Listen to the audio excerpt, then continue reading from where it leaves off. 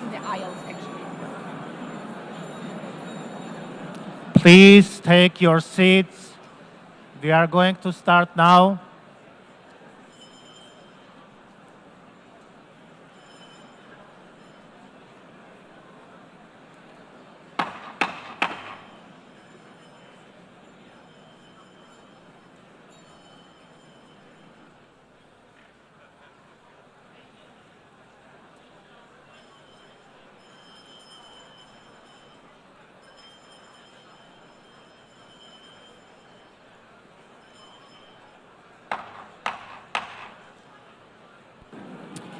Good morning.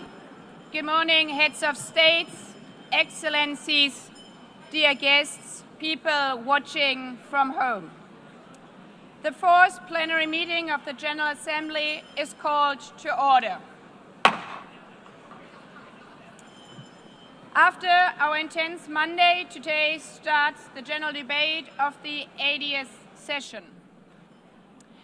Before proceeding to the general debate, the Assembly will hear an introduction by Secretary General of his annual report on the work of the organization.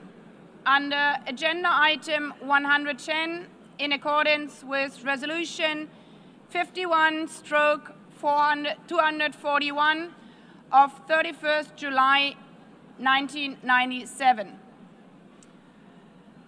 Please take your seat. I now give the floor to the Secretary General of the United Nations, His Excellency Antonio Guterres.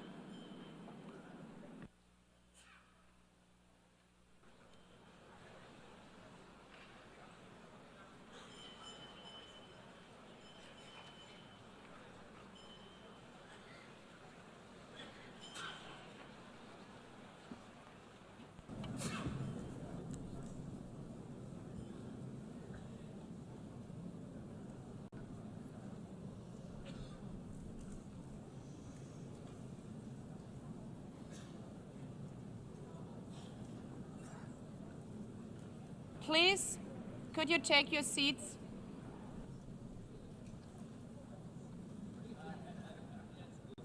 Let me begin with two words we have not been able to say often enough in this hall. Madam President.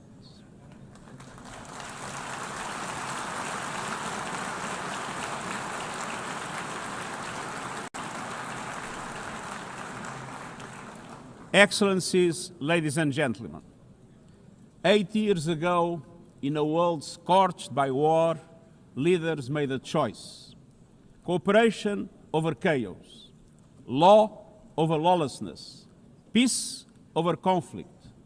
And that choice gave birth to the United Nations, not as a dream for perfection, but as a practical strategy for the survival of humanity.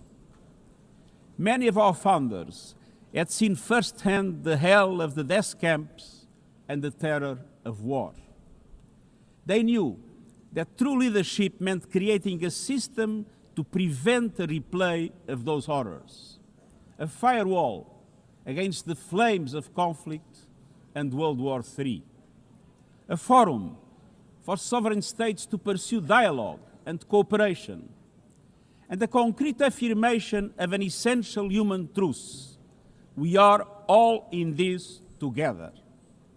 And this General Assembly Hall is the heartbeat of that truth. It is why for decades, world leaders have come to this one-of-a-kind podium. It is why you are here today. Because at its best, the United Nations is more than a meeting place. It's a moral compass, a force for peace and peacekeeping, a guardian of international law, a catalyst for sustainable development, a lifeline for people in crisis, a lighthouse for human rights, and the center that transforms your decisions, the decisions of member states, into action. 80 years on, we confront again the question our founders faced, only more urgent, more intertwined, more unforgiving.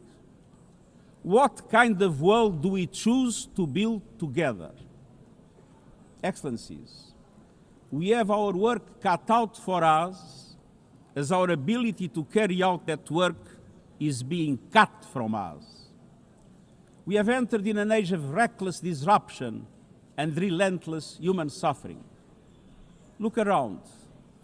The principles of the United Nations that you have established are under siege.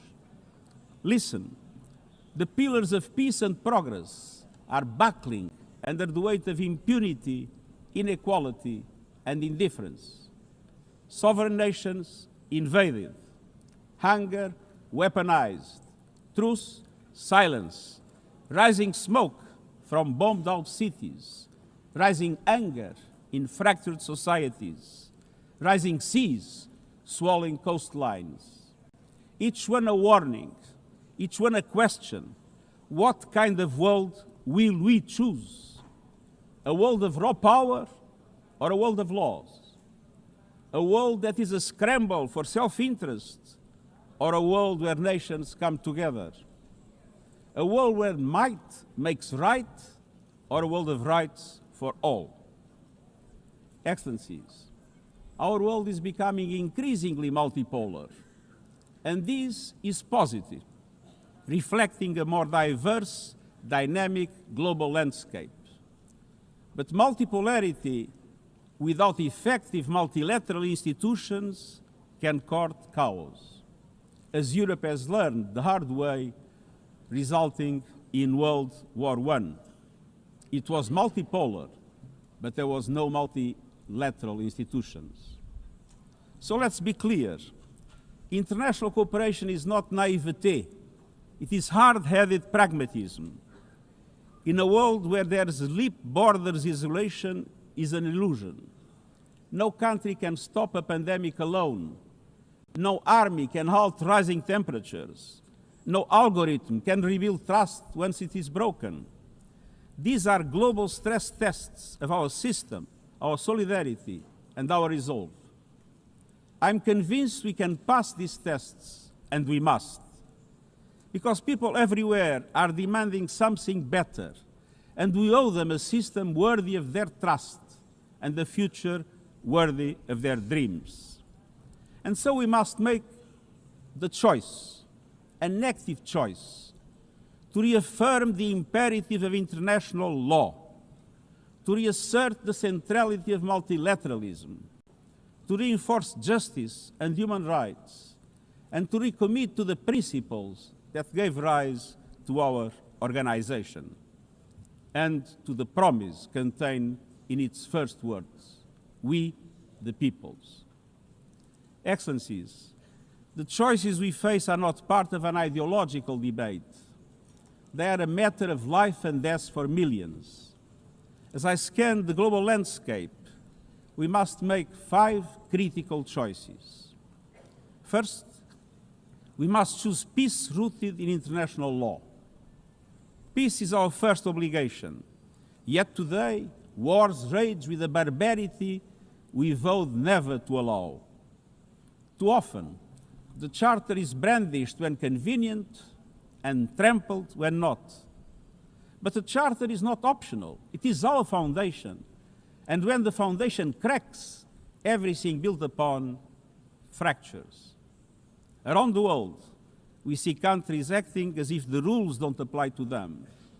We see humans treated as less than human, and we must call it out. Impunity is the mother of chaos, and it has spawned some of the most atrocious conflicts of our times. In Sudan, civilians are being slaughtered, starved, and silenced. Women and girls face unspeakable violence. There is no military solution. I urge all parties, including those in this hall, end the external support that is fueling this bloodshed. Push to protect civilians, because the Sudanese people deserve peace, dignity, and hope. In Ukraine, relentless violence continues to kill civilians, destroy civilian infrastructure, and threaten global peace and security. I commend recent diplomatic efforts by the United States and others. We must work for a full ceasefire and a just, lasting peace in accordance with the Charter, UN resolutions, and international law. In Gaza, the horrors are approaching a third monstrous year. They are the result of decisions that defy basic humanity. The scale of death and destruction are beyond any other conflict in my years as Secretary General. The International Court of Justice has issued legally binding provisional measures in the case named Application of the Convention on the Prevention and Punishment of the Crime of Genocide in the Gaza Strip. Since then, a famine has been declared and the killing has intensified. The measures stipulated by the ICJ must be implemented fully and immediately.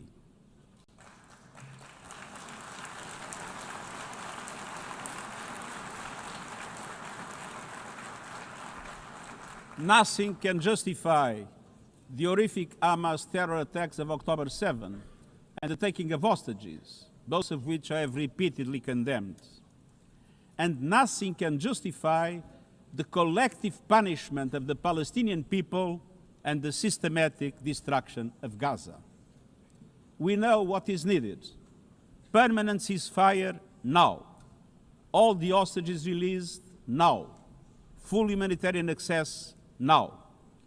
And we must not relent in the only viable answer to sustainable Middle East peace, a two-state solution as so eloquently reaffirmed yesterday. We must urgently reverse dangerous trends on the ground.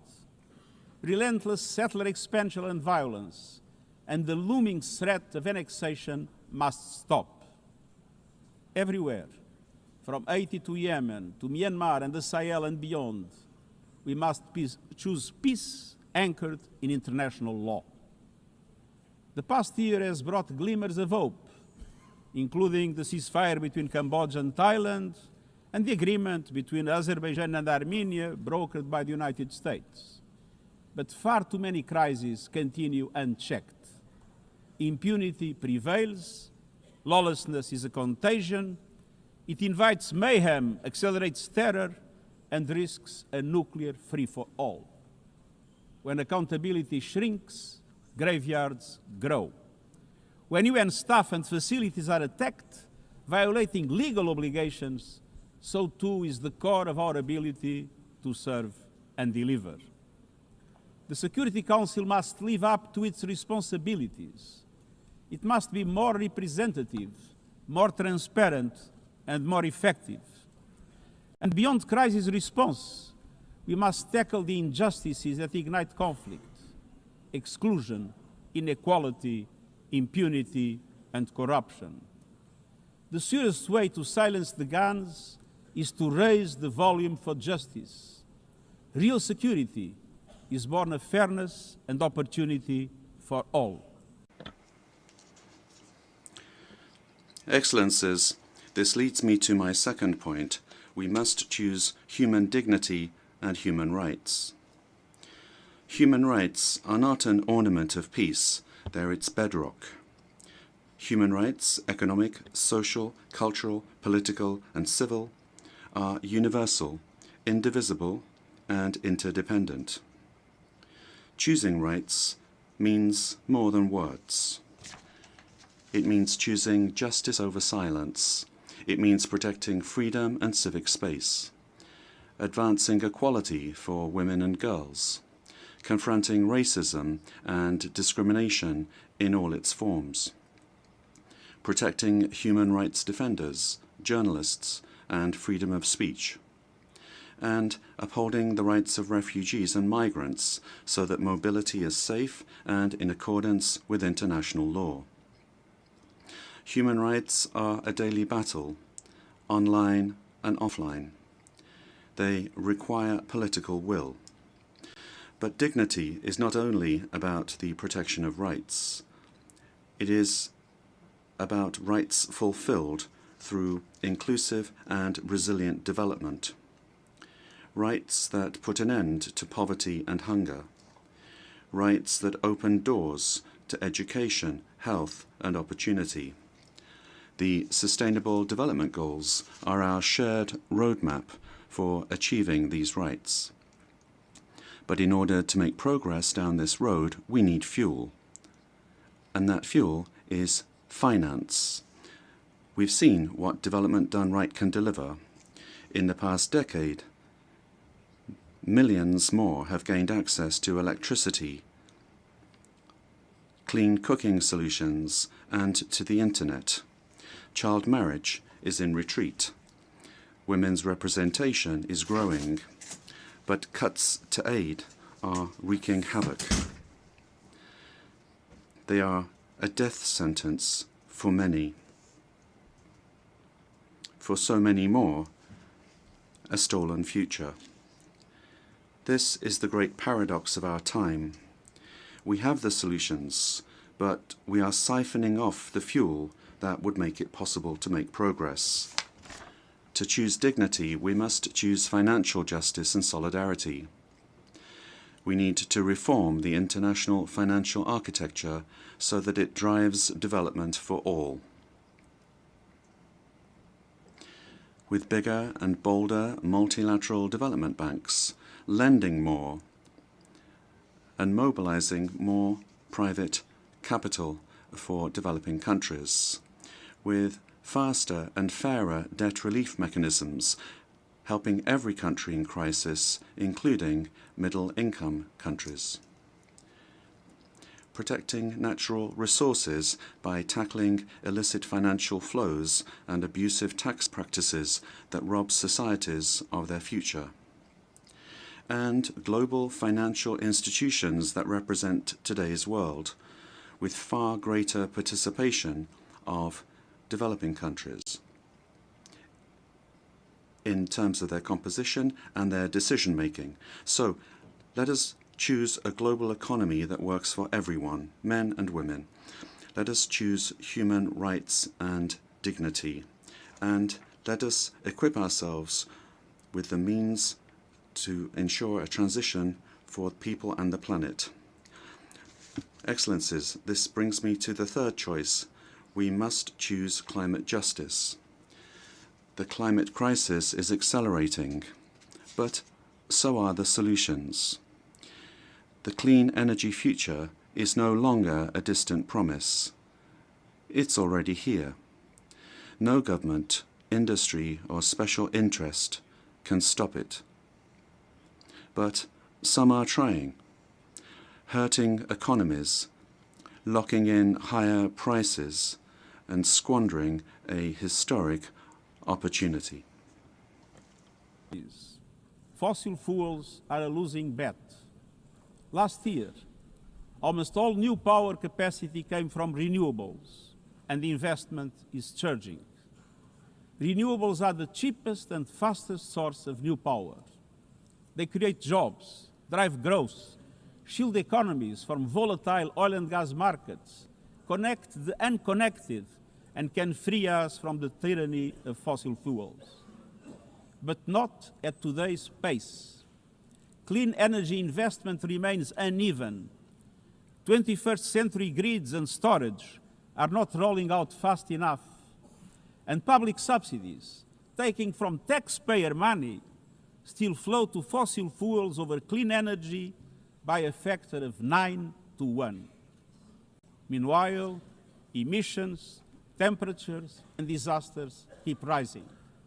And those least responsible suffer the most. Science says limiting global temperature rise to 1.5 degrees by the end of this century is still possible, but the window is closing. The International Court of Justice has affirmed the legal obligation of states. We must step up action and ambition, especially through strengthened national climate plans.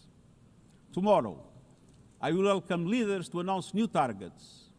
The G20, the biggest emitters, must lead, guided by common but differentiated responsibilities. But all countries must step up and do more as we head to the UN Climate Conference in Brazil. By accelerating action in energy, forests, methane, and industrial decarbonization. By defining a credible roadmap to mobilize 1.3 trillion US dollars annually in climate finance by 2035 for developing countries. By supporting just transitions, by doubling finance for adaptation to at least 40 billion US dollars this year, and rapidly deploying proven tools to unlock billions more in concessional finance. And by capitalizing the Loss and Damage Fund with significant contributions. All of these requires government, international financial institutions, philanthropies, civil society, and the private sector to work together, to provide fiscal space to developing countries and unlock new innovative sources of finance at scale, including solidarity levies on high-emitting sectors and debt swaps.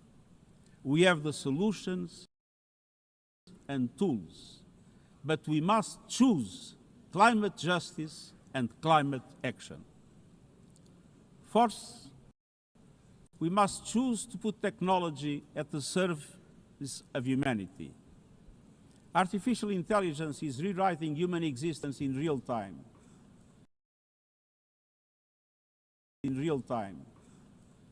Transforming how we learn, work, communicate, and what we can trust. And the question is not how to stop it, but how to steer it for the greater good. Technology must be our servant, not our master. It must promote human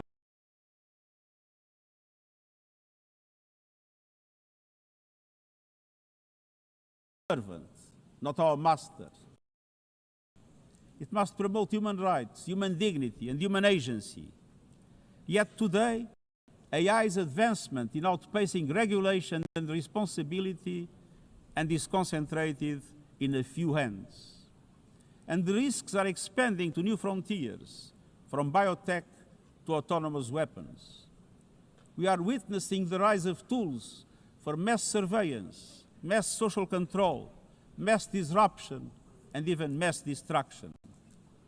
Tools that can drain energy, strain ecosystems, and intensify the race for critical minerals, potentially stoking instability and conflict. Yet, these technologies remain largely ungoverned. We need universal guardrails and common standards across platforms. No company should be above the law. No machines should decide who lives or dies. No system should be deployed without transparency, safety, and accountability. Last month, this Assembly took a historic step, establishing an independent international scientific panel on AI and an annual global dialogue on AI governance. Two new pillars of a shared architecture, connecting science with policy to bring clarity and foresight, enabling innovation to flourish while advancing our values and our rights, and ensuring governments, companies, and civil society can help shape common norms. We must build on these mechanisms and close the capacity gap. All countries must be able to design and develop AI, not just to consume it. I have proposed voluntary financing options to build AI computing power, data, and skills in developing nations. No country should be locked out of the digital future or locked into systems it cannot shape or trust. And governments must lead with vision, and companies must act with responsibility. And we, the international community, must ensure that technology lifts up humanity. So let us choose cooperation over fragmentation, ethics over expediency, and transparency over opacity. Technology will not wait for us, but we can still choose what it serves. So let us choose wisely. Fifth and finally, to meet all these goals, we must choose to strengthen the United Nations for the 21st century. The forces shaking our world are also testing the foundations of the United Nations system. We are being hit by rising geopolitical tensions and divisions, chronic uncertainty, and mounting financial strain. But those who depend on the United Nations must not be made to bear the cost, especially now, when for every dollar invested to support our core work to build peace, the world spends $750 on weapons of war. This is not only unsustainable, it is indefensible. In this moment of crisis, the United Nations has never been more essential. The world needs our unique legitimacy, our convening power, our vision to unite nations, to bridge divides and confront the challenges before us. The Pact for the Future has shown your determination to build a United Nations that is stronger, more inclusive, and more effective. That is the logic and the urgency of our UN80 initiative. We are moving swiftly and decisively. I put forward concrete proposals, a revised budget for 2026 that strengthens accountability, improves delivery, and cuts costs. Practical reforms to implement mandates more effectively and efficiently with greater impact. And ideas to spark a paradigm shift in the structure of the UN and how its parts work together. Most of these decisions rest with you, the member states, and we will move forward in full respect of the established procedures. Together, let us choose to invest in a United Nations that adapts, innovates, and is empowered to deliver for people everywhere. Excellencies, my overriding message comes down to this. Now is the time to choose. It's not enough to know what the right choices are. I urge you to make them. I grew up in a world where choices were few. I was raised in the darkness of dictatorship, where fear silenced voices and hope was nearly crushed. Yet, even the bleakest hours, especially then, I discovered a truth that has never left me. Power does not reside in the hands of those who dominate or divide.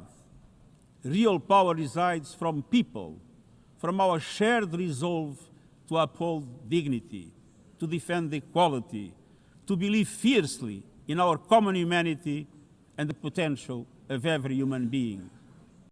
I learned early to persevere, to speak out, to refuse to surrender, no matter the challenge, no matter the obstacle, no matter the hour. We must and we will overcome.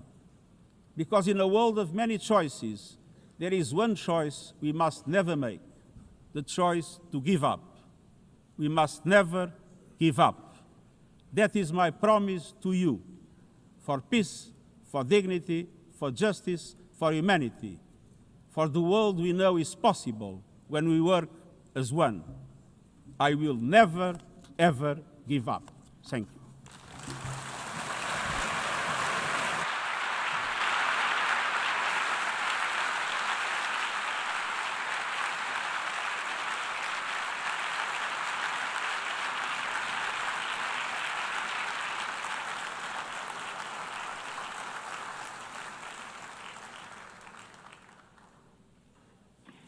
I thank the Secretary General.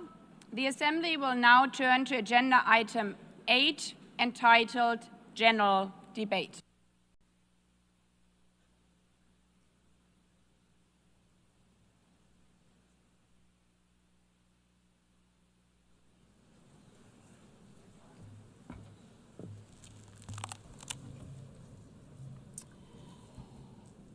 Is longer than the average human life.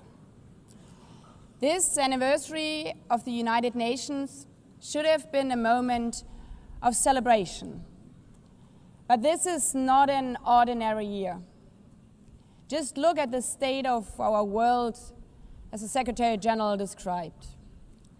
Thousands of orphans in Gaza are wandering around the rubble, eating sand, drinking contaminated water.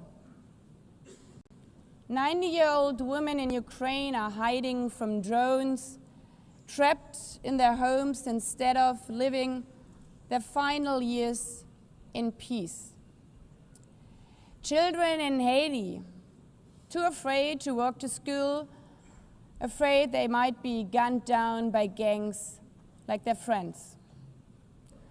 And for every conflict and tragedy that seizes the headlines, there are so many more that are forgotten, lost to the news cycle. Like women in Democratic Republic of the Congo, shielding their daughters from armed groups, fearful they might be raped. And Rohingya children spending their whole childhood in tattered tents, unable to remember what their home looks like. Faced with these realities, now is not the time to celebrate, but to ask ourselves, nations. Distinguished heads of state and government, Mr. Secretary General, Excellencies, ladies and gentlemen, people out there in the world watching us. Clearly, we have to do better. But what we should not let cynics allow to weaponize these failures, to argue that our institution is a waste of money, outdated, irrelevant. When the principles of the Charter are ignored, is it the UN that has failed? When tanks rolled into Ukraine, was it because Article 2 of the Charter is not clear enough about sovereignty and territorial integrity? When civilians, children, are killed in Gaza, is it humanitarian law at fault for failing to protect them? It's not the Charter which fails. It's not the UN as an institution which fails. The Charter, our Charter, is only as strong as member states' willingness to uphold, willingness to hold to account those who violate it. Excellencies, yes, our world is in pain. Yes, we have failures. But imagine how much worse would it be without the United Nations? Would a single person be better off without it? Without UNICEF, 26 million children would not have received an education. Without the World Food Programme, nearly 125 million people would have lacked life-saving food assistance. Without the World Health Organization, over 1 billion vaccines would not have been supplied. Sometimes we could have done more, but we cannot let this dishearten us. If we stop doing the right thing, evil would prevail. This 80th session is not about big celebrations. It's about finding the resolve not to give up, the resolve to be better together, just as our predecessors did 8 decades ago. This institution was born in a world on fire and desperate for reprieve. 750 million, nearly a third of humanity back then, still under colonial rule. 2 world wars in a generation, 70 million dead. The horrors of the Holocaust revealed to our collective shame.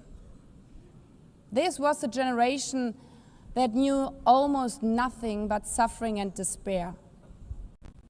The signing of the Charter in 1945 gave hope to millions, gave us a North Star that guided our path from the ashes of war, helped guide nations from colonial rule into independent states, helped end apartheid. Across the decades, the United Nations has been a compass pointing toward peace, humanity, and justice. We have not always succeeded, but the story of this institution is not a story of easy victories. It's a story of falling and rising, of pulling ourselves and each other back up and trying harder. We gather here for the 80th time, not for empty celebration, not out of ritual, not to hear our own voices. We gather to prove that this institution matters, and that through this institution, every nation represented here, no matter how big or small, can summon again the strength and unity first shown in San Francisco 80 years ago. The courage and resolve of world leaders, who even while some called them back then naive, believed they could build a better world from the wreckage of the old. They showed then what true leadership is. It's not about imposing your will or putting others down. True leadership is about lifting others up, not out of altruism, but for our mutual benefit, and even out of our self-interest. Because as our founders and every architect of peace since then has understood, helping others is what makes ultimately our own countries stronger. Could any state have faced the global pandemic alone? The virus did not have any passport. We were only able to solve it at the end with the support of the World Health Organization. The climate crisis does not stop at borders. CO2 emissions anywhere affect people everywhere. Even the wealthiest cities in the world cannot shield themselves from wildfires. And imagine coming here by plane, how safe would you feel to step into the next airplane if there were no International Civil Aviation Organization anymore, which is responsible for setting safety regulations for 5 billion passengers each year? How comfortable would you be with your children using the internet while AI is uncontrolled and unchecked, as the lines between what is real and fake start to blur? In this globalized, digitalized world, we work together or we suffer alone. Excellencies, the theme of this milestone session and the high-level week is therefore better together. 80 years and more for peace, development, and human rights. Will living up to that be easy? No. But this hall was not built for easy times. It was built to come together to confront the hardest topics. This session is a session where the high-level week is about resolving differences. We showed some of it yesterday already. But even the house of dialogue and diplomacy needs a renovation. That is why the UN80 initiative and the wider reform process are not luxuries, but necessities. We are literally now at a crossroads, a make it or break it moment, politically, financially. Therefore, we have to deliver a United Nations that is agile, cost-effective, and fit for purpose. Member states have to give the Secretary General and this process their full support, because reform cannot stop in New York. It must carry through to every capital. That includes delivering the Pact for the Future and accelerating progress on the Sustainable Development Goals. Again, this is not about charity. It's about addressing the core purposes of this institution, about strengthening our foundations across all 3 pillars: peace and security, human rights, and sustainable development. They are inseparable. leaving hundreds of millions trapped in extreme poverty, vulnerable to crisis and denied their human rights, is not only a moral failure, it's a recipe for global unrest, terrorism, and a tragic waste of humanity's greatest resource, its people. Put it simply, without the SDGs, there cannot be lasting peace. Excellencies, our future as an institution will also be shaped by the selection of the next Secretary General. And here we must pause and reflect. In nearly 80 years, this organization has never chosen a woman for that role. One might wonder how out of 4 billion potential candidates, there could not be found a single one. Of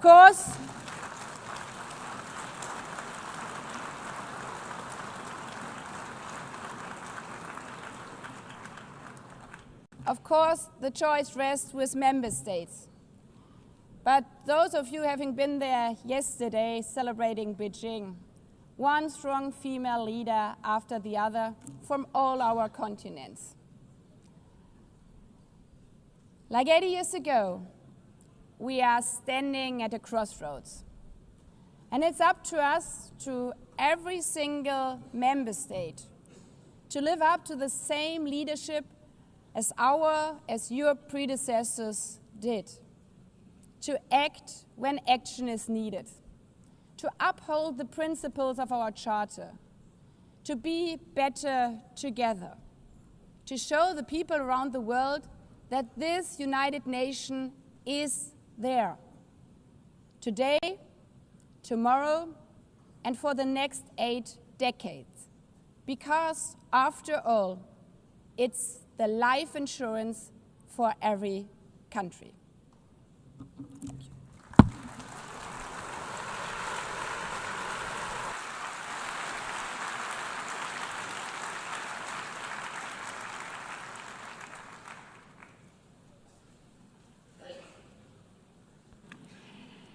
Before giving the floor to the first speaker for this morning, I would like to remind member states that the list of speakers for the general debate has been established on the agreed basis that statements should be no longer than 15 minutes to enable all the speakers to be heard at a given meeting.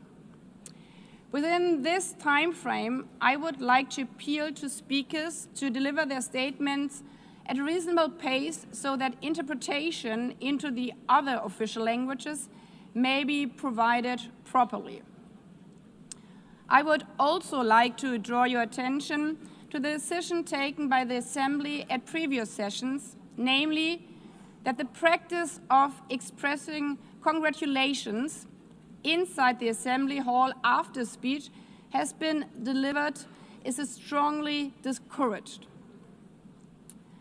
After delivering their statements from the rostrum, speakers are invited to exit the hall through room JA200, located behind the podium, before returning to their seats. May I take it that the Assembly agrees to proceed in this manner? It's so decided. Finally, I should like to draw the attention of member states that during the general debate, official photographers are in the room and will take official photographs of all speakers by the Department of Global Communications. Members interested in obtaining these photographs are requested to contact the photo library of the United Nations. By this, the Assembly will hear an address by His Excellency Luiz Inácio Lula da Silva, President of the Federative Republic of Brazil. I request the protocol to escort His Excellency and invite him to address the Assembly.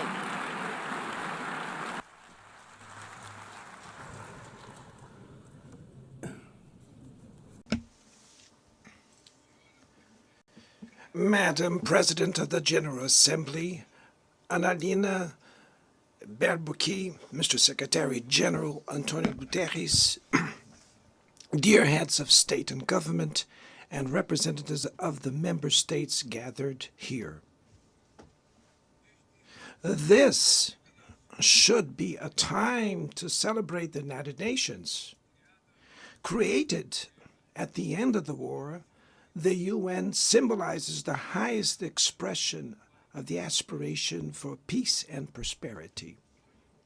Today, however, the ideals that inspired its founders in San Francisco are under threat as never before in their history. Multilateralism is at a new crossroads. The organization's authority is in check. We are witnessing the consolidation of an international order marked by repeated concessions to power play. Attacks on sovereignty, arbitrary sanctions, and unilateral interventions are becoming the rule. There is a clear parallel between the multilateralism crisis and the weakening of democracy. Authoritarianism is strengthened when we fail to act in the face of arbitrary acts, when the international society falters in defending peace, sovereignty, and the rule of law. The consequences are tragic. Throughout the world, anti-democratic forces are trying to subjugate institutions and stifle freedoms.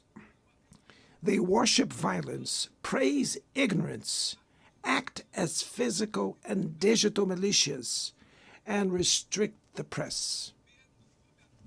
Even under an unprecedented attack, Brazil chose to resist and defend its democracy, regained 40 years ago by its people after 2 decades of dictatorial governments. There is no justification for unilateral and arbitrary measures against our institutions and our economy. The aggression against the independence of the judiciary branch of power is unacceptable. This interference in domestic affairs is aided by a subservient far right who is nostalgic of past hegemonies. False patriots plan and publicly promote actions against Brazil. Peace cannot be achieved with impunity. A few days ago, and for the first time in 525 years of our history, a former head of state was convicted of attacking the democratic rule of law. He was investigated, indicted, trialed, and held accountable for his actions in a meticulous process. He has the right to defend himself was secured, a prerogative that dictatorships deny to their victims. Before the eyes of the world, Brazil sent a message to all aspiring autocrats and those who support them. Our democracy, our sovereignty are non-negotiable.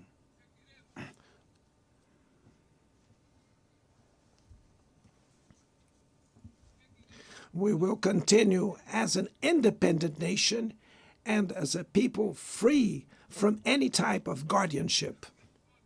Sound democracies go beyond the electoral ritual.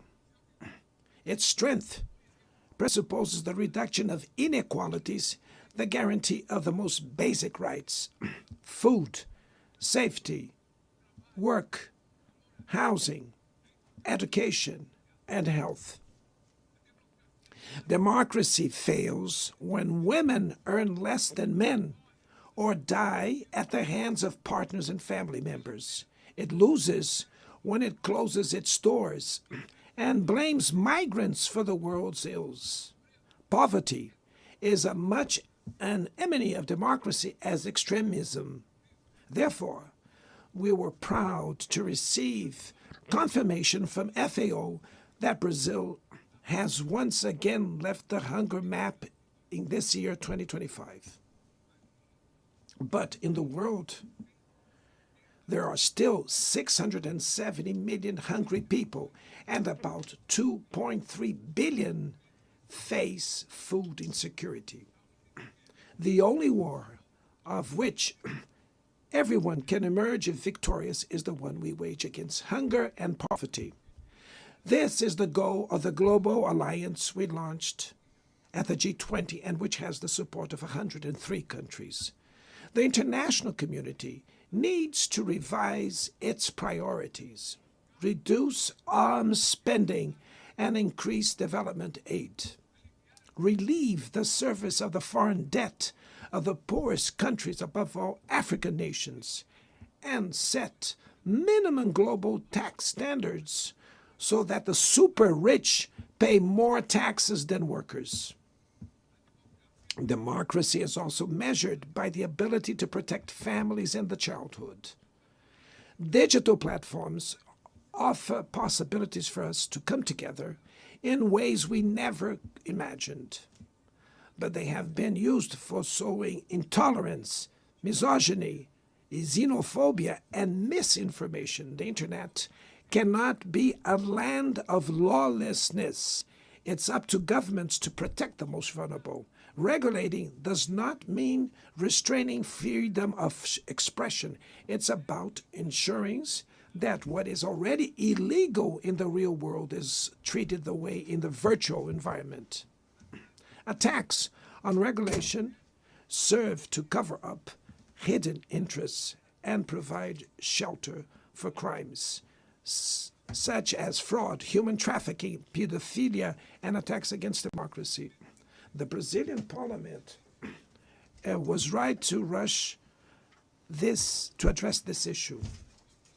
Last week, I proudly enacted one of the world's most advanced laws for the protection of children and adolescents in the digital environment.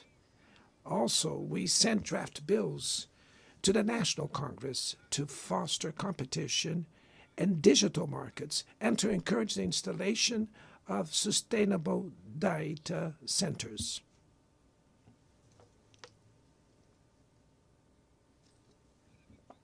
To mitigate the risks of artificial intelligence, we are committed to building multilateral governance in line with the Global Digital Compact that was approved in this plenary last year. Ladies and gentlemen, Your Excellencies, in Latin America and the Caribbean, we are experiencing a time of growing polarization and instability. Maintaining the region as a zone of peace is and was our priority. We are a continent free of weapons of mass destruction, without ethnic or religious conflicts. The comparison between crime and terrorism is worrying. The most effective way to combat drug trafficking is to cooperate to suppress money laundering and limit arms trade. Using lethal force in situations that do not constitute armed conflict is tantamount to executing people without trial. Other parts of the planet have already witnessed interventions that cause greater damage than intended, with serious humanitarian consequences. The path to dialogue must not be closed in Venezuela. Haiti has the right to a violence-free future, and it is unacceptable that Cuba be listed as a country that sponsors terrorism. In the conflict in Ukraine,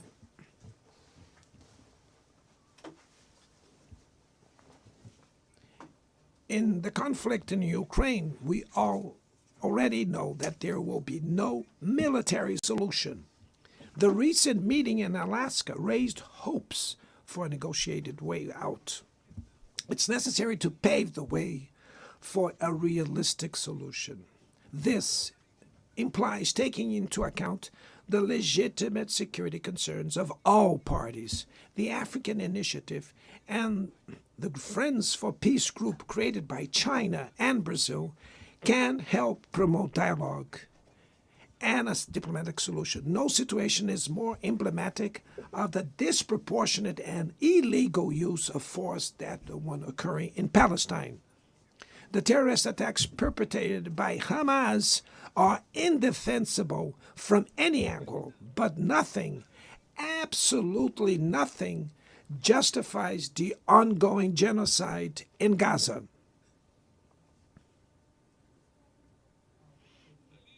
There, under tons of rubble, are buried tens of thousands of innocent women and children. There, we can see that international humanitarian law and the myth of ethical exceptionalism of the West are also being buried there. This massacre would not have happened without the complicity of those who could have prevented it. In Gaza, hunger is used as a weapon of war, and the forced displacement of populations goes on unpunished. I express my admirations to the Jews who, inside and outside Israel, oppose this collective punishment. The Palestinian people are at risk of disappearing. They will only survive with an independent state integrated to the international community.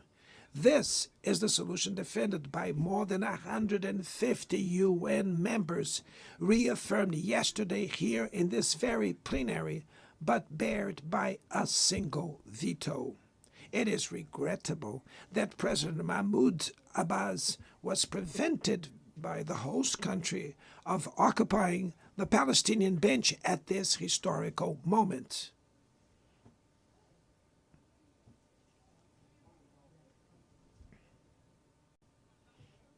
The spread of this conflict to Lebanon, Syria, Iran, Qatar is fueling an unprecedented arms build-up.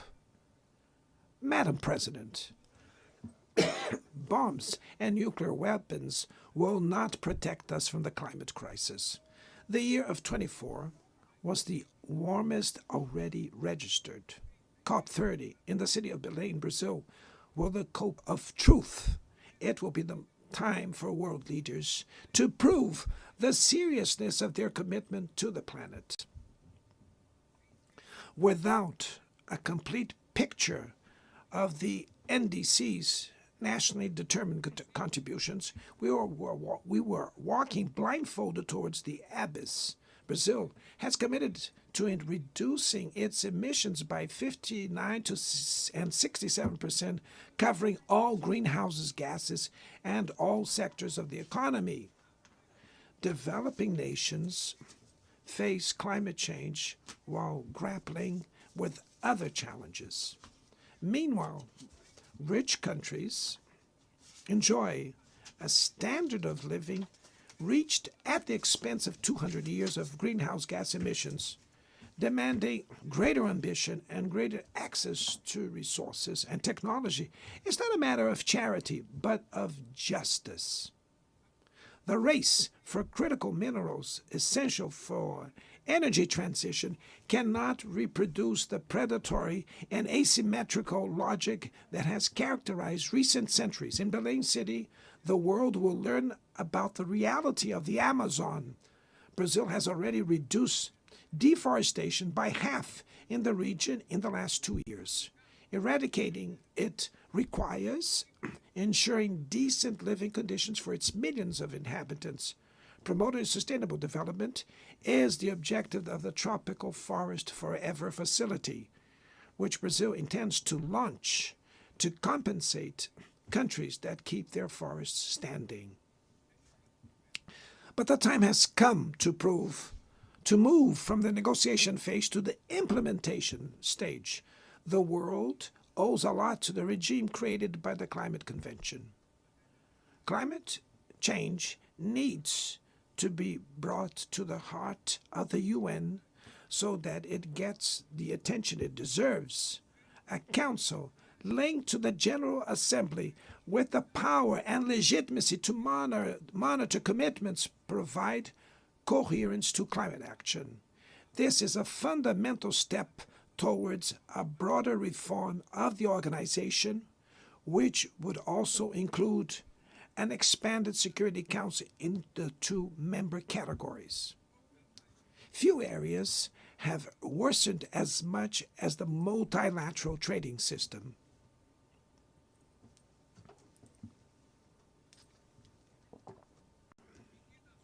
Unilateral measures have rendered fundamental principles, such as the most favored nations clauses, meaningless.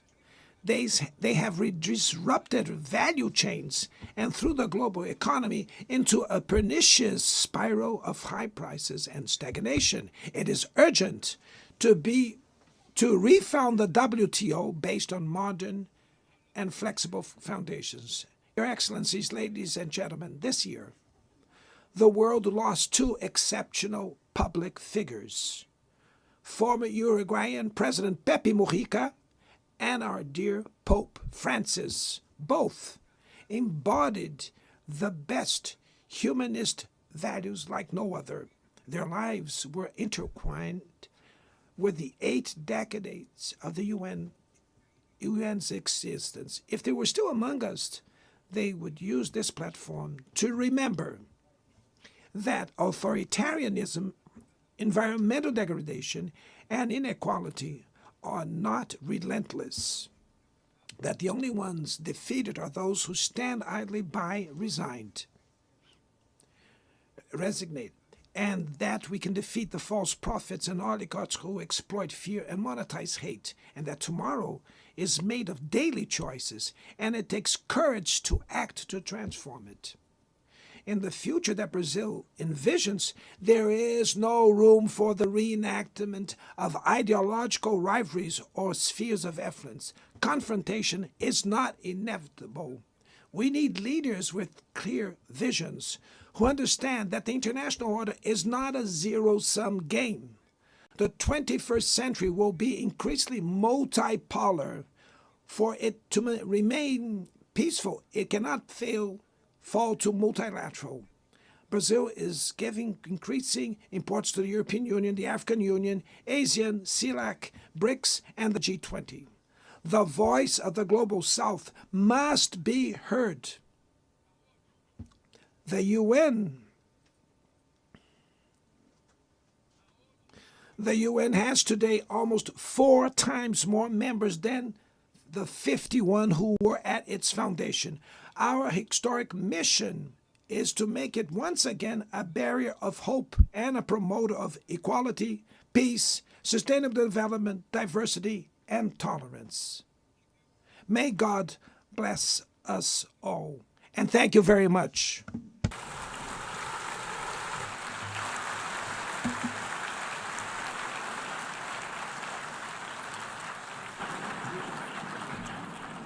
On behalf of the Assembly, I wish to thank the President of the Federative Republic of Brazil,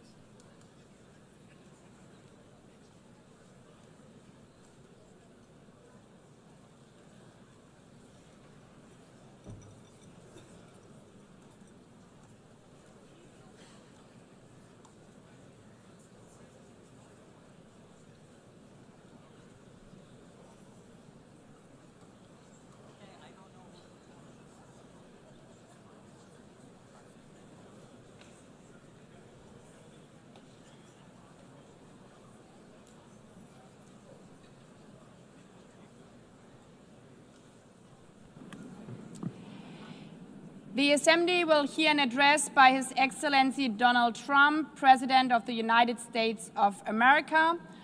I request protocol to escort His Excellency and invite him to address the Assembly.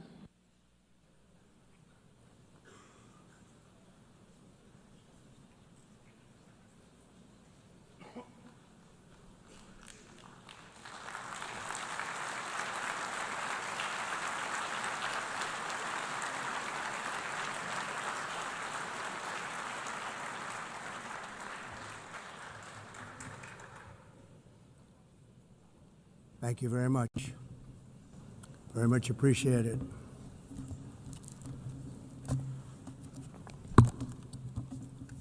And I don't mind making this speech without a teleprompter, because the teleprompter is not working.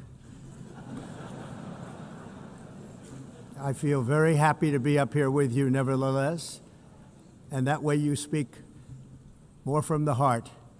I can only say that whoever's operating this teleprompter is in big trouble.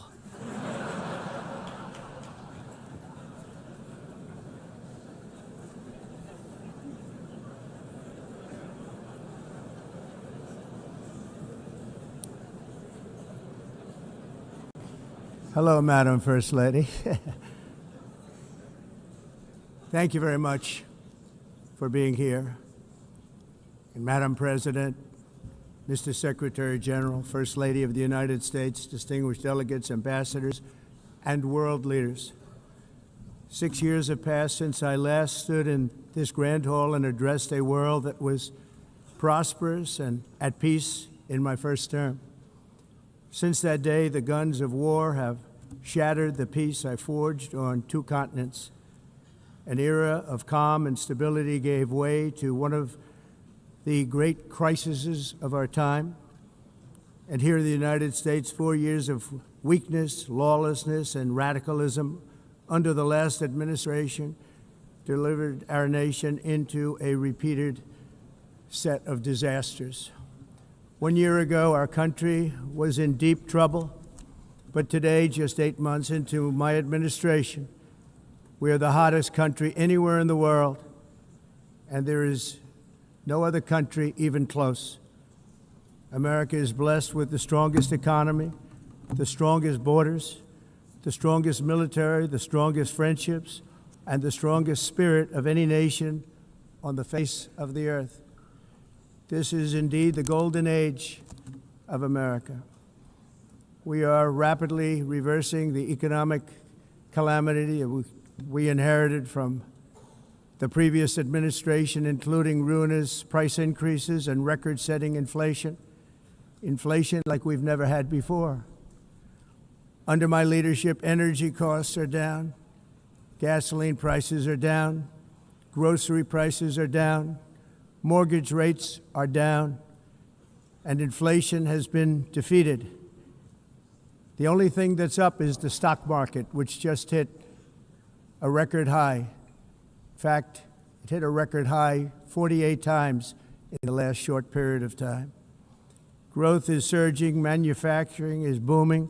The stock market, as I said, is doing better than it's ever done.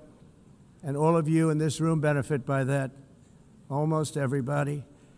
And importantly, workers' wages are rising at the fastest pace in more than 60 years. And that's what it's all about, isn't it? In 4 years of President Biden, we had less than $1 trillion of new investment into the United States. In just 8 months since I took office, we have secured commitments and money already paid for $17 trillion. Think of it, 4 years, less than $1 trillion, 8 months, much more than $17 trillion is being invested in the United States, and it's now pouring in from all parts of the world. We've implemented the largest tax cuts in American history and the largest regulation cuts in American history, making this once and again the best country on earth to do business. And many of the people in this room are investing in America, and it's turned out to be an awfully good investment during this 8-month period. In my first term, I built the greatest economy in the history of the world. We had the best economy ever, history of the world. And I'm doing the same thing again, but this time it's actually much bigger and even better. The numbers far surpass my record-setting first term. On our southern border, we have successfully repelled a colossal invasion. And for the last 4 months, and that's 4 months in a row, the number of illegal aliens admitted and entering our country has been 0. Hard to believe. because if you look back just a year ago, it was millions and millions of people pouring in from all over the world, from prisons, from mental institutions, drug dealers. All over the world they came. They just poured into our country with the ridiculous open border policy of the Biden administration. Our message is very simple. If you come illegally into the United States, you're going to jail, or you're going back to where you came from, or perhaps even further than that. You know what that means. I want to thank the country of El Salvador for the successful and professional job they've done in receiving and jailing so many criminals that entered our country. And it was under the previous administration that the number became record-setting, and they're all being taken out. We have no choice. And other countries have no choice, because other countries are in the exact same situation with immigration. It's destroying your country, and you have to do something about it. On the world stage, America is respected again like it has never been respected before. You think about 2 years ago, 3 years ago, 4 years ago, or 1 year ago, we were a laughingstock all over the world. At the NATO summit in June, virtually all NATO members formally committed to increase defense spending at my request from 2% to 5% of GDP, making our alliance far stronger and more powerful than it was ever before. In May, I traveled to the Middle East to visit my friends and rebuild our partnerships in the Gulf and those valued relationships with Saudi Arabia, Qatar, and the UAE, and other countries are now, I believe, closer than ever before. My administration has negotiated one historic trade deal after another, including with the United Kingdom, the European Union, Japan, South Korea, Vietnam, Indonesia, the Philippines, Malaysia, and many, many others. Likewise, in a period of just 7 months, I have ended 7 unendable wars. They said they were unendable. You're never going to get them solved. Some were going for 31 years, 2 of them, 31, think of it, 31 years. One was 36 years. One was 28 years. I ended 7 wars. And in all cases, they were raging with countless thousands of people being killed. This includes Cambodia and Thailand, Kosovo and Serbia, the Congo and Rwanda, a vicious, violent war that was, Pakistan and India, Israel and Iran, Egypt and Ethiopia, and Armenia and Azerbaijan. It included all of them. No president or prime minister, and for that matter, no other country has ever done anything close to that. And I did it in just 7 months. It's never happened before. There's never been anything like that. I'm very honored to have done it. It's too bad that I had to do these things instead of the United Nations doing them. And sadly, in all cases, the United Nations did not even try to help in any of them. I ended 7 wars, dealt with the leaders of each and every one of these countries, and never even received a phone call from the United Nations offering to help in finalizing the deal. All I got from the United Nations was an escalator that on the way up stopped right in the middle. If the First Lady wasn't in great shape, she would have fallen, but she's in great shape. We're both in good shape. We both stood.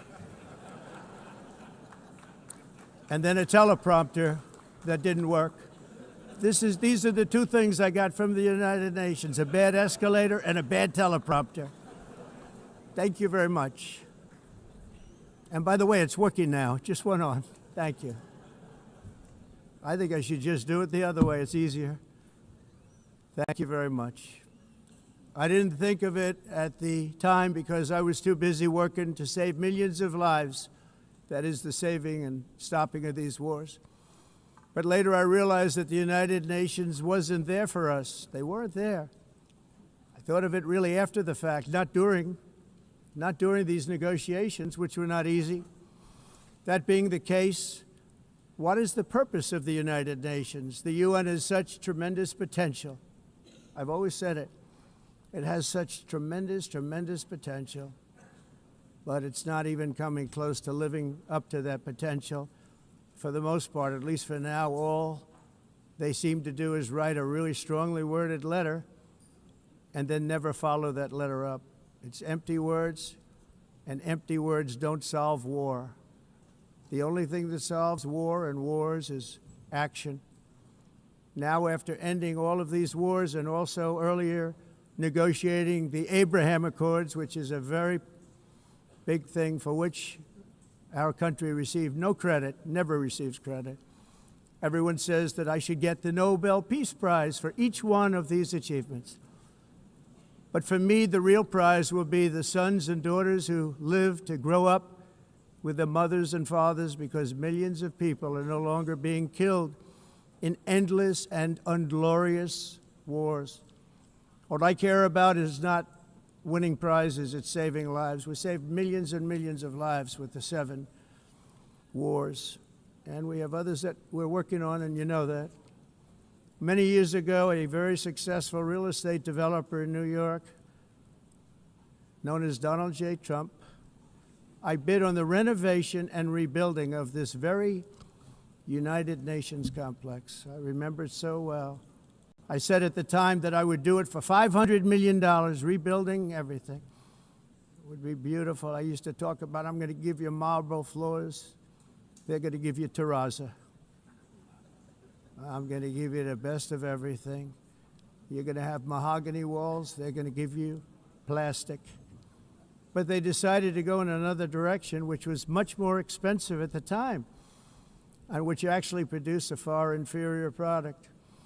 And I realized that they did not know what they were doing when it came to construction, and that their building concepts were so wrong, and the product that they were proposing to build was so bad and so costly.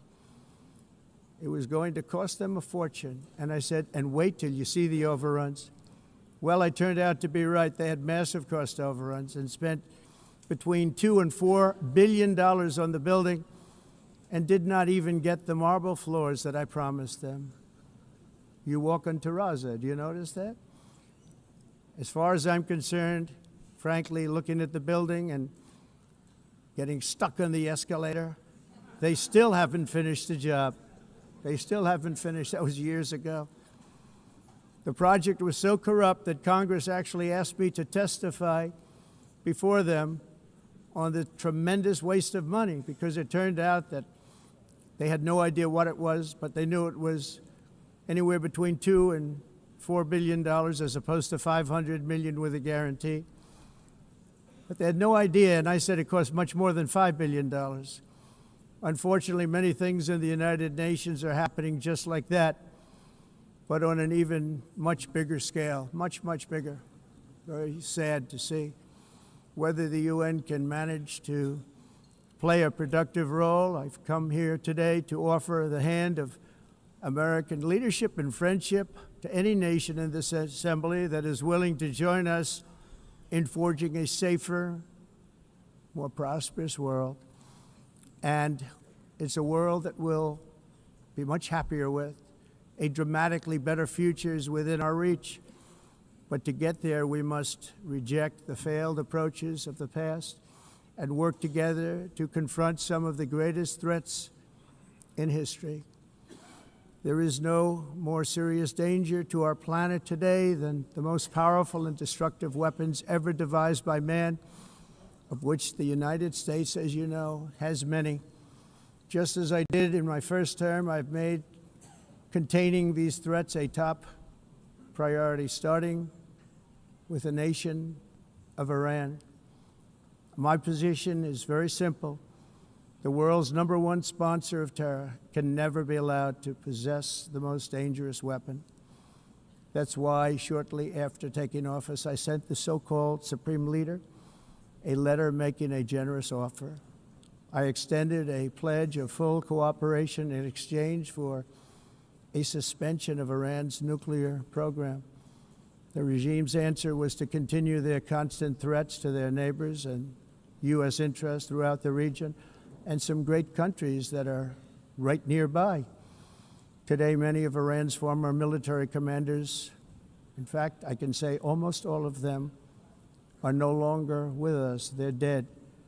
And 3 months ago, in Operation Midnight Hammer, 7 American B-2 bombers dropped the 14 30,000-pound each bombs on Iran's key nuclear facilities, totally obliterating everything. No other country on earth could have done what we did. No other country has the equipment to do what we did. We have the greatest weapons on earth. We hate to use them. But we did something that for 22 years people wanted to do.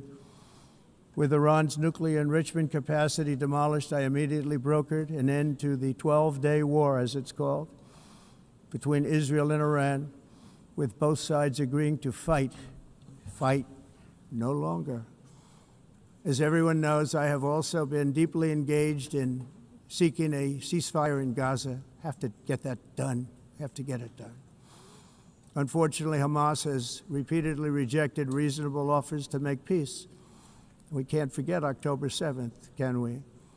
Now, as if to encourage continued conflict, some of this body is seeking to unilaterally recognize a Palestinian state. The rewards would be too great for Hamas terrorists for their atrocities. This would be a reward for these horrible atrocities, including October 7th, even while they refuse to release the hostages or accept a ceasefire. Instead of giving to Hamas and giving so much, because they've taken so much, they have taken so much. This could have been solved so long ago. But instead of giving in to Hamas's ransom demands, those who want peace should be united with one message: release the hostages now. Just release the hostages now. Thank you.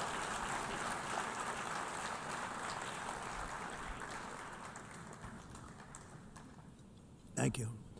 As we have got to come together, and we will come together, got to get it done. We have to stop the war in Gaza immediately. We have to stop it. We have to get it done. We have to negotiate, immediately have to negotiate peace. We got to get the hostages back. We want all 20 back. We don't want 2 and 4. As you know, I got, along with Steve Witkoff and others that helped us, Marco Rubio, we got most of them back. We were involved in all of them. But I always said the last 20 are going to be the hardest, and that's exactly what happened. We have to get them back now. We don't want to get back 2, and then another 2, and then 1, and then 3. Have this process. No, we want them all back, and we want the actually 38 dead bodies back too. Those parents came to me, and they want them back, and they want them back very quickly and very badly, as though they were alive. They want them. They want them every bit as much as if their son or daughter were alive. I've also been working relentlessly, stopping the killing in Ukraine. I thought that would be, of the 7 wars that I stopped, I thought that would be the easiest because of my relationship with President Putin, which had always been a good one. I thought that was going to be the easiest one. But you know, in war, you never know what's going to happen. There are always lots of surprises, both good and bad. Everyone thought Russia would win this war in 3 days, but it didn't work out that way. It was supposed to be just a quick little skirmish. It's not making Russia look good. It's making them look bad. No matter what happens from here on out, this was something that should have taken a matter of days, certainly less than a week. And they've been fighting for 3.5 years and killing anywhere from 5,000 to 7,000 young soldiers, mostly soldiers, on both sides, every single week, from 5,000 to 7,000 dead young people, and some in cities, much smaller numbers, where rockets are shot, where drones are dropped. This war would never have started if I were president. This was a war that should have never happened. It shows you what leadership is, what bad leadership can do to a country. Look what happened to the United States, and look where we are right now in just a short period of time. The only question now is how many more lives will be needlessly lost on both sides. China and India are the primary funders of the ongoing war by continuing to purchase Russian oil. But inexcusably, even NATO countries have not cut off much Russian energy and Russian energy products, which, as you know, I found out about 2 weeks ago, and I wasn't happy. Think of it. They're funding the war against themselves. Who the hell ever heard of that one? In the event that Russia is not ready to make a deal to end the war, then the United States is fully prepared to impose a very strong round of powerful tariffs, which would stop the bloodshed, I believe, very quickly. But for those tariffs to be effective, European nations, all of you are gathered here right now, would have to join us in adopting the exact same measures. I mean, you're much closer to this. We have an ocean in between. You're right there. And Europe has to step it up. They can't be doing what they're doing. They're buying oil and gas from Russia while they're fighting Russia. It's embarrassing to them, and it was very embarrassing to them when I found out about it, I can tell you that. But they have to immediately cease all energy purchases from Russia. Otherwise, we're all wasting a lot of time. So I'm ready to discuss this. We're going to discuss it today with the European nations, all gathered here. I'm sure they're thrilled to hear me speak about it, but that's the way it is. I like to speak my mind and speak the truth. As we seek to reduce the threat of dangerous weapons today, I'm also calling on every nation to join us in ending the development of biological weapons once and for all. And biological is terrible, and nuclear is even beyond, and we include nuclear in that. We want to have a cessation of the development of nuclear weapons. We know, and I get to view it all the time. Sir, would you like to see? And I look at weapons that are so powerful that we just can't ever use them. If we ever use them, the world literally might come to an end. There would be no United Nations to be talking about. There would be no nothing. Just a few years ago, reckless experiments overseas gave us a devastating global pandemic. Yet despite that worldwide catastrophe, many countries are continuing extremely risky research into bioweapons and man-made pathogens. This is unbelievably dangerous. To prevent potential disasters, I'm announcing today that my administration will lead an international effort to enforce biological weapons convention, which is going to be meeting with the top leaders of the world by pioneering an AI verification system that everyone can trust. Hopefully the UN can play a constructive role, and it will also be one of the early projects under AI. Let's see how good it is, because a lot of people are saying it could be one of the great things ever, but it also can be dangerous, but it can be put to tremendous use and tremendous good, and this would be an example of that. Not only is the UN not solving the problems it should, too often, it's actually creating new problems for us to solve. The best example is the #1 political issue of our time, the crisis of uncontrolled migration. It's uncontrolled. Your countries are being ruined. The United Nations is funding an assault on Western countries and their borders. In 2024, the UN budgeted $372 million in cash assistance to support an estimated 624,000 migrants journeying into the United States. Think of that. The UN is supporting people that are illegally coming into the United States, and then we have to get them out. The UN also provided food, shelter, transportation, and debit cards to illegal aliens. Can you believe that? On the way to infiltrate our southern border. Millions of people came through that southern border. Just a year ago, millions and millions of people were pouring in, 25 million altogether over the 4 years of the incompetent Biden administration. And now we have it stopped, totally stopped. In fact, they're not even coming anymore because they know they can't get through. But what took place is totally unacceptable. The UN is supposed to stop invasions, not create them and not finance them. In the United States, we reject the idea that mass numbers of people from foreign lands can be permitted to travel halfway around the world, trample our borders, violate our sovereignty, cause unmitigated crime, and deplete our social safety net. We have reasserted that America belongs to the American people, and I encourage all countries to take their own stand in defense of their citizens as well. You have to do that because I see it. I'm not mentioning names. I see it, and I can call every single one of them out. You're destroying your countries. They're being destroyed. Europe is in serious trouble. They've been invaded by a force of illegal aliens like nobody's ever seen before. Illegal aliens are pouring into Europe. Nobody is ever, and nobody's doing anything to change it, to get them out. It's not sustainable. And because they choose to be politically correct, they're doing just absolutely nothing about it. And I have to say, I look at London, where you have a terrible mayor, terrible, terrible mayor, and it's been so changed, so changed.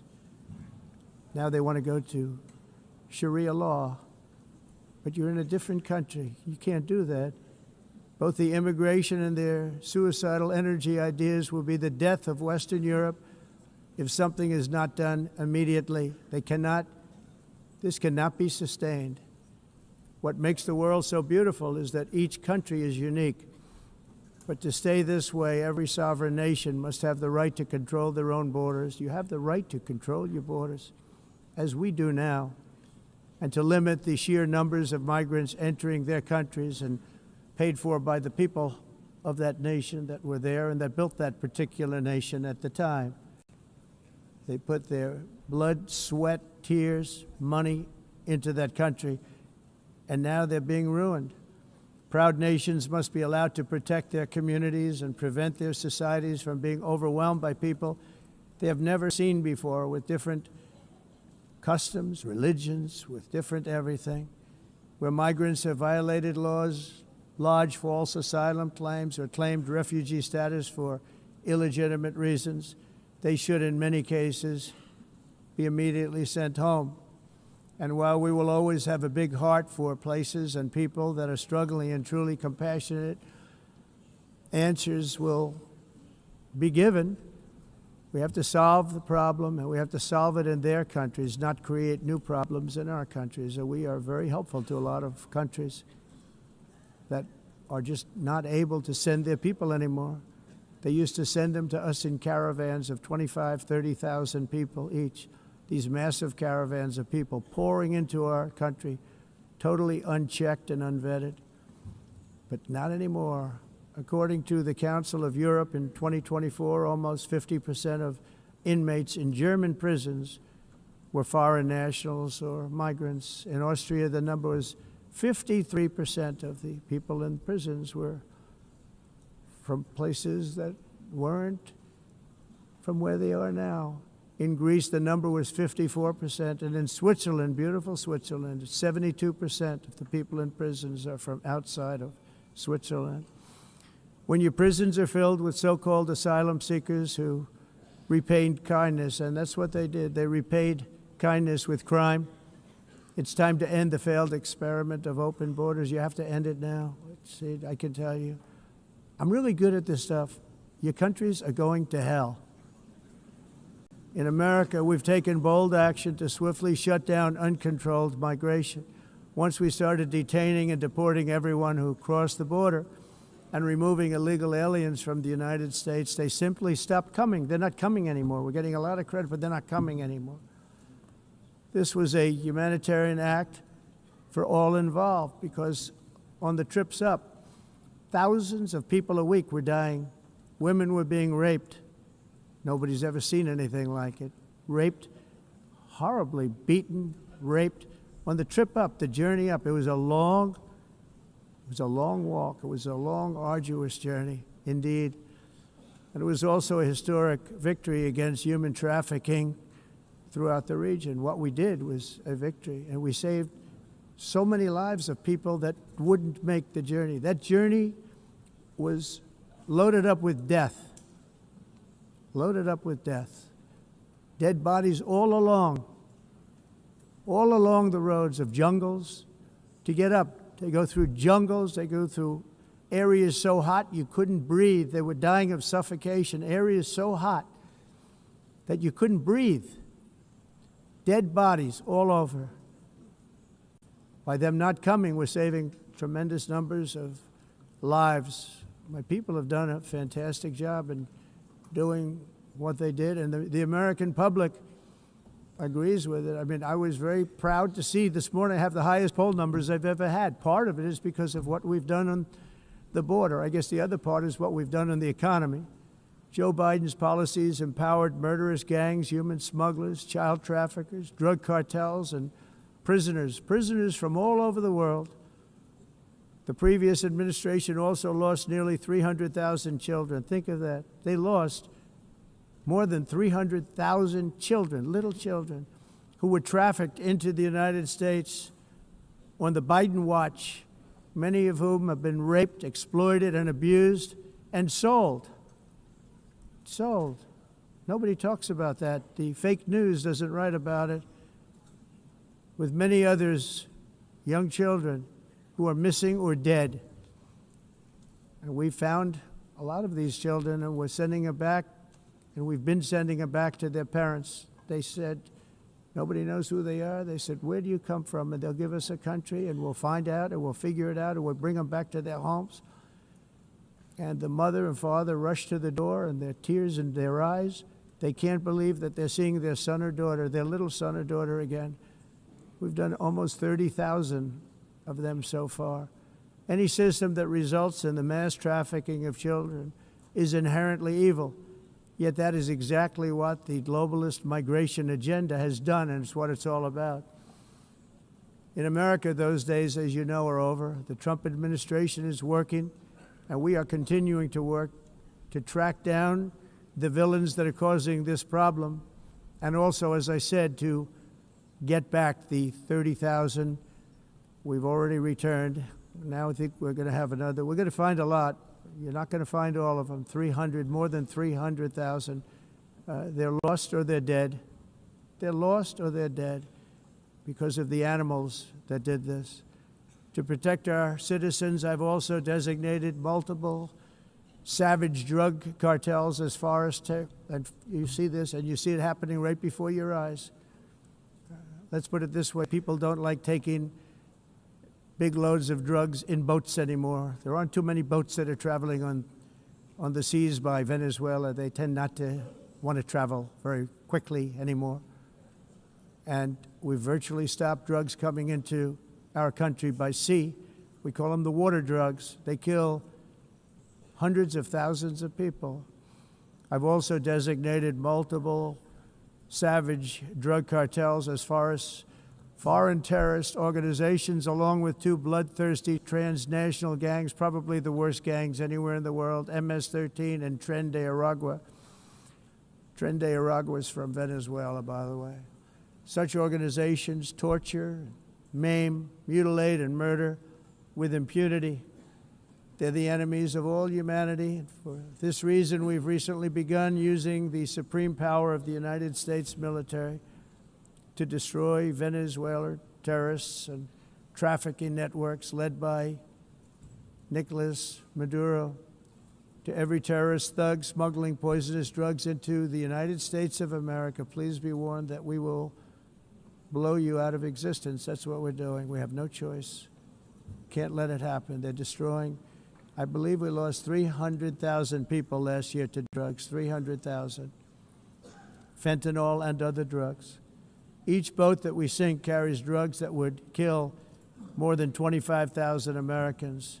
We will not let that happen. Energy is another area where the United States is now thriving like never before. We're getting rid of the falsely named renewables. By the way, they're a joke. They don't work. They're too expensive. They're not strong enough to fire up the plants that you need to make your country great. The wind doesn't blow. Those big windmills are so pathetic and so bad, so expensive to operate. And they have to be rebuilt all the time, and they start to rust and rot. most expensive energy ever conceived, and it's actually energy. You're supposed to make money with energy, not lose money. You lose money, the governments have to subsidize. You can't put them out without massive subsidies. And most of them are built in China, and I give China a lot of credit. They build them, but they have very few wind farms. So why is it that they build them and they send them all over the world, but they barely use them? You know what they use? Coal. They use gas. They use almost anything, but they don't like wind. But they sure as hell like selling the windmills. Europe, on the other hand, has a long way to go, with many countries being on the brink of destruction because of the green energy agenda, and I give a lot of credit to Germany. Germany was being led down a very sick path, both on immigration, by the way, and on energy. They were going green, and they were going bankrupt. And the new leadership came in, and they went back to where they were, with fossil fuel and with nuclear, which is good. It's now safe, and you can do it properly. But they went back to where they were, and they opened up a lot of different plants, energy-producing plants, and they're doing well. I give Germany a lot of credit for that. They've said this is a disaster, what's happening. They were going all green. All green is all bankrupt. That's what it represents. And it's not politically correct. I'll be very badly criticized for saying it, but I'm here to tell the truth. I don't care. It doesn't matter to me. I'm in New York City. I'm feeling a lot safer. Crime, we're getting crime down. And by the way, speaking of crime, Washington, D.C. Washington, D.C. was the crime capital of America. Now it's a totally, after 12 days, it's a totally safe city. Everyone's going out to dinner. They're going out to restaurants. Your wife can walk down the middle of the street with or without you. Nothing's going to happen. My people have done a fantastic job. And yes, I called in the National Guard, and the National Guard took care of business, and they weren't politically correct, but they took care of business. We got 1,700 career criminals out, brought them back to where they came from, the countries where they came from, or put them in jails. Washington, D.C. is now a totally safe city again, and I welcome you to come. In fact, we'll have dinner together at a local restaurant, and we'll be able to walk. We don't have to go by an armor-plated vehicle. We'll walk right over there from the White House. They've given up their powerful edge, a lot of the countries that we're talking about, in oil and gas, such as essentially closing the great North Sea oil. Oh, the North Sea, I know it so well. Aberdeen was the oil capital of Europe, and there's tremendous oil that hasn't been found in the North Sea. Tremendous oil. And I was with the Prime Minister I respect and like a lot, and I said, you're sitting with the greatest asset. They essentially closed it by making it so highly taxed that no developer, no oil company can go there. They have tremendous oil left, and more importantly, they have tremendous oil that hasn't even been found yet. And what a tremendous asset for the United Kingdom. And I hope the Prime Minister is listening, because I told it to him 3 days in a row. That's all he heard. North Sea oil, North Sea, because I want to see them do well. I want to stop seeing them ruining that beautiful Scottish and English countryside with windmills and massive solar panels that go 7 miles by 7 miles, taking away farmland. But we're not letting this happen in America. In 1982, the executive director of the United Nations Environmental Program predicted that by the year 2000, climate change would cause a global catastrophe. He said that it will be irreversible, as any nuclear holocaust would be. This is what they said at the United Nations. What happened? Here we are. Another UN official stated in 1989 that within a decade, entire nations could be wiped off the map by global warming. Not happening. You know, it used to be global cooling. If you look back years ago in the 1920s and the 1930s, they said, global cooling will kill the world. We have to do something. Then they said global warming will kill the world. But then it started getting cooler, so now they could just call it climate change, because that way they can't miss. It's climate change. Because if it goes higher or lower, whatever the hell happens, there's climate change. It's the greatest con job ever perpetrated on the world, in my opinion. Climate change, no matter what happens, you're involved in that. No more global warming, no more global cooling. All of these predictions made by the United Nations and many others, often for bad reasons, were wrong. They were made by stupid people that have cost their countries fortunes and given those same countries no chance for success. If you don't get away from this green scam, your country is going to fail.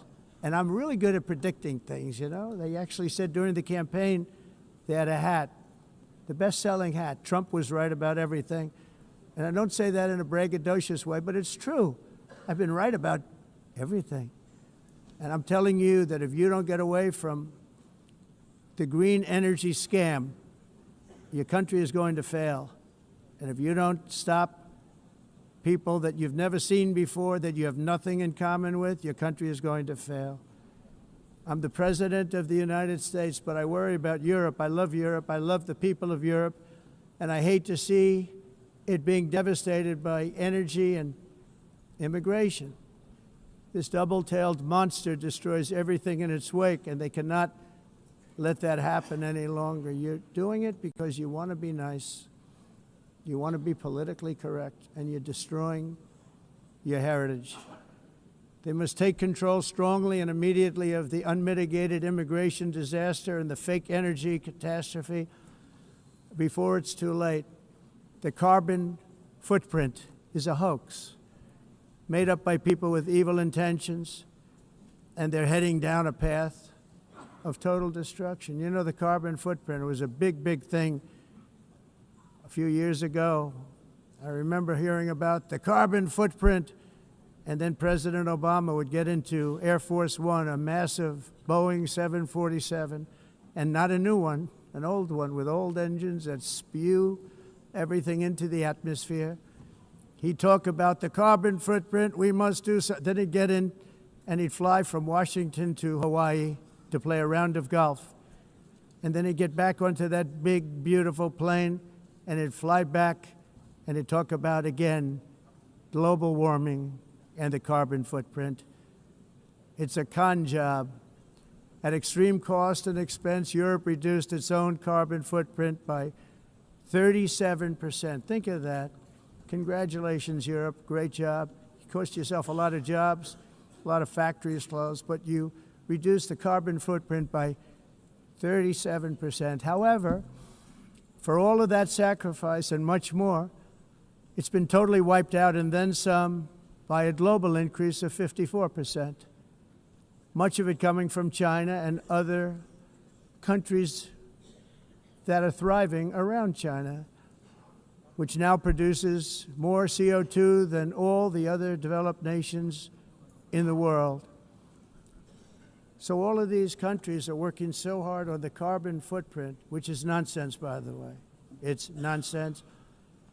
You know, it's interesting.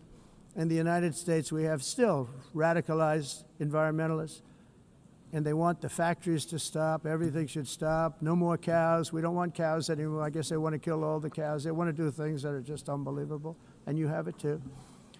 But you know, we have a border, strong, and we have a shape, and that shape doesn't just go straight up. That shape is amorphous when it comes to the atmosphere. And if we had the most clean air, and I think we do, we have very clean air. We have the cleanest air we've had in many, many years.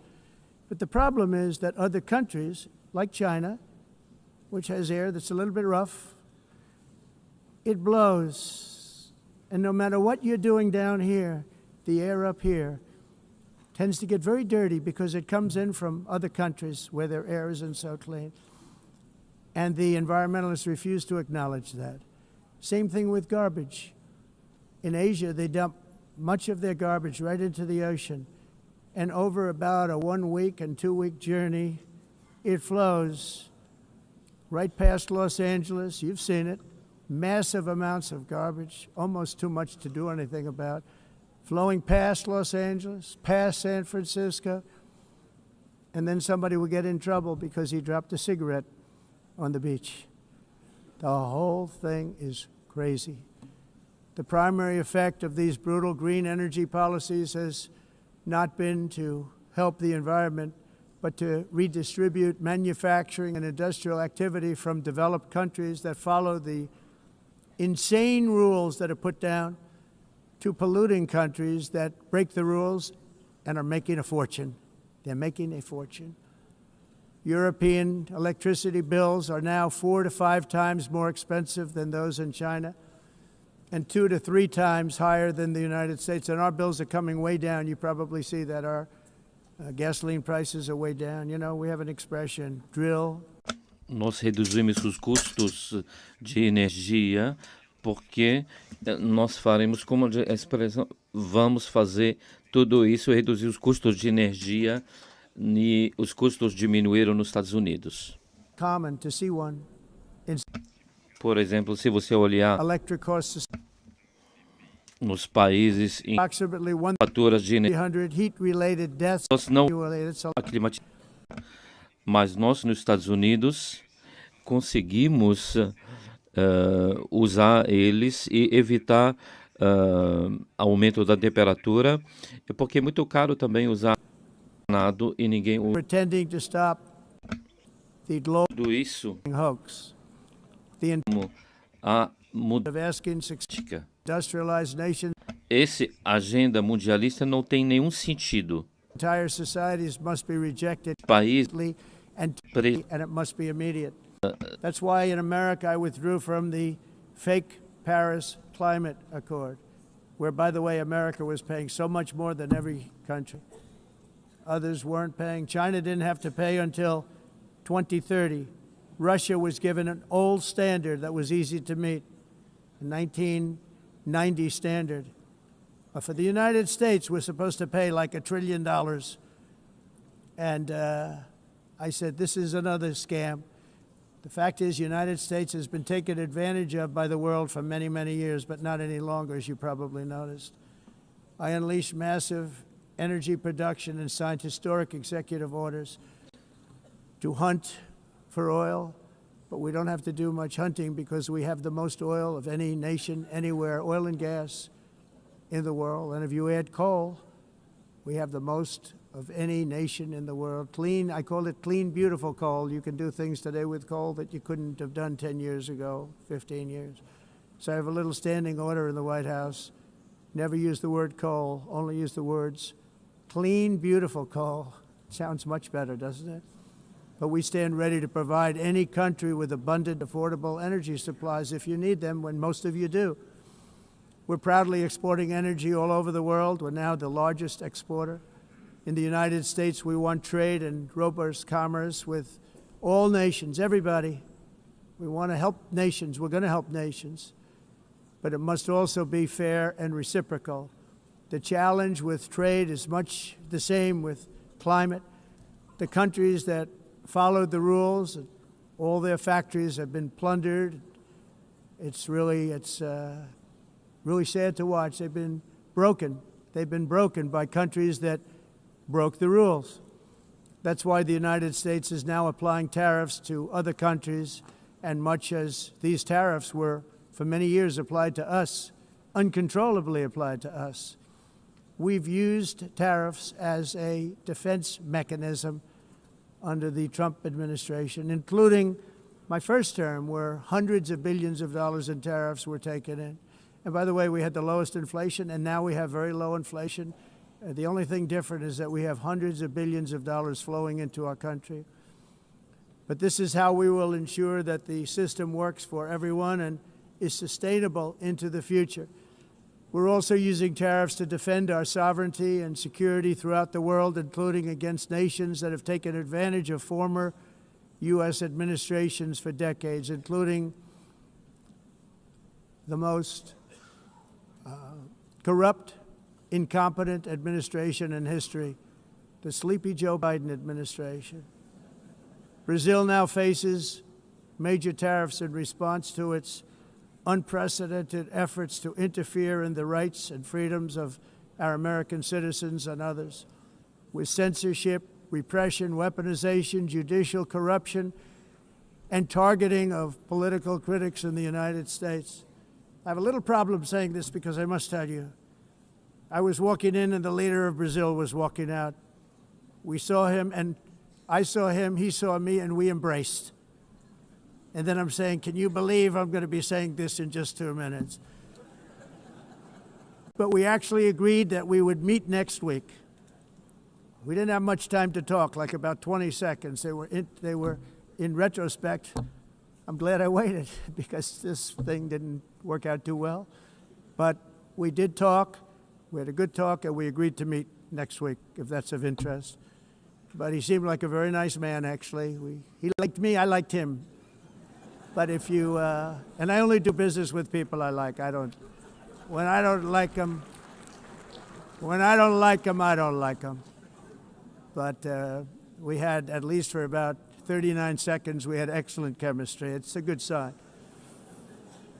But also in the past, Brazil, can you believe this, unfairly tariffed our nation, but now because of our tariffs, we are hitting them back, and we're hitting them back very hard. As president, I will always defend our national sovereignty and the rights of American citizens. So I'm very sorry to say this, that Brazil is doing poorly and will continue to do poorly. They can only do well when they're working with us. Without us, they will fail, just as others have failed. It's true. Next year, the United States will celebrate the 250th anniversary of our glorious independence, a testament to enduring power and American freedom and spirit. We will also be proudly hosting the 2026 FIFA World Cup, and shortly thereafter, the 2028 Olympics, which is going to be very exciting. I hope you all come. I hope that countless people from all over the globe will take part of these will be great celebrations of liberty and human achievement, and that together we all can rejoice in the miracles of history that began in July 4th, 1776, when we founded the light to all nations. And it's something really that an amazing thing came out of that date. It's called the United States of America.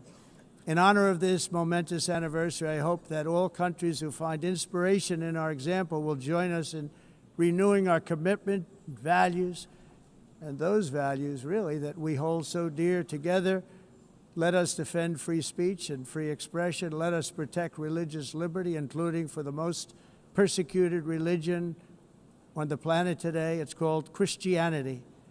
And let us safeguard our sovereignty and cherish qualities that have made each of our nations so special, incredible, and extraordinary. In closing, I just want to repeat that immigration and the high cost of so-called green renewable energy is destroying a large part of the free world and a large part of our planet. Countries that cherish freedom are fading fast because of their policies on these two subjects. You need strong borders and traditional energy sources if you are going to be great again. Whether you have come from north or south, east or west, near or far, every leader in this beautiful hall today represents a rich culture, a noble history, and a proud heritage that makes each nation majestic and unique, unlike anything else in human history or any other place on the face of the earth. From London to Lima, from Rome to Athens, from Paris to Seoul, from Cairo to Tokyo and Amsterdam to right here in New York City, we stand on the shoulders of the leaders and legends, generals and giants, heroes and titans who won and built our beloved nations, all of our nations, with their own courage, strength, spirit, and skill. Our ancestors climbed mountains, conquered oceans, crossed deserts, and trekked over wide open plains. They charged into thunderous battles, plunged into grave dangers, and they were soldiers and farmers and workers and warriors and explorers and patriots. They built towns into cities, tribes into kingdoms, ideas into industries, and small islands into mighty empires. You're a part of all of that. They were champions for their people who never gave up and who never, ever gave in. Their values defined our national identities. Their visions forged our magnificent destiny. Everybody in this room is a part of it in your own way. Each of us inherits the deeds and the myths the triumphs, the legacies of our own heroes and founders who so bravely showed us the way. Our ancestors gave everything for homelands that they defended with pride, with sweat, with blood, with life, and with death. Now the righteous task of protecting the nations that they built belongs to each and every one of us. So together let us uphold our sacred duty to our people and to our citizens. Let us protect their borders, ensure their safety, preserve their cultures, treasure, and traditions, and fight, fight, fight for their precious dreams and their cherished freedoms. And in friendship and really a beautiful vision, let us all work together to build a bright, beautiful planet, a planet that we all share, a planet of peace and a world that is richer, better, and more beautiful than ever before. That can happen. It will happen. It will happen, and I hope it can happen and start right now, right at this moment. We'll turn it around. We're going to make our countries better, safer, more beautiful. We're going to take care of our people. Thank you very much. It's been an honor. God bless the nations of the world. Thank you very much. Bye.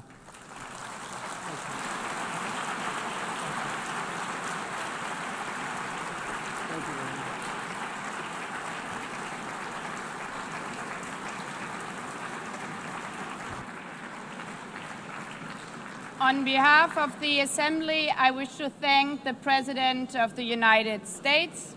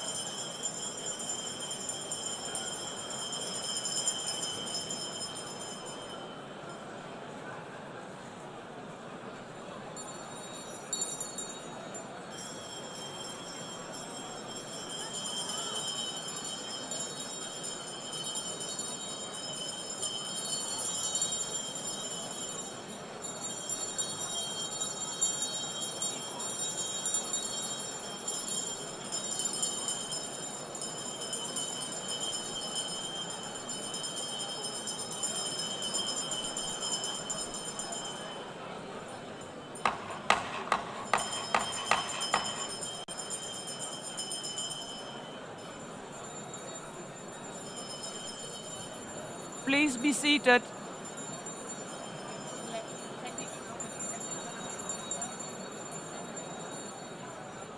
Please be seated.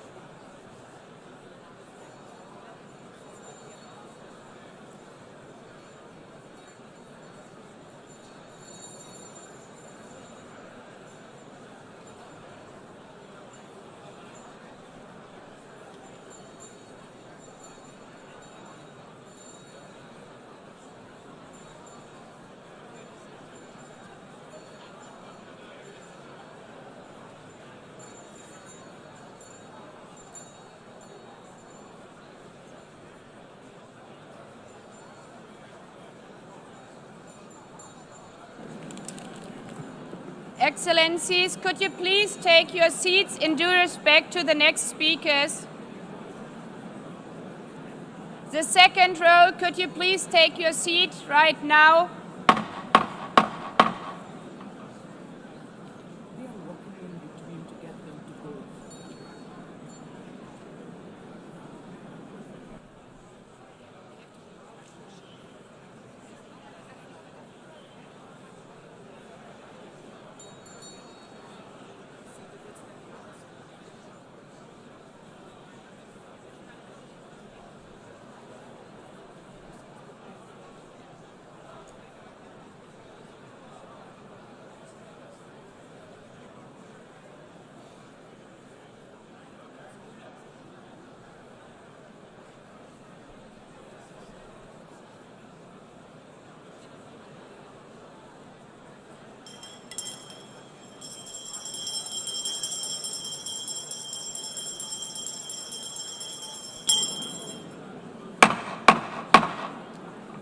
Please take a seat now. With due respect to the next speakers, I would kindly ask you, gentlemen in the left row, please take your seats. We will continue.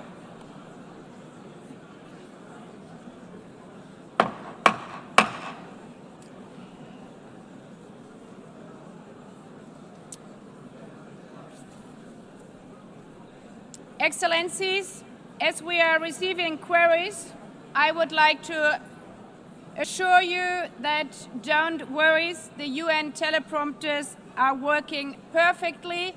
And by this technical note, I would like to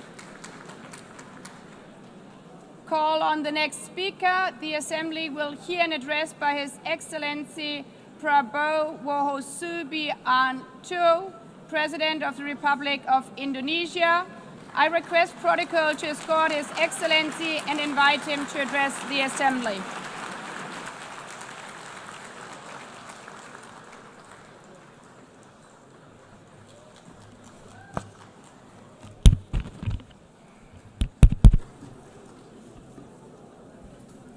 His Excellency, Mr. Antonio Guterres, Secretary General of the United Nations, Her Excellency, Madame Annalena Baerbock, President of the United Nations General Assembly, His Excellency, Mr. Moses Abelian, Under-Secretary General for General Assembly and Management, Excellencies, Heads of States, Heads of Governments, distinguished delegates, ladies and gentlemen. It is indeed a great honor for me to stand in this august General Assembly Hall among leaders and representatives who represent almost all of humanity. We differ in race, religion, and nationality, yet we gather together today as one human family.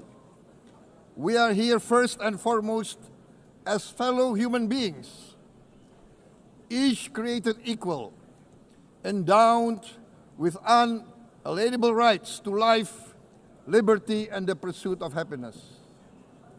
The words of the United Nations Declaration of Independence have inspired democratic movements across continents, including the French Revolution, the Russian Revolution, the Mexican Revolution, the Chinese Revolution, and Indonesia's own struggle and journey to freedom.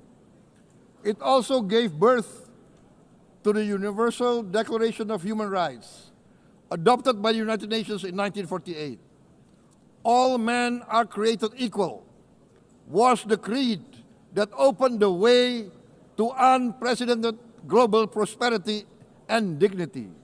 And yet, in our own era of scientific and technological triumphs, an era capable of ending hunger, poverty, and environmental ruin, we also continue to face today grave dangers, challenges, and uncertainties.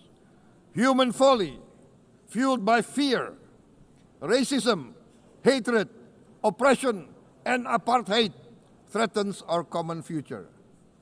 My country knows this pain. For centuries, Indonesians lived under colonial domination, oppression, and slavery.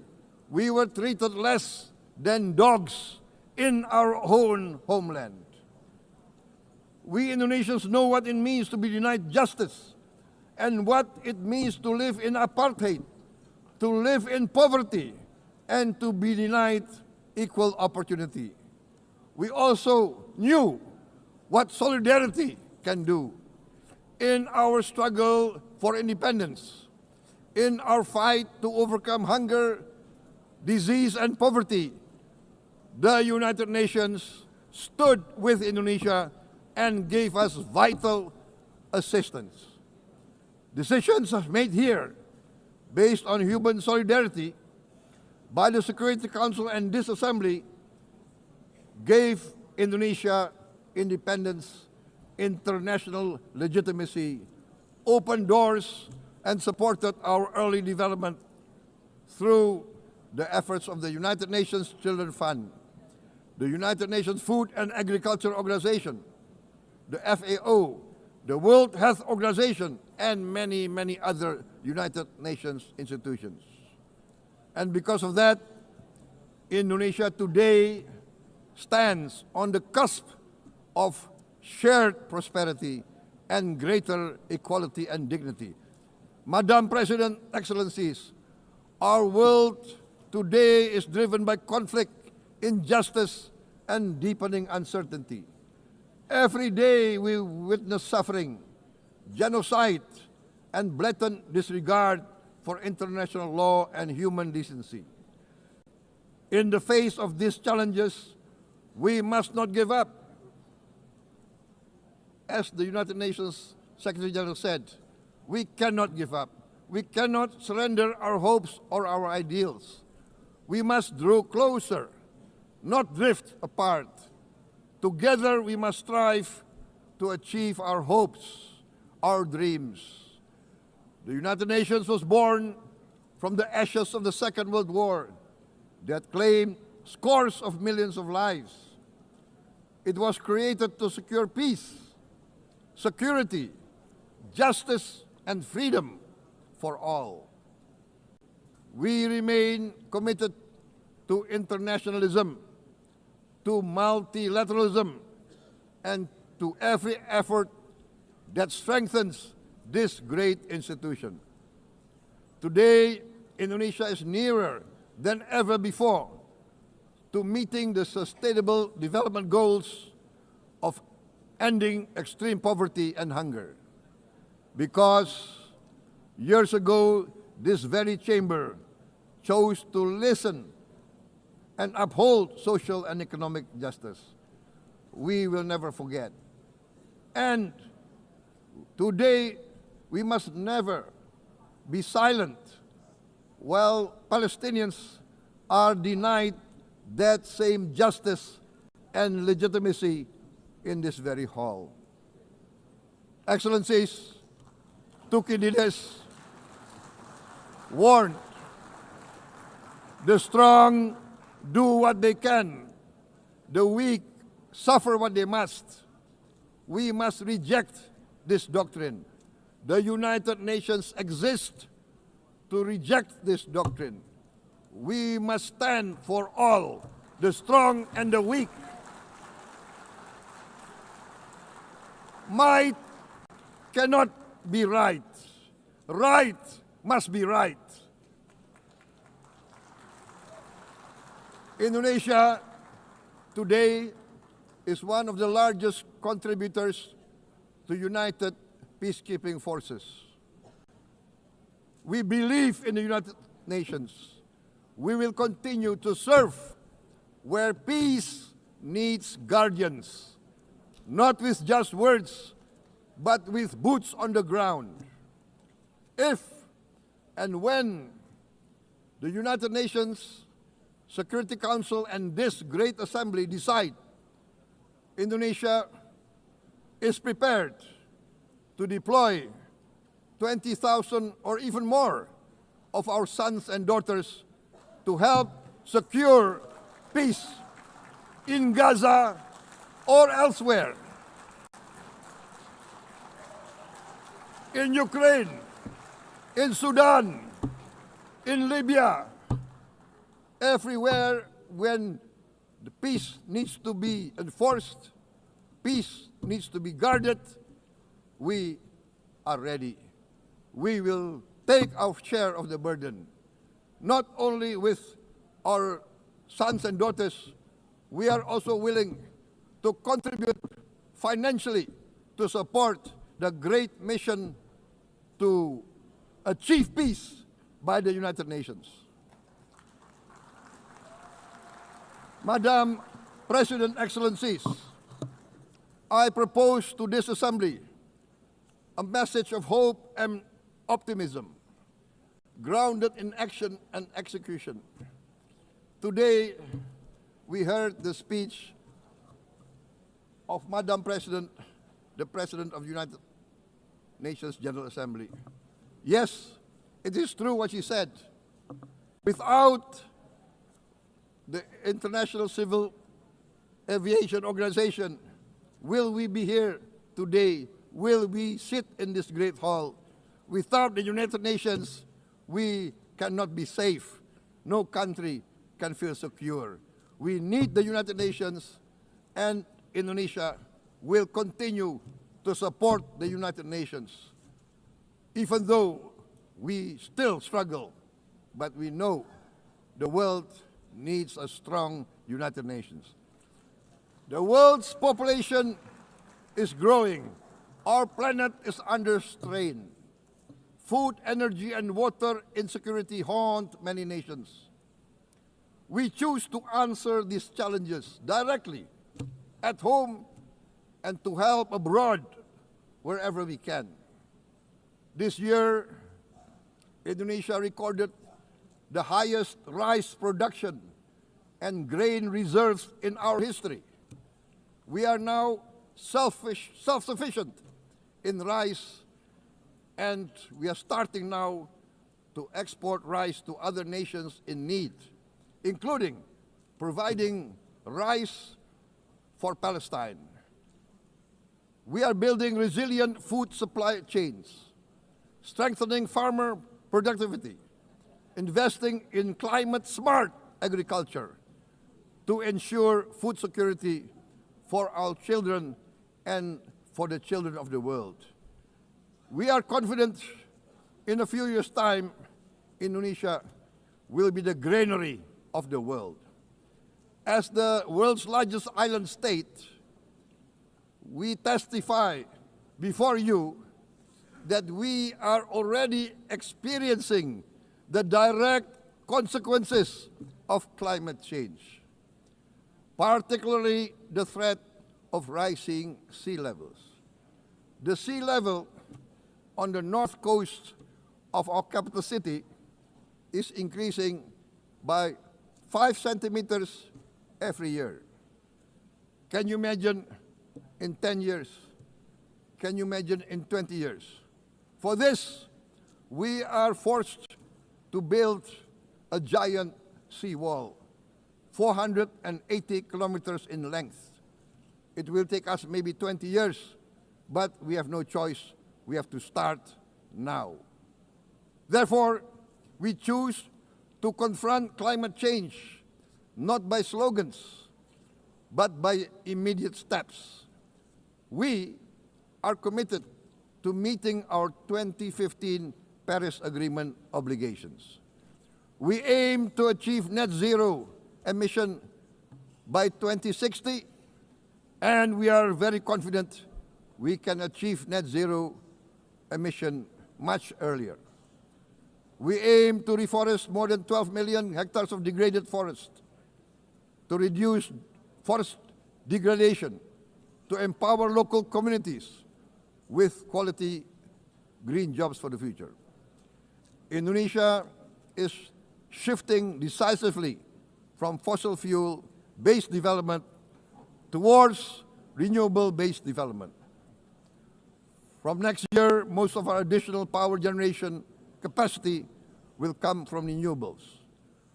Our goal is clear: to lift all of our citizens out of poverty and make Indonesia a hub for solutions to food, energy, and water security. Madam President, Excellencies, we live in a time when hatred and violence can seem to be the loudest voices. But beneath this loud noise lies a quieter truth, that every person longs to be safe, to be respected, to be loved, and to leave a better world to their children. Our children are watching. They are learning leadership, not from textbook, but from our choices.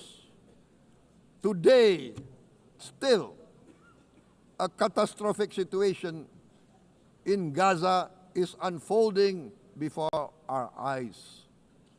At this very moment, the innocent are crying for help, are crying to be saved.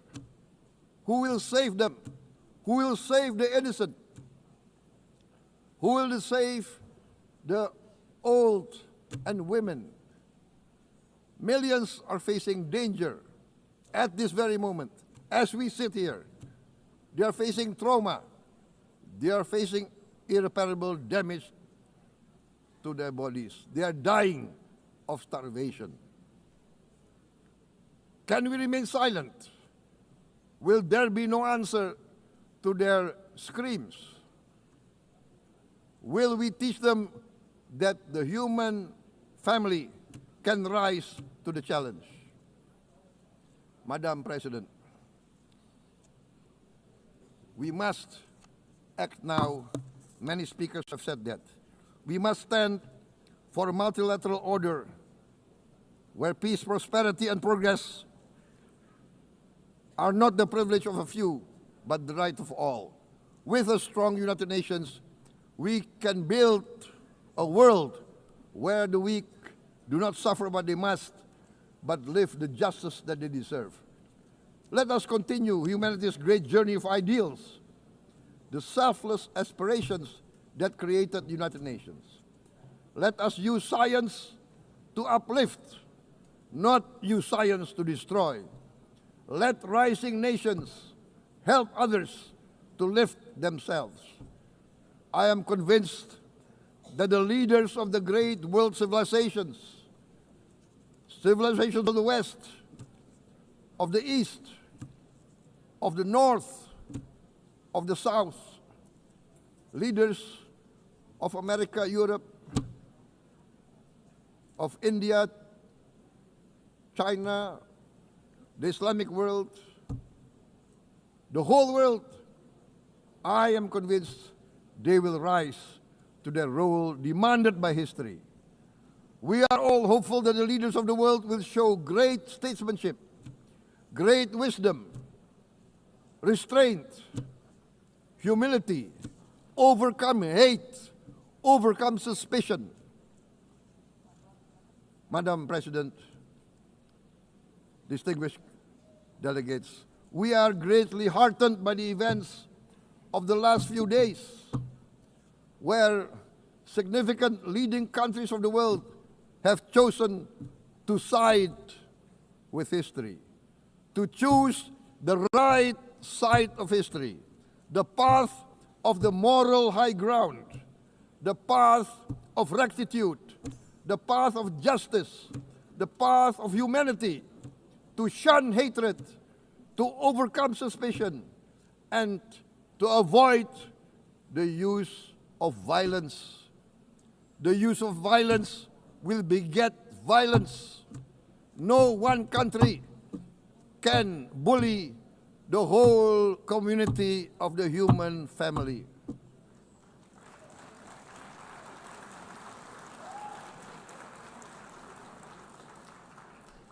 We may be weak individually, but the sense of oppression, the sense of injustice has proven in the history of mankind that this sense of injustice, this sense of oppression will unite into a strong force that will overcome this oppression, that will overcome this injustice.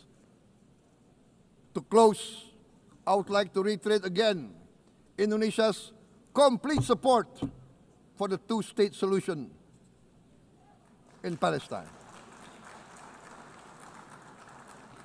We must have an independent Palestine, but we must also recognize, we must also respect, and we must also guarantee the safety and security of Israel.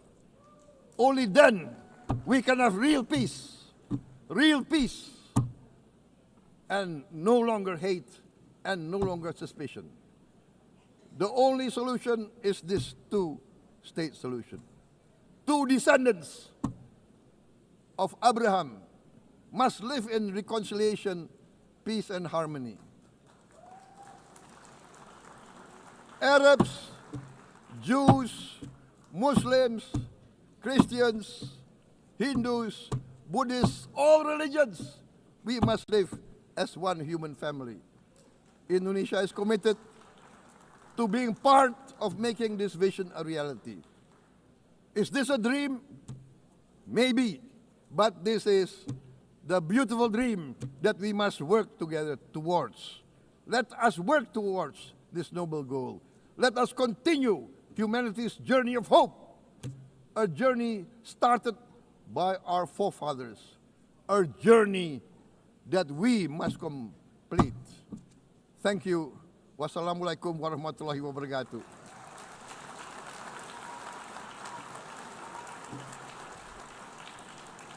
Shalom.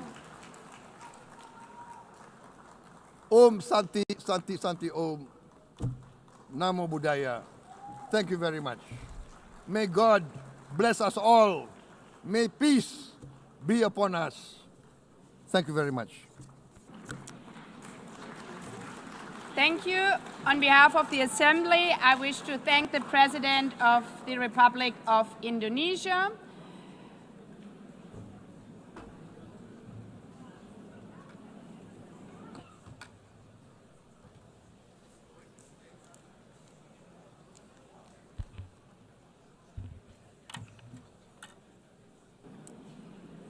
The Assembly will hear an address by His Excellency Recep Tayyip Erdogan, President of the Republic of Turkey. I request protocol to escort His Excellency and invite him to address the Assembly.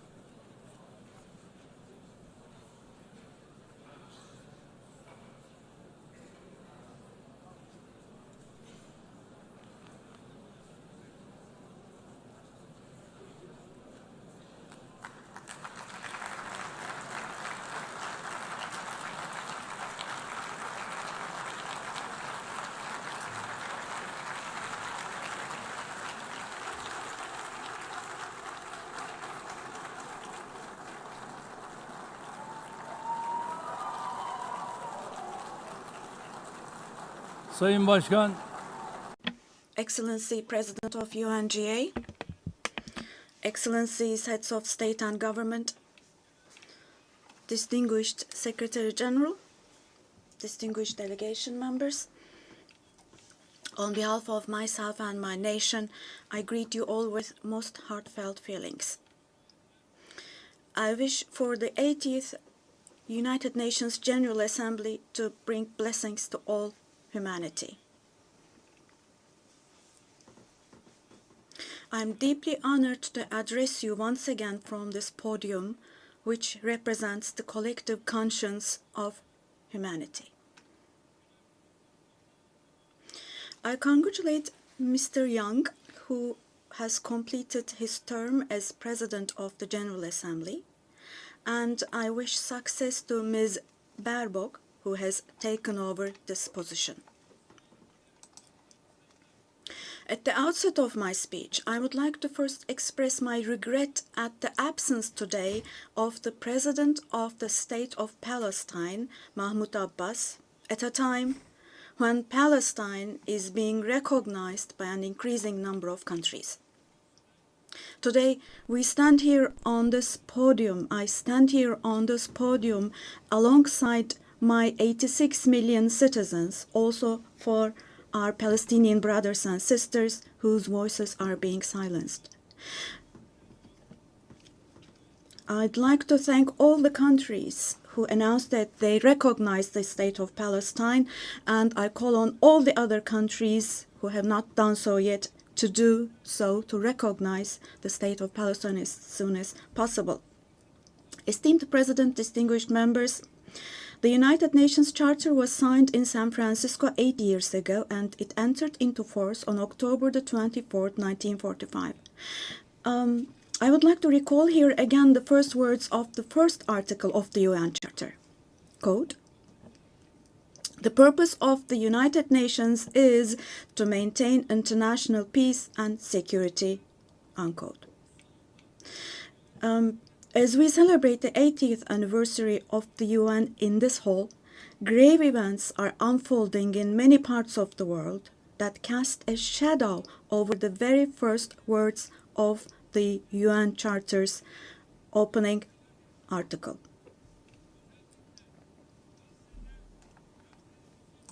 Particularly in Gaza, right before our very eyes, genocide has been going on for over 700 days now. Even as we gather here, as we speak now, Israel is currently massacring civilians in Gaza. The number of civilian casualties in Gaza has surpassed 65,000. Unfortunately, the number of people who are still trapped under the rubble is not yet known, and more than 20,000 of those who died were children. For the last 23 months, a child has been murdered by Israel in Gaza every hour. Yes, every hour. These are not just figures, dear friends. All of these, each one of these is a person, a human being, innocent people. People are now being killed not with weapons, but with the weapon of starvation. In the 21st century, under the gaze of the civilized world, 428 people died of starvation. Out of those 428, 146 were children, and this number is increasing every day. Now, I will show you a photo, which is a picture from daily life in Gaza. The first photo, as you see, these are people. These are women with these cups that they are holding in their hands, cups and buckets. Just feel your conscience and answer the following question. Can we possibly have a reasonable reason for this brutality in 2025? But this shameful picture in Gaza has been unfolding and is being repeated every day for 23 months now. And there are 2.5 million Gazans who live in 365 square kilometers. And every day what happens is they are being dragged from one place to another. The healthcare infrastructure of Gaza is completely collapsed. Doctors have been killed or they have disappeared while under custody. Ambulances have been hit. Hospitals targeted and destroyed. Treatment is not possible. Surgery is not possible. It's not possible to find medications. Now, dear friends, now as Tayyip Erdogan, with a heavy heart, with my heart bleeding here, I am telling you, innocent little ones, just 2 or 3 years old, without hands, arms, or legs, have become, unfortunately, a common sight to see in Gaza.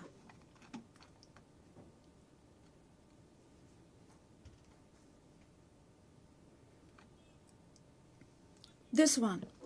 What kind of a human conscience can possibly bear this? Possibly. How can one stay silent vis-à-vis this? Well, in a world where children are dying of starvation and lack of medication, can we possibly have calm and peace? We all are parents. We have children or grandchildren who we dearly cherish. Here, say in America or in Europe, anywhere in the world, when a small rose thorn hurts a child's hand, the hearts of parents break. But in Gaza, children's hands, arms, and legs are being amputated without anesthesia. Now, I'm extremely sorry to say, but this represents the lowest point of humanity. Human history has not witnessed such bloodshed within the last century. All of this is happening before our very eyes. The genocide in Gaza is being broadcast live every moment through the media and social media. So far, Israel has deliberately killed 250 journalists working in national and international media in Gaza.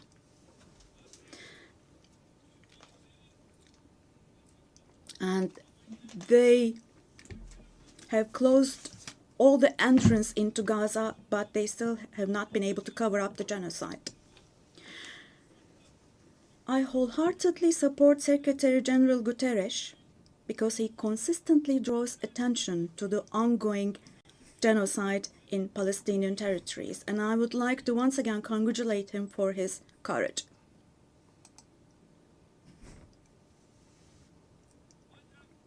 But the United Nations has not even been able to protect its own personnel in Gaza, unfortunately. In Gaza, 500 people rushing to help others have been killed. Out of those 500, 326 were UN staff members. Esteemed President, distinguished members, now, genocide, like the Holocaust, is a shameful concept which refers to the mass extermination of people. It's a barbaric concept. But today, it's not only people who are being killed in Gaza, mind you. Animals are being targeted and killed in Gaza. In Gaza, agricultural land, gardens, trees, grass, century-old olive trees are being destroyed. In Gaza, water supplies are being destroyed and polluted. Buildings, homes, libraries, hospitals, schools, mosques, churches, and historical structures in Gaza are being deliberately destroyed.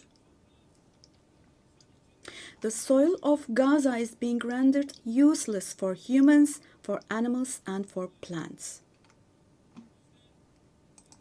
So, Now, let me show you yet another photo. And let me ask you here. Look at this photo. What could this photo here possibly have to do with security concerns? This is being against life, don't you think? Let me state this openly from this podium. There is no war in Gaza. We cannot possibly talk about the presence of two sides in Gaza. Because in Gaza, on one side, there is a regular army with the most modern, most lethal weapons, and on the other hand, there are innocent civilians, innocent children. This is not fight against terrorism. This is an occupation, deportation, exile, genocide, and life destruction, mass destruction policy carried out by invoking the events of October the 7th. Today, while Gaza is being destroyed under the pretext of Hamas, concurrently, simultaneously, the West Bank, where Hamas is not in power, is also being occupied step by step, and innocent civilians are being massacred through executions. Moreover, Israel is not limiting itself to Gaza and the West Bank only. By launching attacks on Syria, on Iran, Yemen, and Lebanon, Israel is also threatening regional peace. Just recently, an Israeli attack took place against a delegation meeting in Qatar for ceasefire negotiations.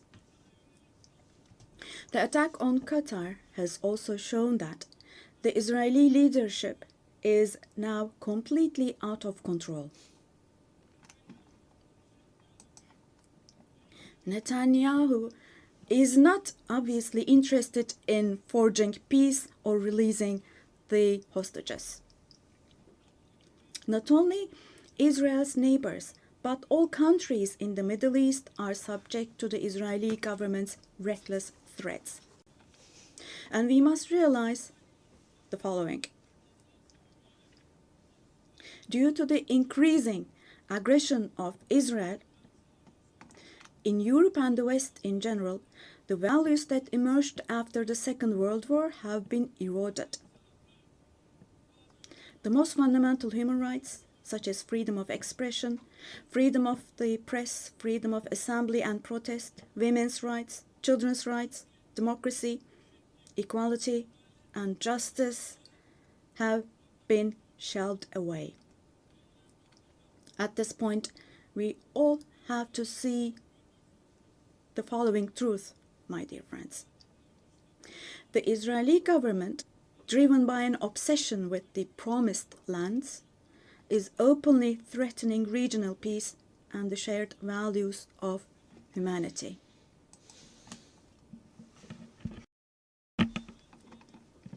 Three celestial religions. Jerusalem hosts all three celestial religions, and a common inherited holy place, Al-Quds, is holy for all three religions. This madness disturbs conscientious Jews. It fuels anti-Semitism around the world. We cannot continue with this madness anymore.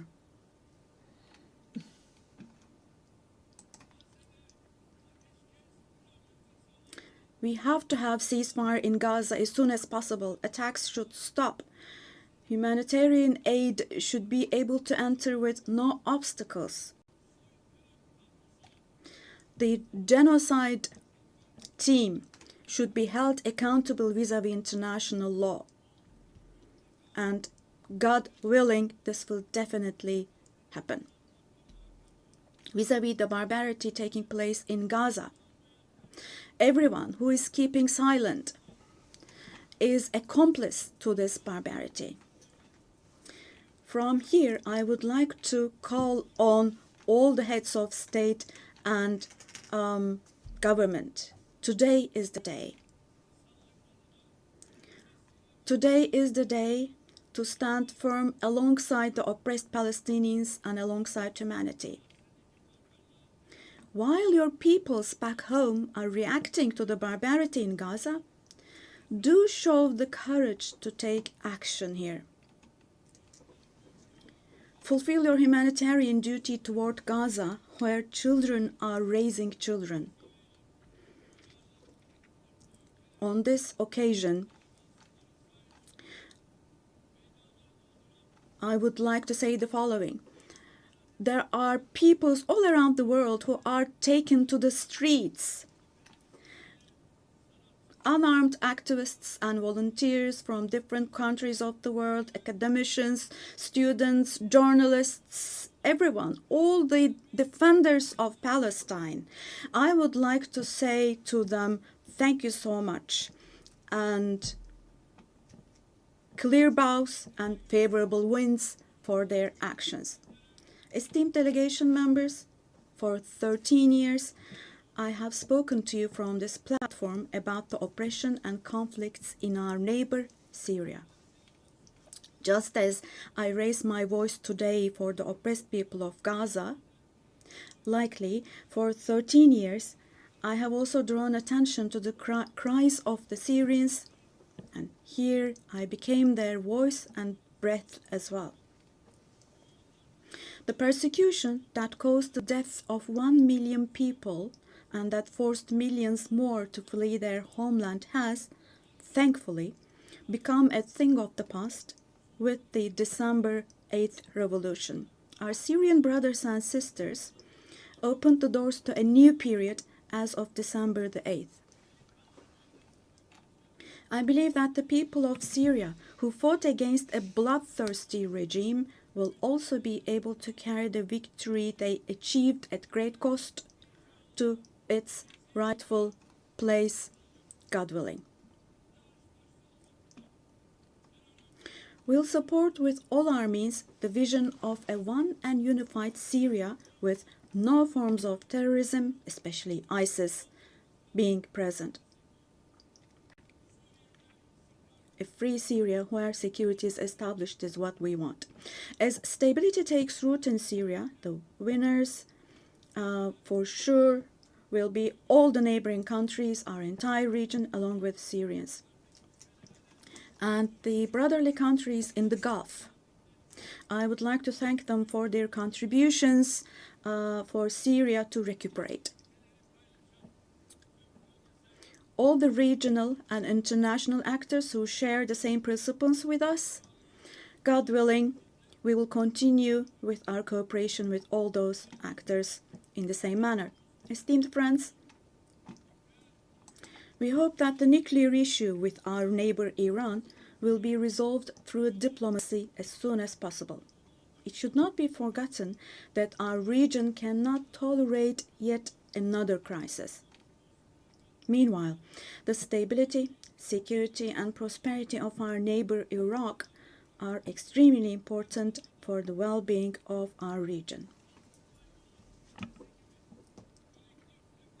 In this regard, we attach great importance to strategic moves based on stability and prosperity, such as the Development Path Project. In the north, we are hosting with great enthusiasm the Istanbul process between Russia and Ukraine, both of which are our neighbors.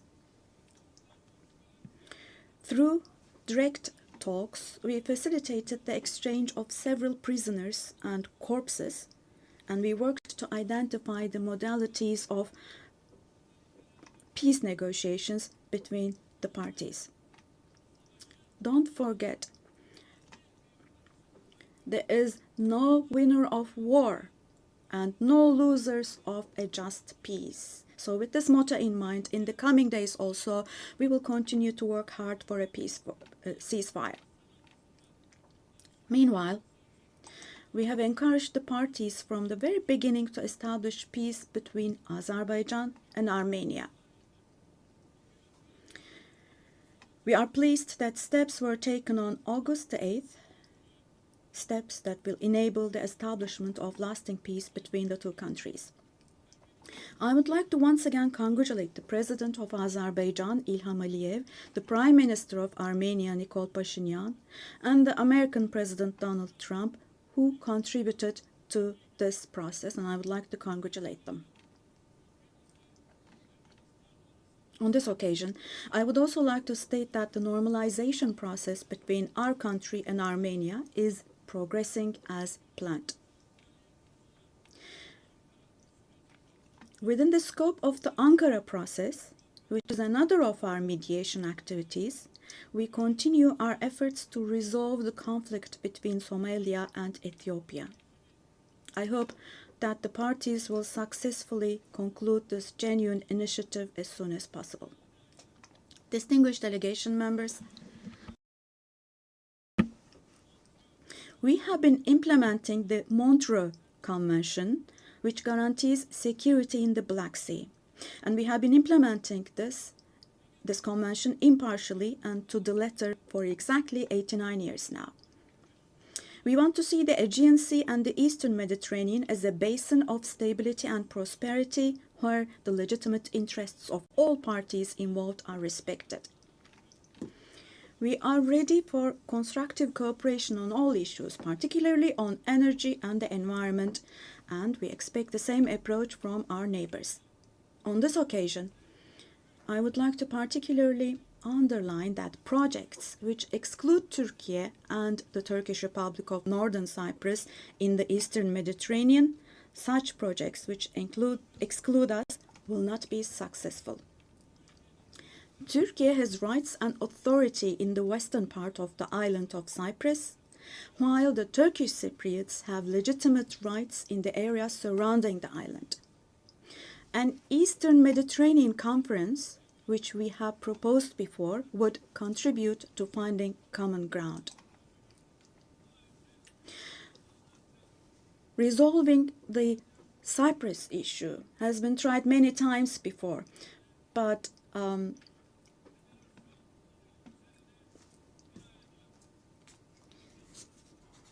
due to the rigid stance of the Greek Cypriot side, no resolution has been found. We cannot possibly have this as a foundation for a resolution of the issue. There are two separate states and two separate peoples on the island of Cyprus. Turkish Cypriots are equal owners of the island, and they will not accept being a minority. The international community must put an end to the unfair and inhumane isolation that the Turkish Cypriots have been subjected to for half a century now. I reiterate the call I made at the last 3 UN General Assemblies. Let me repeat. I call on the international community to recognize the Turkish Republic of Northern Cyprus and to establish diplomatic, political, and economic relations with it.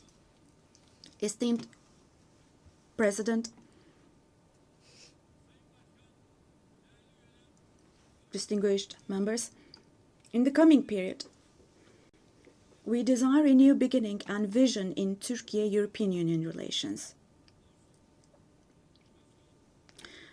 This should not be a vision that just saves the day, but rather a vision that redefines the horizon and shapes our shared future. For this, it is of course important that the European Union is as willing and determined as we are. As a net security provider, we continue to contribute to the operations and missions of the United Nations, NATO, OSCE, and the European Union. The annual NATO summit next year will be held in Turkey, in Ankara. The USA, who is our NATO ally, our relations with them are continuing on trade, investments, energy, defense industry, in addition to other many areas, and we're strengthening our relations with them. Meanwhile, we attach great importance to the peace, stability, and prosperity of our brotherly countries in Central Asia, which is our ancestral homeland. Our Organization of Turkic States is moving forward with confidence on the path to becoming a global actor, going beyond being merely a regional umbrella. We are making intensive efforts to ensure the continuation of peace and stability in the Balkans, where we have strong historical, cultural, and people ties. The Balkan Peace Platform, which we established in July, is the newest and most concrete manifestation of our efforts in this direction. And this October, we'll once again assume the command of KFOR forces. In Afghanistan, our fundamental desire is that the current administration demonstrates an approach that embraces the society and that takes human values into consideration. In this process, it is essential that the international community does not leave Afghan people alone, and as Turkey and as the Turkish nation will stand by the Afghan people at all times. Esteemed friends, in South Asia, we consider the preservation of peace and stability to be of utmost importance. We are pleased with the ceasefire achieved following the tensions last April between Pakistan and India, the tension which had escalated into a conflict.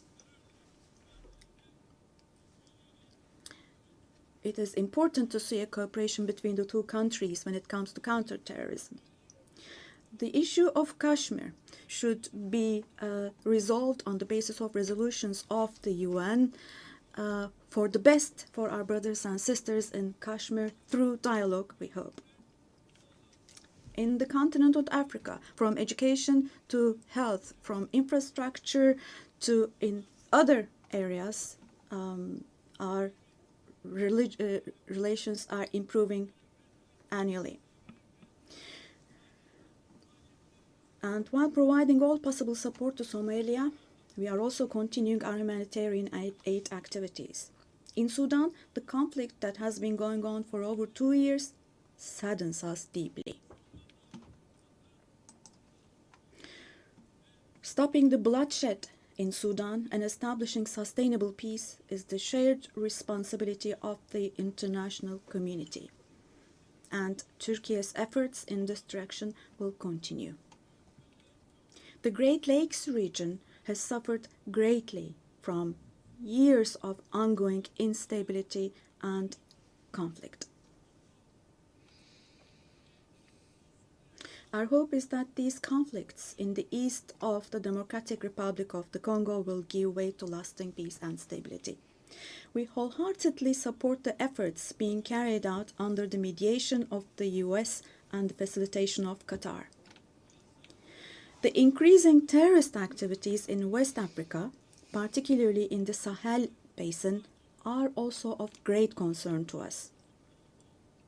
We will continue our unwavering efforts to ensure peace, tranquility, and stability for the peoples of this region with whom we share historical ties.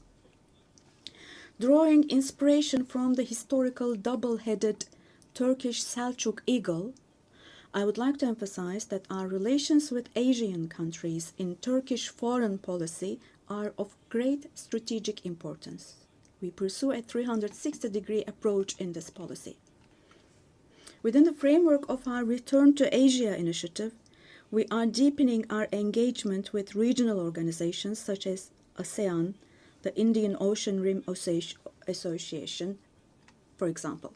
We will continue to develop new partnerships with Asian countries, and we attach great importance to developing our relations with Latin America and the Caribbean region in a spirit of partnership and a win-win approach. We are determined to further strengthen the friendly ties we have established with all the countries in the region. Esteemed delegation members, increasing protectionist trends in international trade and disruptions in supply chains are leading to fundamental changes in the global economy. To successfully address current challenges, we support the reform of rules-based international trade, including the World Trade Organization. I believe access to affordable, safe, and sustainable energy is essential, particularly for developing countries, to be able to achieve their development goals.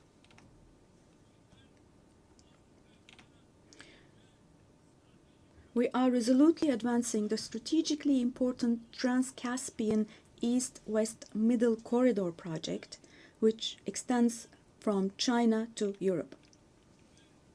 We contribute to the development of world trade with our modern transportation infrastructure and the Baku-Tbilisi Kars line.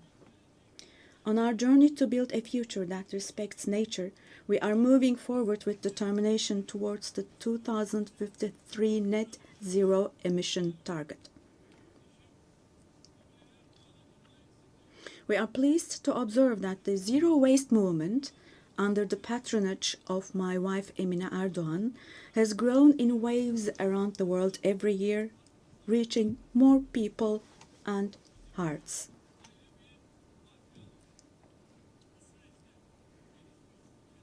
In this process, it is no longer a choice for developed countries to fulfill their responsibilities.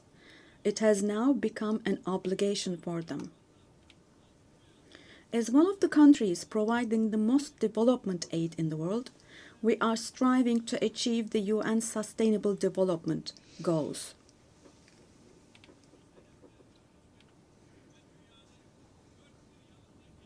To achieve the 2030 goals and to enable hundreds of millions of people around the world to live with dignity, we advocate for aligning the global financial architecture with the principle of leaving no one behind.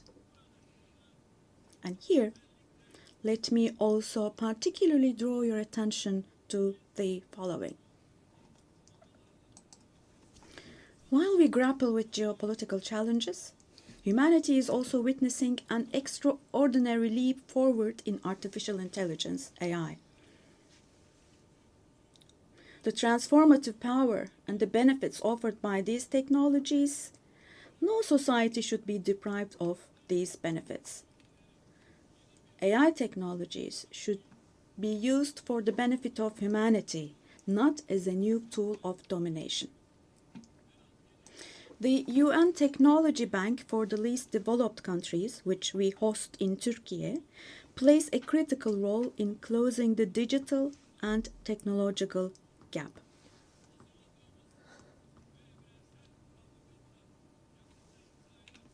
We have prepared a children's rights convention in the digital world, and we will soon open this up for ratification. I'm sure this will create a lot of awareness in this area, and we expect your support for this. On the other hand, in today's world, where racism, xenophobia, and particularly Islamophobia have reached alarming levels, combating these trends that directly threaten the culture of coexistence has now become an essential duty for humanity.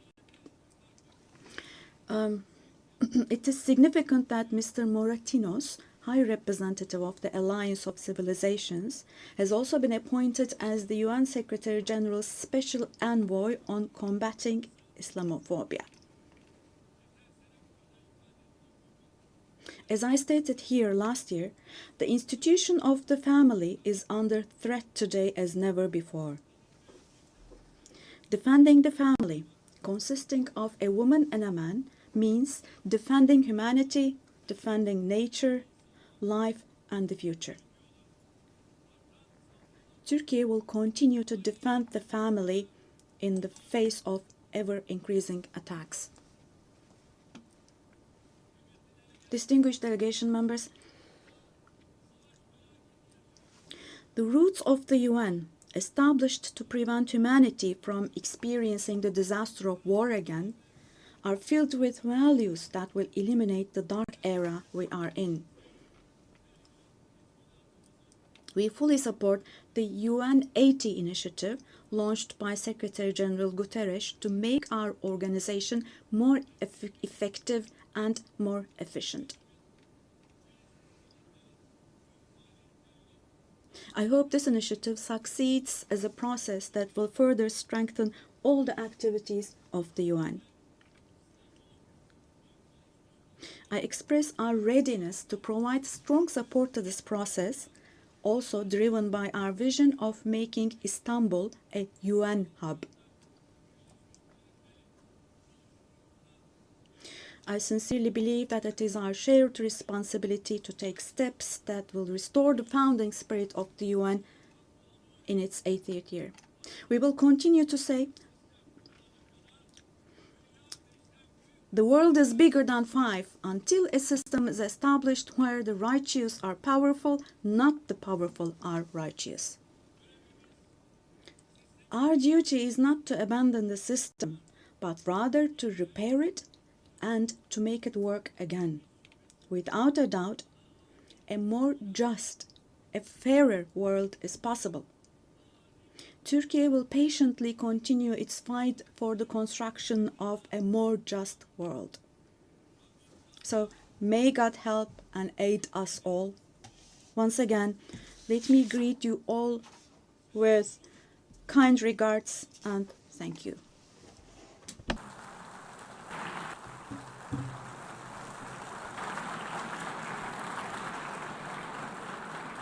On behalf of the Assembly, I wish to thank the President of the Republic of Turkey, the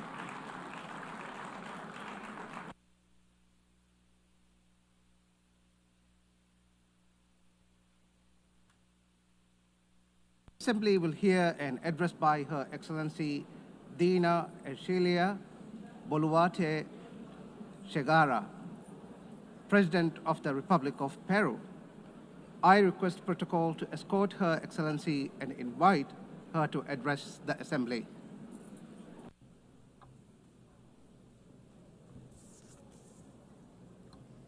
Señora. Madam President of the General Assembly, Annalena Baerbock. Secretary General of the United Nations, Antonio Guterres. Ladies and gentlemen, heads of state, ladies and gentlemen present here in this august forum.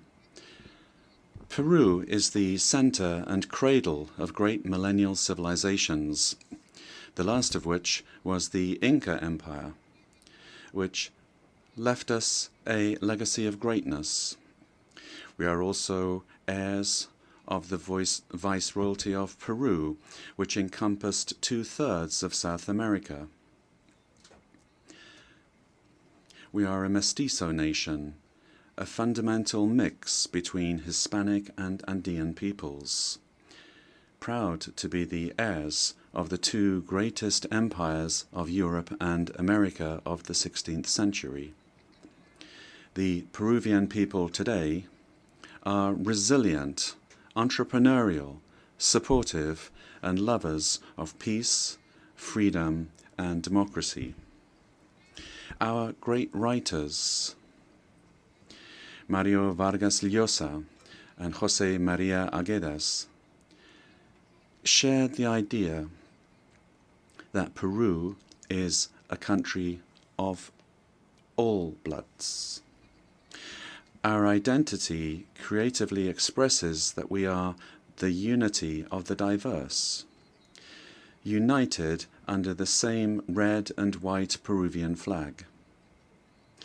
In our country, native peoples and peoples of the world live together in peace and unity as a great synthesis of Peru, the country in which Pope Leo XIV lived and worked in for 40 years, a naturalized Peruvian because of his deep love for our people, both for his supportive as well as his peaceful disposition and his Catholic and Christian faith.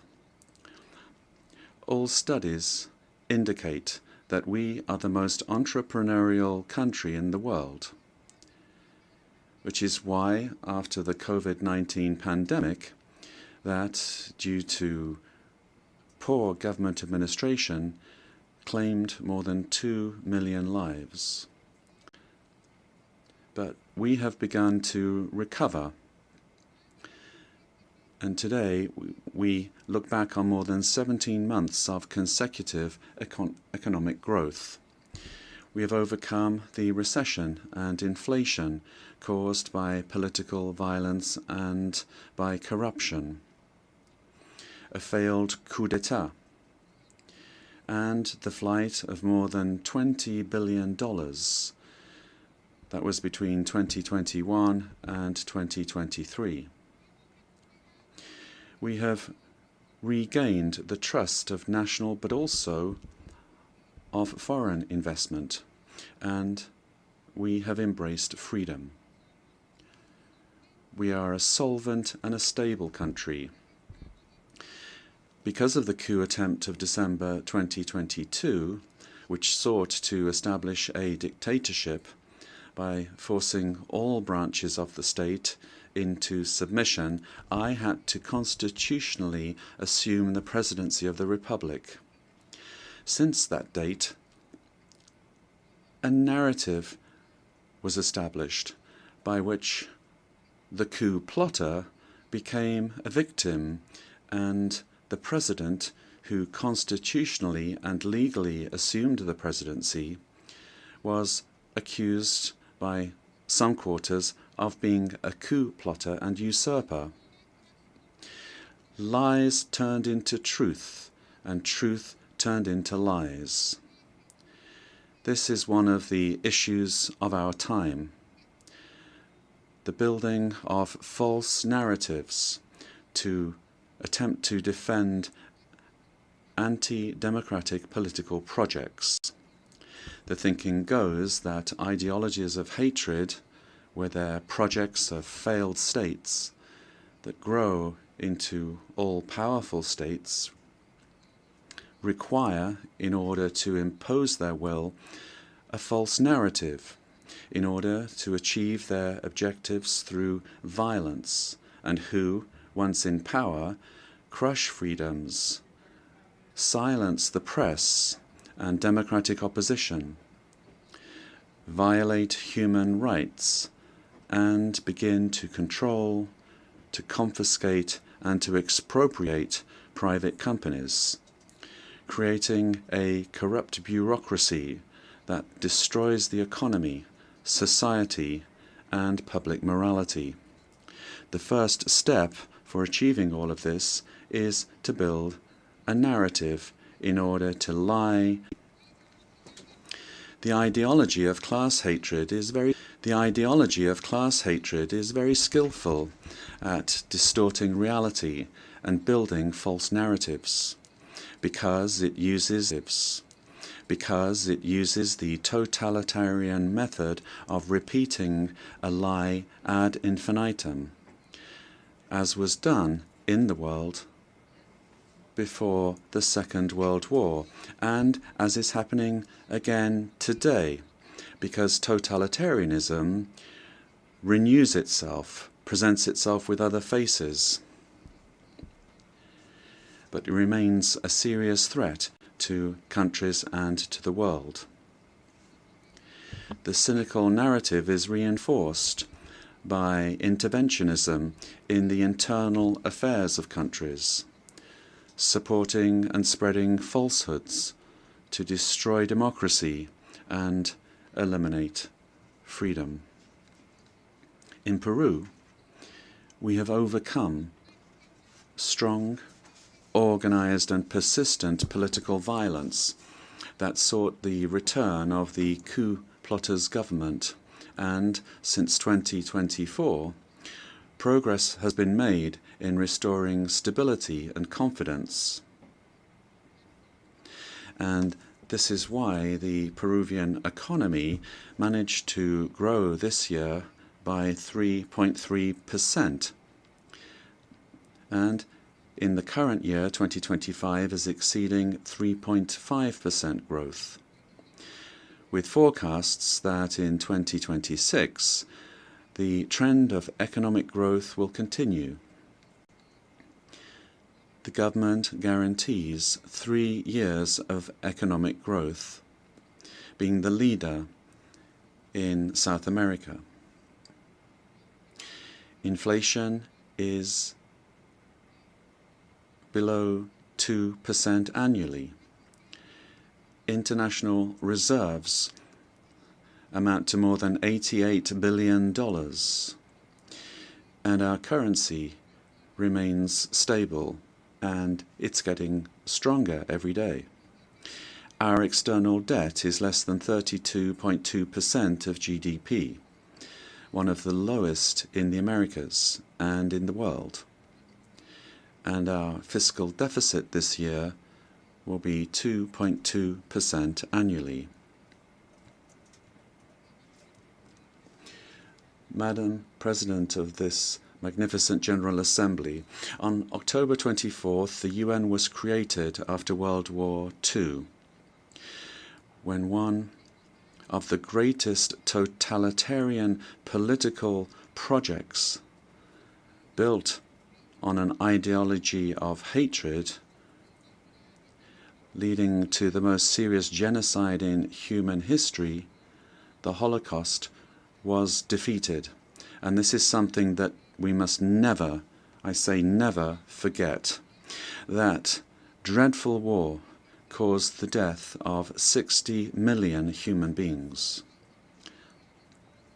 All ideologies of hate, class hatred, and its elevation as a principle and driver of history, racial hatred, nationalist hatred, religious hatred, ethnic hatred, hatred against women, amongst others, are the causes for the worst crimes committed in human history. Ideologies of hatred build narratives as absolute truths that instrumentalize people and nations. The political constitution of my homeland, Peru, affirms that the defense of the individual and their dignity is the supreme goal of society and of the state. Peru, therefore, rejects the two principal hate narratives in the world, namely class hatred and religious hatred. These are the origins of wars and inhumane violence. In Peru, we suffered for more than 20 years from a messianic, dogmatic, violent and genocidal terrorism that cost the lives of more than 70,000 Peruvians. The terrorist hates elections and the citizens' right to choose and to stand for election. When they participate, they do so to destroy democracy from within. However, the narrative that they wanted to impose is a flagrant lie. The armed forces and the police, who defended the life and the freedom of Peruvians, are now accused of violating human rights. Thus, the heroes who defended life, democracy, and freedom are turned into victimizers, and the terrorists are turned into victims. In this way, the heroes who defended democracy are being persecuted in trials that drag on for decades, while the terrorists are compensated and considered victims. This is the world in reverse. The UN was a fundamental milestone in the 20th century, but in the 21st century, we must be more vigilant. It is our duty to prevent the world from plunging into new genocides and new violence. It is not acceptable in a civilized world that one country invade another using a false narrative to justify a war that first and foremost attacks the civilian population. It is not acceptable to slaughter civilians, to capture hundreds of young people, women, and even children, and use them as hostages. We live under the threat of international organized crime. In Peru, international crime based on extortion uses terrorist methods such as bomb attacks to submit citizens to its will. These criminal organizations that use weapons of war have created financial mechanisms to launder blood-stained money, sending large sums back to their countries of origin.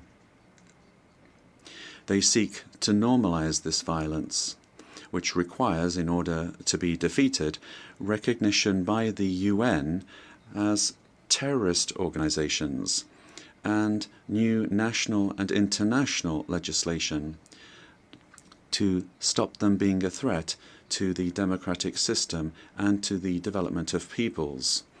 It is also imperative that we act against drug trafficking and illegal mining that destroys the environment, pollutes rivers, and condemns peoples and individuals to slavery. International crime has subjected thousands of women taken from their home countries through violence and deception and being exploited and deprived of their freedom.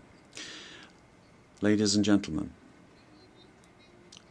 we are living through times that recall the darkest chapters of our modern history, and Peru is convinced that the world does not need less UN, but more and a better UN, one that is in tune with the times.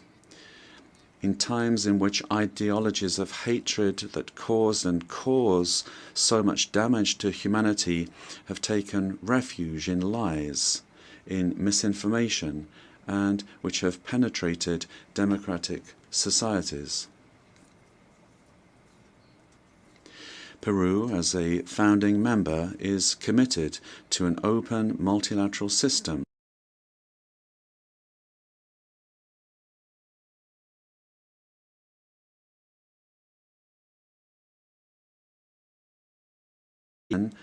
the pillar of the model that has brought peace and prosperity. But we have to look at what's happening around us in the world.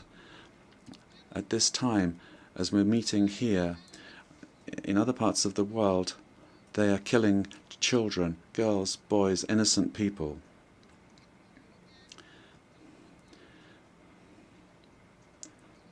Prosperity will only come if we are united and work together. And we have to adapt to new threats. Each of our countries has the duty to make their contribution towards finding solutions to the problems that we all face together. And my country is striving to do this.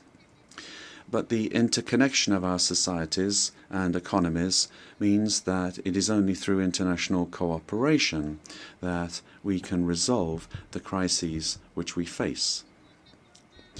If we do not reform the United Nations, our common home, to restore representativeness and effectiveness to its action, then we run the very serious risk of seeing one of the most precious instruments that the international community has for world stability disappearing. For this reason, Peru supports the work of the UN 80 initiative, launched by the Secretary General, placing particular emphasis on the need to refocus the organization on its fundamental functions, bringing it closer to the needs of peoples, and at the same time making it more efficient.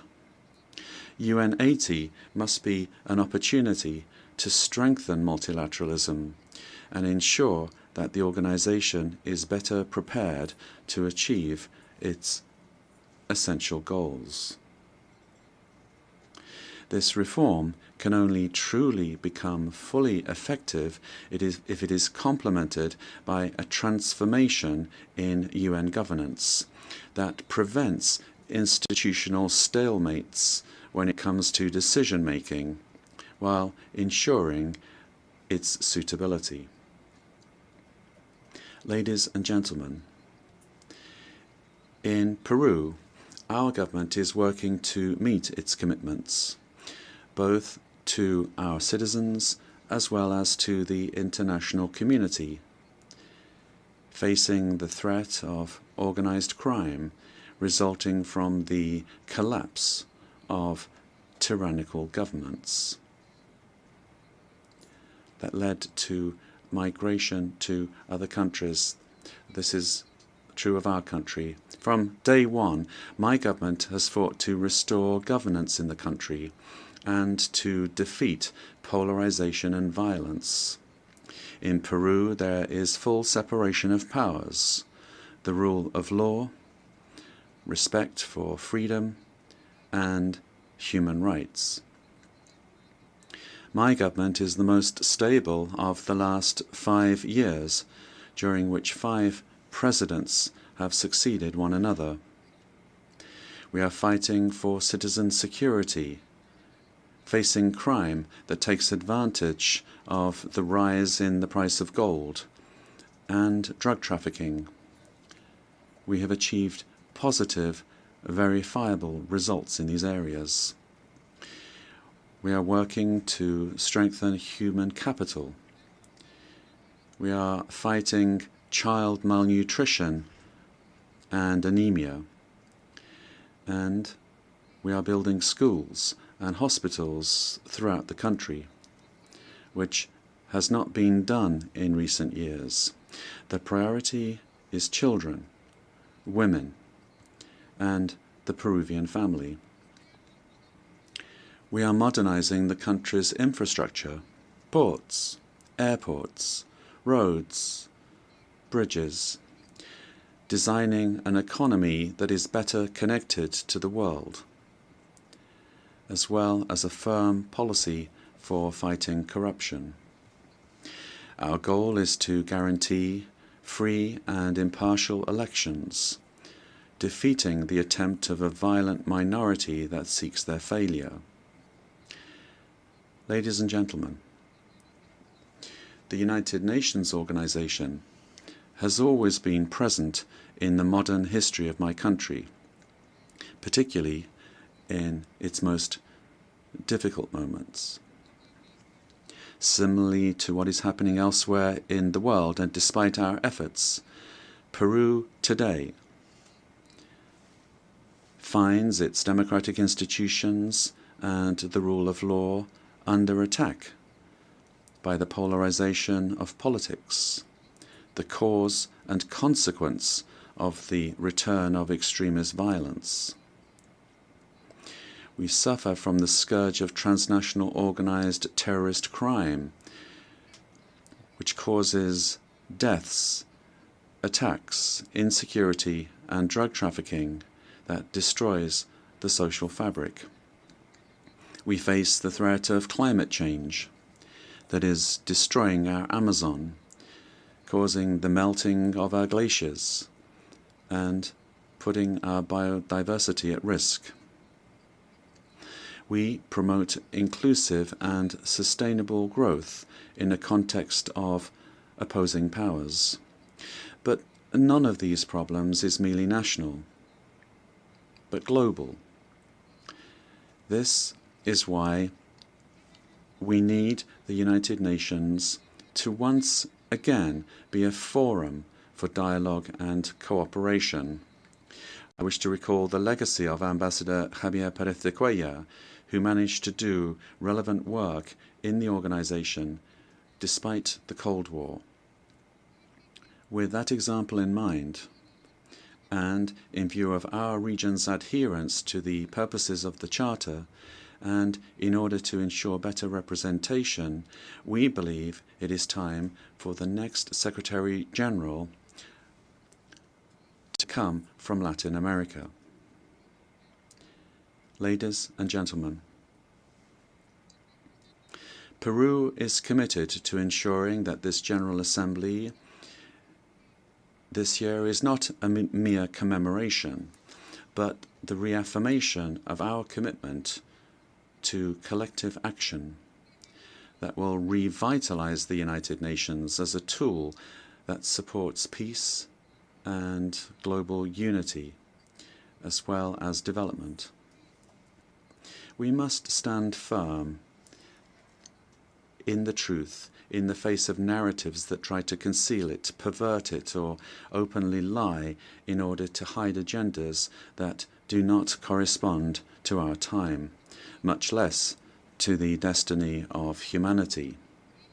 For this reason, it is essential that we strengthen truth against narratives that are based on hatred, the lie repeated that seeks to impose itself and only leads to destruction.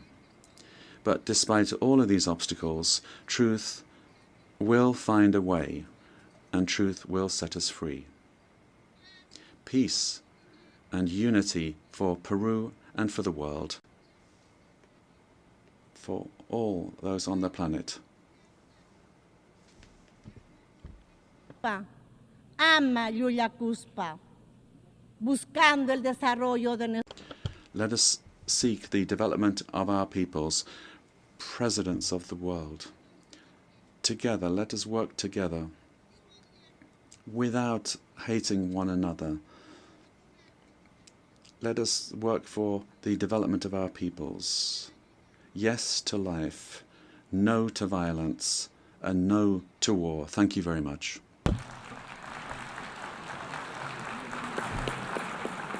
On behalf of the General Assembly, I wish to thank the President of the Republic of Peru.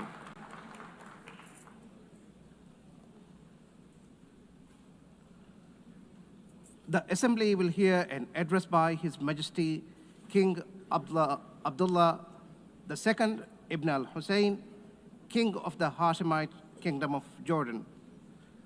I request protocol to escort His Majesty and invite him to address the Assembly.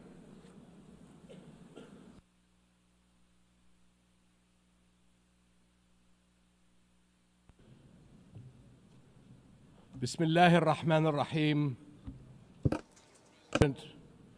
Mr. In the name of God, the compassionate, the merciful. General Assembly, at another occasion when I stand before you to address the same issue, the conflict in the Middle East. And not for the first time, developments on the ground have made me question the worth and utility of words in capturing the magnitude of the crisis. Yet not speaking about it would signal acceptance of the situation and abandonment of our humanity. And that I will not do. Our UN General Assembly was born 80 years ago, pledging to learn from, not repeat, history. The world vowed never again. However, for almost as long, Palestinians have been living through a cruel cycle of yet again, bombed indiscriminately, yet again, killed, injured, and maimed, yet again, displaced and dispossessed, yet again, denied rights, dignity, their basic humanity, yet again. So I must ask, how long? How long will it be before we find a resolution to this conflict, one that safeguards the rights of all sides and allows a level of normalcy in the lives of the families at its core? How long will it be before I stand before you and speak not of suffering and devastation in my region, but of prospect, prosperity, and potential? Sadly, this is not the only conflict in our world. And some may say that other wars are also devastating. But the Palestinian-Israeli conflict remains unique. It is the longest standing conflict in the world. An illegal occupation of a helpless population by a self-declared democratic nation, and a flagrant violation of repeated UN resolutions, international law, and human rights conventions. A failure that should have elicited outrage and action, especially from major democracies. Instead, it has been met with decades of inertia. My friends, the war in Gaza marks one of the darkest moments in this institution's history. But although it is today's horror, the injustice stretches back decades. The Palestinian-Israeli conflict has been on the UN agenda throughout its 8 decades of existence. How long will we be satisfied with condemnation after condemnation without concrete action? When it comes to the Palestinian-Israeli conflict, it seems that what unfolds in the halls of power is theory. The struggles and suffering on the ground is reality. For decades, we have seen several attempts to achieve a solution by interim agreements and temporary stopgaps, none that delivered on the endgame. In fact, many would argue these processes served as a distraction as Israel grabbed more land, expanded illegal settlements, demolished homes, and displaced entire neighborhoods. Muslim and Christian holy sites in Jerusalem have been vandalized and desecrated by those under government protection. And throughout all these years, Israeli families too have not been able to live in true security because military action cannot bring the safety they need. Nowhere is that more evident than in Gaza. More than 60,000 Palestinians killed, 50,000 children injured or killed, miles of burnt out rubble, neighborhoods, hospitals, schools, farms, even mosques and churches in ruins, widespread starvation. And what we are seeing is only a glimpse, because never in our modern history has the lenses of international media been obstructed like this from capturing the reality on the ground. Almost 2 years in, and the cruelty of this military campaign continues unabated. Furthermore, the current Israeli government's provocative calls for a so-called Greater Israel can only be realized through the blatant violation of the sovereignty and territorial integrity of its neighbors. And there is nothing great about that. I can't help but wonder if a similar outrageous call were made by an Arab leader, would it be met with the same global apathy? The international community must stop entertaining the illusion that this government is a willing partner for peace. Far from it. Its actions on the ground are dismantling the very foundations on which peace could stand, and intentionally burying the very idea of a Palestinian state.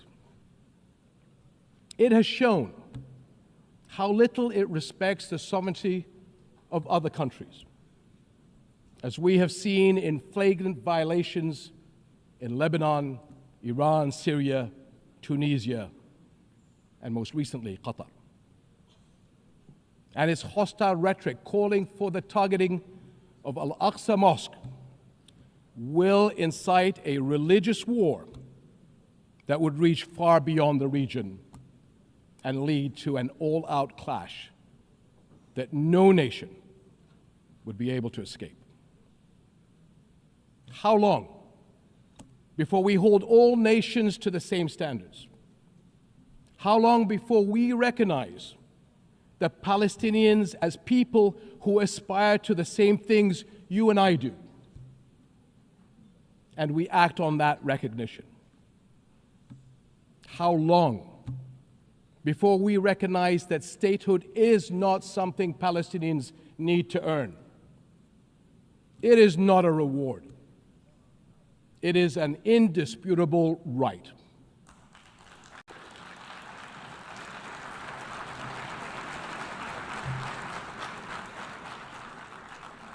In Jordan, we are determined to work for a world in which people are secure in their homes, are safe to practice their faiths, and are able to live and thrive in dignity. As custodians of Muslim and Christian holy sites in Jerusalem, we safeguard these holy places against actions that violate the city's legal and historical status quo. Compromising the delicate balance in the holy city will turn it into a tinderbox that ignites global conflict. And Jordan is serving as the main base for international humanitarian response in Gaza, working by all possible means to provide critical supplies of aid and food. And we appreciate our regional and international partners. I'm also immensely proud of the many Jordanians, including men and women of Jordan Armed Forces, who are at the heart of this effort. Ground convoys, aircraft crews, doctors, nurses, and mobile medical staff who work even under fire to provide relief. These and countless others carry forward Jordan's deep heritage of compassion and generosity to a people in grave need. My friends, amid such darkness, there is a glimmer on the horizon. We are seeing more nations stepping up on behalf of a permanent ceasefire in Gaza, one that ensures the release of all hostages, unhindered humanitarian aid, and support for the Palestinian people as they rebuild. We all know that force is no foundation for security. It is a prelude for greater violence. Repeated wars are teaching generations of Israelis and Palestinians that their only recourse is the gun. Security will only come when Palestine and Israel begin to coexist. Seems I have the same problem as President Trump.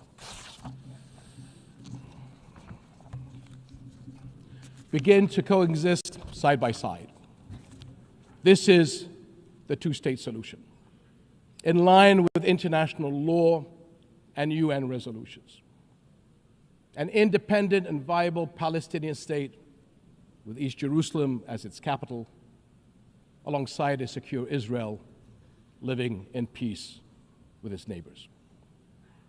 For almost a quarter of a century, this has been the promise of the Arab Peace Initiative, in which Arab and Muslim partners around the globe extended their hand.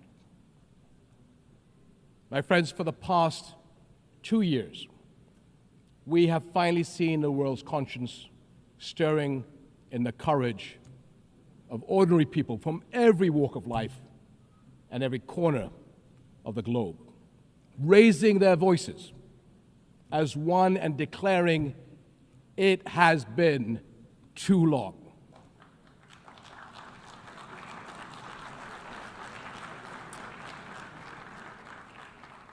This United Nations must echo that call. It has been too long, and it must act on that call until peace is a reality. Thank you.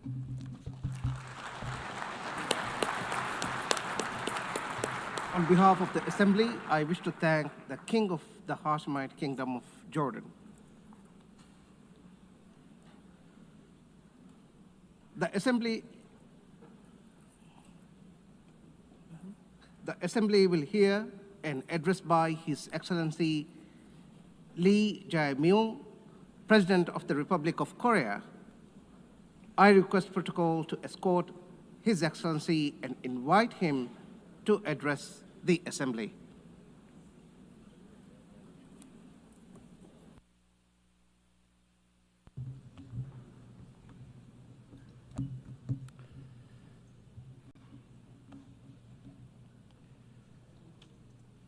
I would like to express my respect and gratitude to all members of the United Nations and staff of the UN Secretariat for their contribution to world peace and shared prosperity. I extend my sincere congratulations to Her Excellency Annalena Baerbock on assuming the presidency of the 18th session of the UN General Assembly. I also pay tribute to Secretary General Antonio Guterres for his unwavering dedication and hard work. I hope the 18th session of the UN General Assembly will achieve even more meaningful results under their outstanding leadership. Madam President, Mr. Secretary, and distinguished delegates, this year is a meaningful year marking the 80th anniversary of the founding of the United Nations. The past 80 years of the UN have been a valuable journey of protecting the dignity and values of humanity and at seeking a path forward for future generations. If someone asks what the UN has achieved, I would confidently reply, look at the 80-year history of the Republic of Korea. It is no exaggeration to say that the Republic of Korea's history, dotted with challenges and responses, is the history of the United Nations, which has constantly confronted enormous challenges facing humanity. Liberated from colonial rule the very year that the United Nations was founded, the Republic of Korea emerged from the scars of division and ashes of war through UN assistance, maintaining national identity while achieving industrialization and blooming into a democracy. Therefore, the Republic of Korea in itself is a country that has proven the value of the UN's existence.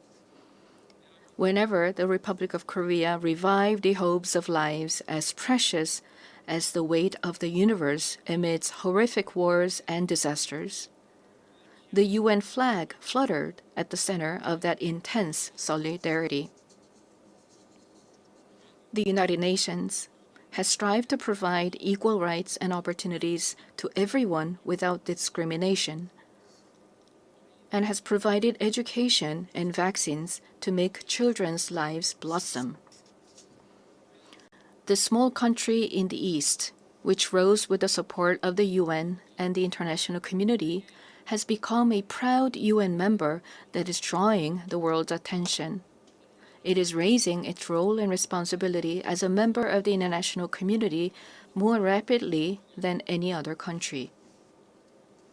There were times when democracy and peace were in crisis, but each time the Republic of Korea rose with indomitable strength.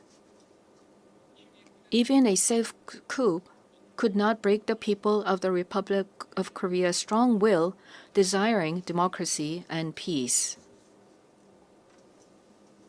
The revolution of light that the people of the Republic of Korea achieved against the darkness of the insurrection last winter was a historic moment that demonstrated the brilliant achievement of the UN spirit. The remarkable resilience and strength of democracy that the Republic of Korea has shown will be ours as well as that of the entire world. I need you to take my hand and guide me away from all this, away to where the light shines through, to where the flowers bloom. As the novelist Han Gang, laureate of the Nobel Prize in Literature, wrote, the Republic of Korea will be a milestone of light for all those who join the journey toward democracy. Today, at the UN General Assembly, where world peace and humanity's shared prosperity is discussed, I proudly announce that a new Republic of Korea, which will be a beacon of light for global citizens, has completely returned to the international community. Thank you. The Republic of Korea, which has grown thanks to the support and assistance of the UN, will not hesitate to take on the role of a leading nation, generously sharing its experience and history of restoring democracy. Despite ceaseless efforts from all corners of the world, the international community's determination and aspiration to maintain international peace and security 80 years ago still remains an unfinished task for everyone. 280 million people are still in a state of extreme hunger. Armed conflicts around the world, including in Ukraine and the Middle East, as well as the climate crisis, which has already become a real problem, threaten the survival of humanity. The answer lies in the wisdom of the pioneers who founded the United Nations, as well as the path that the people of the Republic of Korea demonstrated. There is only one way: more democracy. The people-centered government of the Republic of Korea, through the power of collective intelligence, is ceaselessly attempting innovations, seeking better alternatives in democracy. The way to solve common challenges facing the international community is no different. When all the countries experiencing the same problems gather here at the United Nations and continue multilateral cooperation, putting their heads together, we will all be able to move toward a bright future of peace and prosperity. I look forward to the UN 80 initiative presented by the Secretary General, taking root as a vision that achieves UN's evolution and advancement in line with the demands of our time.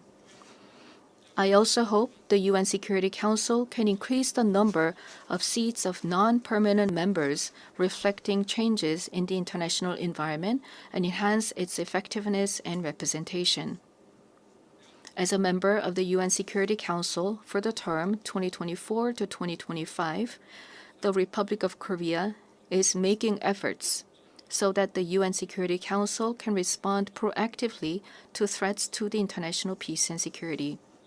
Madam President, Mr. Secretary General, and distinguished delegates, the Republic of Korea, having restored democracy, dreams of a better future.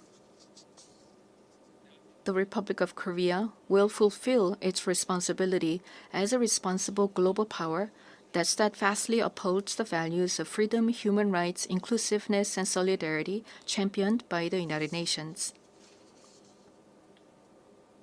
We will further develop our institutions and cultures so that everyone residing in the Republic of Korea, both nationals and foreigners, can be respected as an equal member of society in all fields of life. The Republic of Korea will strengthen and lead cooperation with the international community while realizing the value of respect for human rights. In a time of crisis where immediate survival is urgent, words like solidarity, coexistence, and cooperation may feel somewhat distant. However, humanity has always dreamed of hopes as high as its deep despair, and has achieved the progress we see today through a passion for a better tomorrow. The more difficult the times are, the more we must return to the basic spirit of the UN, which is trust in universal values of humankind. Just as the determination to not pass down the devastation of wars led to the founding of the UN and has prevented conflicts and preserved peace, we today must cooperate more, trust more, and join hands more firmly in order to build a better future, a better world for future generations. Democratic Korea will lead the way in multilateral cooperation toward a sustainable future. Peace is a value that is more important than anything else. In the Republic of Korea, as well as elsewhere in the world, Peace is the basic foundation for democracy and economic development. The disputes and conflicts we are currently facing vividly show how easily the ideals of human dignity and sustainable development can crumble without peace. Today, the Republic of Korea is fulfilling its responsibility as a key contributor to the United Nations peacekeeping and peacebuilding activities. Our brave soldiers, who have steadfastly defended the Republic of Korea, a divided nation, are helping to pave the way towards sustainable peace led by the UN. Threats to peace are not only physical elements.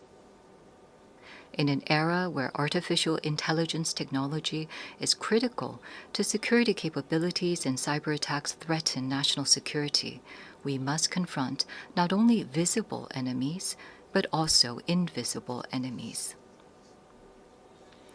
If we passively let ourselves be dragged along by the changes of the AI era, we will meet a dystopia of deepening polarization and inequality, unable to shake off the dark shadows of human rights abuses caused by the misuse of technology.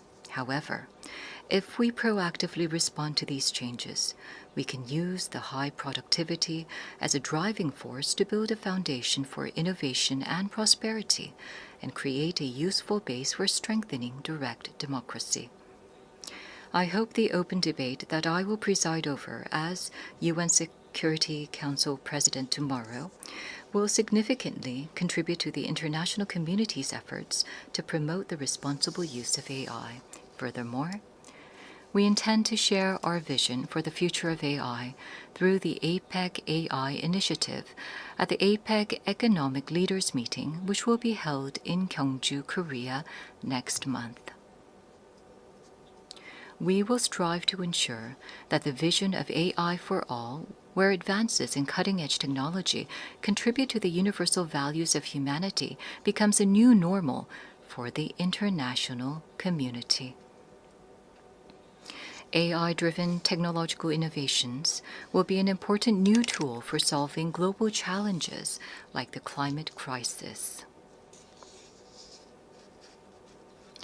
Over the past 80 years, the United Nations has paved the way for sustainable development and spearheaded efforts to address climate crisis threatening the survival of humanity. Nations around the world must respond to these efforts. The Republic of Korea is pursuing a great energy transition, leveraging science and technology and digital innovation to increase energy efficiency and expand the share of renewable energy. We will submit a responsible, nationally determined contribution within this year, joining the united will of the international community. At the 4th UN Ocean Conference that will be co-hosted by the Republic of Korea and Chile in 2028, we will also work to build substantive solidarity for the sustainable development of oceans. Such efforts by the Republic of Korea to actively address global challenges are based on a firm commitment to fulfilling humanity's shared promise of sustainable development. Since the United Nations established the Sustainable Development Goals 10 years ago, the international community has made much progress in eradicating poverty and reducing inequality. However, the demand for development financing is continuously increasing, and the most vulnerable are still suffering. Let us squarely face this grave reality and create new momentum for change. We must move toward structurally reforming global development governance while enhancing the quality of financial resources. I trust that we will pull together in order to bring about more cases like the Republic of Korea growing and developing from an aid recipient country to an aid donor country. This year marks the 80th anniversary of the founding of the United Nations, as well as the 80th anniversary of the division of the Korean Peninsula. new challenges as well as unresolved tasks await us. Democratic Korea will begin a new journey toward peaceful coexistence and shared growth on the Korean Peninsula. The first step will be to restore broken inter-Korean trust and shift to a stance of mutual respect. The government of the Republic of Korea clearly reaffirms that it respects the North's current system, that it will not pursue any form of unification by absorption, and that it has no intention of engaging in hostile acts.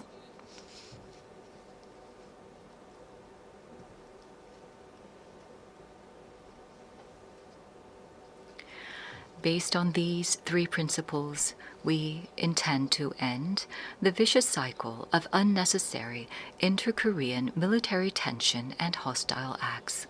That is a reason why we have proactively taken measures, including halting the launch of leaflets and suspending broadcasts toward the North. Going forward, the government of the Republic of Korea will consistently seek a path to reduce military tensions and restore inter-Korean trust. The most certain peace is a state where there is no need to fight. Through comprehensive dialogue centered on exchange, normalization, and denuclearization, in other words, END, we must end the era of hostility and confrontation on the Korean Peninsula and usher in a new era of peaceful coexistence and shared growth. The fact that exchanges and cooperation are a shortcut to peace is a timeless lesson demonstrated by the history of fraught inter-Korean relations. By gradually expanding inter-Korean exchanges and cooperation, we will pave the way for sustainable peace on the Korean Peninsula. It is crucial for both the ROK and the DPRK, as well as the international community, to work together to establish peace on the Korean Peninsula. While striving to advance inter-Korean relations, we will provide our active support and cooperation for efforts to normalize relations with the international community, including between the United States and the DPRK.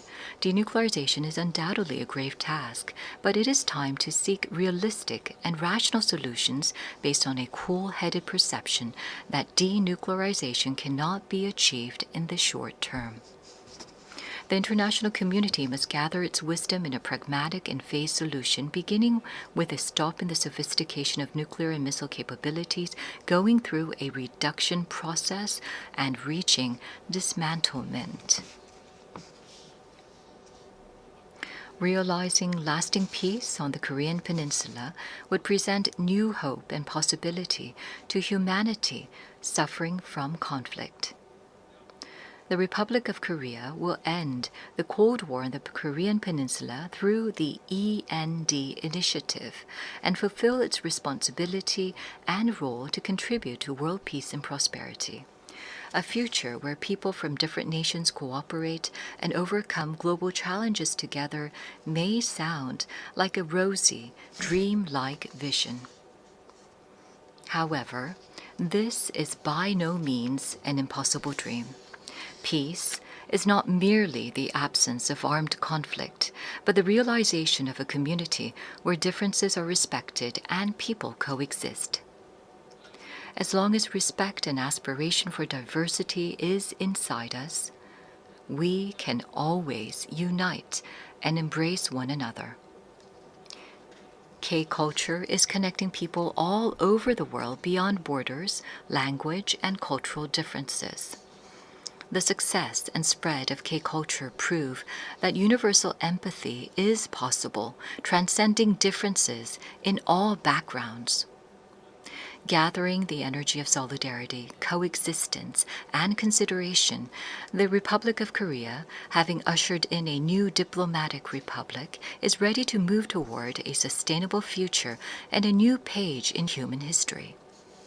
Though a difficult journey is expected, humanity has been able to grow and come this far by not giving up on challenges, even in the face of adversity. As a people of the Republic of Korea, raised colorful cheering sticks in the face of a crisis in democracy. I call on the international community and the United Nations to lift the lantern of hope that will light the future of humanity. The Republic of Korea will boldly lead the way toward a new era of peaceful coexistence and shared growth on the Korean Peninsula toward a better future together. Thank you very much for your attention. On behalf of the Assembly, I wish to thank the President of the Republic of Korea.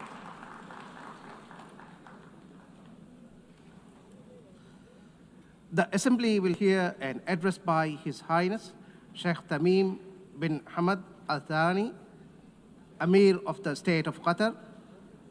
I request protocol to escort His Highness and invite him to address the Assembly.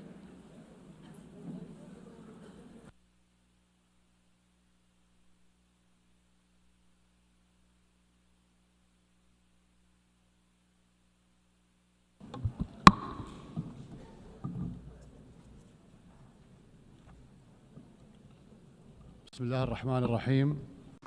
In the name of God, most compassionate, most merciful, Your Excellency, President of the General Assembly, Your Excellency, Mr. Secretary General, may the peace of God be upon you.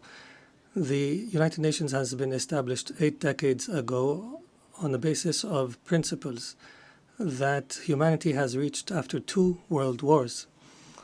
These rules are based on the maintenance of international peace and security and the respect for human dignity and state sovereignty and a non-interference in internal affairs, and to cooperate for the benefit of our peoples. This means if we allow violations to continue, it means allowing the rule of the jungle, where perpetrators and violators enjoy benefits just because they can.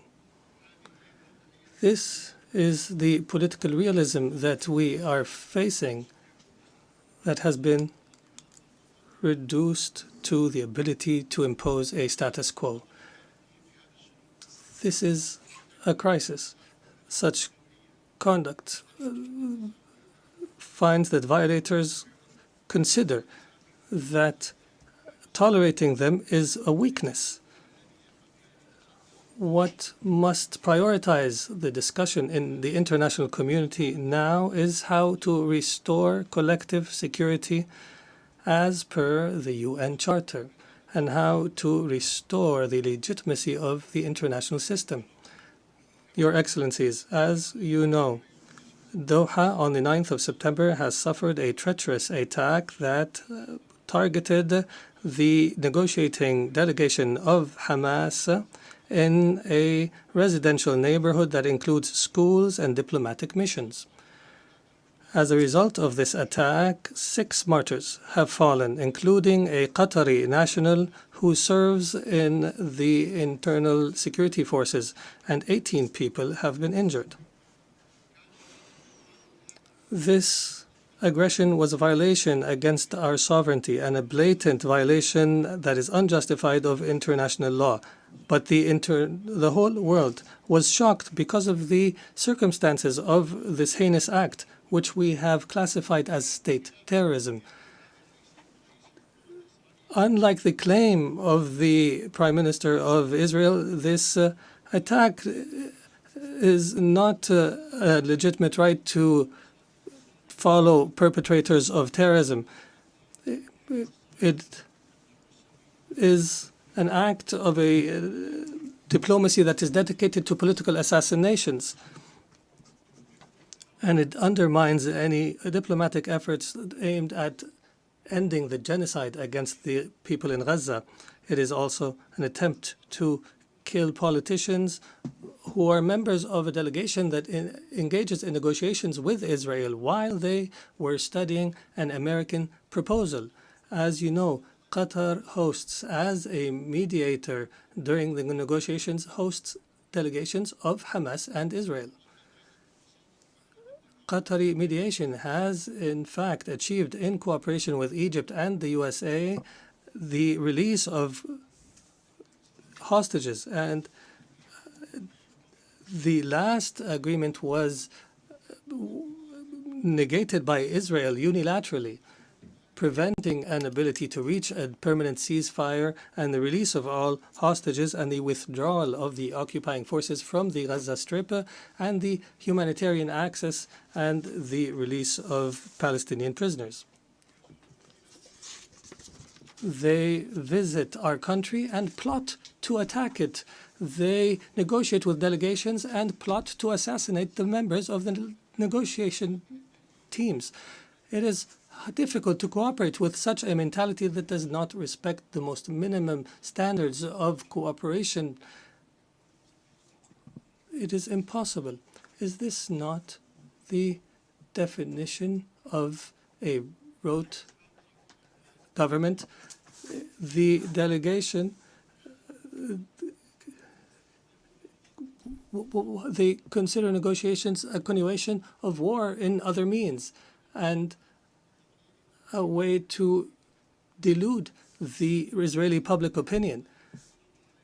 If the release of Israeli hostages is the end of war, the government of Israel is abandoning the notion of releasing the hostages. Their goal is to destroy Gaza so that it is unlivable and where no one can study or receive treatment.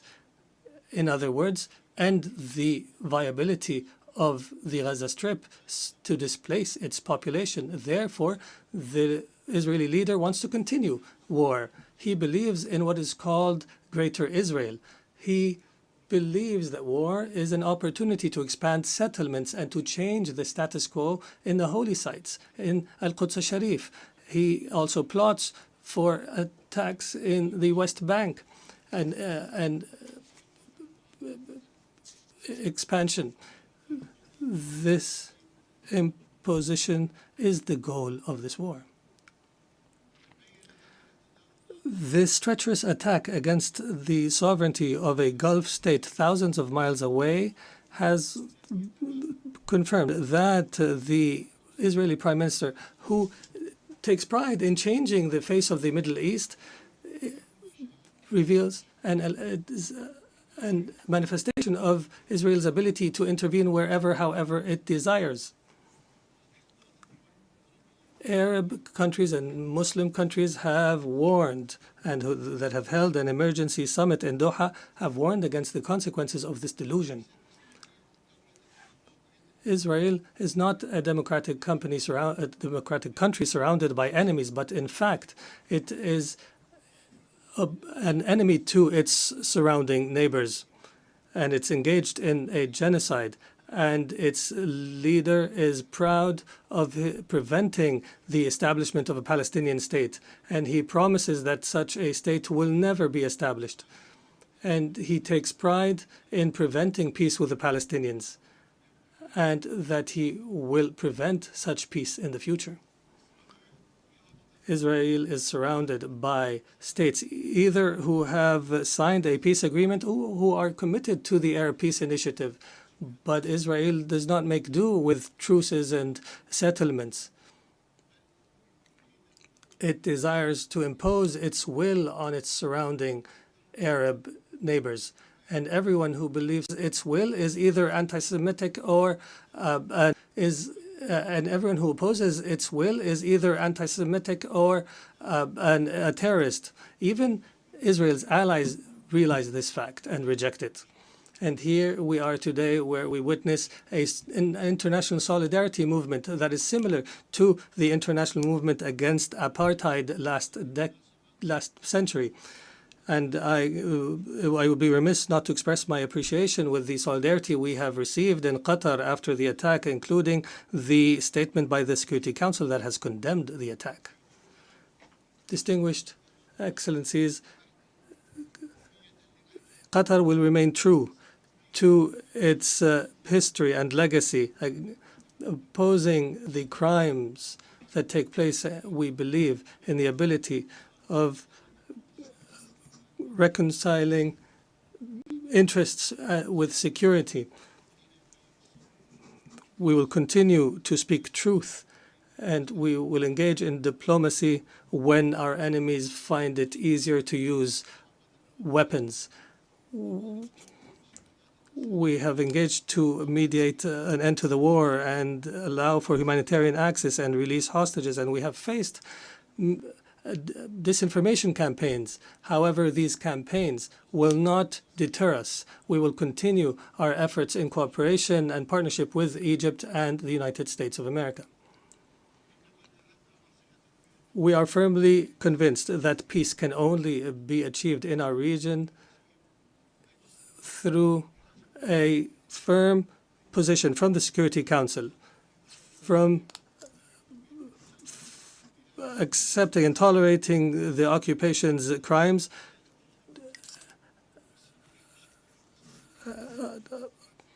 until allowing to the Palestinian people to enjoy their right to self-determination and establish their state with East Jerusalem as its capital on the borders of 1967 as per UN resolutions and the two-state solution that has been the consensus of the international community.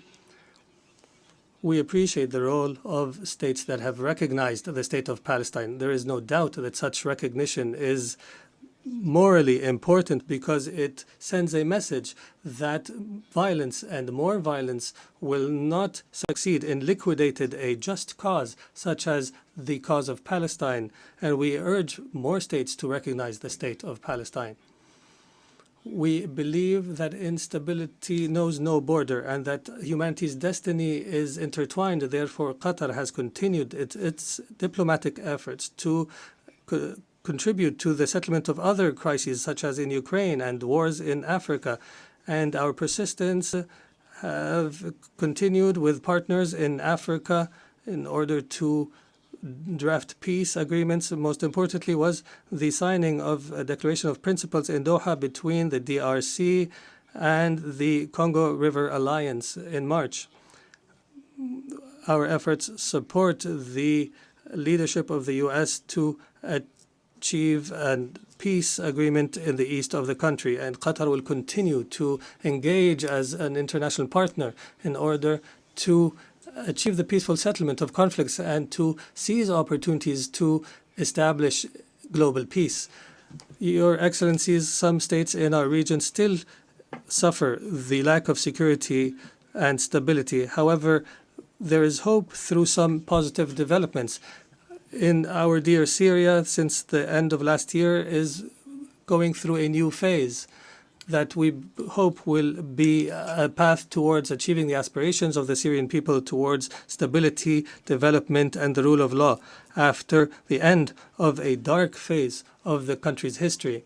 Egypt has stood by the Syrian people throughout the previous years. I recalled and urged to support Syria from this podium, even when it seemed to fall off the international agenda. The international community is called upon to assist Syria now in order to succeed through the transition phase after decades of suffering. Our experience in other Arab countries has taught us that building state institutions and establishing relations between a state and others is based on equality, and internal stability on the basis of respect for diversity are paramount issues at this stage. Qatar will not spare an effort to provide the necessary support to our brothers and sisters in Syria, and we have no doubt that the Syrians will be able to overcome this phase and to reject sectarianism in all its forms, and that they will reject external interference, especially the Israeli attempts to divide Syria and the conduct of Israel that is as though all areas south of Damascus are areas of Israeli influence. The Middle East has also witnessed positive developments through the election of President Ahmed Joseph Aoun in Lebanon and the appointment of Mr. Nauseda as a prime minister, which is a step towards stability in the country. Qatar will continue to support Lebanon government and people and institutions and will continue to support the Lebanese army.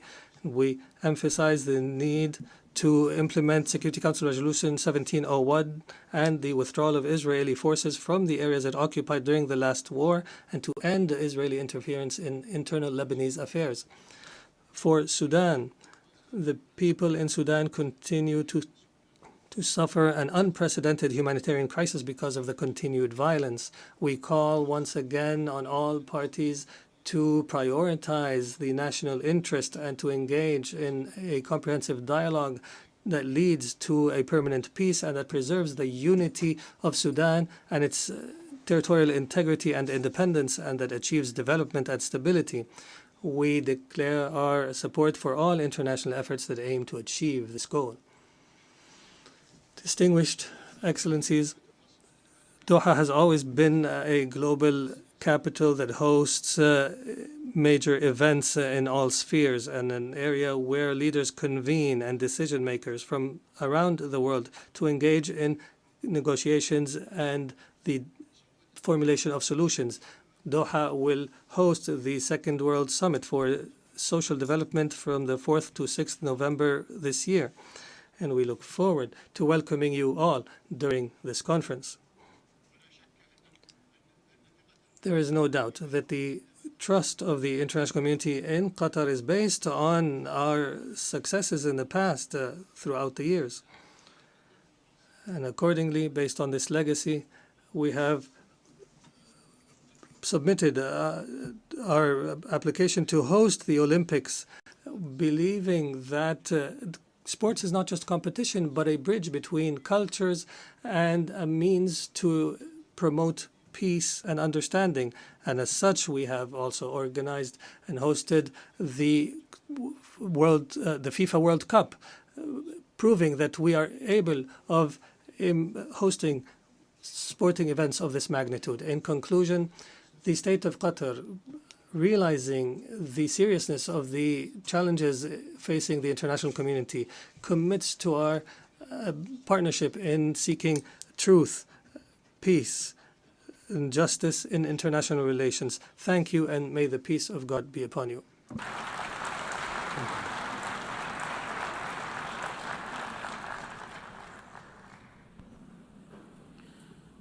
On behalf of the Assembly, I wish to thank the Emir of the State of Qatar.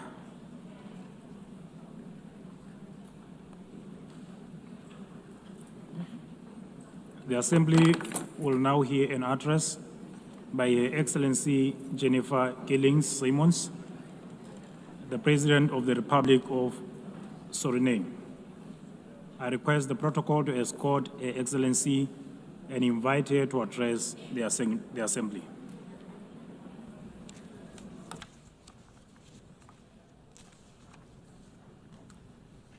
Good morning.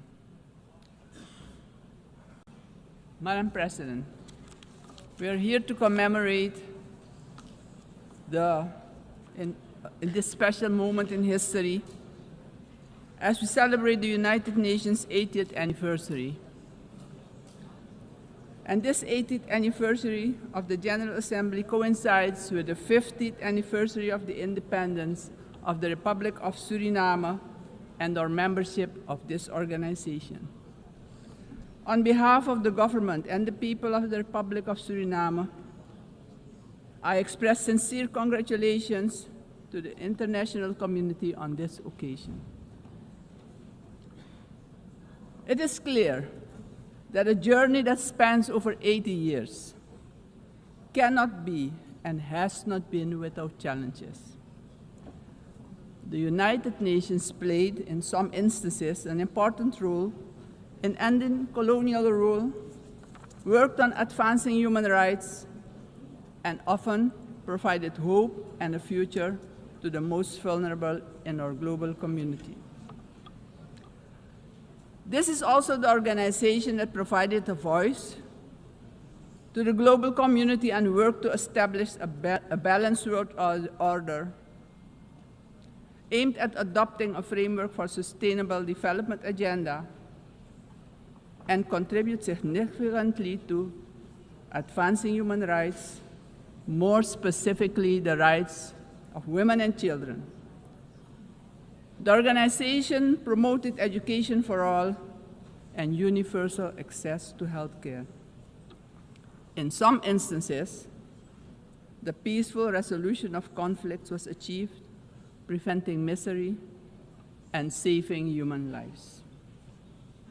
Madam President, on the other hand, we must admit that the UN, at other times, regrettably has been unsuccessful in avoiding conflicts, wars, and violations of human rights. As we look at the world today, we see that in Europe, war has returned. Elsewhere, wars are displacing millions, killing many, and threatening global security and peace. In other countries and regions, for instance, in the Middle East, we have witnessed unspeakable terror at the hands of terrorist organizations. The UN was not able to prevent that. At this moment, there are increased occurrences of grave violations of human rights and more specifically, the rights of children. For example, in Gaza, it is unbearable to even think about their suffering. Also, within our own region, which is the Caribbean, we have not been spared of rising tensions. It is with heightened concern that we noted the Secretary General's recent briefing on the Security Council meeting on the situation in Haiti, mentioning that the Haitians are enduring a perfect storm of suffering. Haiti is still paying a hefty price for being the first to throw away the shackles of slavery in the region of the Caribbean. Our hearts go out to the people of Haiti. Suriname strongly reiterates its position that conflicts should primarily be resolved through dialogue. And we remind the international community that Latin America and the Caribbean are proclaimed a zone of peace. We do not want military aggression in our region.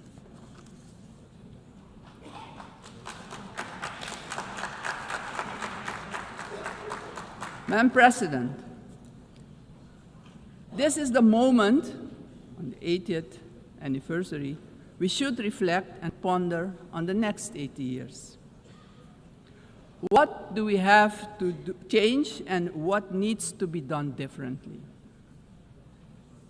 We all must underscore and repeat it ceaselessly today that the United Nations will only be successful if all nations, without exception, adhere to the resolutions we adopt.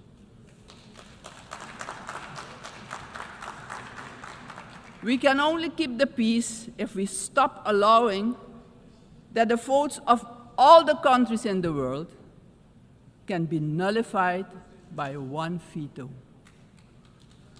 Today, particularly, partially because of the work done by our organization, some poor countries have developed substantially, economically and otherwise. They have become powers who can't be ignored any longer. We have to remind ourselves that the world in which the United Nations was established 80 years ago does no longer exist. The task ahead, therefore, is that we, in the first place, renew our vows, recommit to the principles and objectives of the Charter of our organization and recognize all the voices in the world, because people from all regions should have opportunities for a dignified life. Furthermore, the UN should adjust to the world we currently live in. This means, for example, the Security Council should expand to include all nations who exert major influence in the world. Exclusion of these players will only increase the risk of conflict and obstruct the beneficial cooperation necessary for humanity to develop and prosper. It is of great importance that all economically and otherwise strong nations and countries maintain a healthy competition that promotes the scientific advancement we need for sustainable development. On the other hand, these countries need to work together to guarantee global peace, so crucial for the existence and growth of the developing states and for their own countries. In this context, Suriname endorses the inclusion of, amongst others, Brazil, India, and the representation of the African continent for equal membership of the Council. Equally, we support the CARI composition for a non-permanent rotating seat for the small island developing states and low-lying coastal countries. I would also like to remind the member states that my country, Suriname, has presented its candidacy as a non-permanent member of the Council for the period 2043 to 2044. Madam President, the United Nations must be a genuine unity of nations. If our organization, moving forward, wants to play a crucial role in creating a prosperous future for humanity, we have no choice than to genuinely unite, all of us. Suriname stands firmly for global peace, for the rule of law, and for the equal value of every human life. Considering this, Suriname once again calls for the lifting of the long-standing, unjust embargo against Cuba, bringing misery to its people. Madam President, Suriname is a country with people of indigenous, Maroon, Javanese, Hindustani, Creole, African, Chinese, and European descent. We all live together in a mosaic of cultures and faiths. The persons from Surinamese origin living abroad are part of this mosaic of our population and can contribute to the socio-economic development of the nation. We consider this diversity a great asset. Actually, Suriname does not have diversity. Suriname is diversity, and we keep working together to protect and grow our national unity for our own well-being and as an example of harmony in this often divided world. My country also carries immense natural wealth, and it is our vision to create an economy that is resilient, sustainable, and inclusive. Together, we strive to build this more diverse economy by developing, among others, our tourism and agricultural sectors, strengthen our educational system, and work towards universal access to basic health care. Suriname has a vast tourism potential with its green and lustrous hinterland, many waterfalls, rapids, and great rivers for relaxation, as well as for unforgettable adventures, if you're inclined to that. Rich biodiversity, cultural treasures, and the UNESCO-acknowledged historical city of Paramaribo. Through cooperation in the agriculture sector with our neighbors, we aim at improving food security within Suriname and the Caribbean community. My government views energy security as a strategic priority for national development, regional stability, and economic resilience. With an investment of more than $10 billion for the development of our offshore oil and gas, the country is getting a new beginning, a new start that will contribute significantly to our economic growth. However, we know oil and gas revenues should not be the sole fundament of our economic development. Hence, we need investments in relevant sectors in our country. We are steadily advancing our energy transition. While we already source about 50% of our energy needs through hydropower, we are moving toward natural gas and other forms of renewable energy as part of our long-term vision, because we know climate change is a fact. Madam President, I firmly believe that education is the foundation upon which every prosperous society is built. We are committed to invest in our education system, our teachers, our children and youth. The future of any country depends on the talent and skills of its people. My country reaffirms strongly its commitment to upholding the rights of indigenous and tribal communities, ensuring that their livelihoods, tradition, knowledge systems are respected and preserved, and the acknowledgement of their collective land rights. Strengthening our institutions is high on our agenda. Suriname has worked tirelessly on the prevention of diseases, and despite challenges, we have achieved results that we as a country can be proud of.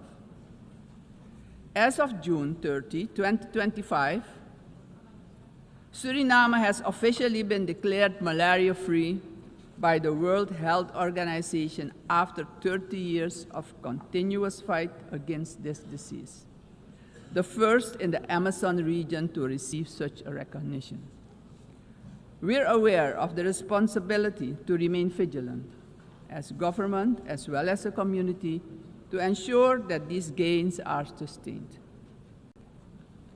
Suriname's example showcases that we too can surely make a valuable contribution in combating infectious diseases. Madam President, the Caribbean community is expanding its outreach. And in this light, Suriname also welcomes the recently concluded Second Africa CARICOM Summit held in the Republic of Ethiopia. This, Madam President, honors the historic, cultural, and human bonds between the regions of the Caribbean and Africa. Suriname also acknowledges the CARICOM 10-point plan for reparatory justice, which has our full and strong endorsement. Slavery was a crime, is a crime against humanity, and we're talking about reparations, yes. We will furthermore continue to contribute with CARICOM, aiming at enhancing the organization's geopolitical influence. Despite our commitment as a country to the Paris Agreement 10 years ago, we see that the climate crisis is worsening. It's worse than we feared. Our countries have least contributed to climate change and carbon emissions, but are hit the hardest by its effects, directly impacting the livelihood and economic growth of our peoples. Suriname calls for the urgent attention of the international community to address the detrimental impact of climate change facing the small island developing states and countries with low-lying coastal areas. Our forests stand strong.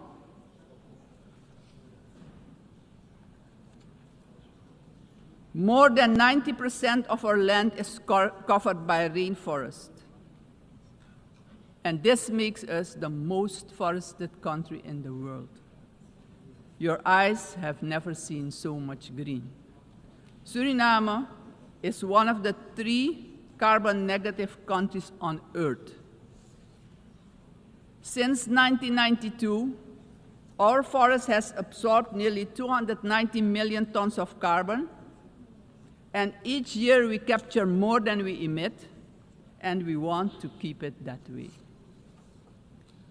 The protection and conservation of our forest has been a priority.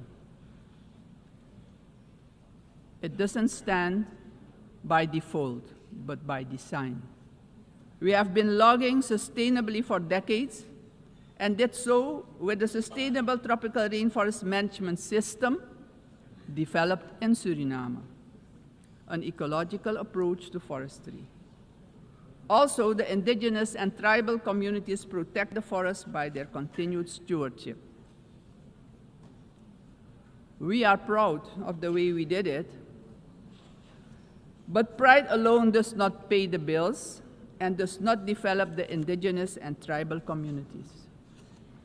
Madam President, we must not forget that these forests, our forests, are in competition with vast resources such as gold, diamond, bauxite, and more.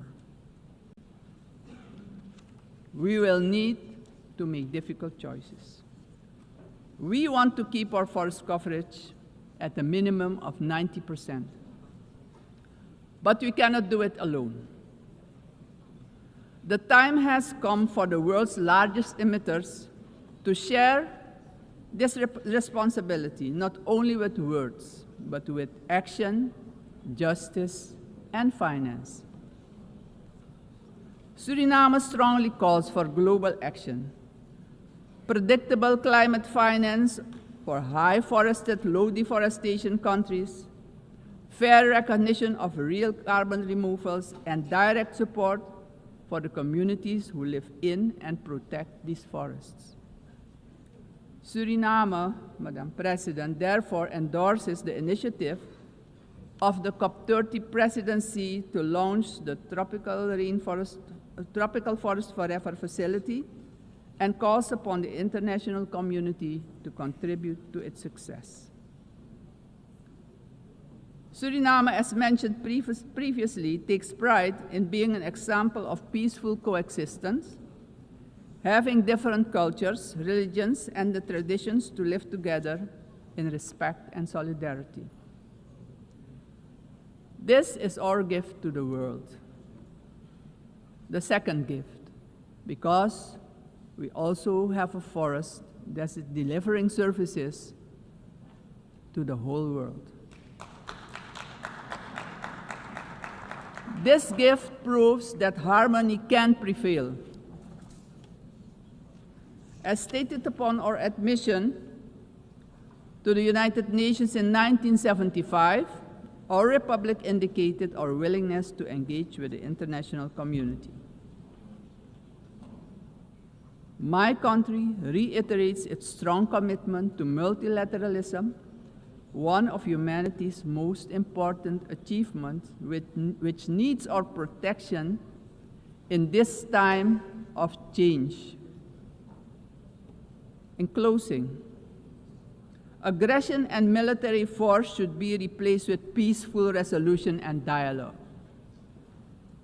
because it doesn't solve problems, it creates destruction and misery. As a matter of urgency, I call on every member state to keep the peace, protect the planet and all human rights. Suriname has shown the world that living sustainably together is possible. We are really better together. Thank you, Grand Tanye, and may God be with you.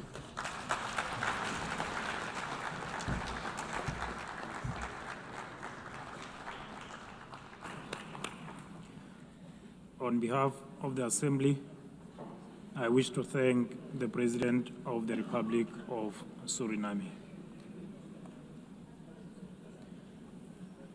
The Assembly will hear an address by His Excellency Katinas Nauseda, President of the Republic of Lithuania. I request protocol to escort His Excellency and invite him to address the Assembly.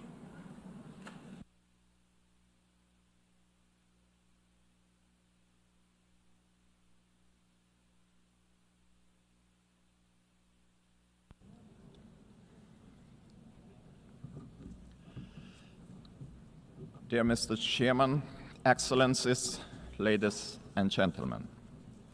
80 years ago, humanity, emerging from the Second World War, embarked on a long road towards peace.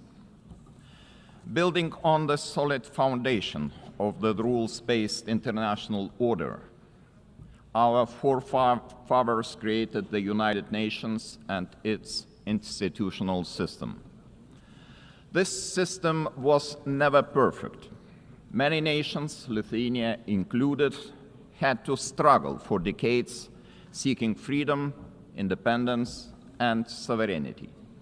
Many people suffered war, famine, and premature death. And yet, it was the best international order that we have ever. The United Nations system embodied the great hope that nourishes the human soul and guides our actions for the universal good. Together we succeeded in condemning war and conquest, at least in theory, if not always in practice. To this day, even the worst aggressors feel ashamed to openly conquer, destroy, and enslave. Instead, they talk about special military operations and the need to protect those who frankly do not want to be protected. This shame is a significant achievement of our time. To the extent that current international norms limit the behavior of offenders, they help countless people to survive, escape torture, or even prosper. Thus, it is an ever-growing concern to witness these same norms being subjected to increasingly open and brutal attacks. Our international order is being slowly eroded by the irresponsible actions of those who should know better.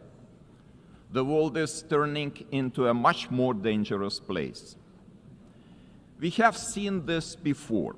We cannot ignore the striking parallels between the present day and the events of 1938, a time when the world chose appeasement over international law and diplomacy over deterrence, culminating in the infamous Munich Pact. That was a short-sighted attempt to satisfy a dangerous revisionist aggressor by giving away the territory of a sovereign nation. It proved to be a complete failure. The Munich Pact not only emboldened the Nazi regime, but also opened the door for Soviet expansion. Soon after, the secret protocols of the Molotov-Ribbentrop Pact carved Europe into spheres of influence and sealed the fate of many independent states.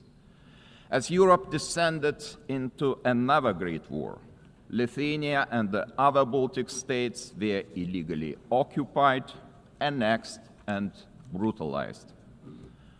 After regaining the independence 35 years ago, Lithuania feels a duty to guard the bitter memory of past mistakes. Never again will we place our hopes in appeasement. Never again will we stand aside. Never again shall Pandora's box be opened. In 1938, it was Czechoslovakia that was abandoned. Today, we cannot abandon Ukraine alone. The war in Ukraine is well into its 4th year. The international community has not done enough to stop aggressor. This is a quest that goes far beyond the usual lines that keep different nations apart. What matters is not the distinction between large and small, or between global North and global South nations, but the basic principles of the UN Charter, which guarantee peace and security across the globe. If one UN member is attacked with impunity year after year by a permanent member of the Security Council, what does that mean for the rest of us? When power replaces law and fear silences the truth, the foundations of the global order begin to crack. And then nobody can feel safe anymore. Ladies and gentlemen, the effects of Russia's war against Ukraine are being felt across the world. This war has sparked crises in energy, migration, and food security, while also deepening global poverty, hunger, environmental damage, and climate change. It all began with the illegal occupation of Crimea in 2014 and escalated into a full-scale invasion marked by systematic war crimes. The targeted destruction of civilian infrastructure, indiscriminate missile attacks, and the forced deportation of thousands of Ukrainian children are not isolated abuses. These are calculated efforts to erase Ukraine's identity and undermine its sovereignty and territorial integrity, all in open defiance of the United Nations Charter. Let me be clear, Lithuania will never recognize Russia's illegal occupation and annexation of Ukrainian lands. Ukraine's borders are not up for negotiation. Attempts to redraw them by force are unacceptable. The United Nations Charter is not a menu to pick from. It is a binding foundation of international order. Ukraine is also not the only target. Russia continues to occupy two Georgian regions, destabilizes Moldova, and uses proxies and mercenaries to spread instability across the Sahel, the Middle East, and beyond. These are not isolated episodes. They are part of a calculated policy to undermine international norms and export chaos for strategic gain. Russia is not acting alone. The countries enabling Russia's war against Ukraine also violate international law. They prolong the war and deepen unnecessary suffering. Their actions damage us all, every sovereign nation. Lithuania therefore calls on the international community to maintain strong political, military, humanitarian, and economic support for Ukraine. Having already provided more than 1 billion euros in assistance, half of which for reconstruction and long-term recovery, we are setting an example to follow. It is equally vital that the international community stop buying Russia's energy resources. Without all that oil and gas money, Moscow's war machine would finally stop. If history is any indicator, Russia will never stop using energy for its geopolitical goals. Wherever Russian energy resources flow, corruption, blackmail, and sabotage will follow. Let me remind you, this is a country that understands only the language of force. Ukraine's ability to deter aggression will be the decisive factor in the future. Moreover, peace will never be sustainable without justice. Russia's numerous war crimes, from mass killings and attacks on hospitals to the abduction, deportation, and indoctrination of children, demand accountability. My country strongly supports the Special Tribunal for the Crime of Aggression under the auspices of the Council of Europe. We call on all states to endorse this initiative. Accountability must have real consequences, legal, political, and financial. As a co-founder of Register of Damage for Ukraine, Lithuania calls on all eligible states to join this vital effort. Russia's frozen assets must eventually be used to help Ukraine defend itself and rebuild. I also cannot stress strongly enough that the return of all deported Ukrainian children and illegally detained civilians must be a global priority. We urge all states and institutions to strengthen international efforts and to ensure their safe homecoming.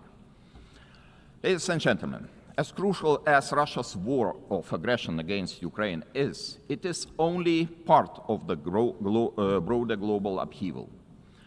Lithuania watches the current situation in the Middle East with deep concern. We join the international community in calling for the full and immediate implementation of the ceasefire in the Gaza Strip. To prevent starvation, humanitarian aid must be allowed to reach those in need without obstruction. At the same time, the unconditional release of all remaining Israeli hostages remains a crucial step towards ending hostilities. Lithuania is firmly committed to a just and lasting peace in the Middle East. We condemn all the actions that undermine this goal. The ongoing mediation efforts led by the United States, Qatar, and Egypt deserve our full support. There is no alternative but to revitalize a credible political process towards a two-state solution, ensuring that the state of Israel and an independent, democratic, contiguous, sovereign and viable state of Palestine can live side by side in peace, security and mutual recognition, with Jerusalem as the future capital of both states. Sadly, many states remain trapped in cycles of conflict, crisis and long-term fragility. It is our shared responsibility to support those in need as destabilization spreads far and wide across international borders, regions, and continents. Our attention must also focus on the growing challenge of disinformation, which is increasingly being used to undermine democratic institutions and destabilize entire nations and societies. Lithuania calls on all members of the international community to defend truth as the supreme value and to fight attempts to rewrite history. Historical memory must be preserved. Ladies and gentlemen, as we face high global uncertainty, one choice remains entirely clear. Either we will repeat the mistakes of history, or we will find the resolve to defend the core principles of the United Nations. Today, Lithuania chooses to act. We call on the international community to respond to today's challenges with unity and determination. We call on the United Nations to return to its founding purpose, to prevent the scourge of war, to protect human dignity, and to uphold the rights of nations large and small. Together, we must ensure that no permanent seat on the Security Council grants any state permanent impunity. We must support those who defend the very principles of the UN Charter. In this spirit, I welcome the Secretary General's UNAT reform agenda, a timely blueprint for adapting this institution to the realities of today's world. His call for a more inclusive, effective, and accountable United Nations deserves our broad support. Lithuania stands firmly behind these efforts to reimagine multilateralism. We call on all states to strengthen our collective ability to act across all three pillars: peace and security, human rights, and development. Our message must be simple and straightforward. Aggression cannot win, and the principles of the UN Charter must prevail. Let us rise to the demands of this moment. Thank you very much.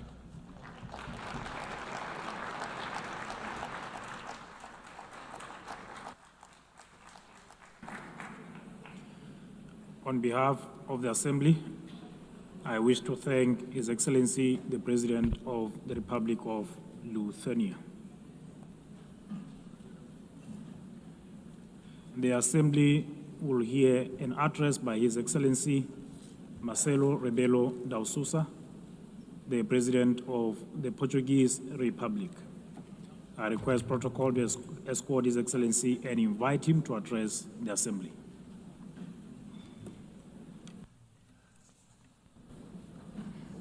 Mr. Chairman,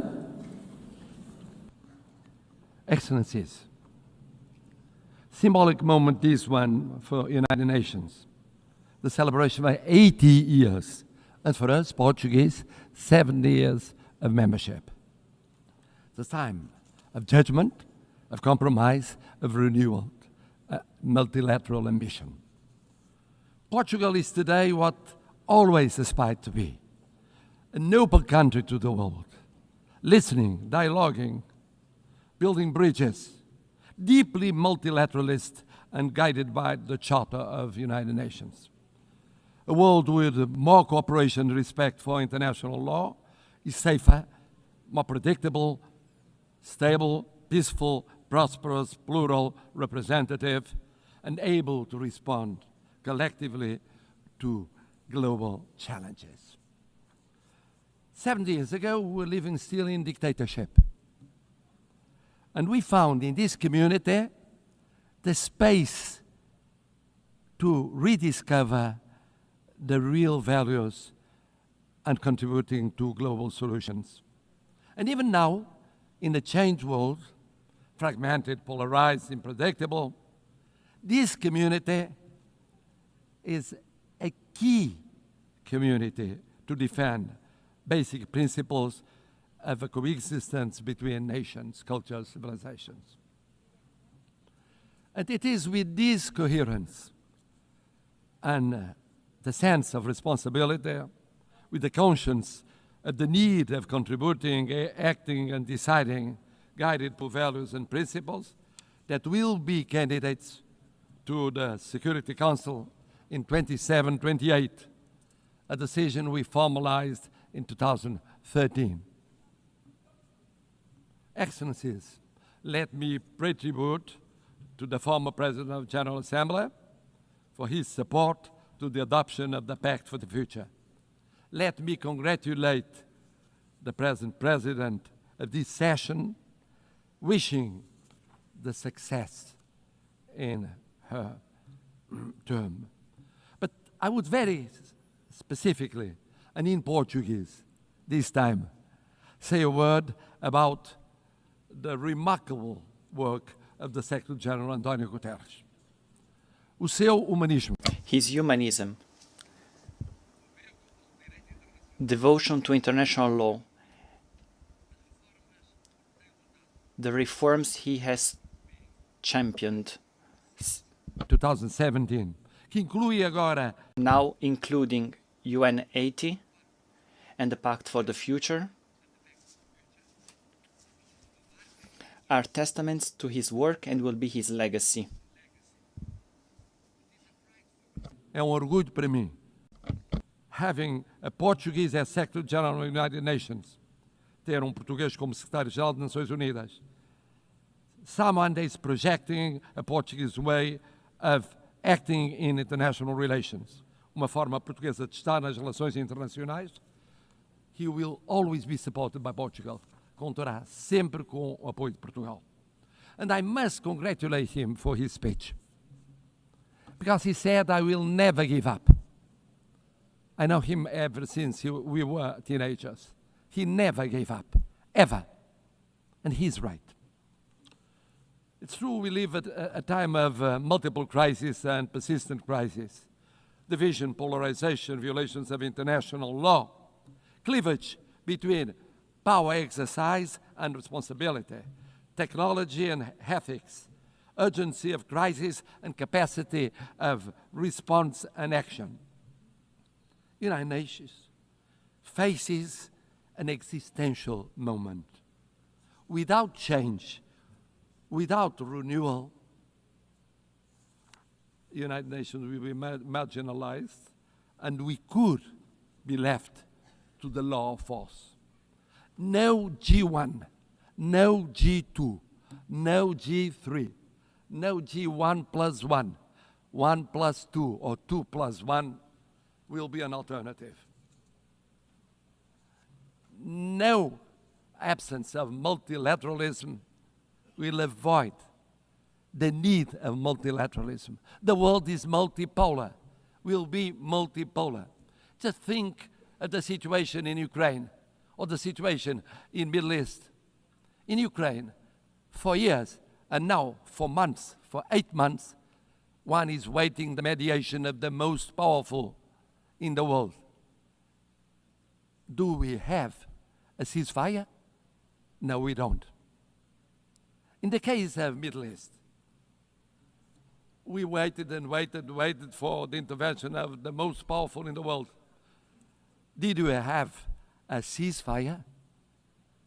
Without the multipolar, multilateral intervention of so many countries, here in New York, with the recognition of the existence of the state of Palestine, some Europeans, others non-Europeans, we won't change soon. This means we need United Nations, we need multilateralism, we need dialogue between countries from every continent.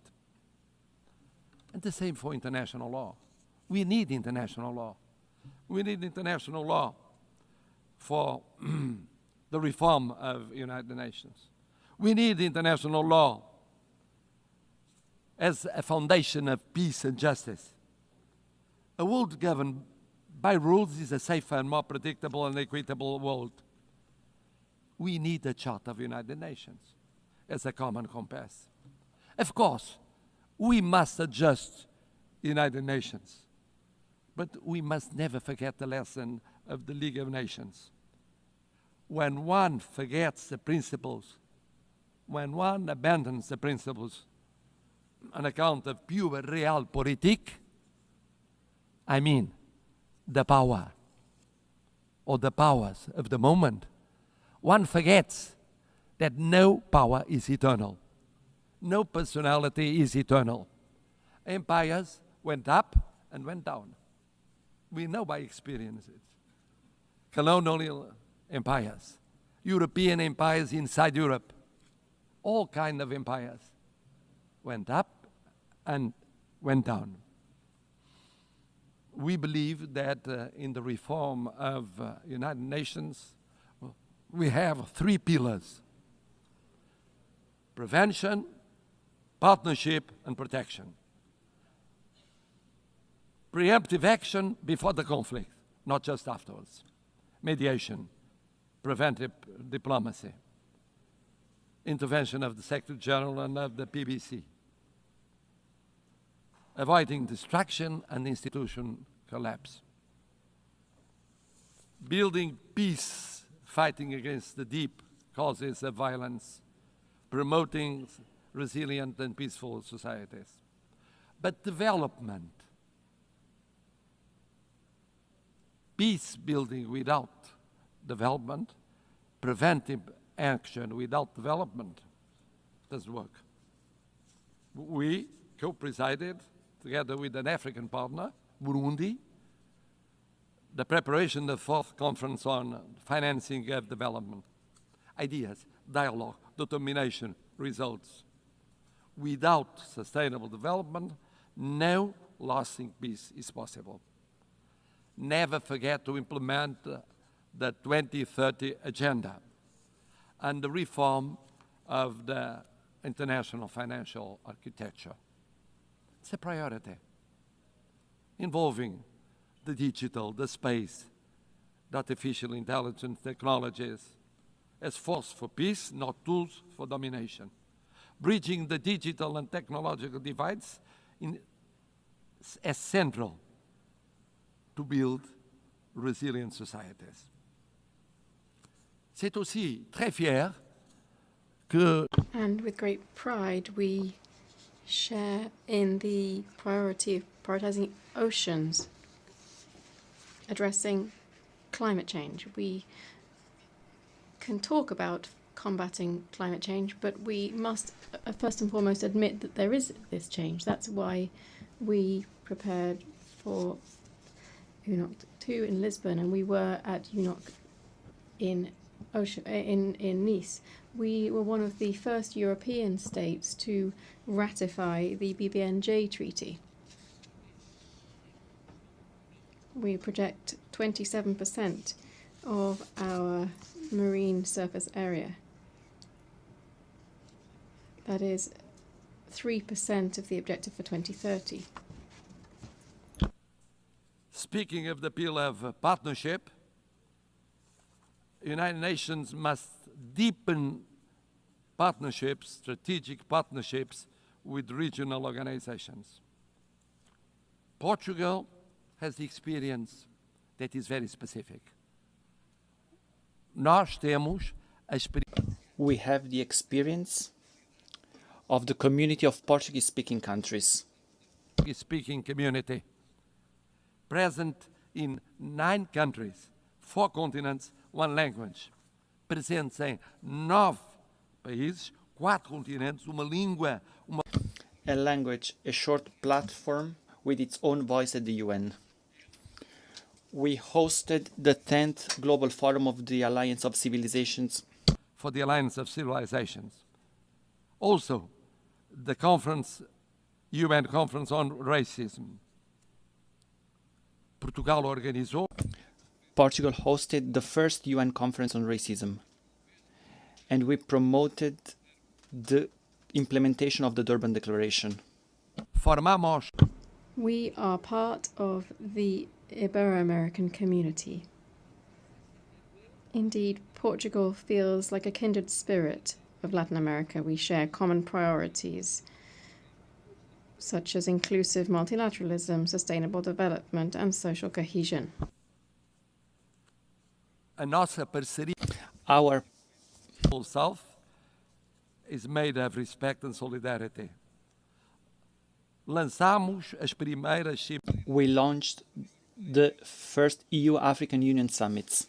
Initiative of the first and second summits between European Union and the African Union. We cooperate actively with the PMA, CITES, and LLDC. At the same time, we think that protecting means also protecting the role of women, youth as agents of change, the access to education, leadership, political participation. The world needs more women and more youngest as leaders in the procedures of decision. Third pillar, protection. We participate for 65 years in peacekeeping. Thousands of armed forces and security forces participated in 25 missions in 4 continents, mostly in Africa. Peacekeeping now with 4 peace operations, a quick reaction force, punctual payment, example of intervention in every continent, defense of a predictable and stable financing, including for the missions that are promoted by Security Council or accepted by Security Council, but initiative of African Union. This year, we celebrate the 25th anniversary of the additional protocol to the Convention of Rights of Children involved in armed conflicts. It's a drama. It's a drama. Children going on being victims in every war scenario. We have the legal duty, the political and the moral duty of protecting them. And then, of course, humanitarian international law. One spoke of it, about the situation in areas of conflict. Geneva Conventions are not suggestions. They involve duties. We participated in the 6th Commission preparing the Convention on Crimes Against Humanity. Human rights. Human rights. Human rights mean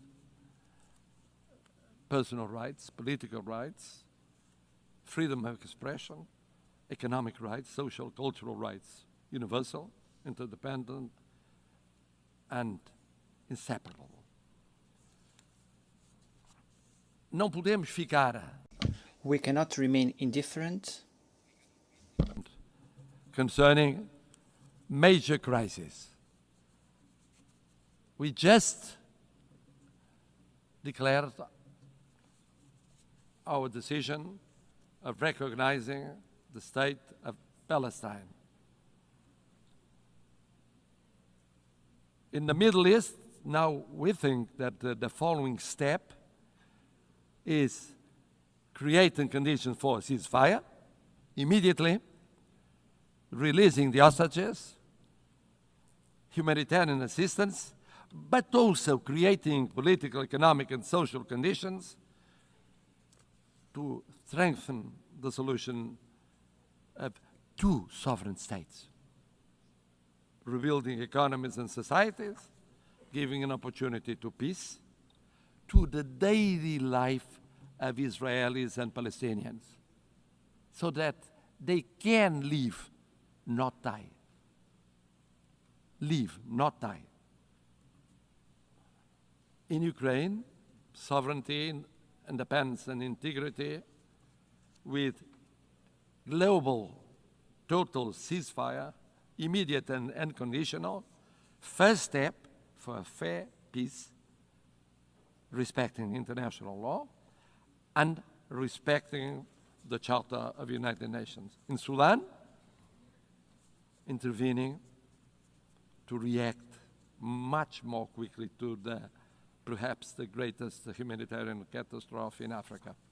On Haiti, In Haiti, where the suffering of the population is no longer tenable, this in light of the barbaric atrocities committed by criminal gangs and the recruitment of child soldiers, decisive UN assistance to the multinational security support mission is required before it is too late. Excellencies, at a time when we are witnessing the largest number of armed conflicts since the creation of the United Nations, Portugal is ready to take on greater responsibilities and represent a global voice in the Security Council, bringing the experience of almost lessons learned in recent decades and proximity to all the states here represented, without discrimination. And for that, our vision for the Security Council will act to prevent and creating partnership and protection, and with the reform of the Security Council to make it more representative and effective, to reflect the geopolitics of the 21st century and doesn't remain stuck in 1945, with representation of the African continent, with seats represented, and recognition of major emerging powers such as Brazil and India, with more transparent, a council that is more plural and consistent with the content and the spirit of the Charter. A Security Council which in 2024 met frequently since 1989. But it met frequently with less resolutions adopted and the highest number of vetoes casted. It's unacceptable that the use of veto continues to paralyze essential decisions. It is therefore unacceptable in the face of human suffering. The Charter is clear. A party to a conflict shall not be the judge of its own case. Portugal supports the ACT Group's code of conduct, measures to restrict the use of veto, and all initiatives that strengthen transparency and accountability within the Council. A last word. Portugal is presenting itself to the Security Council without hidden agendas. but rather with an agenda aligned with the values and objectives of the UN, with humility, but with confidence, contributing to a council that is more effective, representative, and close to those who expect protection from it. We are a predictable country, a bridge builder, a reliable partner, an uncompromising defender of the UN Charter. It is in this spirit that we want to serve, that we reaffirm our commitment to be United Nations today, and that we hope will earn your trust for the future of the United Nations, but mostly for the future of the world. More peaceful, more just, more respectful of dignity, human dignity, in so many conflicts that represent a shame for all of us. Thank you.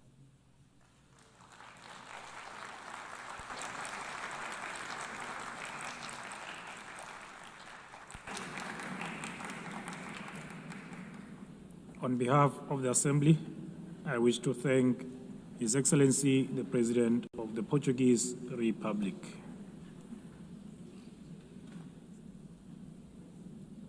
The Assembly will hear an address by His Excellency Yomandu Usi, President of the Eastern Republic of Uruguay.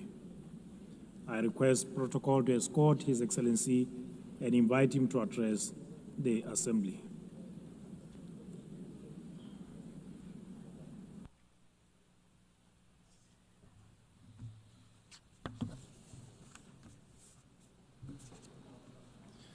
Señora Presidenta. President of the General Assembly, Secretary General, heads of state and government, representatives of international organizations, official delegations, ladies and gentlemen. I come from a republic that lies to the east of the Uruguay River, one which on maps, in history and in culture occupies a small corner of the southernmost tip of the world. This is a country of grasslands overlooking the ocean, which stands out for the tranquility and hospitality of its people. I come from a country where it is now common practice for a president to visit neighboring countries accompanied by his predecessors from other political parties.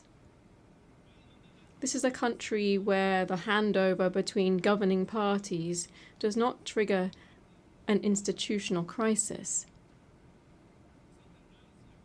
On the contrary, this handover represents business as usual. I come from a country whose president can walk among the people without security, can enjoy a football match standing in the stands like any other supporter. I come from a country whose political parties, almost all of them, more than half a century old, are always willing to agree on national solutions to national emergencies. Uruguayan solutions, as we call them. In saying this, I'm trying to express how Uruguay lives its profound vocation for peace and respect every day. I live in a country, of course, that does not stand on the threshold of paradise, since we are also facing fresh challenges in child poverty, public security, and social inequality, and on these issues also there is, generally speaking, national consensus. Our historically robust institutions and political system have allowed Uruguay to continue to stand out in the region for its high level of human development and its income distribution policies. It has allowed us to be a country with stable rules, where contracts are honored, where international commitments are respected, and where macroeconomic stability is a state policy. But this impressive record can also be seen beyond our borders. because Uruguay is recognized worldwide for its commitment to peace, its tireless pursuit of the peaceful resolution of conflicts, its unfettered respect for international law as the greatest guarantee of the sovereignty of peoples, and for being a fraternal and hospitable land for migrants from all latitudes. From that small country which breeds tolerance, dialogue, and agreement as the historical key to coexistence, and which lies on a continent free of conflict and interstate wars, we come to this assembly to join efforts to contribute to stability and peace in an increasingly tumultuous and challenging world. The growing geopolitical tension and increase in conflicts, together with the underfunding of efforts for a peaceful and rules-based global order, are posing enormous challenges on a planetary scale.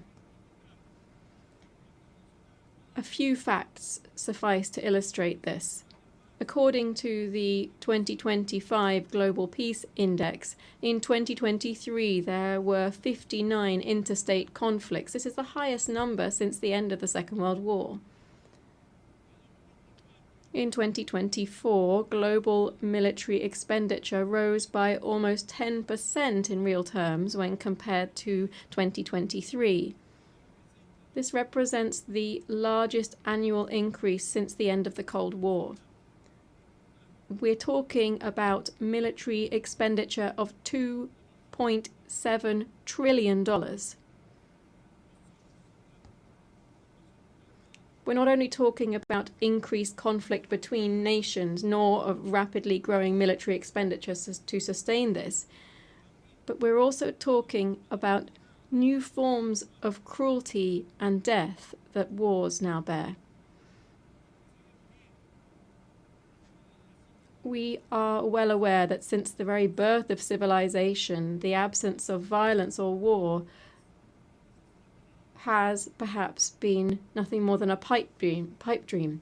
But in our time, technological progress has unleashed other, much more perverse means of waging war, such as the use of military practices aimed at sowing fear, terror, and death among the civilian population. Let it be very clear. We condemn all forms of terrorism, since it constitutes, among other things, a despicable act of cowardice.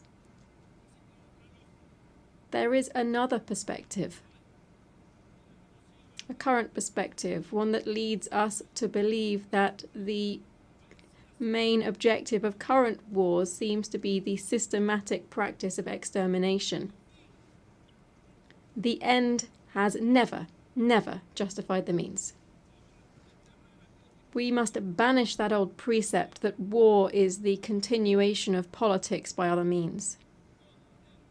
All war is criminal, irrespective of where it occurs, irrespective of the God invoked to justify it, and it will always deserve our most visceral condemnation. It is true that every nation has the right to its own territory and government. It's true that they have the right to establish a level of self-determination that allows a nation to coexist with other peoples. And the value of the United Nations is precisely to ensure that these principles are realized in a peaceful and civilized manner.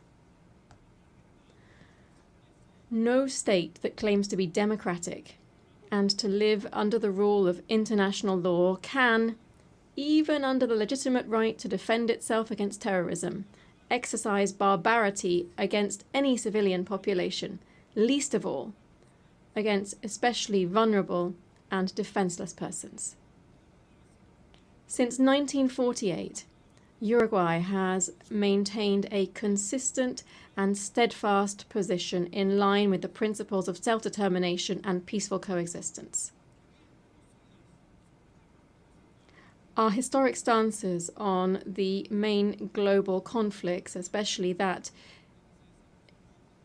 currently underway in the Middle East, are well known. In this regard, the Uruguay has always maintained the position of two states, two peoples. The Uruguayan government hence takes very seriously the reports produced by the international community concerning the Palestinian territories and urges the implementation of the recommendations made by the United Nations. At the same time, we urge the immediate suspension of military operations of death. We urge the suspension of death of innocent civilians. And we request the release of the hostages. In our world, at the same time, there are other persistent and worsening, more widespread and permanent tragedies. To such an extent that the Universal Declaration of Human Rights, adopted in this very assembly 77 years ago, stands as a revolutionary manifesto in the times that we are living through. Beginning with its first article, which proclaims all human beings are born free and equal in dignity and rights, and, endowed as they are with reason and conscience, should act towards one another in a spirit of brotherhood. How far we are from our own principles and commitments when we see that the gap between those who have the most and those who suffer the most is ever greater.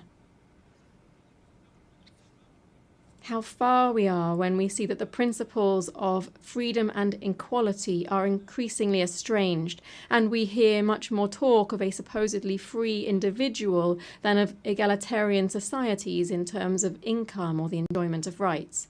How far we are from human sensibility when we forget that our main calling must be to stand with the majority, listening to every problem or anguish of our people and understanding even and fundamentally those who think differently. Madam President, I come from a country with a long, faithfully documented tradition in international politics.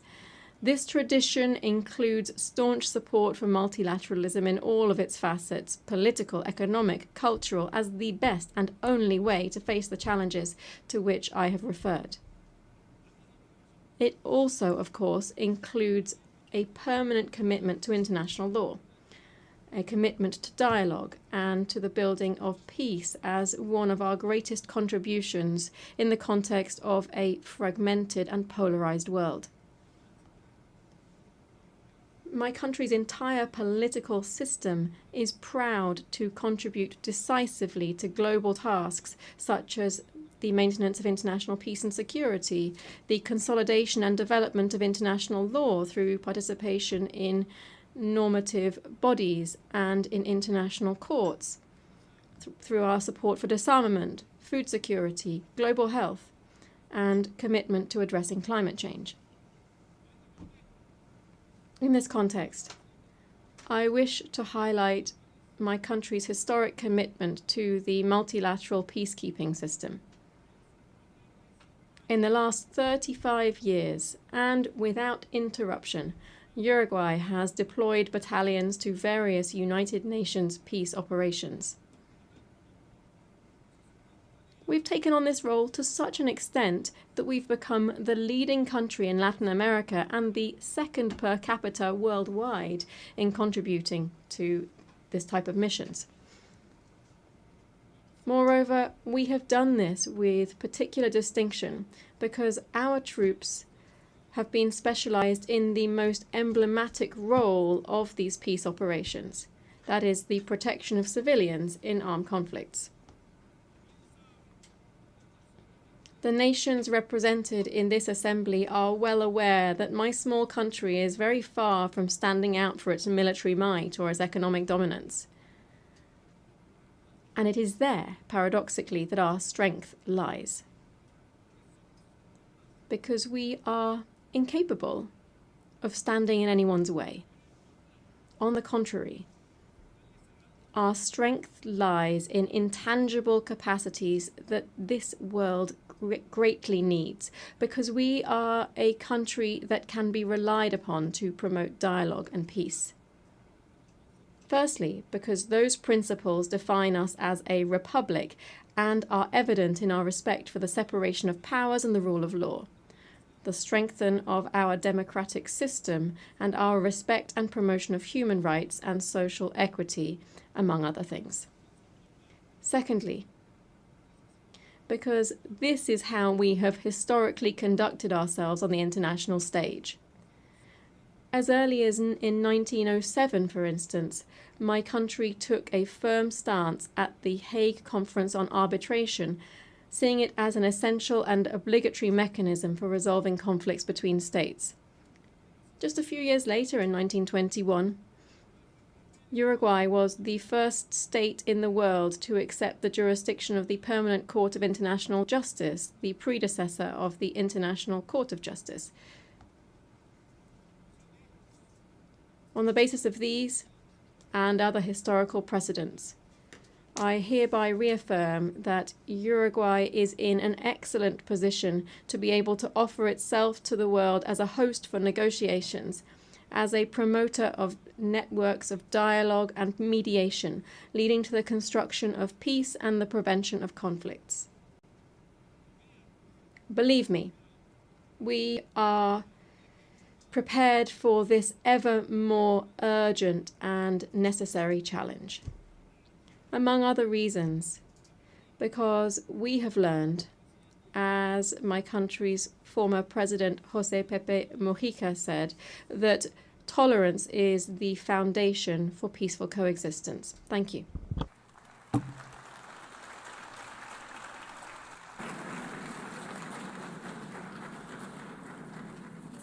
On behalf of the Assembly, I wish to thank the President of the Eastern Republic of Uruguay. The Assembly will hear an address by Her Excellency Nataša Pirc Musar, the President of the Republic of Slovenia. I request protocol to escort Her Excellency and invite her to address the Assembly.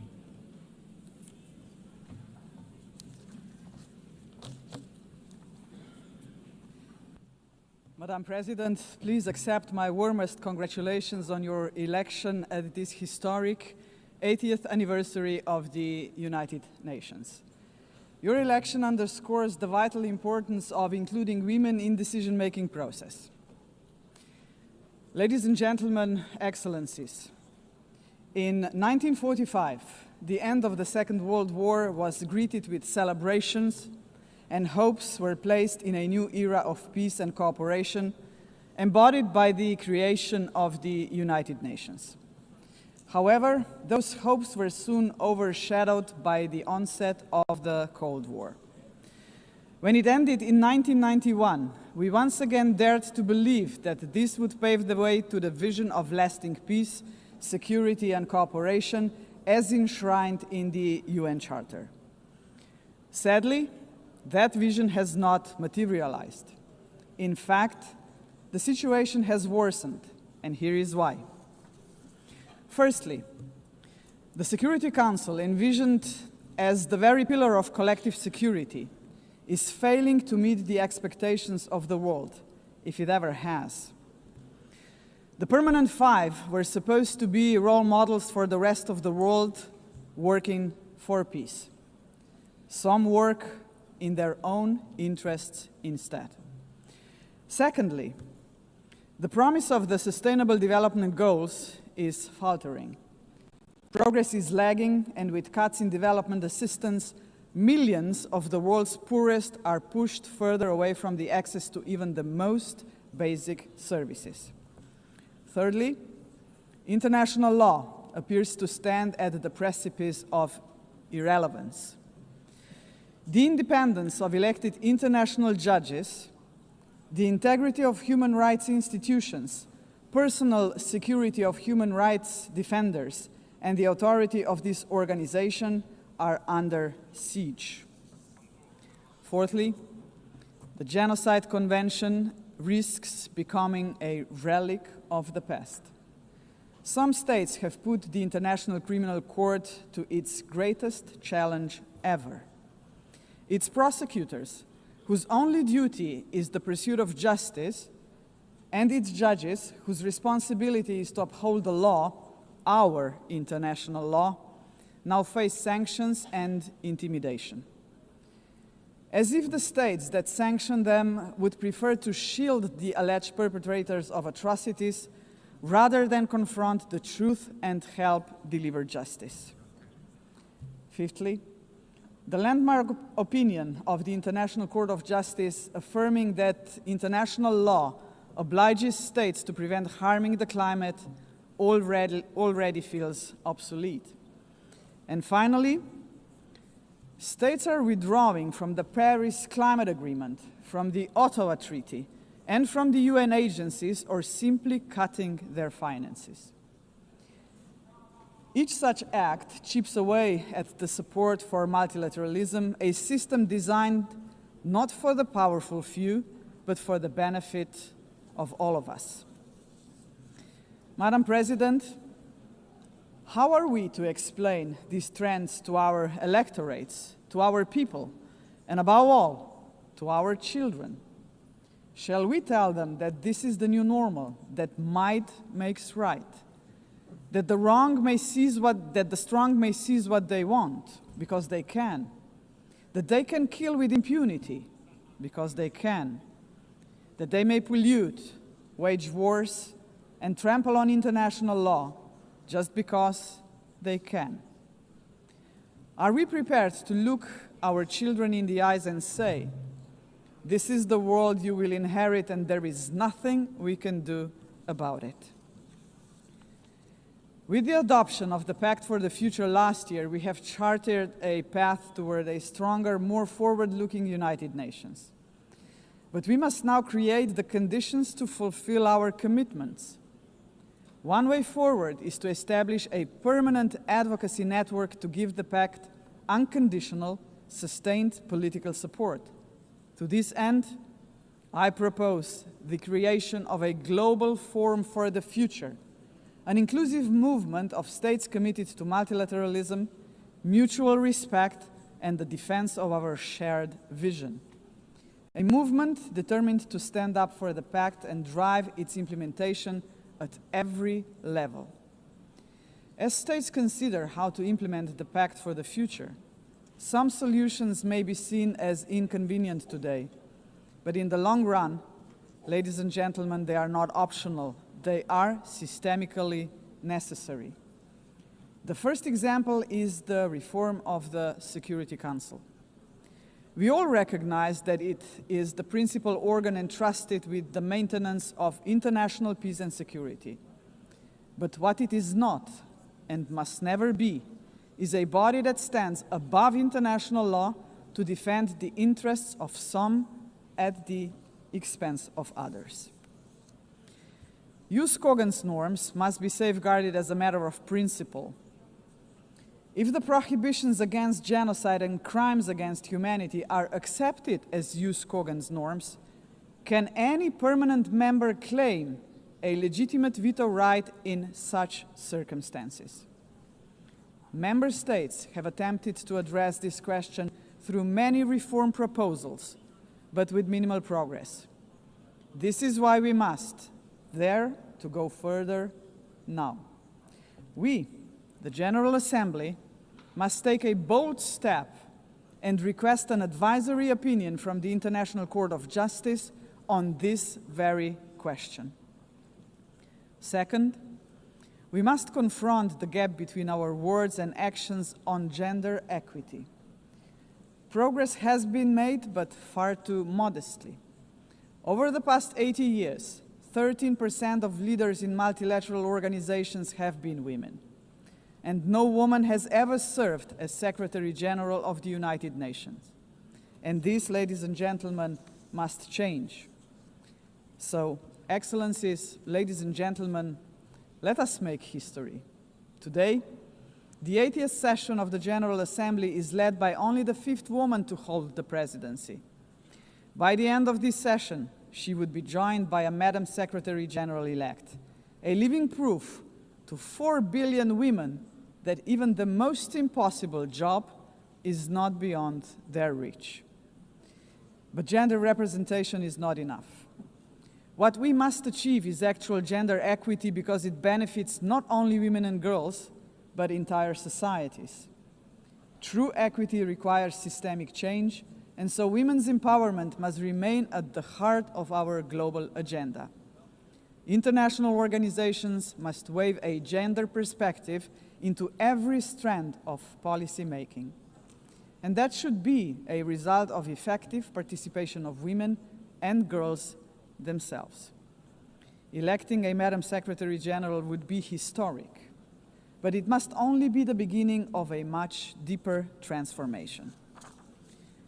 Madam President, the Pact for the Future sets out clearly what must be done to change our world for the better. I have mentioned only two of the many challenges we must confront decisively. But we can only succeed as a community if we accept that there is no future for humanity without a fundamental change.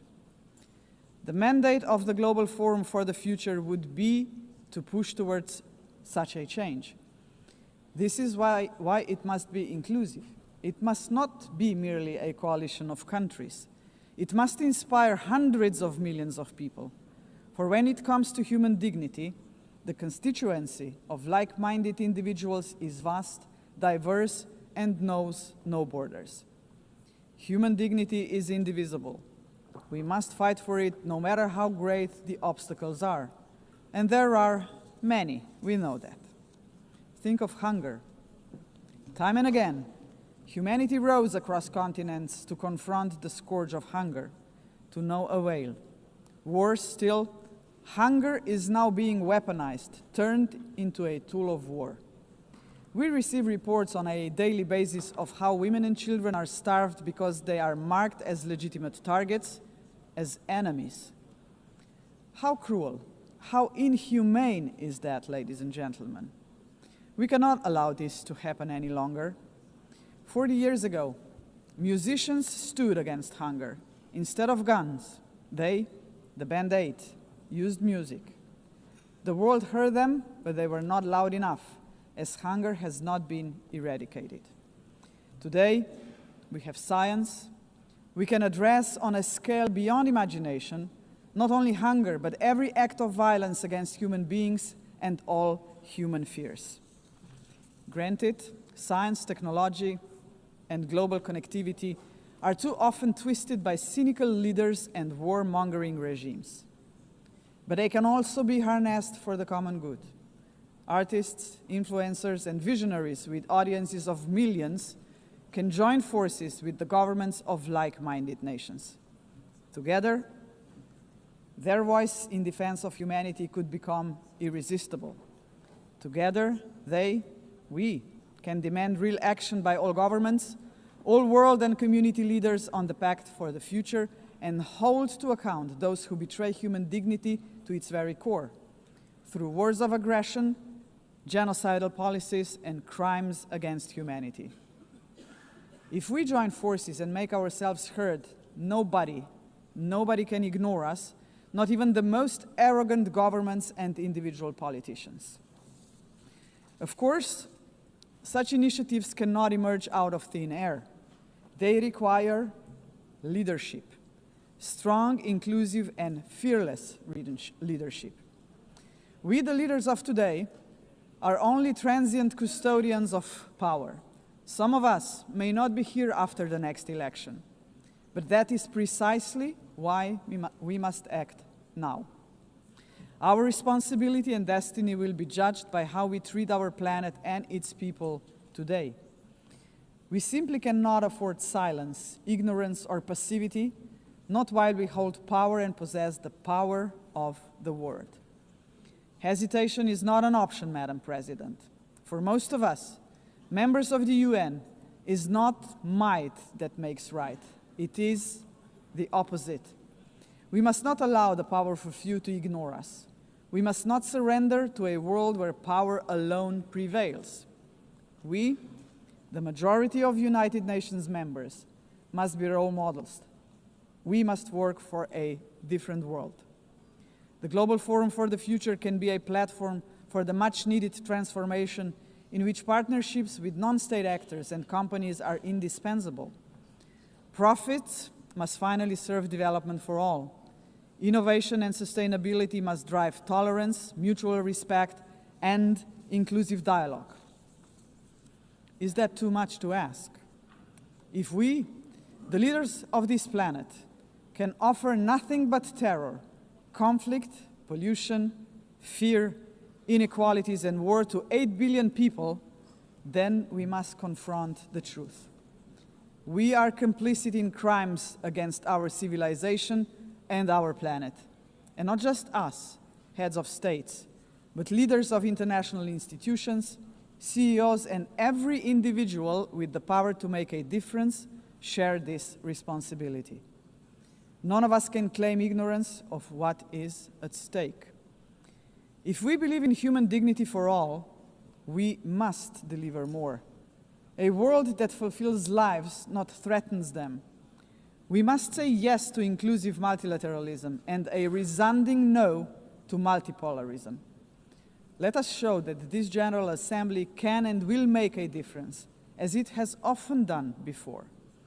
Let us demonstrate that we reject arrogance, hatred, and willful blindness to a lack of equality and justice, to wars of aggression, crimes against humanity, and genocide, because they tear us apart for generations. And let us proclaim in all seriousness and sincerity that we embrace personal and collective responsibility to uphold humanity, sustainable development, and international law, because this will keep us together as a civilization for generations. And Madam President, let me end on a personal note. For the sake of future generations, to fulfill our responsibility as human beings, to ensure that we are on the right side of the history, we should do the right thing. We did not stop the Holocaust. We did not stop the genocide in Rwanda. We did not stop the genocide in Srebrenica. We must stop the genocide in Gaza. There are no excuses anymore. None. Ladies and gentlemen, thank you very much. On behalf of the Assembly, I wish to thank the President of the Republic of Slovenia. The Assembly will hear an address by His Excellency Kassym-Jomart Tokayev, the President of the Republic of Kazakhstan. I request protocol to escort His Excellency and invite him to address the Assembly.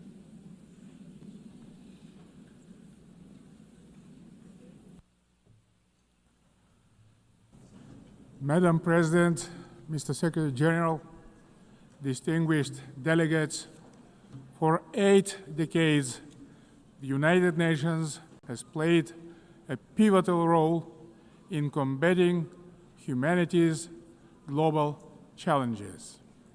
Over that time, it has led our common efforts on collective security, nuclear non-proliferation, peacekeeping, development, poverty reduction, sustainability, and human rights.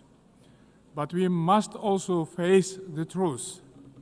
The world around us has changed profoundly and, unfortunately, not for the better. That's why the United Nations remains today a symbol of hope for millions around the globe. This historic meeting is a unique opportunity to recommit ourselves to the founding principles and goals of our universal and truly indispensable organization.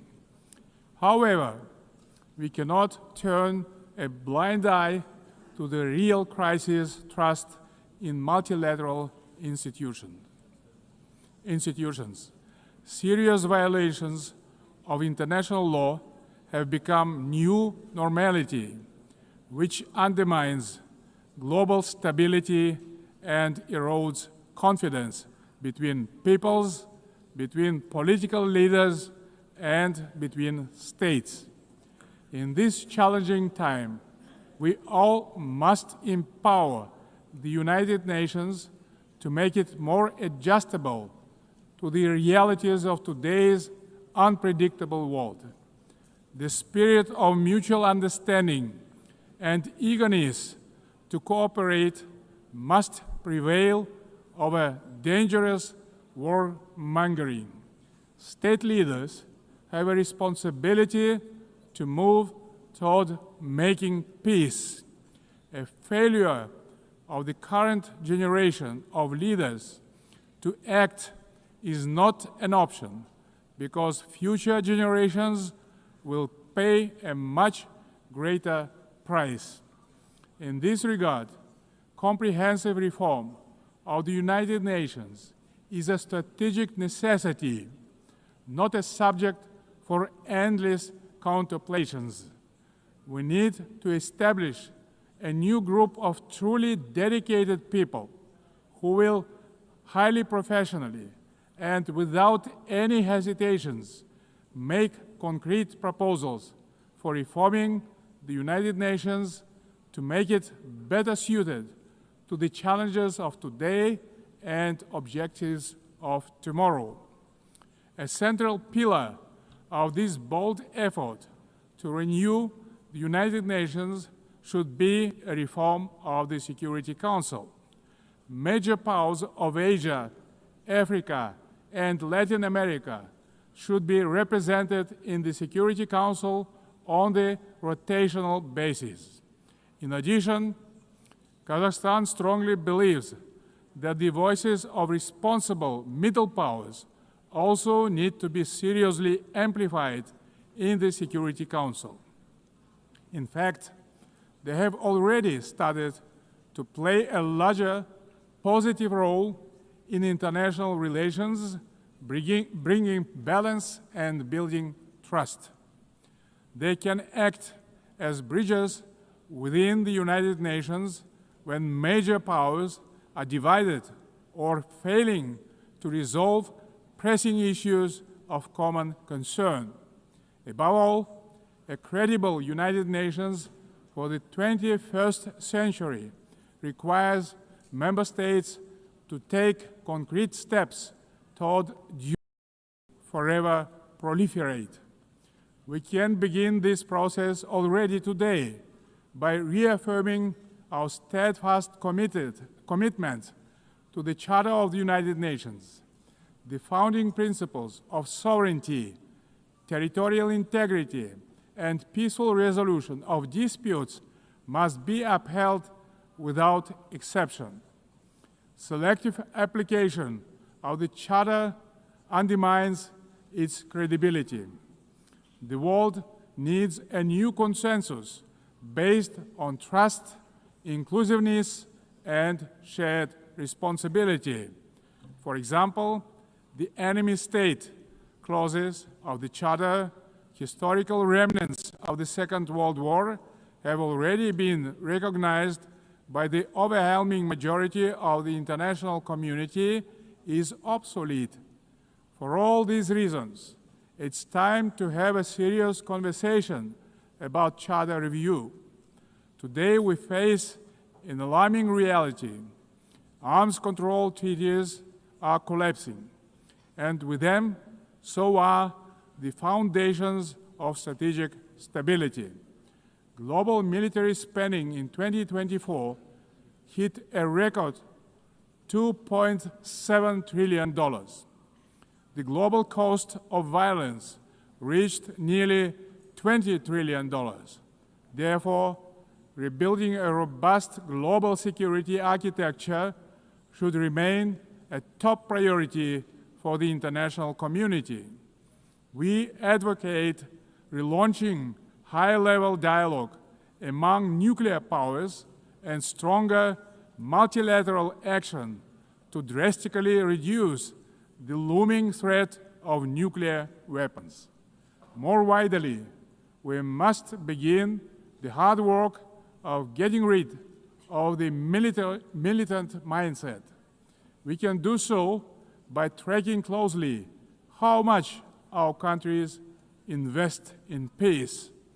Kazakhstan is ready to host a new dialogue on nuclear disarmament and non-proliferation.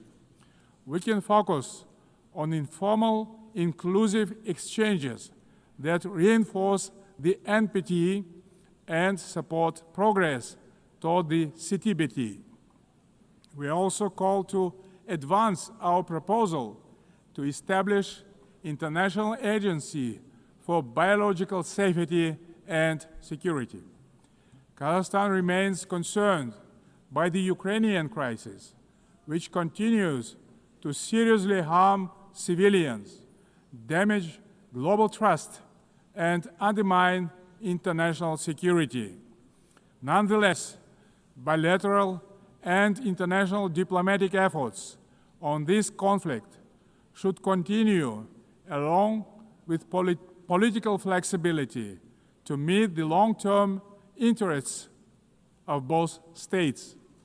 Territorial disputes are never easy to resolve and require mutual restraint and responsibility for the sake of future generations.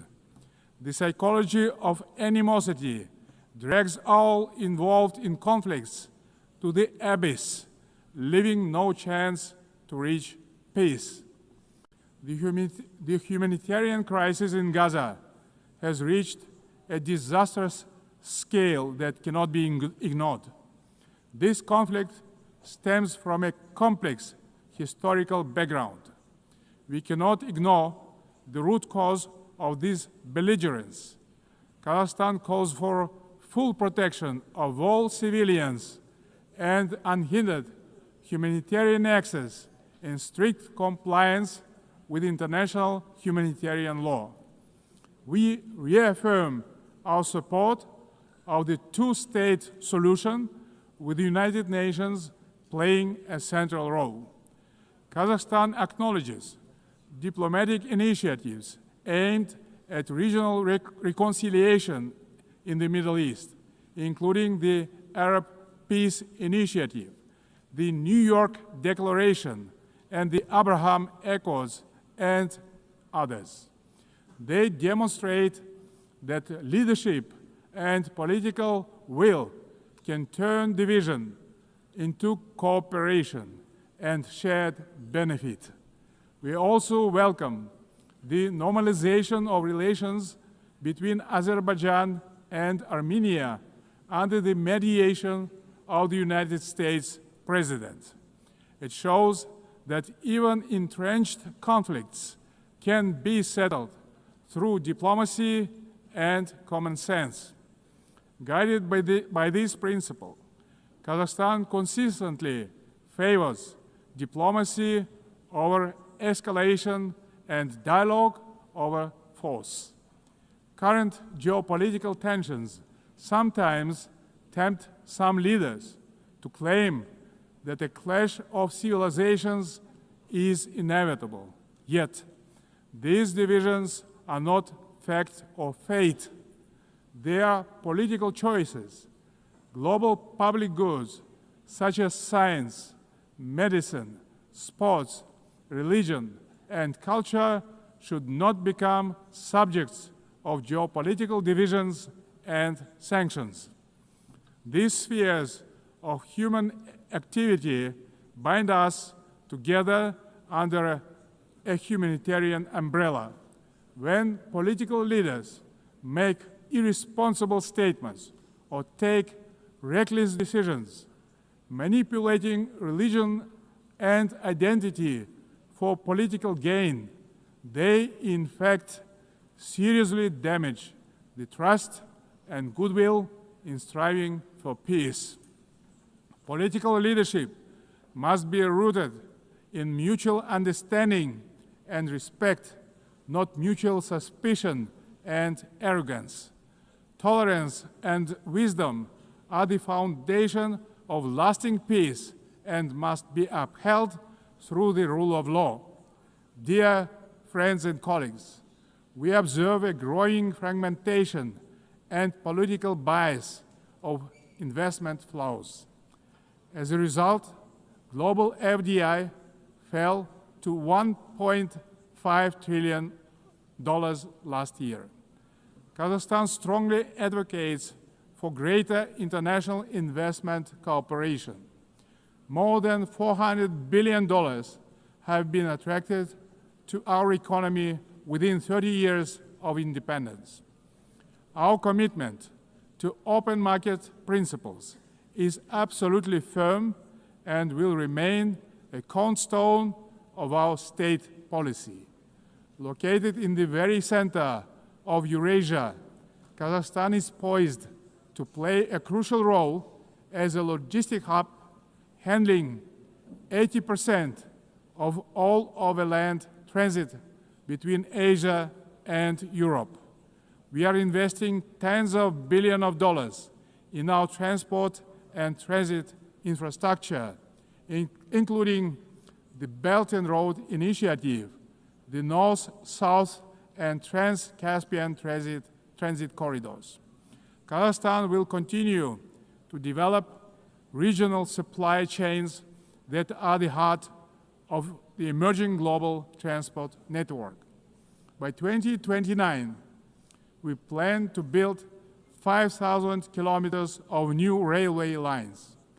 Kazakhstan has made the Sustainable Development Goals a core pillar of its national agenda, integrating their targets into state planning and budgeting. With the support of the United Nations Secretary General and partner states, Kazakhstan now hosts the new United Nations Regional Center for SDGs for Central Asia and Afghanistan in Almaty. Today, Central Asia is demonstrating a renewed sense of unity and mutual trust. It is emerging as a proactive contributor to international peace and progress. The Central Asian Five are strengthening cooperation, proving that regional solidarity can be a powerful force for development and security. This has enabled our region to engage key global partners in the unique Central Asia Plus dialogue format. Kazakhstan believes that inclusive development in Afghanistan is a basis for long-term regional peace and stability. We continue to support the Afghan people through humanitarian assistance and cooperation in trade, food security, infrastructure, and transport connectivity. Distinguished delegates, last year was the hottest year in human history, and Central Asia is warming at twice the global rate. The melting of glaciers in the Alatau Mountains is accelerating, multiplying threats to water and food security for millions. Kazakhstan has drawn profound lessons from the tragedy of the Aral Sea. Thanks to our consistent efforts, including at the international level, we succeeded in preserving the northern part of the sea. As the current chair of the International Fund for Saving the Aral Sea, Kazakhstan will continue to play a proactive role in this common priority. Meanwhile, the Caspian Sea is rapidly shrinking. It is no longer just a regional concern. It is a global warning signal. Therefore, we call for urgent steps to preserve the Caspian water resources with our partners across the region and the wider international community. Last year, Kazakhstan co-organized the One Water Summit with France, Saudi Arabia, and the World Bank. Looking forward, stronger coordination, investments, and sustainable solutions are urgently needed to prevent future water crises. To help advance this agenda, Kazakhstan will host a regional ecological summit in Astana in April next year, to be convened in partnership with the United Nations and other international organizations. As part of our broader environmental commitment, Kazakhstan is implementing a nationwide Clean Kazakhstan campaign. This national movement mobilizes millions of volunteers in cleanup actions, waste reduction, and eco-education. At this initiative of Kazakhstan, the United Nations declared 2026 the International Year of Volunteers for Sustainable Development. We invite all member states to collaborate on this important endeavor. In this spirit, I propose that the General Assembly adopt a resolution proclaiming April 22 as the International Day of Greening the Planet. Dear friends, Kazakhstan views artificial intelligence not as one more technological advancement, but as a major breakthrough that can be a true engine of human progress. Yet, as artificial intelligence accelerates, so do the related risks, specifically deepening technological, economic, and geopolitical divides. At the same time, we should not let ethical norms fall behind this rapid evolution. Pressing questions of fairness, accountability, and individual rights must be addressed with clarity and urgency. We must act collectively to ensure that every country can benefit from AI. Kazakhstan welcomes the establishment under UN auspices of the Global Dialogue on AI Governance. We stand ready to actively contribute to this platform to help ensure that AI remains safe, inclusive, and human-centered. In Kazakhstan, artificial intelligence will be integrated across all sectors of economy and public services. The basic infrastructure to deliver this plan is being built, and our bright young people are getting ready to turn this vision into reality. Our strategic goal is to transform Kazakhstan into a fully digital power within the next 3 years. Large-scale digitalization and widespread use of AI have become a national priority in Kazakhstan. E-government is an important pillar of our national development strategy. Around 90% of public services are already digitalized. Kazakhstan has recently launched its fastest national supercomputer ever. But AI and automation are expected to threaten jobs in many countries. That's why digital progress must go hand in hand with professional education. Therefore, Kazakhstan believes it is imperative not just to increase employment, but to valorize the technical professions. Ladies and gentlemen, amid global turbulence, Kazakhstan is pursuing a bold national renewal to build a truly just and fair state. Over the last 3 years, we have carried out large-scale political and economic reforms that are unprecedented in our part of the world. Through a national referendum, we introduced a single 7-year presidential term, thereby strengthening democratic accountability. We remain committed to the formula of strong president, influential parliament, and accountable government. Guided by strong wish to modernize Kazakhstan, I have proposed a single-chamber parliament for a national referendum to consider.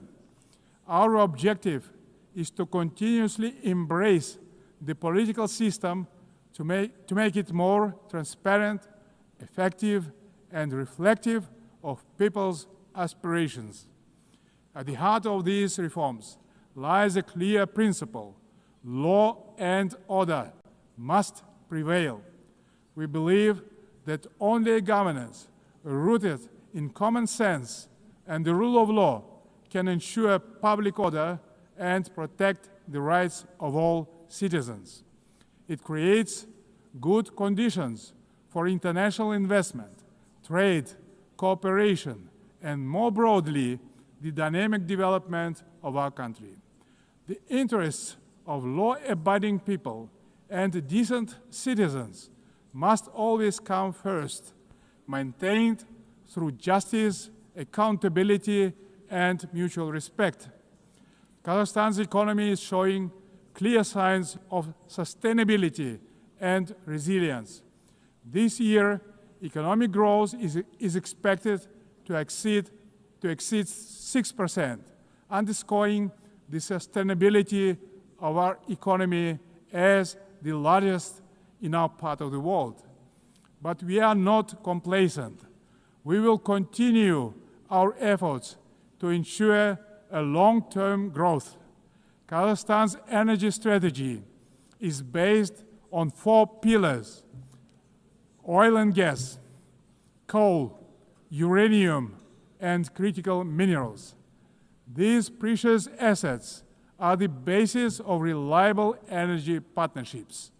Climate change and the green agenda cannot be accepted by all countries that have huge deposits like coal, which nowadays can be cleaned up by advanced technologies. That's why we have committed to decarbonize our country in 35 years. Renewable energy is not the single solution to all energy problems. Agriculture is another driver of our development with huge potential for global markets. Kazakhstan's grain export capacity has amounted to 12 million tons, reaching a great number of international markets, creating new opportunities for trade expansion using enhanced transport connectivity.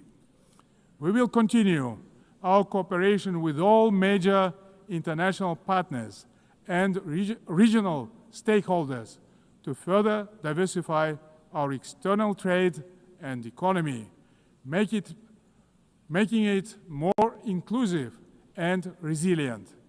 Excellencies, we will remain firmly on this path, deepening governance reforms at home while supporting global governance abroad. Kazakhstan will continue to serve as a bridge builder and peacemaker. It will also continue to choose balance over domination, cooperation over confrontation, and peace over war. We stand ready in cooperation with other players, stakeholders in the international community to renew the promise of the United Nations as a beacon of peace, justice, and cooperation. Thank you very much. On behalf of the Assembly, I wish to thank the President of the Republic of Kazakhstan. The Assembly will hear an address by His Excellency Matamela Cyril Ramaphosa, President of the Republic of South Africa. I request protocol to escort His Excellency and invite him to address the Assembly.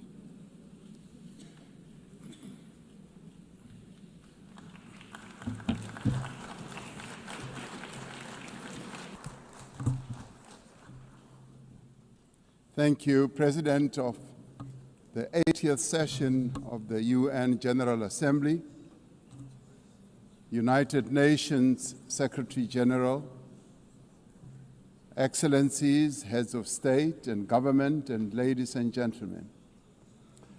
80 years ago, the United Nations was established to save succeeding generations of humanity from the scourge of war and to build a peaceful, prosperous, and just world arising from the devastation brought about by global conflict. Through the UN Charter, the nations of the world pledge to uphold peace, development, and human rights, which would be underpinned by international law. Now more than ever, we are called upon to uphold the values and advance the purpose of the United Nations. We are also called upon to advance cooperation and solidarity between nations. We are called upon to promote multilateralism and safeguard the institutions that enable it. South Africa's engagement in the international sphere echoes our domestic imperatives of eradicating poverty, reducing unemployment, and addressing the root causes of inequality.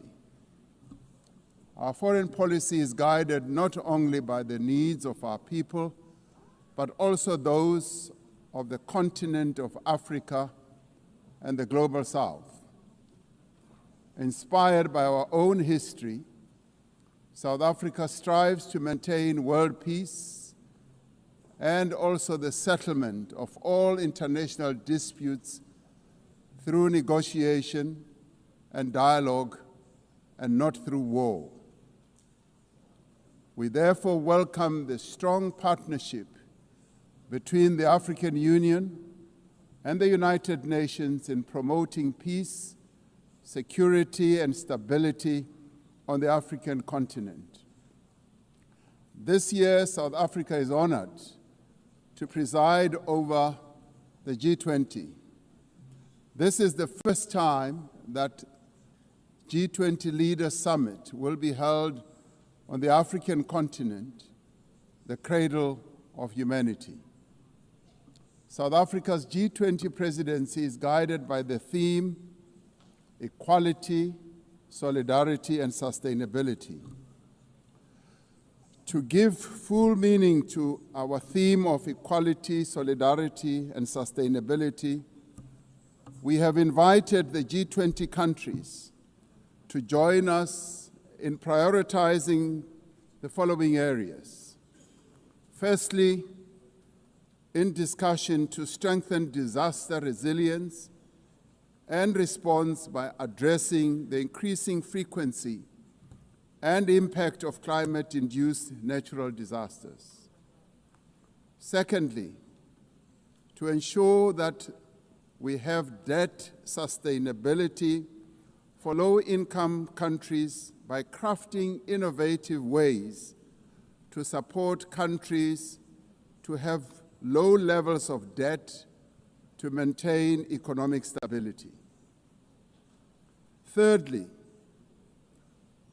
to discuss how to mobilize finance for a just energy transition by encouraging investments in renewable energy and sustainable technologies without foregoing what we would call baseload energy sources.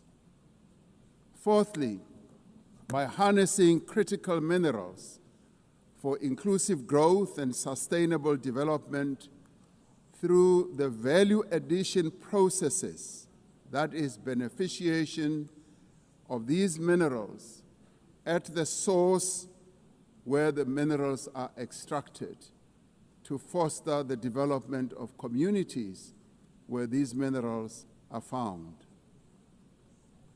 These priorities reflect South Africa's commitment to addressing global challenges and promoting inclusive growth and sustainable development.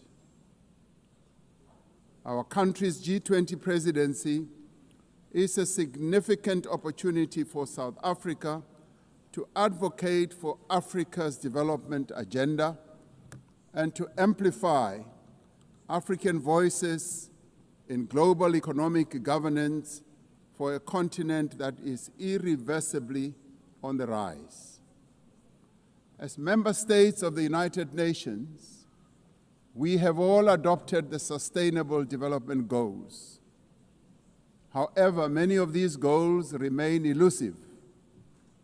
There are many reasons that hold many countries back from fulfilling and implementing these development goals. Some of these reasons are lack of sufficient financial resources that can finance the advance that these countries need to make to fulfill those goals. Many countries with developing economies, especially in Africa and the global South, do not have adequate capital to finance their development goals. They are indebted and are paying much more on debt servicing than they do on health and education. In fact, these countries pay much more than countries in the North for their debt. Yet through global solidarity, by having fairer lending rules, especially for several of the global South countries, we can achieve our shared commitment. Through the G20 process, we are working towards building consensus on how this problem can be tackled, including the reform of international financial institutions, particularly multilateral development banks, to better tackle global challenges that many countries face. The multilateral trading system needs to be reformed as we reconfirm that the World Trade Organization remains the only multilateral body that is capable of managing differences and coordinating positions in global trade. Trade is one of the most important instruments to mobilize domestic resources for development. It is concerning that geopolitical shocks and unprecedented trade policy volatility are destabilizing the global economy and jeopardizing a critical source of development finance. In fact, the economy and jeopardizing a critical source of development finance. In fact, trade is now being used as a weapon against a number of countries in the world. We must redouble our efforts to strengthen the link between trade and development. Unilateral trade practices and economic cohesion have a detrimental impact on many nations.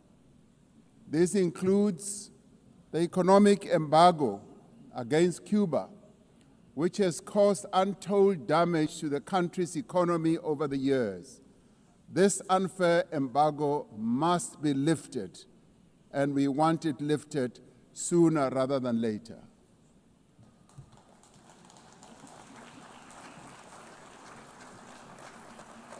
In the midst of global trade uncertainty, the African continent is providing a pragmatic example of constructive collaboration and cooperation by using the African Continental Free Trade Area as an engine for sustainable growth and development. This will, with commitment, become the central pillar of economic cooperation and integration for our continent. As part of the effort to build more inclusive economies, South Africa's G20 presidency has launched an extraordinary committee of independent experts on global wealth inequality. This committee, chaired by Professor Joseph Stiglitz, a Nobel laureate, will deliver the first ever report on global inequality to G20 leaders when they meet in November in Johannesburg in South Africa. Climate change is an existential threat. We are failing future generations by our inability to reduce global warming. Climate change is reversing economic growth and development gains in many countries, especially in the global South. Although Africa carries the least responsibility for climate change, many countries on the continent of Africa experience much of its harshest effects.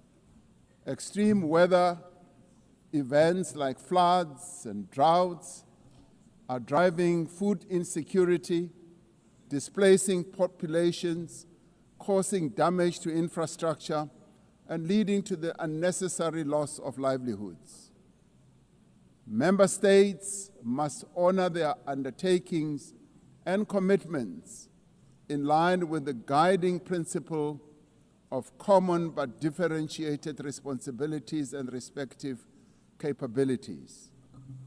The Secretary General recently reported that global military expenditure has reached historic highs, just as the world is falling behind on its core development promises. We are building weapons when we should be building social infrastructure that advance the lives of our people. We are fighting wars that cause death and destruction when we should be fighting poverty and developing the livelihoods of vulnerable people. We must act decisively to silence all the guns everywhere to realize the goal of sustainable development and global peace.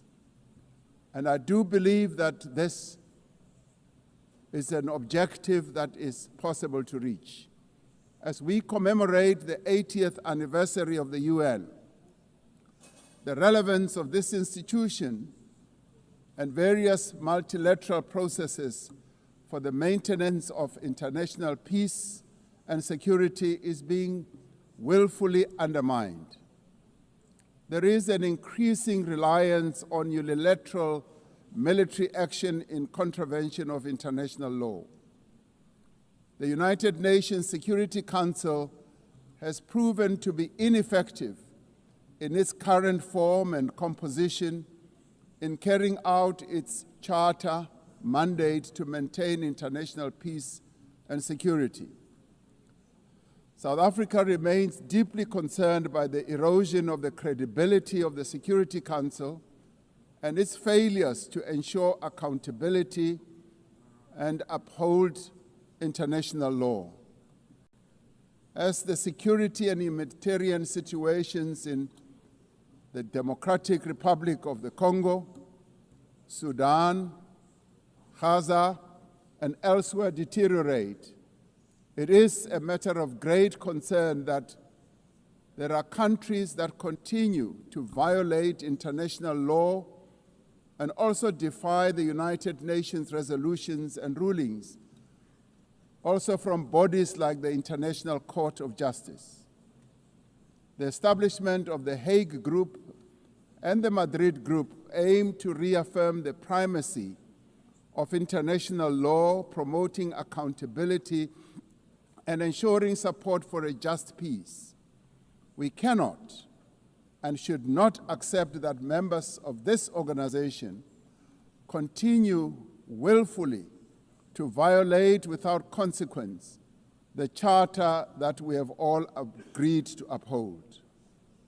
Therefore, as nations that have pledged to uphold the UN Charter, we have the ultimate responsibility to ensure and protect the rights of the Palestinian people to self-determination, consistent with the case that South Africa brought before the International Court of Justice. There is growing global consensus. There is growing global consensus that Israel is committing genocide in Gaza. Just last week, the United Nations Independent International Commission of Inquiry found that Israel is responsible for the commission of genocide in Gaza. As Palestinians continue to face genocide and famine, we have a duty to act. South Africa has acted in the interests of saving lives by insisting that the International Court of Justice should make a ruling that indeed genocide is being committed in Gaza and that it should stop. And we stand here to say it must stop.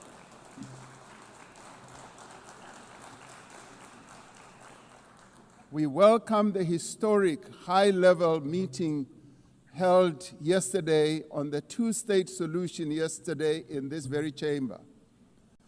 This reflects the determination of the global majority, a global majority that now stands at 142 and more countries, that Palestinians deserve a peaceful state alongside a peaceful Israel. Many nations in the world are calling for that, and that is the voice that we believe that Israel should heed, and those powerful nations that can make a two-state solution viable and possible and implementable should act in that regard.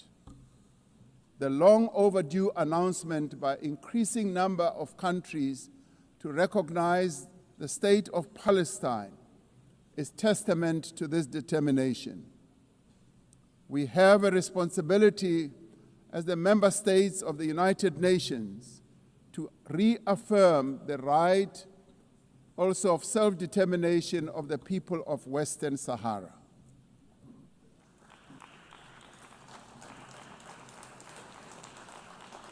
The very first resolution of the United Nations General Assembly in January of 1946 called for the elimination of atomic weapons.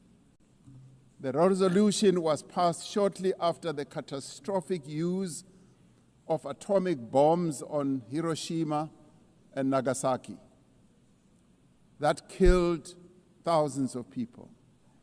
Decades later, we have not made significant progress in the fulfillment of the commitment to nuclear disarmament.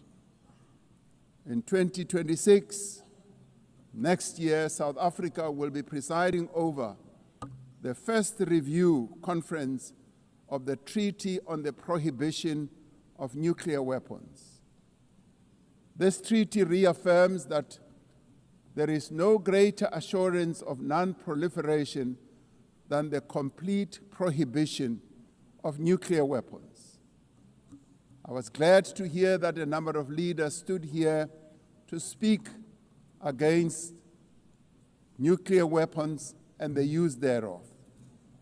This year we celebrate the 30th anniversary of the Beijing Declaration and Platform for Action as a roadmap for the achievement of gender equality, the empowerment of the women and girls of the world. South Africa reaffirms its unwavering commitment to the empowerment of women and their full, equal, and meaningful participation in all spheres of life. Yes, we would support also the election of a female Secretary General of the United Nations. The Beijing conference milestone reminds us of our shared responsibility to advance human rights, dignity, and justice for all. We are all equal, men and women, and there is no reason that we continue to hold the women of the world backwards. The right to development must be central to the policies and operational activities of the United Nations and its specialized agencies, programs, as well as funds. It must be at the core of the policies and strategies of the international financial and multilateral trading systems. As we celebrate 80 years of the United Nations, we must seize the opportunity to build a better United Nations for the next 80 years. What is needed now is a stronger, and more capable United Nations, a United Nations that is based on the renewed commitment to its founding principles.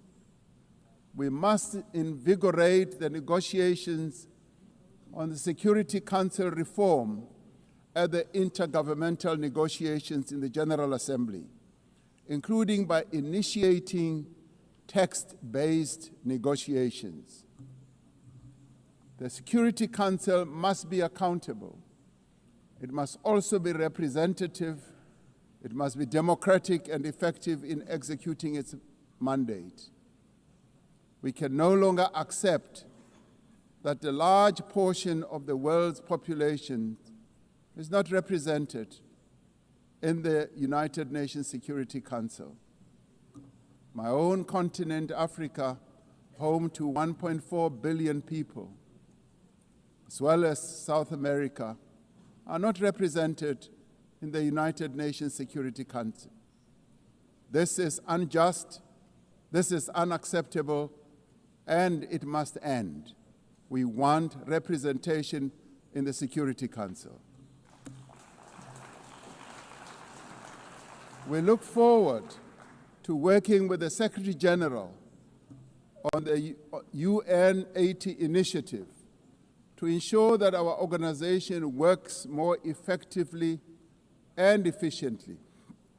Mandates given by member states must be implemented, and the necessary structural changes and program realignment must be implemented across the UN system.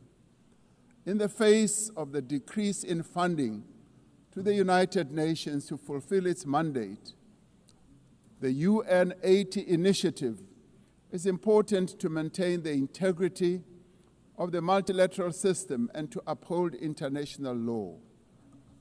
Lastly, I am reminded that our collective membership of the United Nations is our shared humanity in action. The United Nations at 80 compels us to reflect on our collective achievements and to chart a way forward, building an organization that is able to address our common challenges. We must rise to the occasion and do our utmost together to ensure the political, economic, and social freedom of all humanity. We must reaffirm that freedom is indivisible and that the denial of the rights of one person diminishes the freedom of all of us. We must reaffirm the equal dignity and worth of every person and must therefore leave no one behind and no country behind. I thank you. On behalf of the Assembly, I wish to thank the President of the Republic of South Africa. The Assembly will hear an address by His Excellency Shavkat Mirziyoyev, President of the Republic of Uzbekistan. I request protocol to escort His Excellency and invite him to address the Assembly.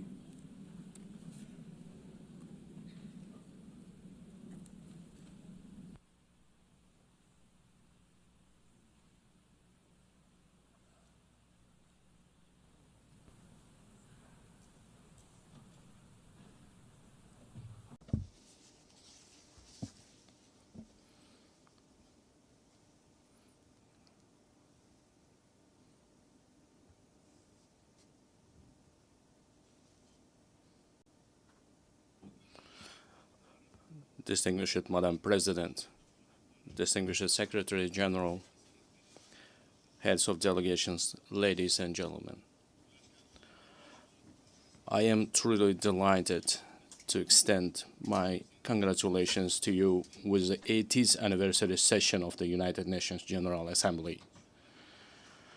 Our meeting today is taking place in a complex, rapidly changing global situation that calls for new approaches to the work of our organization and its future.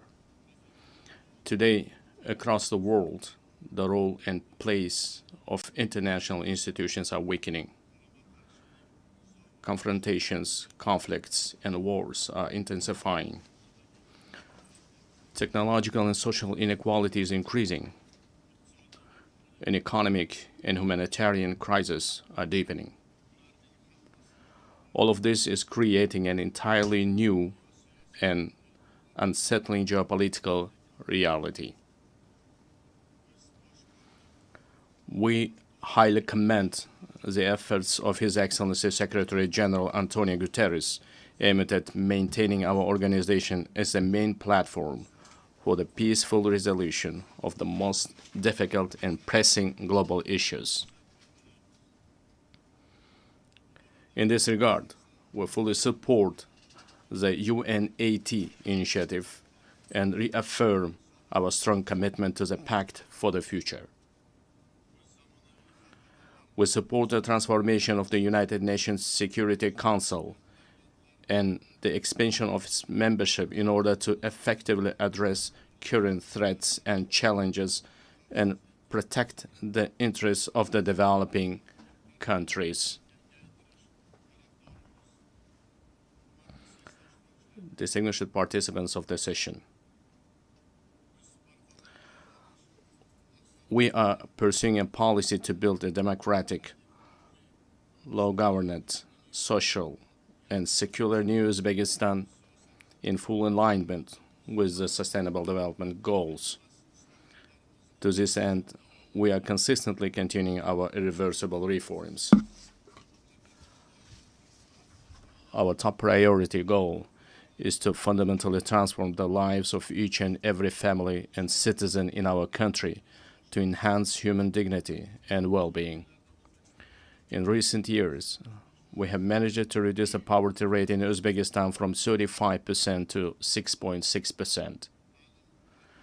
We have achieved this result primarily through the transformation of the education and science sector, establishment of innovative industries and high-tech manufacturing enterprises, modernization of green energy and transport infrastructure, comprehensive development of small businesses, and as a result, the creation of millions of jobs. In our country, preschool education coverage has increased from 27% to 78%, while the higher education uptake among our youth has risen from 9% to 42%. Most importantly, we consider enhancing the prestige of the teaching profession as a key issue. In order to create a single international platform for the exchange of teachers' experience and knowledge, we propose to hold a World Summit on Professional Education in Uzbekistan. We are also creating an advanced healthcare system in our country. We invite all our foreign partners to participate in a high-level event dedicated to the fight against childhood cancer and other serious diseases, which will be held tomorrow at our initiative at the United Nations headquarters. Another important area is gender policy. We aim to further strengthen the role of women in social, political, and business life of our country. We advocate for holding the Asian Women's Forum on a regular basis in our region, turning it into a permanent platform. I would like to emphasize once again, we remain committed to our obligations in achieving the Sustainable Development Goals. By the year 2030, we intend to join the ranks of upper middle income countries. To this end, we will consistently continue our open and pragmatic policy. Ladies and gentlemen, 8 years ago, from this esteemed podium, we declared our firm determination to transform Central Asia into a region of peace, good neighborliness, and partnership. Today, we can confidently declare that we have achieved this strategic goal. The era of closed borders, unresolved disputes, and conflicts is in the past. In recent years, the volume of mutual trade, investments, and transportation of goods in our region has increased fivefold. We are implementing joint investment funds, cross-border trade, and industrial cooperation zones, and major infrastructure projects. We also recognize as a common achievement that the consultative meeting of the heads of the state of Central Asia have become an effective mechanism for deepening regional integration. I can confidently affirm that as of now, we are at the beginning stage of the forming a new Central Asia. Our region, thanks to its unity, stability, and distinct identity, is steadily securing a stronger position in the system of international relations as an independent actor. In order to achieve our goals, we intend to give top priority to expanding mutually beneficial ties with all our foreign partners. In this regard, together with UN structures, we propose to implement a number of new projects and programs in our region. In particular, we propose holding an international forum under the auspices of ECOSOC and UNCTAD, dedicated to the economic development of the Central Asian states, establishing a regional hub for green technologies in industry jointly with UNIDO, adopting program on the rational use of water resources, the creation of green spaces, and the achievement of demographic resilience in our region.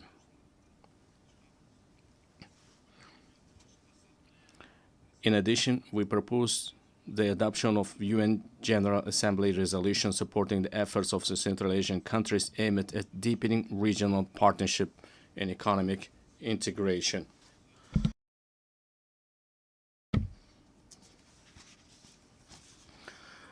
Distinguished heads of delegations, speaking about global and regional security and sustainable development, it is impossible to overlook the issue of Afghanistan.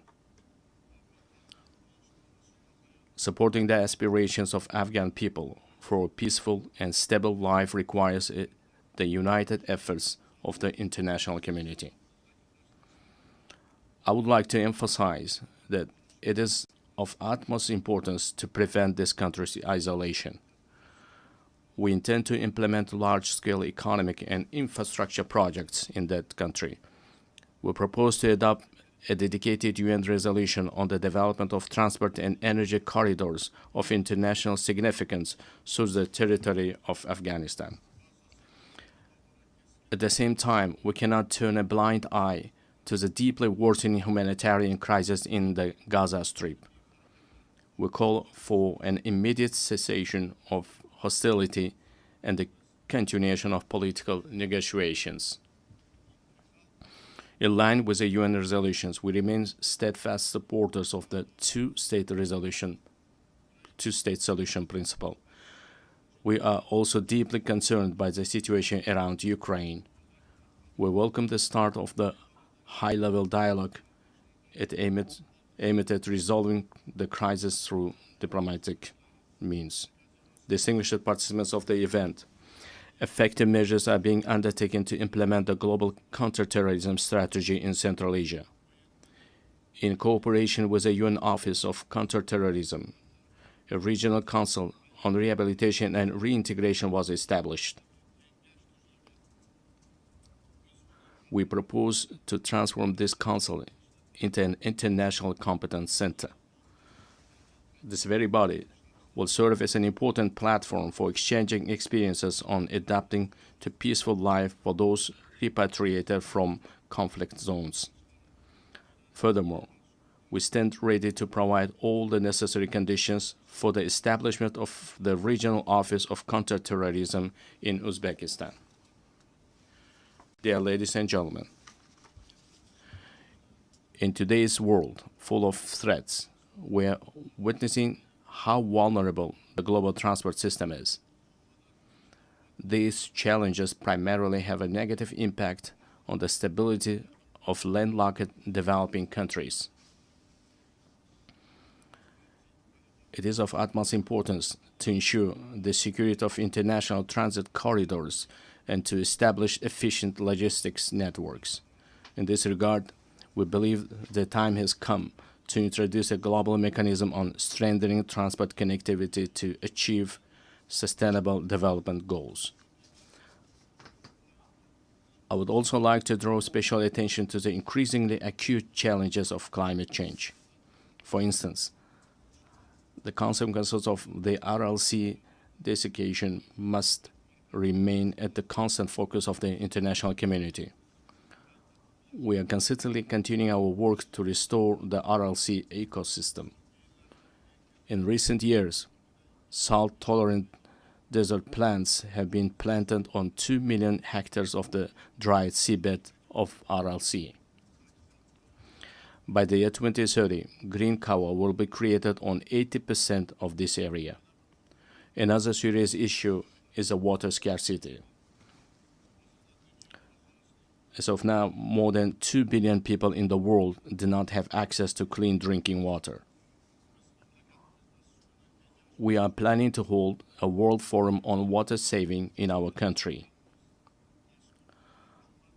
The outcomes of this conference are expected to recognize the water crisis as a serious threat to sustainable development. We intend to adopt a special roadmap for the wide introduction of innovation technologies in a global level. Another adverse consequence of climate change is the intensifying trend of climate migration. Unfortunately, clear international mechanisms and the legal framework in this direction have not yet been created. We advocate for the adoption of the Global Pact for a broad international partnership and coordinated policy on this serious issue. Dear participants of the meeting, it is of great importance to prevent inequalities in digital development and the use of artificial intelligence between countries. We propose to create an international cooperation mechanism aimed at the gratis exchange of practical solutions and models of artificial intelligence in healthcare, education, and culture. I would like to emphasize another priority issue. Our future, the destiny, and the prosperity of the world are in the hands of the younger generation. It is our urgent task to instill in the hearts and minds of our sons and daughters the most noble ideas, such as peace, humanism, and friendship, mutual trust, and respect. In this regard, we put forward the proposal to establish the World Youth Movement for Peace and to locate its headquarters in Uzbekistan. We are consistently implementing a policy of tolerance in our society. At the same time, we will actively continue our efforts to deeply study the ideas of Islamic enlightenment and promote them to the world. In the coming months, we will open the Center of Islamic Civilization, which is unique for our wider region. We intend to hold a special presentation at the United Nations of the rich spiritual and scientific heritage of our great ancestors, thinkers and scholars such as Imam Bukhari, Imam Tirmizi, and Imam Maturidi. Dear ladies and gentlemen, the new Uzbekistan is a supporter of mutual solidarity, open dialogue, and close partnership with all countries. We are always ready to contribute to strengthening dialogue among peoples, cultures, and civilizations, and to achieving universal human goals. I thank you very much for your attention.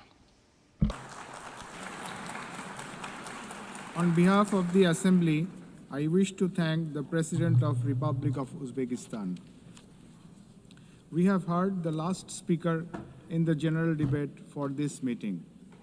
The next plenary meeting to continue with the general debate will be held immediately following the adjournment of this meeting. The meeting is adjourned.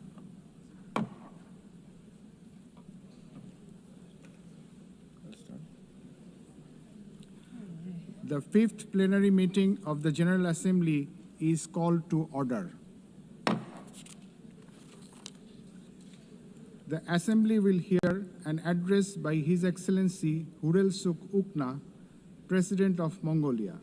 I request protocol to escort His Excellency and invite him to address the Assembly.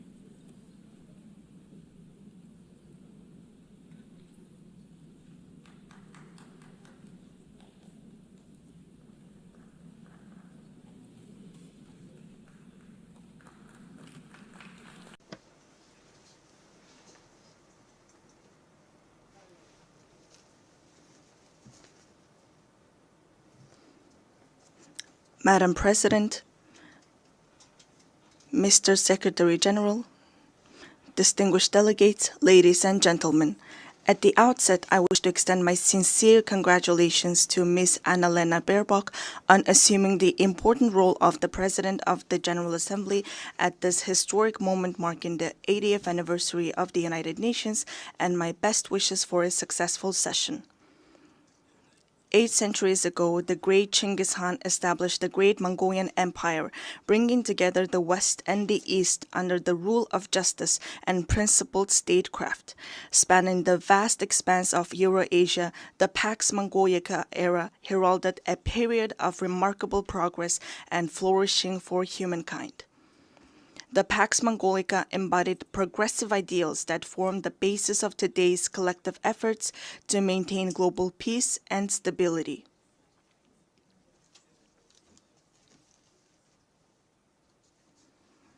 Then, 8 decades ago, when the dust and ashes of the World War had not cleared yet and humanity had not healed yet from fear and anxiety, the United Nations, a great family of nations, rose to prominence as a guarantor of world peace and security and a sanctuary of hope and trust. Since its establishment, the United Nations has illuminated humanity's path, serving as a steadfast beacon of hope and trust for nations to maintain peaceful coexistence and share a prosperous future. In today's volatile and challenging international environment, we welcome Better Together, 80 years and more for peace, development, and human rights as the theme for the 80th session of the General Assembly and the general debate.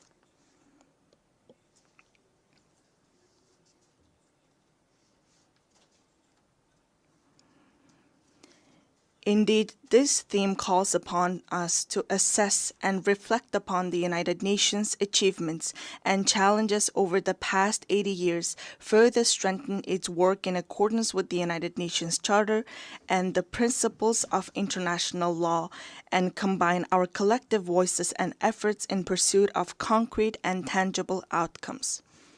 Distinguished delegates, Mongolia has consistently upheld the United Nations Charter and universally recognized principles and norms of international law, respecting the independence, sovereignty, and territorial integrity of all states, resolving disputes by peaceful means, respecting human rights and freedoms, and fostering equal and mutually beneficial cooperation. Since becoming a full-fledged member of the United Nations in 1961, Mongolia has steadfastly supported the organization's efforts to strengthen international peace and security. It has demonstrated its enduring commitments to disarmament and non-proliferation and declared its territories nuclear weapon-free status. Furthermore, Mongolia has actively collaborated with the United Nations at all levels, including establishing a dialogue mechanism in Northeast Asia, participating in the United Nations peacekeeping operations, and putting forward various proposals and initiatives in the areas of socio-economic development, environment, and climate change to advance the implementation of development policy and goals. During his visit to Mongolia in 2022, United Nations Secretary General Mr. Antonio Guterres described our nation as a symbol of peace in a troubled world.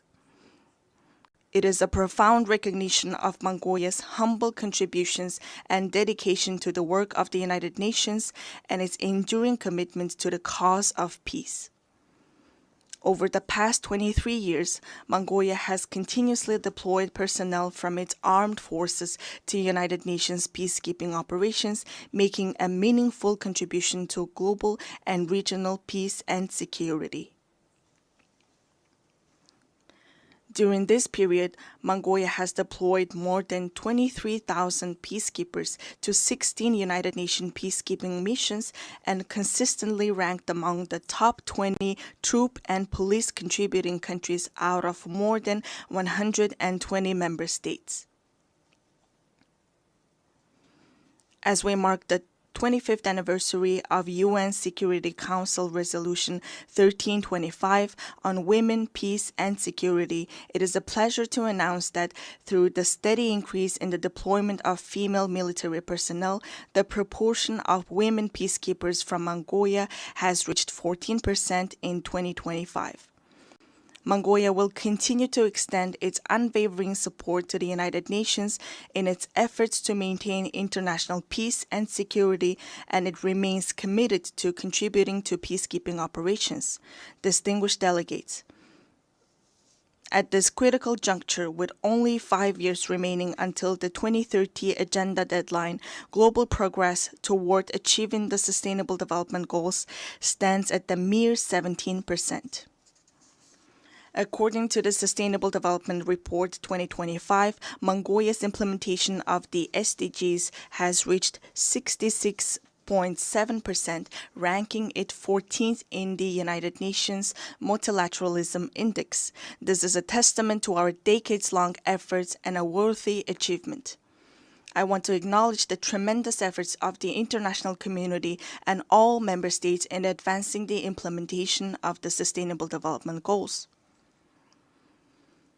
We welcome the outcomes of the 4th International Conference on Financing for Development, held recently in Seville, Spain, where a broad consensus was reached on the crucial role of financing in achieving the Sustainable Development Goals. We also appreciate that the conference agreed to increase the engagement of developing countries and take comprehensive actions aimed at reforming the current international financial architecture. Within the framework of implementing the Seville commitment adopted at the conference, it is essential to direct international development cooperation towards supporting the most vulnerable groups and addressing their challenges.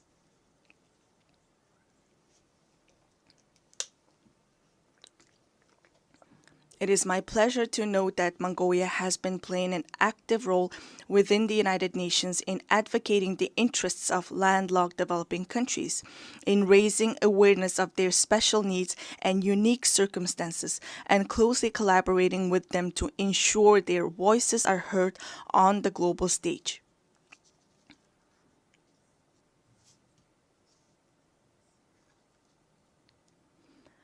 The 3rd United Nations Conference on Landlocked Developing Countries convened in August in Turkmenistan and adopted the Avaza Program of Action for 2024 and 2034. Landlocked developing countries have long faced trade and economic development challenges due to their geographic location. Member states have committed to implementing the program to advance the development of landlocked developing countries over the next decade and bring positive improvements to the livelihoods of more than 600 million people living in these countries. To ensure the effective implementation of the Avaza Program of Action, it is crucial for landlocked developing countries to align their national development plans with the program while mobilizing all available resources to strengthen regional integration and cooperation. Furthermore, we call upon the international community, financial institutions, and development partners to provide concrete support and cooperation with landlocked developing countries. Distinguished delegates, Mother Earth is our one and only home.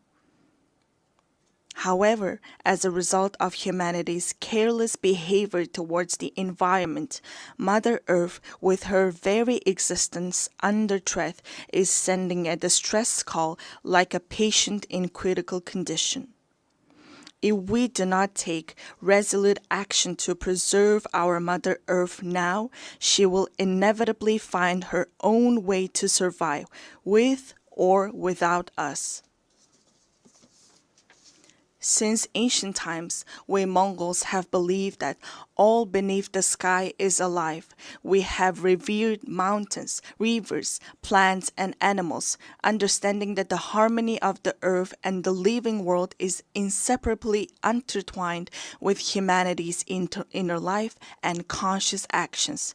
2 millennia ago, the great Han Modon of the Huns, the Mongols' ancestors, proclaimed that the very foundation of the state is the land.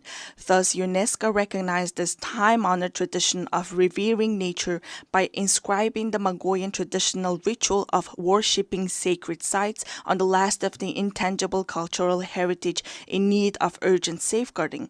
We Mongols are a people blessed with the beautiful tradition of living in harmony with Mother Nature, preserving her pristine purity, and nurturing our children from an early age with the mindset and spirit to cherish her. Accordingly, the United Nations General Assembly resolution entitled 800 Years of Mongolian Statehood, adopted in 2005, highly appreciated the contribution of Mongols to humankind's history and recognized the ever-increasing significance and relevance of a culture of living in harmony with nature, which is inherent in nomadic civilization in today's world.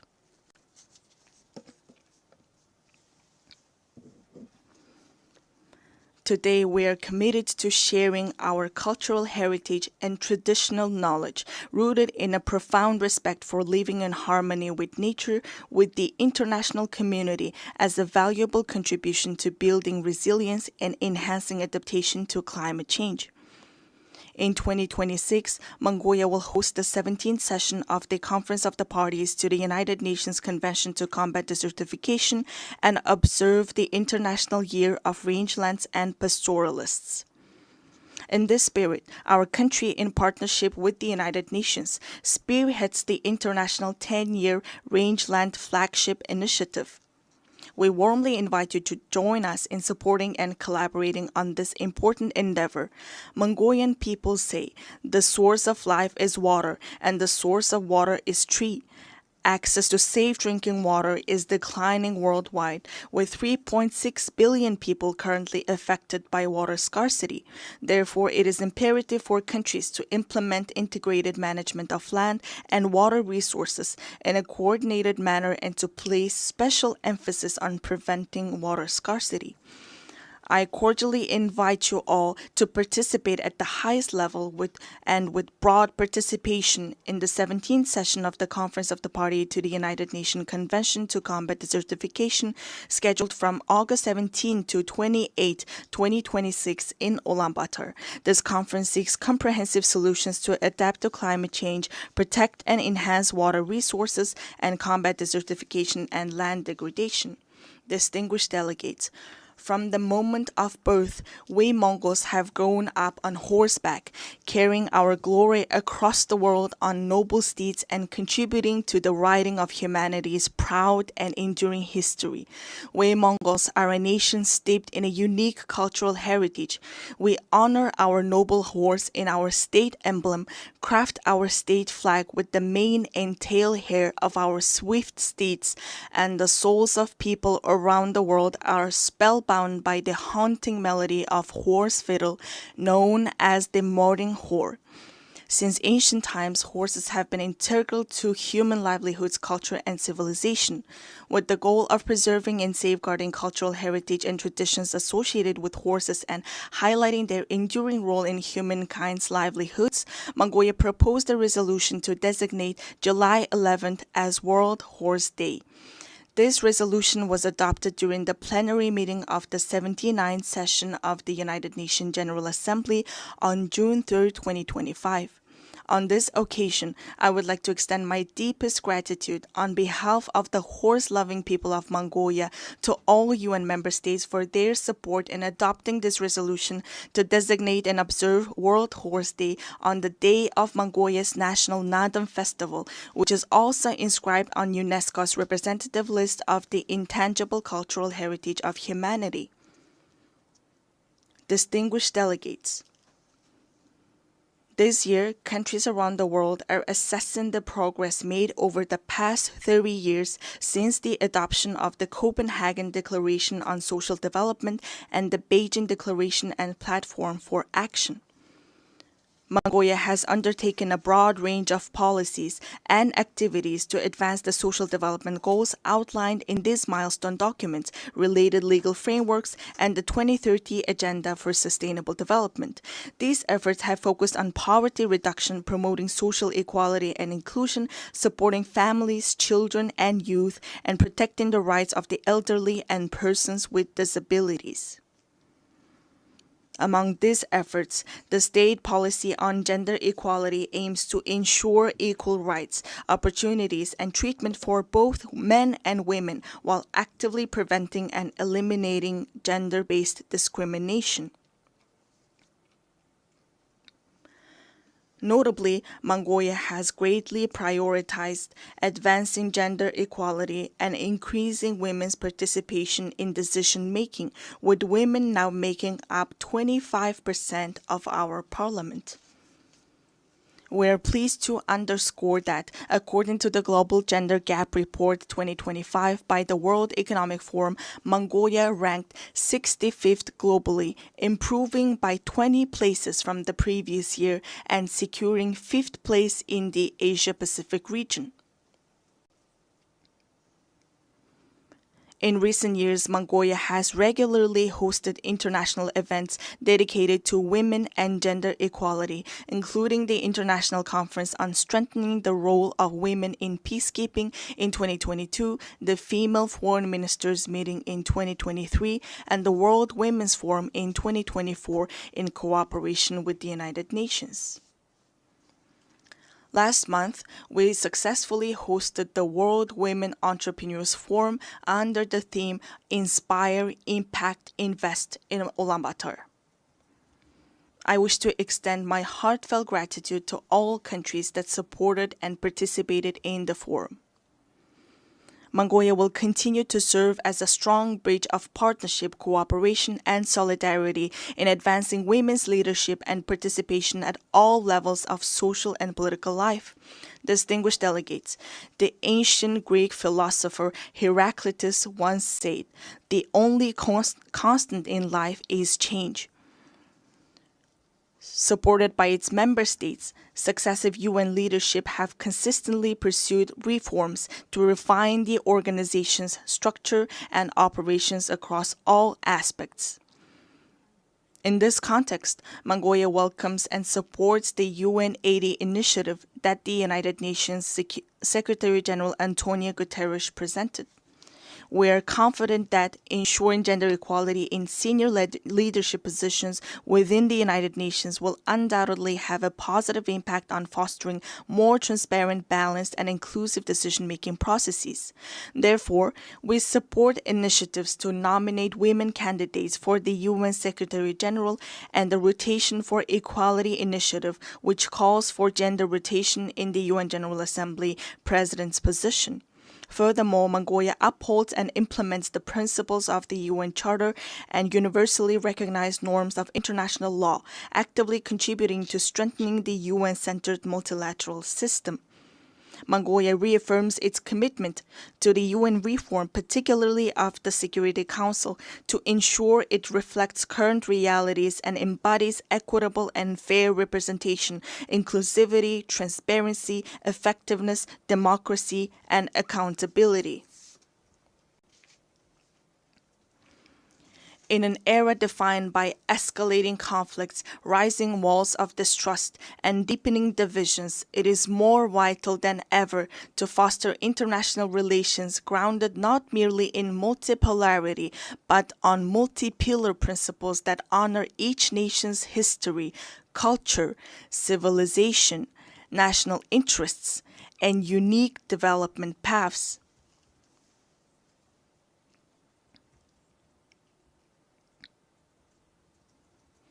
The United Nations was established 80 years ago with the noble goals of saving humanity from the scourge of war and maintaining international peace and security. The United Nations, the cornerstone for the peaceful and harmonious coexistence among nations, must be reinforced and empowered through strong multipolar principles that ensure equal rights and balanced influence. Therefore, let us reflect solemnly on whether the mission entrusted to the United Nations 8 decades ago has been fully realized, and let all member states join hands in a shared commitment to revitalize the organization into a powerful institution strong enough to usher in Pax Globalica, a lasting world peace, by embodying the ideals of the Pax Mongolica, which laid the foundation for peaceful coexistence among nations and human progress 8 centuries ago.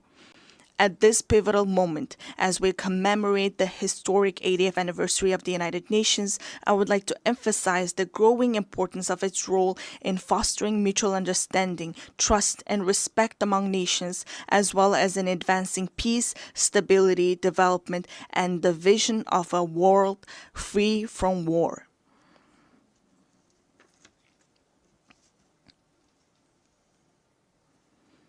Mongolia has consistently pursued a peace-loving and multipolar foreign policy, made tangible contributions to international peace and sustainable development, and remains committed to fulfilling this responsibility with honor. I extend my heartfelt congratulations to you all on the momentous occasion of the 80th anniversary of the United Nations. May the eternal blue sky bless us with peace throughout the world. Thank you for your attention.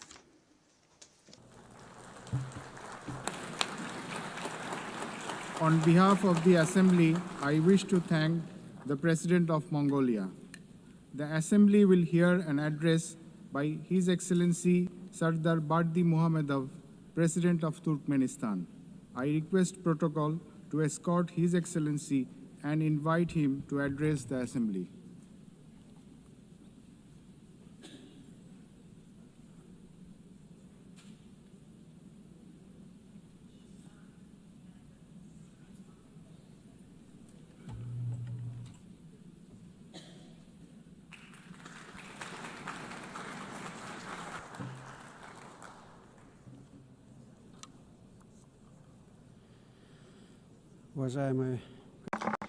Distinguished Mr. President, distinguished heads and members of delegations, ladies and gentlemen, first of all, allow me to congratulate you on the opening of the 80th session of the United Nations General Assembly and to wish you a productive session.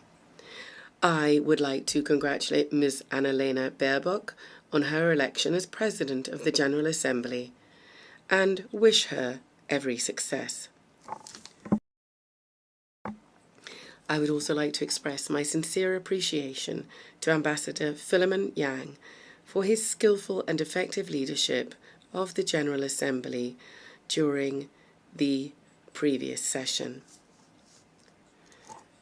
Distinguished participants, the current state of global affairs, as well as the nature and trends of political, economic, and social processes, objectively require a decisive shift towards coordinated interaction among states and international organizations in order to achieve our shared overarching goal, the maintenance of peace and security, the creation of conditions for further progressive development, and the preservation of the legal foundations underpinning the modern world order.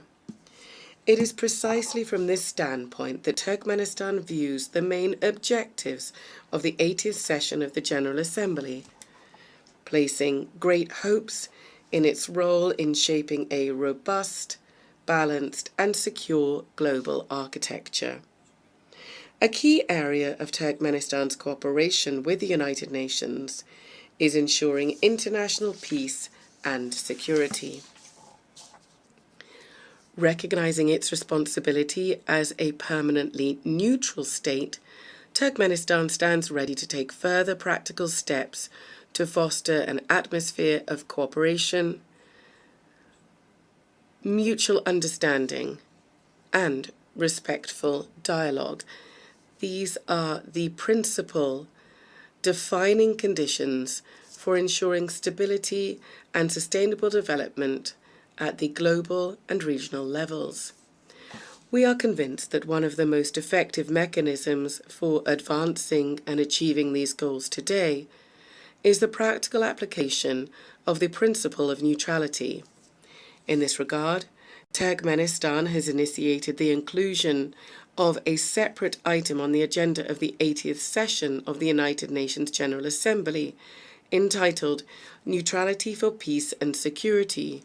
We deem this important in light of the growing recognition by the international community of the significance of neutrality, as well as the awareness of its potential and utility in the context of the UN's peace-building strategy. In line with this, during this session, Turkmenistan will propose a draft resolution entitled The Role and Importance of the Policy of Neutrality in Maintaining and Strengthening International Peace, Security, and the Process of Sustainable Development. As you are well aware, this year has been proclaimed by the General Assembly the International Year of Peace and Trust on the initiative of Turkmenistan. This landmark event coincides with the anniversary of the establishment of the United Nations. In December this year, Turkmenistan will host a major high-level international forum on the Year of Peace and Trust. We see this as a tangible contribution to achieving the strategic goals of the United Nations, and we look forward to broad and representative international participation. We believe that harmonizing national approaches to global development trends, as well as to establishing and strengthening trust and mutual understanding, should be systematic and consistent. In this regard, Turkmenistan is seeking to initiate the convening of a World Summit on a culture of peace and trust. One of the key objectives of this summit would be to develop a global code of international trust. This would serve as a universal foundation for building relations between states based on the respect for sovereignty and territorial integrity, as well as on cooperation and joint efforts to address global problems. We believe that ensuring universal peace and mutual understanding is inseparable from the civilizational aspects of modern development and from the need to preserve and foster cultural and spiritual ties. In this context, Central Asia, which for centuries has played a clear role as a bridge spanning the civilizations of East and West, is now called upon to revive its historic mission to become a space for dialogue, cooperation, and the convergence of values and worldviews. Therefore, during this session, Turkmenistan will propose, in cooperation with the United Nations, an international forum to be held entitled Central Asia, a Space of Peaceful Coexistence. Countries of the region will participate, as well as other interested states and international institutions. Turkmenistan will also submit a draft resolution to the General Assembly on proclaiming an International Day of Mediation. This would emphasize the importance of diplomacy and neutral platforms in preventing and resolving conflicts. One of our country's priorities remains our active involvement in implementing the Sustainable Development Goals and in strengthening cooperation in key areas such as transport and energy. As Turkmenistan is one of the centers of multilateral dialogue on these issues, we will continue to contribute to establishing a fair, balanced, and inclusive international development system. During this session, Turkmenistan will initiate the proclamation of a United Nations Decade for Sustainable Transport for the period 2026-2035 and will submit the relevant draft resolution. We are convinced that this will help to consolidate the efforts of the international community in developing transport corridors, enhancing their sustainability and ensuring accessibility for all countries. Our country will also submit a draft resolution to the General Assembly entitled "The Key Role of Reliable and Stable Energy Connectivity in Ensuring Sustainable Development." At present, one of the priority issues on the development agenda is the digital transformation. We are convinced that this transformation must be balanced. It must reflect the realities and legitimate interests of all states, including the developing world, and also must be free from politicization and bias. In this regard, Turkmenistan intends to put forward an initiative to establish a world platform on digital integration. This is to be based on the principles of equality, trust, and on preventing the use of information and communication technologies to harm peace, security, and sustainable development. During the 80th session, Turkmenistan will continue its work on environmental and climate issues. It will strive for them to be taken into consideration systematically, as they are basic components of ensuring security, and we will advocate for the establishment of multilateral mechanisms to monitor and respond to climate, environmental, and man-made disasters. Turkmenistan will seek to bring about a regional center to combat desertification for Central Asian countries. It is our belief that the establishment of such a center would contribute to building regional capacity, to strengthening cooperation in the field of environmental protection, and would also make a significant contribution to achieving the Sustainable Development Goals, particularly in combating climate change and protecting land-based ecosystems. Our country will promote the Caspian Environmental Initiative, proposed at the 78th session of the United Nations General Assembly, which is intended to become an international platform to preserve the Caspian Sea ecosystem. An important step in this direction is the Caspian Environmental Forum, which we propose holding in 2026. We are convinced that now it is especially important to strengthen the role of the UN in fostering broad humanitarian cooperation, in promoting rapprochement and mutual understanding among peoples, and in overcoming value and spiritual barriers, as well as engaging effective channels of cultural diplomacy. To develop intercultural dialogue and to lend practical support to General Assembly resolutions on multilingualism in international relations, we are proposing proclaiming an International Day of Multilingual Diplomacy as well. Distinguished heads and members of delegations, all of Turkmenistan's international initiatives and actions are always measured against and aligned with the UN Charter and its founding documents, as well as with its long-term goals.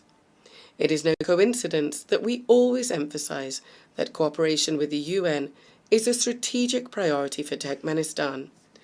We say this with a conviction that the UN is the only international organization endowed with universal legitimacy. In this regard, it must remain the guarantor of peace and development, and be the backbone of global security and stability.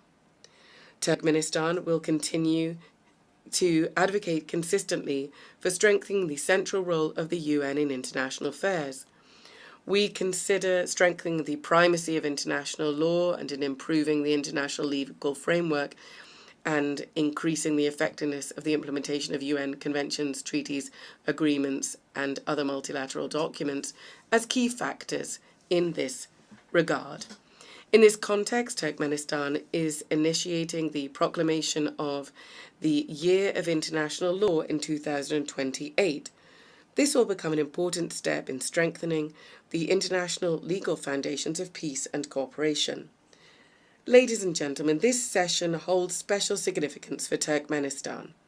30 years ago, within these very walls, the United Nations General Assembly unanimously adopted the resolution on the permanent neutrality of Turkmenistan.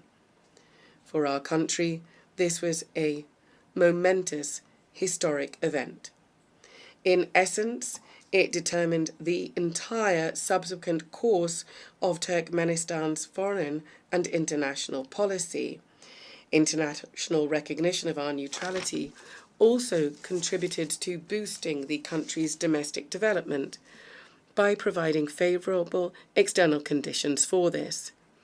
I would like to take this opportunity on behalf of the people of Turkmenistan to express my gratitude to the United Nations member states and the entire international community for the decision adopted in December 1995 to recognise the permanent neutrality of Turkmenistan, a decision reaffirmed by 2 subsequent UN General Assembly resolutions.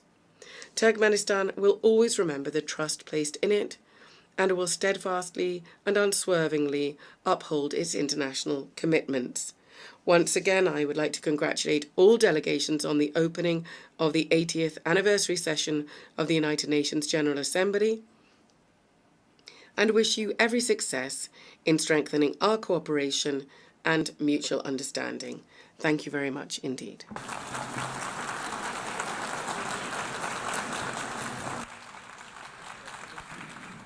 On behalf of the Assembly, I wish to thank the President of Turkmenistan. The Assembly will hear an address by His Excellency Gabriel Boric Font, President of the Republic of Chile. I request protocol to escort His Excellency and invite him to address the Assembly.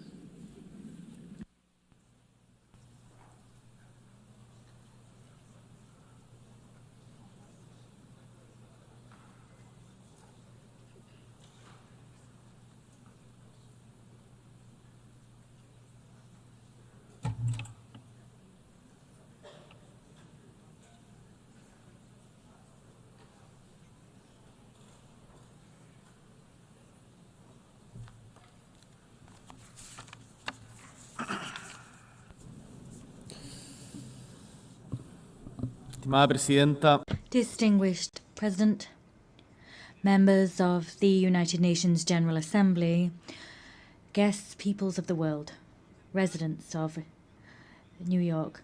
80 years have elapsed since the creation of the United Nations. 80 years have also elapsed since Gabriela Mistral, a Chilean woman who came from the Elqui Valley, won the Nobel Literature Prize. Her voice as a poet, a teacher, as a diplomat continues to ring out in our homeland and across the world. And it was precisely here in New York in 1955 that the Chilean ambassador, Jose Massa, conveyed a message about human rights that was written by Gabriela Mistral. That message said, "I would be happy if our noble strength, our noble struggle to obtain human rights was taken up faithfully and loyally by all nations of the world. This triumph would be the greatest we could achieve in our time."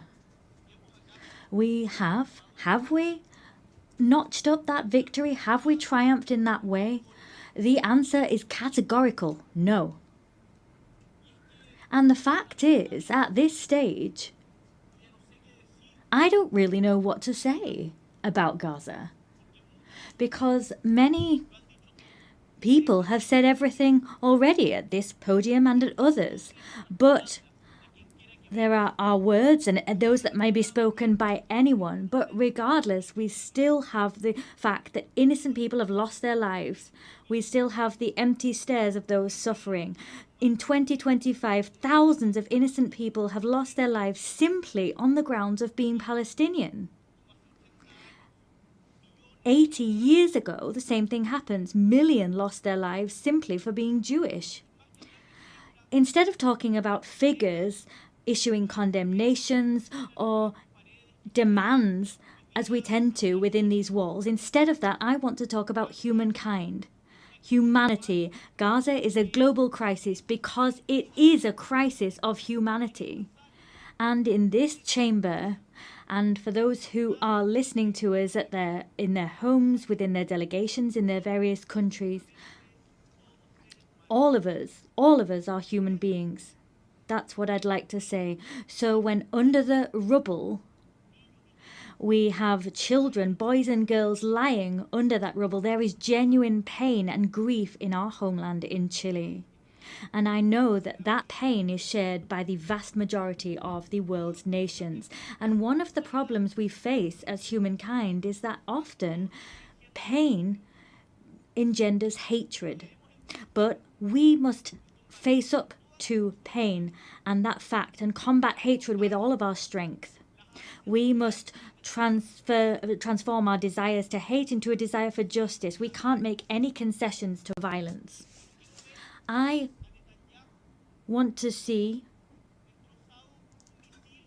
don't want to see Netanyahu destroyed by a missile side by side with his family. I want to see Netanyahu and those responsible for the genocide against the Palestinian people brought to the ICJ and other international courts.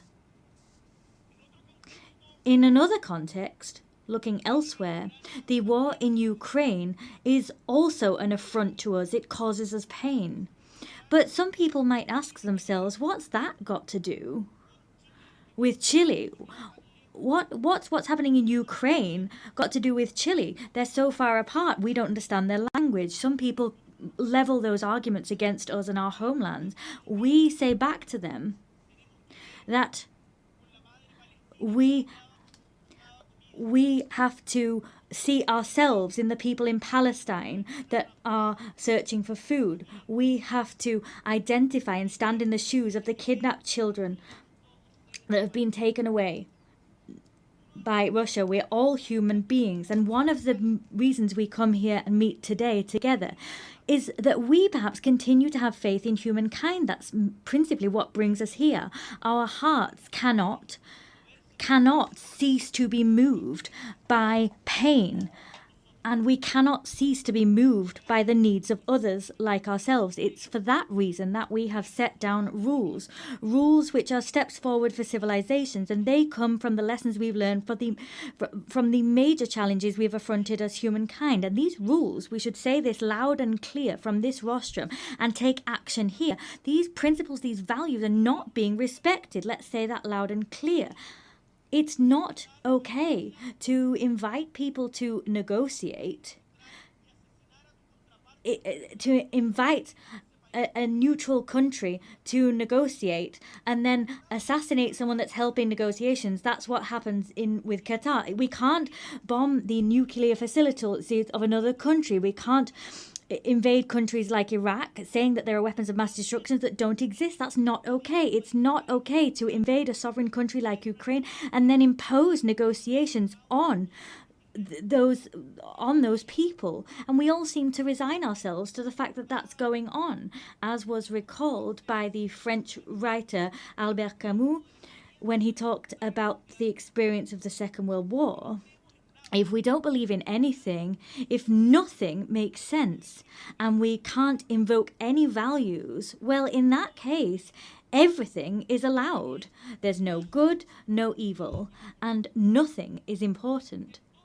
So, if we were to accept that reasoning, we'd have to admit that reason stands on the side of the successful party and no one else. And the rule which we use to assess humankind, the yardstick, would simply be effectiveness.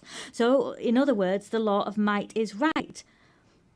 I want to say to you that ultimately this way of reasoning is the justification of killing.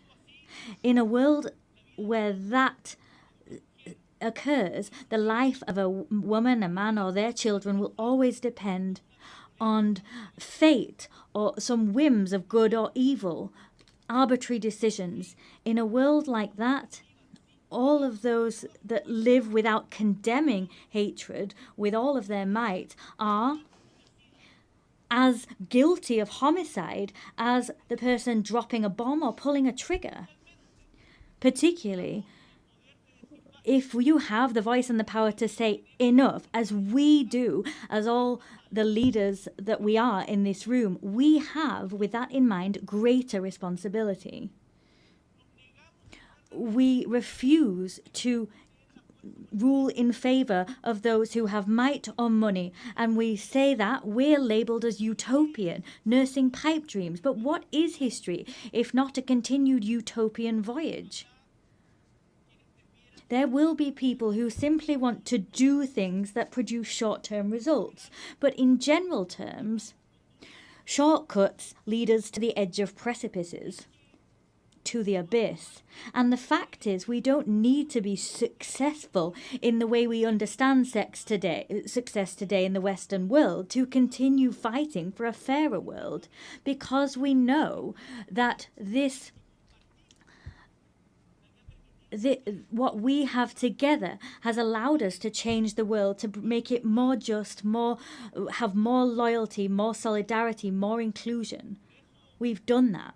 So, distinguished delegates, when we are invited to submit, to bow down, when it is said that intelligence is somehow irrelevant, when people want to show us that you can lie to get an advantage, to get ahead, we want to say no. We're not giving way to cunning trickery, violence or passivity. Let us say no to all of that. I can and I must respect the person who likes blue more than red, someone who is of a faith that's not my own, the person who thinks it's better to increase or reduce taxes according to the circumstances. Ultimately, I can and I must respect diversity of opinion. But at the same time as I respect different opinions, the opinions of those who think different to me, I face the outrage, the fact that people lie. And what's all the more outrageous is that they're aware that they're lying. Perhaps, for example, it's been said at this very rostrum today that there's no such thing as global warming. This is not an opinion.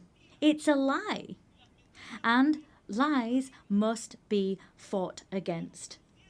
Of course, we can discuss the best way of tackling global warming, or we can talk about who are more responsible than others, but we can't deny global warming. We can argue, we can discuss how the Nazis managed to govern such vast swathes of Europe, but we can't deny the Holocaust. We can study the secondary effects of a vaccine, but we cannot state with no evidence whatsoever that vaccines cause autism.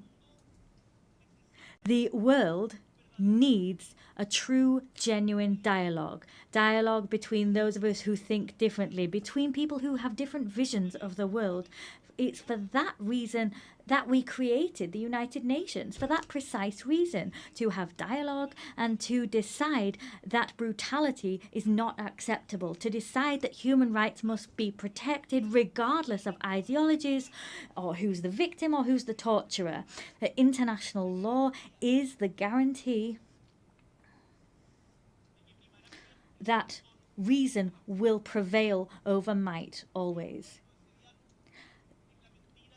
Opposed against this dialogue, the other direction is lies and silence, and both will bring us to the edge of an abyss, into deepest suffering. So what is the task before us today? We have to chart the course that we want as humankind and work with the United Nations, who are paving this path. Chile is rallying behind this shared vision, this shared respect for democracy, human rights, social justice, equity, unfettered respect for the freedom of expression, climate action, all of these things that stand as pillars of hope and action to address the difficult changes and weather these current storms.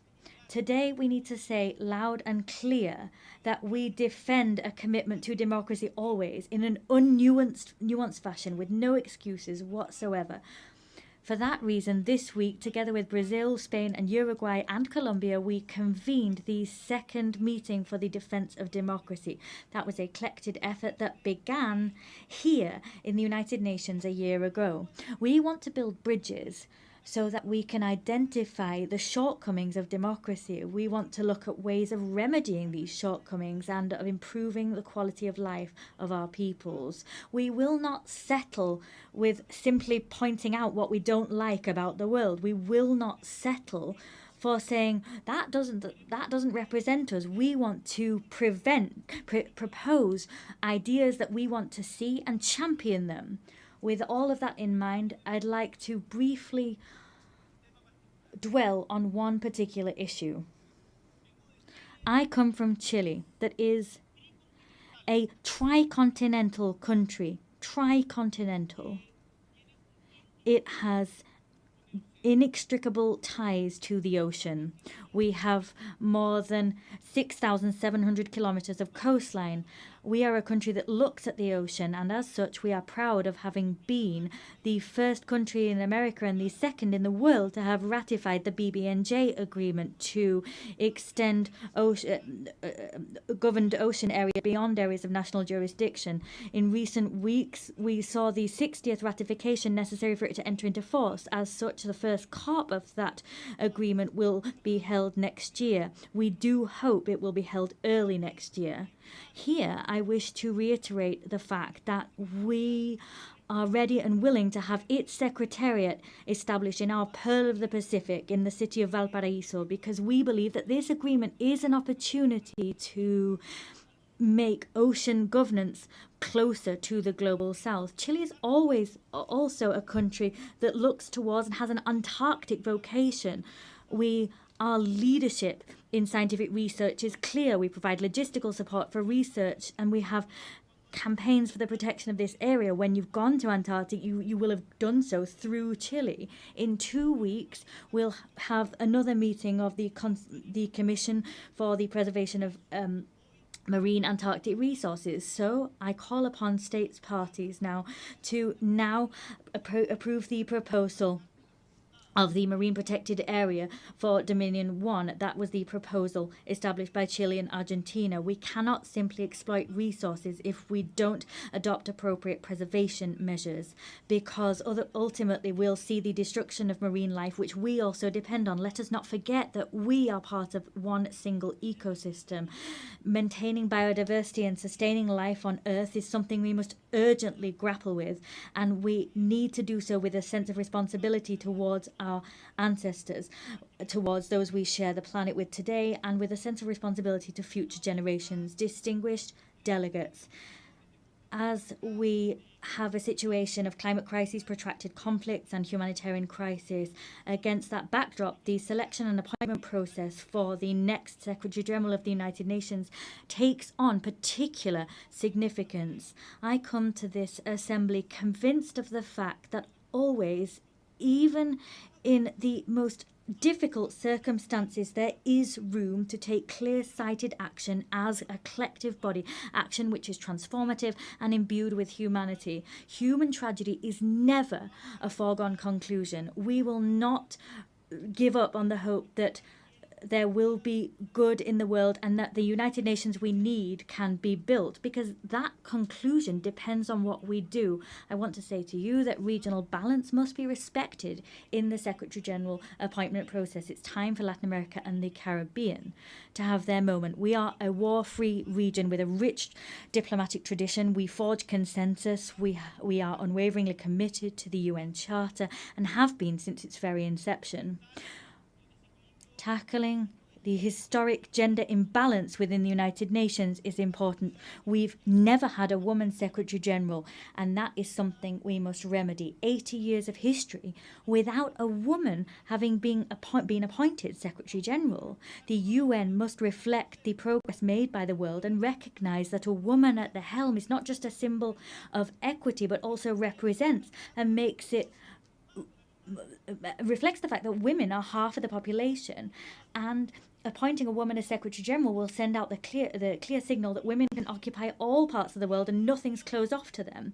Chile wants to actively contribute to that collective effort, and for that reason it is for me a great honour to announce from this rostrum that Chile will nominate our former president, Michelle Bachelet-Khérié, as candidate to the post of Secretary General of the United Nations. Que además nos está acompañando. She is here with us at this session.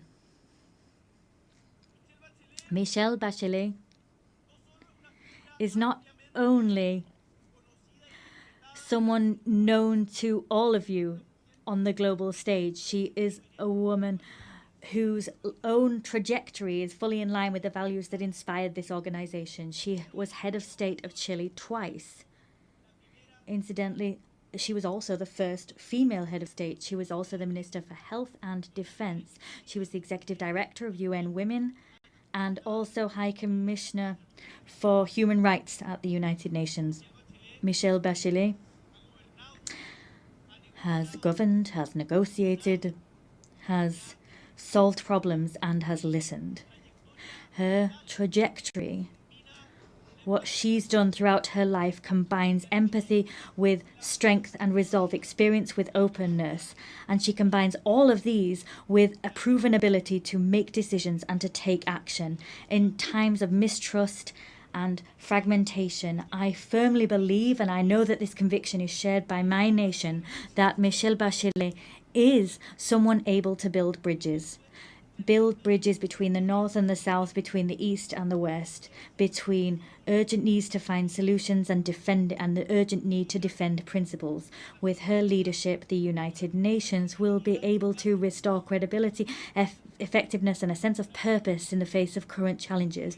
She will build on the legacy of Antonio Guterres that I can say has given the best of himself from the good of humankind within this institution. With humility and a sense of conviction, Chile presents this candidacy with the conviction, the certainty that Michelle Bachelet will be able to make a decisive contribution to making the United Nations once more a place for meetings, place for solutions and active hope for the world as a whole. Distinguished delegates, 80 years. Let us look back at those decades and let us take stock of the strides forward seen in international governance. In spite of the challenges we're facing, we can also say that we have made progress. But we are eaten away at by the feeling that that progress is under threat. Who will draw the maps of the future? We want to believe that those cartographers will not be those waging assaults on multilateral institutions and eroding their credibility. We don't want them to be those who humiliate the weak. We want all peoples together to draw the maps of the future. Together we represent all of those people, and together we will trace out clear maps so that we have not only a possible and viable future, but one that is full of dignity for everyone and respects them. And to achieve that goal, this organization, let us remember the organization that was built on the ashes of the Second World War after the failure of the League of Nations, this organization is crucial. And renewing it, changing it, reforming it is an urgent need. So, as a renewed organization, but one with the same purpose, it will be an organization that everyone works together in. The words of Victor Jara, that great Chilean great Chilean artist, he talked about this great love of earth which has helped us to live. He loved peace, to enjoy life, love and freedom for everybody. He talked about those things so that his children could exist, his city could exist, and his people could exist. Let us, distinguished colleagues, move together, free and equal, similar and different. Let us walk along this shared path of seeking truth, justice, happiness, and justice. I thank you.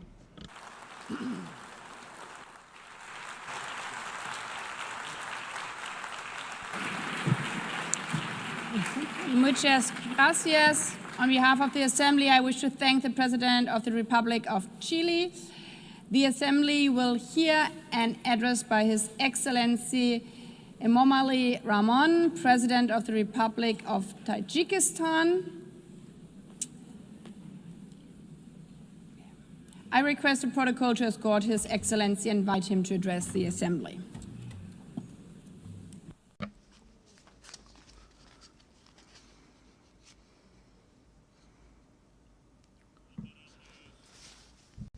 Your Excellency, Madam President, Excellency, ladies and gentlemen. Today, as we commemorate the 80th anniversary of the adoption of the United Nations Charter, I extend to all member states my heartfelt congratulations and best wishes on this occasion. The contemporary world is undeniably experiencing a period of instability, turbulence, unpredictability, and escalating complexity. Geopolitical tensions, efforts to reshape a framework of international relations, conflicts and confrontations in different parts of the world, along with series of security threats and challenges have posed significant risks to lasting peace and safety. At the same time, the consequences of climate change and growing social inequality impose restrictions on the process of sustainable development and sustainable global development. In such a complex and turbulent circumstances, the role of the United Nations as a platform for inclusive dialogue, cooperation and the promotion of peace and security worldwide becomes more important than ever. In this regard, our countries should make joint and consistent efforts in international practice to protect this principle, return to full compliance with international law. In this process, strengthening equal cooperation among small and large states is also considered to be an important and timely step. Madam President, Tajikistan's National Development Strategy 2030 is fully aligned with the Sustainable Development Goals, and we support a full and timely implementation of this item of global agenda. Unfortunately, developing countries, particularly those mountainous and landlocked, face multiple challenges and difficulties in achieving these goals. Particularly vulnerable countries feel the need to take serious measures to ensure sustainable development, financing, and improve access to financial resources. Despite significant attempts in this field, the amount of funding for sustainable development offered by the international community continues to be insufficient to address their current need. This situation necessitates timely response, the allocation of additional funds, and a review of approach to the international financial architecture and system. Tajikistan advocates for effective and fair reforms of international financial instruments. At present, we are observing varying degrees of economic progress among nations, and the influence of developed nations and international financial organizations could play a significant role in tackling this issue. Many developing and less developed countries remain vulnerable to the impacts of economic and financial crisis, poverty, infectious diseases, including COVID, natural disasters, and food insecurity. They need to implement effective financial support measures, including debt relief. In our view, now is the high time to seriously consider this important item. Ladies and gentlemen, today climate change-related issues in various countries around the world, including Tajikistan, pose serious obstacles to achieving the Sustainable Development Goals. Our country, with 93% of its land covered by mountains, is deeply concerned of an adverse effect of this situation. Changes in the hydrological cycle, a series of floods and droughts, and severe dust storms over the past decades have had a direct impact on Tajikistan's water and energy resources and food security.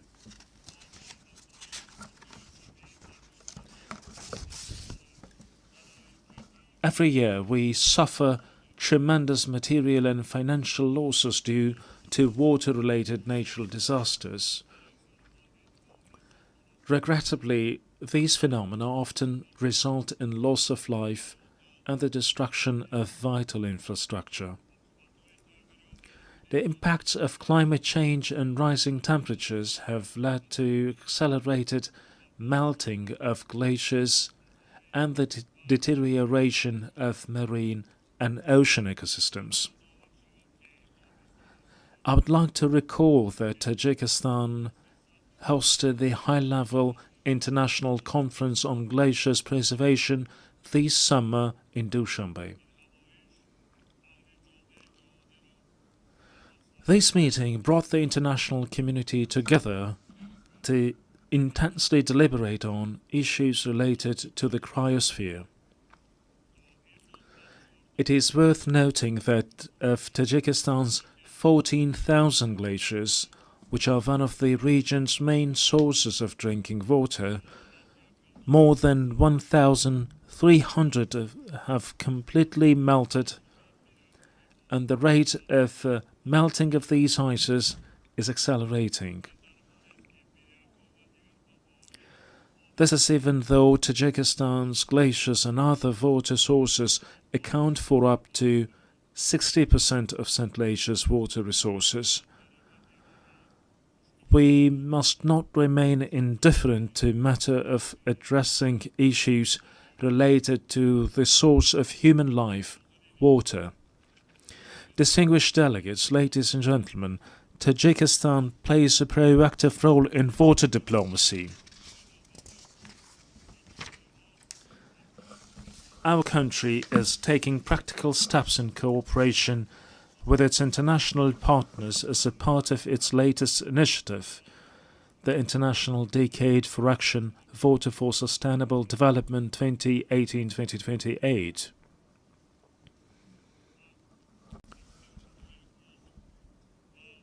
I call on member states and stakeholders to actively participate in the next event within the Dushanbe water process, the high-level international conference which will be held in Tajikistan next year.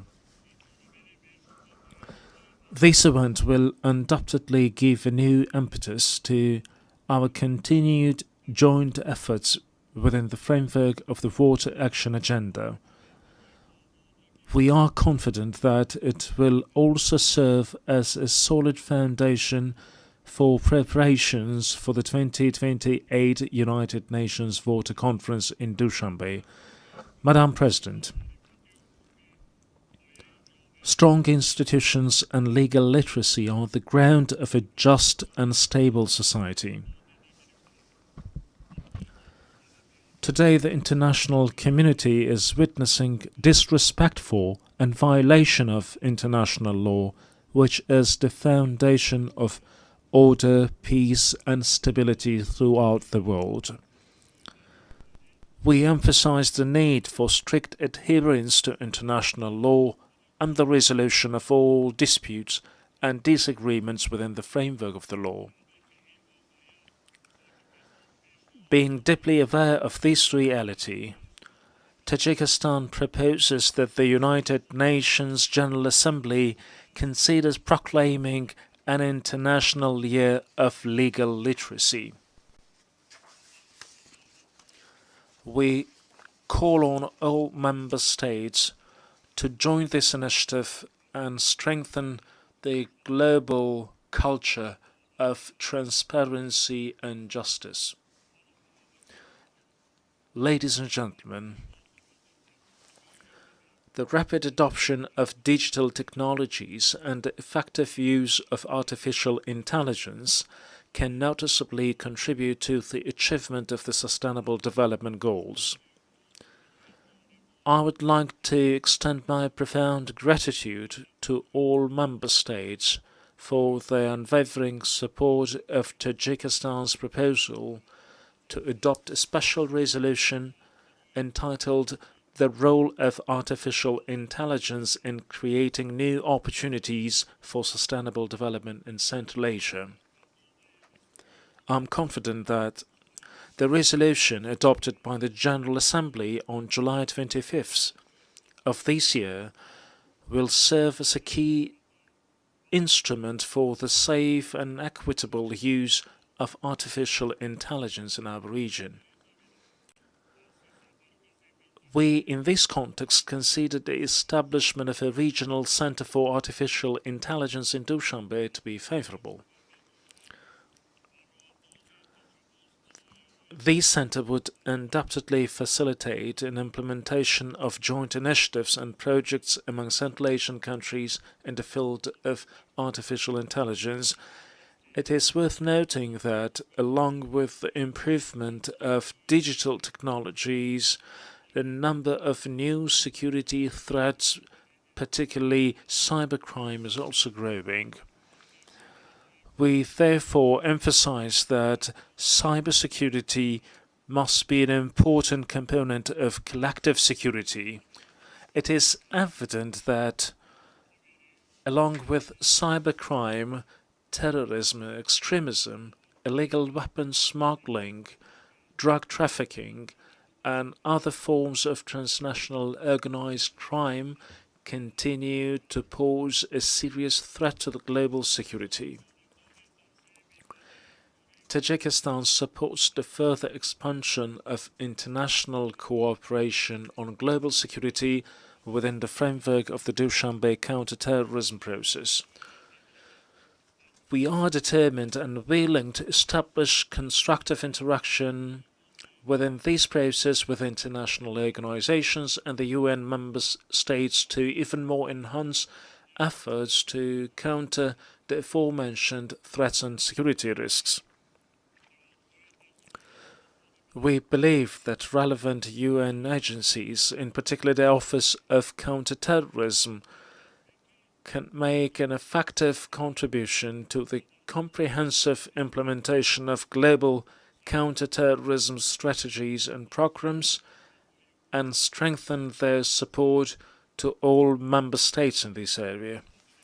Distinguished participants, Tajikistan gives full support of the resolution of all disputes and conflicts through political and diplomatic means. We must redouble our efforts to enduring, lasting, and comprehensive peace based on international law. A year ago, from this podium, I proposed considering a special United Nations resolution proclaiming a decade of promotion of peace for future generations. A year later, the adoption of such a resolution has become even more pressing. In today's complex and volatile world, this initiative will create conditions for international cooperation to achieve lasting peace. I call on all UN member states to support this proposal for the sake of our current stability and a better and prosperous life for the generations to come. Ladies and gentlemen, we emphasize our principled, invariable position on the Palestinian issue.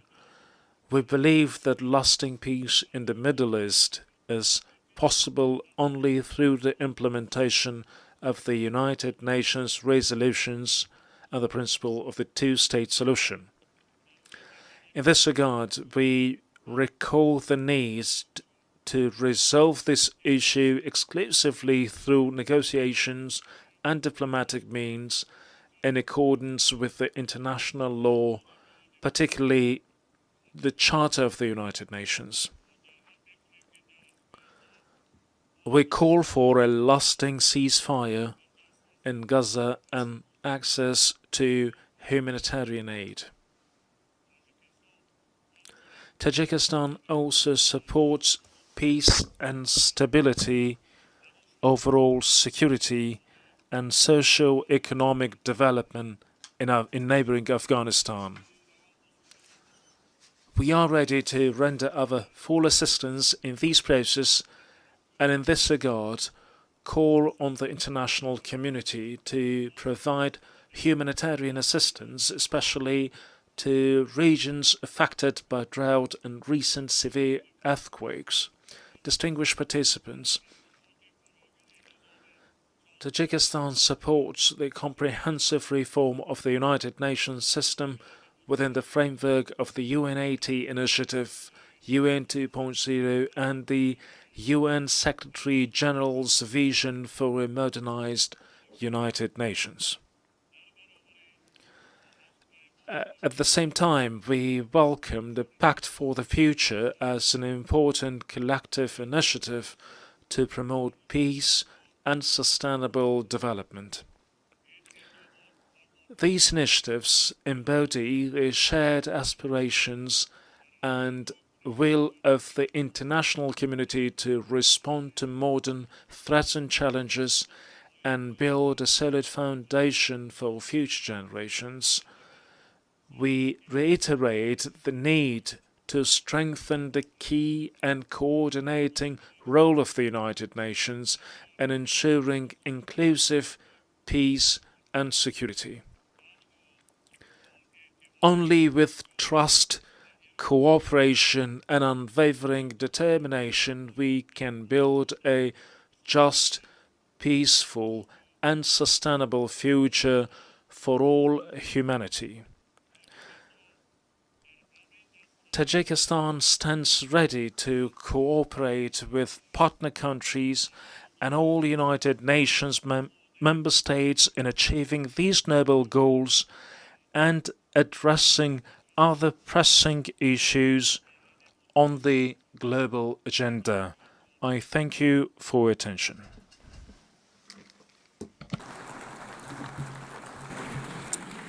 On behalf of the Assembly, I wish to thank the President of the Republic of Tajikistan.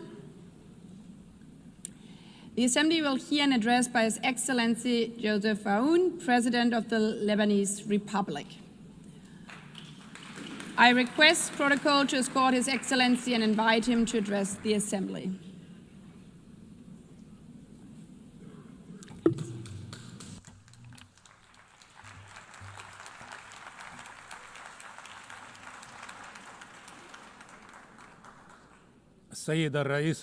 Madam President, Mr. Secretary General, fellow colleagues, heads of state and delegation, I stand before you today to talk about peace, development, and human rights.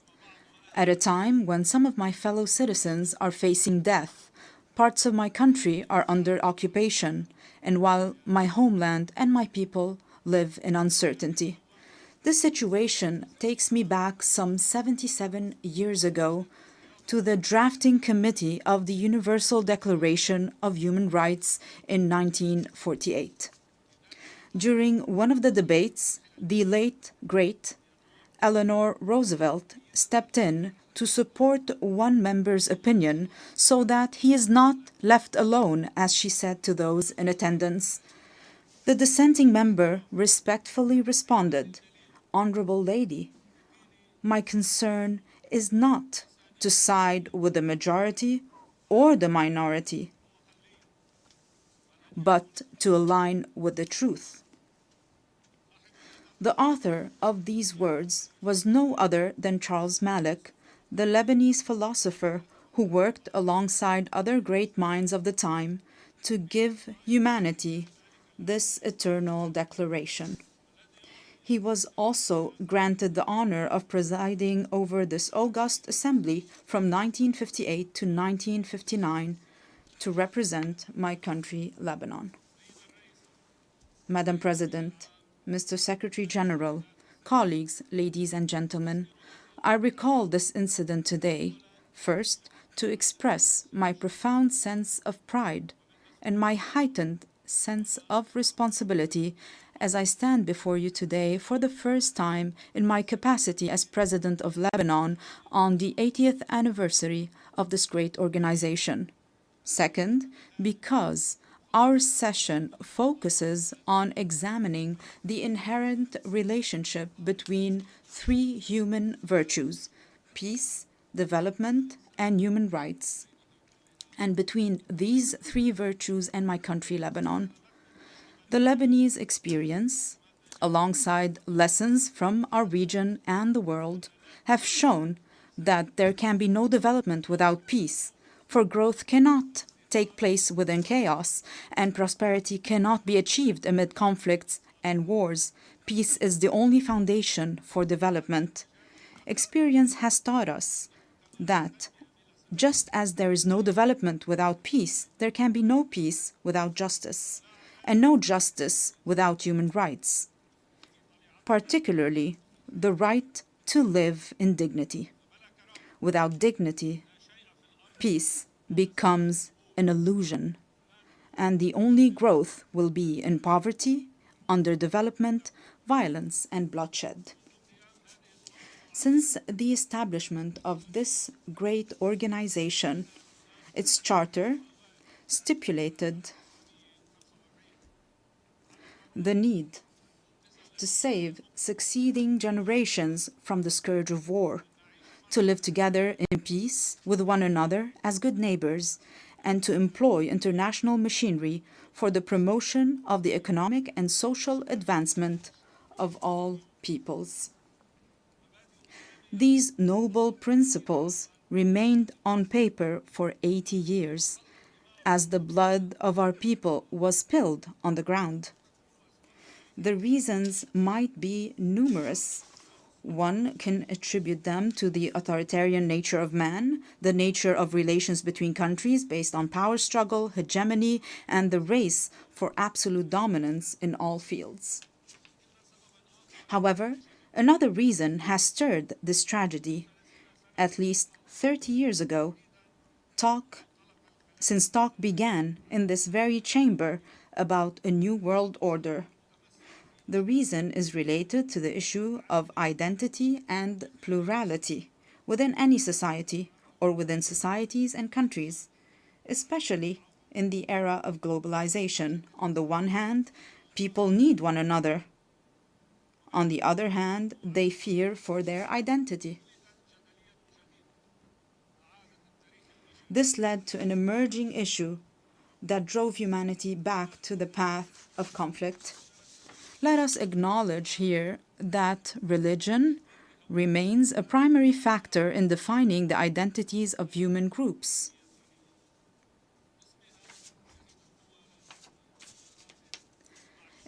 In the name of religion, countries are at war with one another. In the name of religion, many countries have imploded from within. Furthermore, religion continues to shape the world in profound ways. While Islamophobia and xenophobia grow in the West, the East is still haunted by the memory of colonialism and the remnants of old religious wars. Despite remarkable scientific progress, the world finds itself trapped in a bygone era. Madam President, Mr. Secretary General, colleagues, at the heart of this dilemma, Lebanon plays a unique role. This is its raison d'etre. This is the significance of Lebanon and its message to the world. Amid the global clash over religious identities, Lebanon stands out as a nation where Christians and Muslims coexist as equals under a constitution that guarantees equitable representation to both communities in the Parliament and the Council of Ministers, with full citizenship for all individuals. This model is open for progress. This model was criticized by some. However, it offers a unique, evolving approach, as the late Pope John Paul II observed. Lebanon is more than a country. It is a message of freedom and plurality for the East and the West. End of the quote. I reiterate and emphasize a message of freedom and plurality. In a region where people are killed or kill over their religious belief, or even for displaying a symbol of faith, in a weary world torn between those who want to impose religious attire and others intent on banning it, Lebanon offers a unique, unmatched, and irreplaceable model. A model that deserves to live, that must exist for the region and for the world. A model that allowed me, as an Arab Lebanese, to serve as the only Christian head of state from East Asia to the coast of Europe. My country, Lebanon, the land of human secularism with profound faith, without any imposition or prohibition of any kind. A model that requires all those who are committed to a better future for humanity to ask the following two questions. First, why would there be an international and UN obligation to preserve Lebanon? And second, how can we achieve this goal? First, indeed, there is a human obligation to preserve Lebanon. If this model falls, this model of coexistence between two different religious communities that are completely equal, where else around the world can we replicate this experience?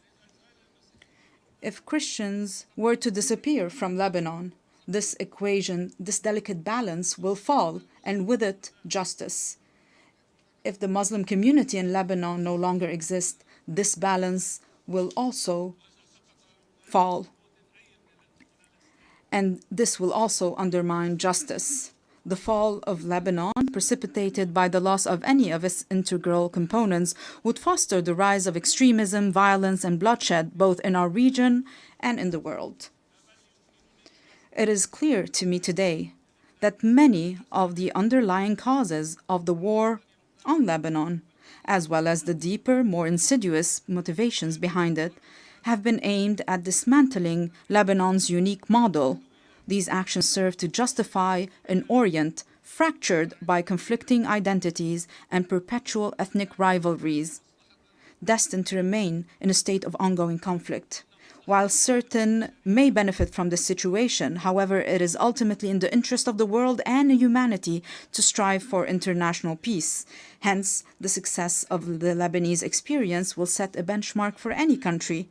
This model today is a vibrant, steadfast, and energetic country determined to live, resolutely refusing to succumb to adversity. What it takes to save it? Simply a clear and firm stand, in words and action, aimed at liberating all the Lebanese territory and securing the exclusive sovereignty of the Lebanese state, enforced solely by its legitimate and legal armed forces over its land. This is the unanimous will of the Lebanese people since the declaration of November 27, 2024, which was adopted with the support of the United States and France and this very organization as a mechanism to enforce UN Security Council Resolution 1701. I reaffirmed this commitment in my inaugural address following my election as president in January 2024, and it was also approved by the government in its ministerial statement of February 2024. Throughout our negotiations with President Trump's envoy, Ambassador Tom Barak, we worked on drafting a paper to guarantee full stability on our land, to which we are still bound and still await the same commitment by other concerned parties on our borders as well. This is what Lebanon seeks. Let me be more frank. Allow me to feel some pride for my country and my people, for they do deserve it. Ladies and gentlemen, we are truly an exceptional country by all measures. We are a country that each year receives people from the Lebanese diaspora, the equivalent of a third of the country's residents. This underlines the unwavering connection between the Lebanese people and their homeland. There is hardly a major project in our region that does not bear the signature of a Lebanese person, nor a cultural or artistic event that lacks a Lebanese imprint. In fact, it is almost certain that Lebanese contributions can be found in every significant endeavor. Among the member states of this distinguished organization, one could scarcely find a nation that does not have within its borders a member of the Lebanese diaspora who is engaged, productive, and creative. These individuals integrate harmoniously with their host societies. We, ladies and gentlemen, are a country capable of embracing modernization, and we have started already implementing a gradual program of financial and economic recovery. Together with an independent financial audit, a fair restructuring of the banking sector, and the modernization of the administration, we have also taken on the fight against corruption and organized crime to rebuild the trust of the Lebanese people in their state and the world's confidence in Lebanon. Simultaneously, we have launched legislative and institutional reforms consecrating the independence of the regulatory bodies of the state's productive sectors and enhanced the independence of the judiciary, aligned with international standards in the fight against money laundering and the financing of terrorism. Our government has also recently joined the United Nations Convention on Biological Diversity, in line with our history of commitment to the principles of international legitimacy. We are also set on advancing public freedom, combating hate speech, and empowering young men and women in the decision-making process. We can only be prosperous if our citizens, all our citizens, live in dignity. Ladies and gentlemen, our country is dedicated to investing in quality education, and we are expanding today this investment to encompass a knowledge economy. Lebanon is also an essential crossroad for global trade corridors.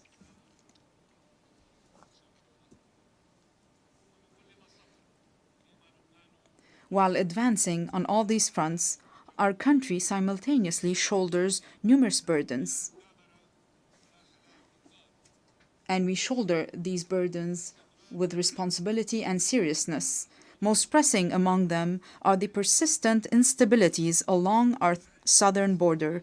We call for the immediate cessation of Israeli aggression, the full withdrawal of its occupying forces from all Lebanese territory, and the release of our hostages, that we shall not forget nor leave behind, and we insist on the complete implementation of UN Security Council Resolution 1701. This will be achieved with the help of the mandate given to UNIFIL, working in coordination with the Lebanese army over a transitional period to achieve peace and stability. In this context, allow me to extend my gratitude to the members of the Security Council who adopted the resolution to renew UNIFIL's mandate to help us achieve lasting peace and stability. However, the deep underlying causes of our crises extend beyond our immediate borders. This is why it is our moral, human, and political obligation to call for an immediate end to the devastation taking place in Gaza. We urge the revival of a new political track aimed at finding a just and permanent solution to the Palestinian question based on the resolutions of international legitimacy, the principle of the two-state solution, ensuring the right of both states to a secure and dignified existence, as ratified by your General Assembly, with a majority of 142 states out of 164 states in the New York Declaration. The second major burden Lebanon is carrying now is the unprecedented displacement situation taking place on its soil, which, measured by capita, stands as the largest in history. Lebanon looks to the United Nations and its specialized agencies, as well as to the Syrian authorities, to address this critical issue. Through direct negotiations and with the support of the Kingdom of Saudi Arabia, we aim to reach comprehensive understandings and agreements across different aspects of our bilateral relations, the goal being the dignified and safe return of the displaced Syrian citizens, as well as the restoration of the special relations between Lebanon and Syria in good neighborliness and close cooperation in various fields, overcoming the misunderstandings of the past. The third burden crippling us today is the reconstruction of Lebanon following the Israeli aggression on our soil, especially with respect to the infrastructure necessary for the return of the Lebanese Authority to the Lebanese border towns and to the rebuilding of homes and villages bulldozed and demolished by the aggression. For there will be no stability if it is not rebuilt and its beauty restored. Furthermore, there's the issue of providing the necessary means to our legal armed forces so that they may take on the task of defending and safekeeping our national integrity. We remain hopeful about the public initiatives to organize international conferences dedicated to that purpose. Ladies and gentlemen, Lebanon does not seek special privileges or favors. Indeed, it calls upon the international community to act with responsibility, fairness, and equality, thereby enabling Lebanon to reclaim its role as a land of freedom and plurality. This very spirit underpinned the Distinguished Assembly's resolution on August 16, 2019, to grant Lebanon's request to establish the Human Academy for Dialogue and Conversions within its borders, a resolution that was for a time overshadowed by the many crises Lebanon has faced in recent years. Today, Lebanon is intent on reviving this vital initiative. Our intention is both to reassure ourselves and to send a message to the world. Lebanon is returning to its rightful place, both within the international community and among the nations gathered at the United Nations, a true platform for human values and the advancement of humanity. In closing, I reiterate the opening theme of my message. While I stand here today advocating for peace, my countrymen are being killed. The conflict is still very fierce between Lebanon being a land of life and joy and a platform that spreads both values to the region and the world, and Lebanon being a place of sorrow and wars, spreading both woes to the region and the world. We in Lebanon have made our choice. We choose to be a land of life and joy, and we shall abide by it. I call upon you all, for the sake of peace in our region, for the good of humanity, stand with us. Do not abandon Lebanon. I thank you.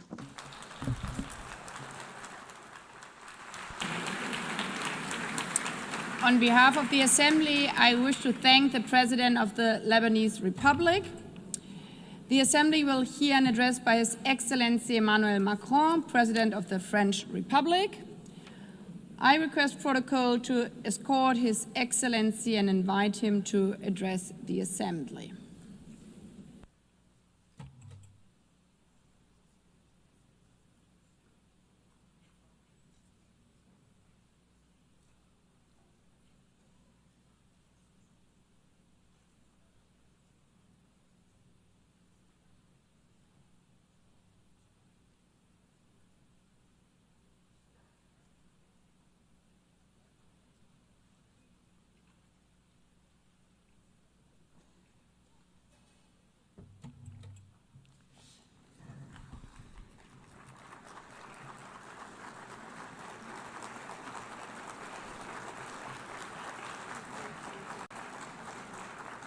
Madame la Présidente de l'Assemblée.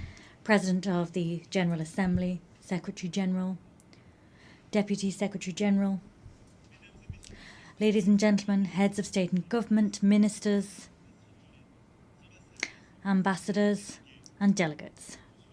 I am delighted to once again stand before you to issue an address at the 80th session of the United Nations General Assembly. 8 decades ago, we wanted to serve peace, development, human rights, and we've been doing that for 80 years. After that 80 years, we now have to take stock of our progress and ensure that we keep pace with today's world. In 1945, March, we adopted the Charter of the United Nations following 2 world wars. At that time, war was still raging in Asia. Decolonization had scarcely begun. The Soviet Union was extending its empire, and we counted deaths in the millions, and we unveiled the horror of the Shoah. Yes, at that stage of the world wasn't yet complete, but at the same time, nevertheless, we were, through resolutions and with resolve, building our desire to spare succeeding generations from the scourge of war, and we declared our faith in the fundamental rights of mankind, and we made a commitment to create the conditions for justice, to foster social progress, to practice tolerance, and to live side by side in peace.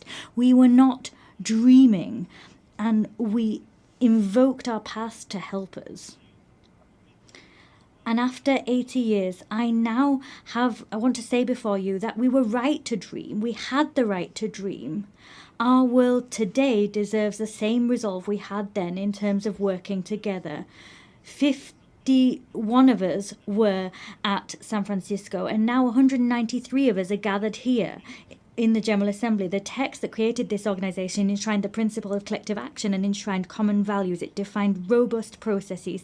And I know, nevertheless, how great frustration is. We see that states are unequally represented, particularly on the Security Council, and that fuels frustration. And that's why I unequivocally support its expansion, the reform of the Security Council, particularly its expansion for the African continent. I also know the extent to which political and social balances and states of players have changed and different actors have taken on more responsibilities. Many people are asking about whether the United Nations promises have been upheld, whether it's in sync with reality, and whether it brings with it any benefits. Let us not kid ourselves. This 80th anniversary is not a fact that we can just accept. Conflicts, international, national, state conflicts are proliferating. The criminal and terrorist activity is proliferating, and people are deliberately trampling on the Geneva Conventions as if war was just about terror, revenge and victory. Haiti, Burma, Ukraine, the Democratic Republic of the Congo. The list is as long as it is unconscionable. There are more and more cases of violence being weathered by people whose nations are at war. Major transformation is also underway for us all across the globe. Climate change is not under control. Biodiversity is collapsing. Efforts that the majority of us are ready to make are coming up against the obstacles of the cynicism of a few that can make a difference but refuse to do just that still. And we see the technology picking up pace. They pave the way to horizons of opportunity, but they also pave the way for dangerous forces because they're not regulated. Global trade is weathering tariff wars, and that's another form of imbalance, globally speaking. Alarm bells are ringing out loud, but that doesn't extinguish hope. Our divisions do not mean a lack of hope did not mean Syria wasn't able to free itself from war. Ukraine is staying the course, and peace is possible in the Great Lake regions. We've also adopted treaties, ambitious agreements that some people thought were impossible. A treaty on pandemics, a treaty to protect the high seas, another to finance development. The world's complexity is not a reason to throw in the towel on our principles and our ambitions. To a certain extent, ours is a moment of paradox. We need, more than ever before, to restore the spirit of cooperation that prevailed 80 years ago. And however, in spite of that, we're we're isolating ourselves. There's more and more divisions, and that's plagued the global order. The world is breaking down, and that's halting our collective capacity to resolve major conflicts of our time and stopping us from addressing global challenges. France is proud to be among the people of the United Nations and pay tribute to all the people that serve them, soldiers wearing blue helmets that maintain peace where no one else wants to go, humanitarian personnel and healthcare workers that come to the aid of the most vulnerable, legal specialists, observers, rapporteurs that bear witness to the reality, ensure that the rule of law can prevail, that arbitrary whims do not rule the day. I'm talking, of course, about our NGOs, our nurses, our journalists, and many other people who bear witness to the fact that this organisation cannot be replaced. It is for this reason that those that are its harshest critics are also those that want to change the rule of the game, because they want to exert domination. And these are people that do not want the common good to prevail. They want to serve their interests, and that is the major risk of our time. The risk of seeing the facts as they are just become the ongoing state of play. We don't want to see might is right prevail, but that's the risk. We don't want to see the selfishness of some people win the day. That's the risk. The risk is that some people, an elite, will decide the course that the world will run, and that they will forget that there's an international community. There needs to be respectful relations between peers. There needs to be cooperation between peers. That alone makes peace possible. That alone makes it possible to address climate change, to have a successful digital transformation, or to fight against military proliferation. It is for this reason that 80 years later, our priority is to really find the crux of effective multilateralism, to get back to that gem, collective effectiveness. We need to be clear here. The anti-game of some people makes it almost impossible for our organisation to be collectively effective. They're playing against us. We need to work together to get back to that collective multilateralism. There's no point here in dividing the North from the South to think that there can be a united West in the face of a global South.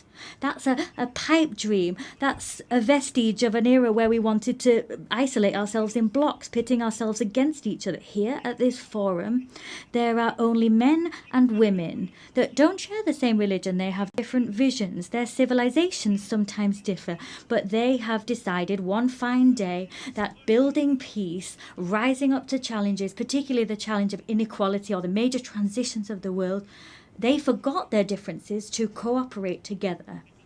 It is for that reason we need to consolidate existing rules and the institutions that guarantee our collective authority and our collective effectiveness. Human rights remain the very fundamental pillar of the United Nations House, and they give coherence to all of the action we undertake. And at a time when conflicts spread and increase in number, we also have mass human rights crises that we're facing at the same time. Our duty is to ensure that there is a respect for international humanitarian law. We proposed ensuring that as part of the global initiative that we champion alongside a number of counterparts: South Africa, Brazil, China, Jordan, Kazakhstan, and the ICRC. Let us support the ICC in its fight against impunity. Let us allow the orders of the ICJ to be implemented, their rulings be upheld. The authority, the force of law is our best chance in stopping the rule of might is right from prevailing.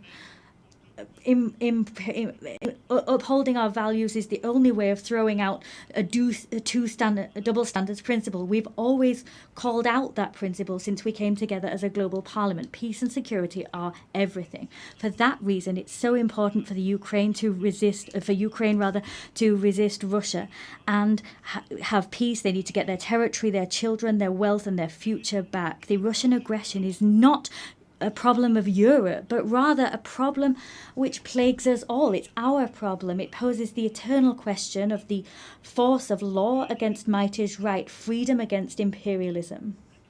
Ukraine didn't want war. Ukraine wants peace. France too wants peace. The Europeans want peace. The United States of America want peace. As such, Ukraine has a fundamental right, that is to live in security and to no longer fear that Russia will attack once more. It is for this reason France, with the United Kingdom, built a coalition of the willing, bringing together 35 nations to give Ukraine crucial security guarantees for the long term. As such, we're creating the conditions for a robust, just peace which will allow the Ukrainian people to really be masters of their own fate. And what happened in recent weeks in Poland's airspace, Mr. President, Romania, the provocations that we saw in Estonia and elsewhere are the proof that all European people are also challenged by threats of Russian destabilization. And unity can thwart those. Ukraine has often said it's ready for a ceasefire and can agree to negotiations. It accepts them. It's now up to Russia to prove that it can choose peace, even at a time it's stepping up attacks against Ukrainian civilians and the provocations to which I've just referred. France is ready as we wait to stand shoulder to shoulder with Ukraine alongside our European partners and all those that understand that we need to hold Russia back to preserve the global order. And I welcome the proposal we saw a few hours ago from the President of the United States, recalling the gradual weakening of the Russian economy. I welcome what he said, the on-the-ground failures of Russia. In more than 1,000 days, Russia's hardly gained 1% of Ukrainian territory. There have been so much loss, so many civilian victims, and few territorial gains. I welcome the fact that the President of the USA believes in Ukraine's ability not only to hold the course, but to uphold and ensure its rights prevail with us. It's because there is this refusal of double standards that France will stand side by side with Ukraine as we do for peace in the Middle East. Yesterday, we adopted a credible plan to put an end to the war in Gaza, to preserve a two-state solution, Israel and Palestine, to allow the release of all hostages and to save so many lives. We've charted a course towards peace, which requires first and foremost that hostages still in Hamas's hands are released, that strikes on Gaza cease. And I am delighted that Saudi Arabia and France have convinced a large number of the members of this assembly to sign the New York Declaration. 142 members of this assembly have signed that declaration. We've held out our hands to forge the path towards peace, immediate peace, release of hostages, ceasefire, stabilization of Gaza, the demilitarization and the dismantling of Hamas, and a reciprocal recognition of two states and a Palestinian state which is demilitarized, which recognizes Israel, an Israeli state which recognizes the state of Palestine, and all the states of the region that have not yet done so, we hope will recognize the state of Israel. Through this mutual recognition, that is in fact a path towards peace. It's also the stability of the region as a whole that we seek to build. There cannot be any security or stability for Israel if we have a permanent war being waged with its neighbors, peace with Palestine, in the West Bank and in Gaza, and throughout Jerusalem, peace in Lebanon.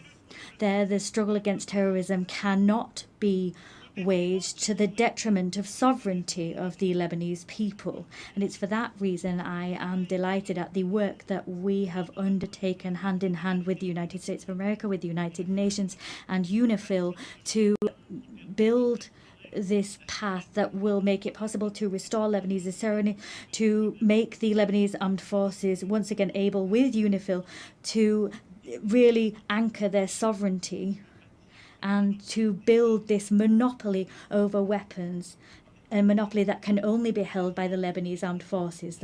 Lebanon breathes easier when Hezbollah is weaker, and the rest of Lebanon will breathe even better when all of armed caches, when all of the arms held by Hezbollah are back in the hands of the Lebanese armed forces. There's no other choice. We'll soon hold a support conference for the reconstruction of Lebanon. And we'll also support the conference that our Saudi friends will hold, supporting the Lebanese armed forces. In the same vein, Syria must recover its unity and its sovereignty. Syria is freer since Assad's regime fell. I received the transitional president in Paris. I welcomed him there. I'll see him again tomorrow. And with several states of the region, we are striving so that Syria can respond we can respect all components of its civil society, because that's where its strength lies. At the same time, it's in finding that unity once more, they will be able to also fully recover their sovereignty. The region can only be in peace if the Iranian nuclear program that has been partially destroyed is once again fully under control. It is for this reason France, Germany, the United Kingdom triggered by way of a collective agreement a process leading to the restoration of all international sanctions previously imposed upon Iran. That alone Iran alone is responsible for being in breach of its obligations, but they have decided to open the doors to the IAEA and allow them to inspect HEU stocks and to conduct inspections. The next steps to come will be decisive. Either Iran makes a gesture and goes back to the path of peace and accountability that make it possible to get back on course and for the IAEA to do its work and for stockpiles to be transferred, or sanctions will have to be imposed. I'll have an occasion to meet with the President, if needs be, tomorrow. On each of these crucial issues, France puts forward concrete proposals, solutions. The plan for the war to stop in Ukraine exists. The plan to make peace in the Middle East is on the table. A plan to put the Iranian nuclear program back under proper control exists. The plan to restore the full sovereignty of Lebanon in the south exists.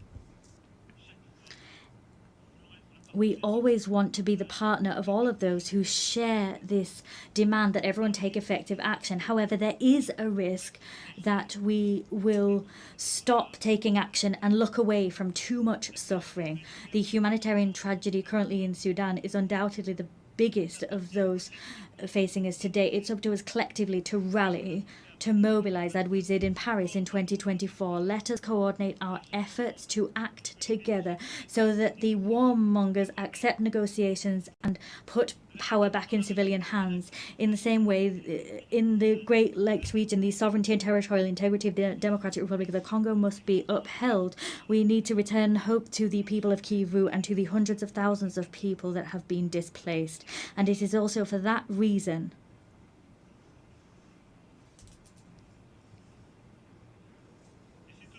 and it's also for that reason that we will meet next month in Paris, all of those able to respond to the humanitarian urgency and bring together initiatives of peace. And I'm delighted at what's been done by the African Union, by so many neighbors, Qatar, USA, but the humanitarian emergency needs to be addressed. We cannot forget any of these conflicts. We have no right at any time to lose heart. This capacity to take a leap of action is our source of strength. That's what brought us together 80 years ago. We have no right to get tired, to show fatigue. Well, there are so many crises, one after the other. I'm quite clear-sighted alongside you when I look at today's world. Everywhere, we see the risks of proliferation once again return, and new threats emerge.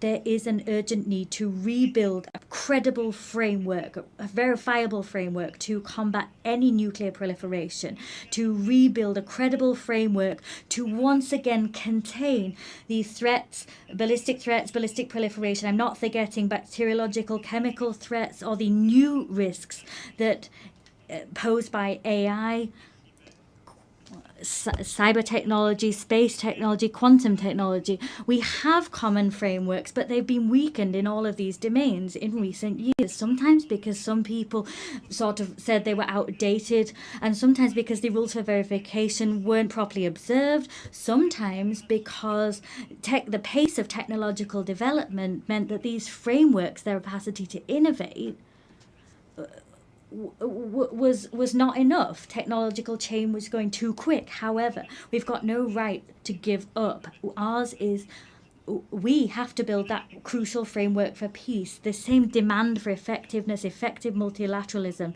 is one that we need to uphold for our global challenges. The Secretary General attaches great importance to our organisation, and he has ambition for it, and that's shown through his initiative UN 80, and I share his concerns about our organisation. Yes, we need, at this time of disarray that I talked about as a result of these major issues of war and conflict, we can't forget there are so many global challenges that mean that we must all come together.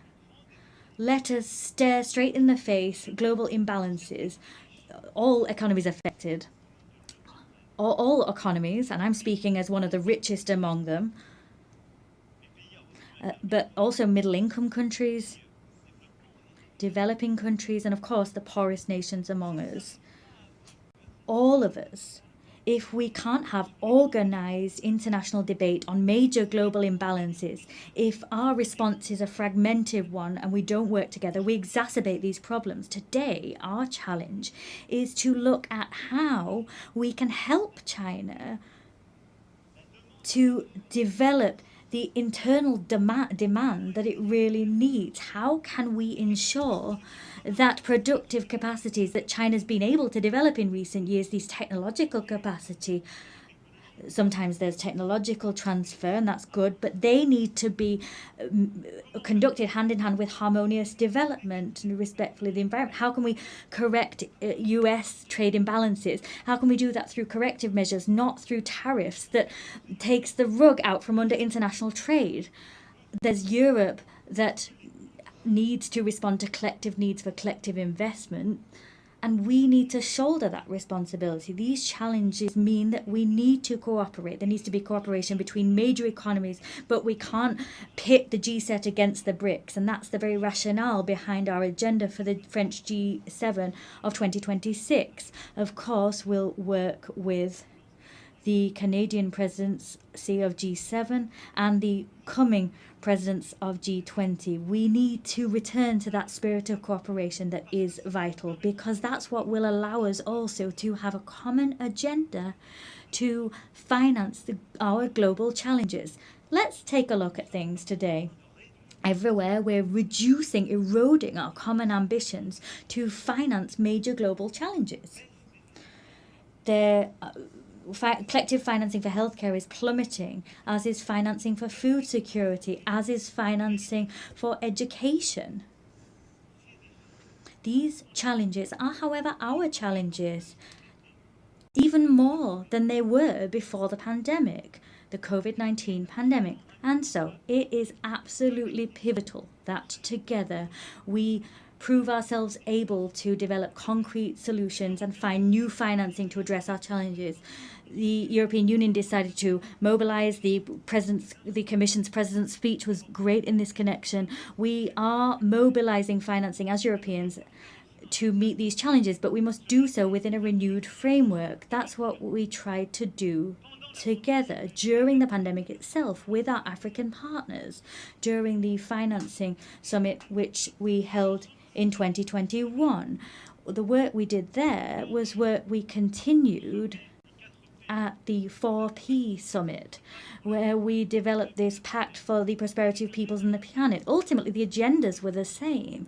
Together, we need to work together better to address global economic imbalances. We must develop an agenda of growth everywhere, but we must do that to also help countries to finance education, healthcare, stabilization and food security, and help them to address challenges of biodiversity and the climate. Let us come off the horns of a dilemma. We don't need to choose between growth, climate change and biodiversity. We can do everything if we mobilize private and public financing within a framework that brings together, reconciles east, west, north and south. That's the framework we've built. And now what we need to do is expedite the transition that's already underway. And I thank you all. The heads of the World Bank, the IMF, have commented on these efforts, but we need to go faster. The frameworks we developed have already become obsolete. We need to mobilize more private financing to accompany transitions in middle-income countries, developing countries and the poorest nations. We must develop guarantee mechanisms that losses will be covered, and we need to mobilize more private financing to help those countries and help them to grow. That is vital if we want to avoid crises, destabilization tomorrow. This agenda is an agenda which brings us together. And in some way forces some people to cast aside selfishness and avoid a situation whereby others are alone facing their challenges. It is for that reason we must also continue. Whatever the ill winds that blow, continue to mobilize to stop biodiversity loss and help the climate, as I was saying. Together we were able to notch up victories recently. The Nice Treaty that entered into force through collective rallying. We finally have a regulation framework for our oceans. That was something we'd been waiting for decades. The same collective mobilization is what we must see on plastic. We need to develop an international treaty that aims to put an end to plastic pollution. The same mobilization is what we need to have to mobilize biodiversity credits and give more consistency to our carbon credits. This same rallying needs to be seen as we move towards the Berlin COP. France and Europe will be at that meeting, and we will be in step with the 2030 goals. We will mobilize all financing necessary to usher in this transition, whether that be public or private financing. We have no right to turn away, stray from the course towards the goals we set ourselves. We have no right to simply crumble and become isolated. As you've seen, all of these global challenges, education, healthcare, agriculture, food security, biodiversity, climate, the fight ultimately against all inequalities that destabilize our global order require the same spirit of cooperation, the same spirit that I talked about, the spirit we showed in the face of war and destabilization. Our challenge is the fact that crises, there's a plethora of them, they're growing in number. My speech was long and quite comprehensive, but I do reassure you I'm coming to an end. But I forcefully say to you once more, in spite of all that, in spite of the long list that sometimes gives the impression that we might be overwhelmed, our duty is to remain on our feet and to continue to act together. 80 years ago, those that preceded us were facing collapse. The war hadn't finished. The worst had just come to pass. A world already divided was kind of stuttering, and it was up to them to build the treasure that is the United Nations. We could overwhelm our assembly, level criticism against it, reproach it for everything. Not all reproaches are fair, some are. This assembly is us. If it's ineffective, it's because some people are blocking it. And sometimes it's the most powerful. If it's not going fast enough, it's because people don't have enough resolve to make things move forward. The United Nations is all of us. There's one thing. It's that we don't have a right to be cynical. We don't have the right to get fatigue. We can't have this defeated heart, because our world is here before us, and our risk, the risk that we face, is that of fragmentation, that the law might is right will prevail, the status quo prevailing, cynicism, and to some extent that we will lose control. Yes, the loss of control. That's what all of our peoples are experiencing. Fear in the face of a future they no longer control. The fear in the face of migrations that they're weathering, a climate that we can no longer control, fear of inequalities that we can't bring under control, a fear in the face of a war we can't stop. This fear has one friend, the strongest friend, the mightiest person that was able to prevail, the cynic that was allowed to prevail. We have one responsibility, that is to act together, build this multilateralism once again with the same faith, with the same resolve as the founding fathers of this assembly. We need to do that with even more effectiveness, but with the same will. We cannot give ground to injustice. We can give nothing to fatality or the sense of the inevitable. We need to act, and act. So it's up to us to do just that together. I thank you.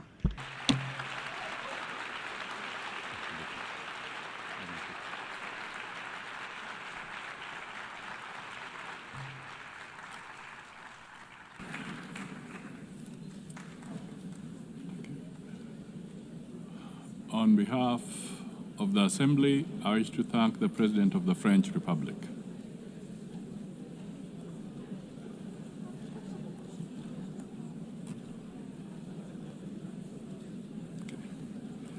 The Assembly will now hear an address by His Excellency Shadia Zhaparov, President of the Kyrgyz Republic. I request protocol to escort His Excellency and invite him to address the Assembly.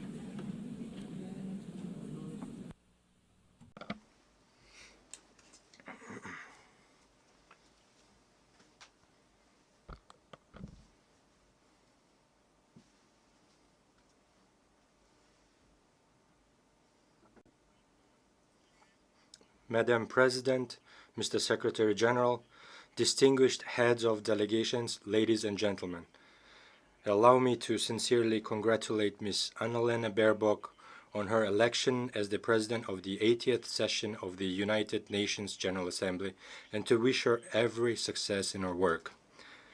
This year, we mark the 80th anniversary of the UN, a unique institution that has stood guard over peace, security, and development for nearly a century.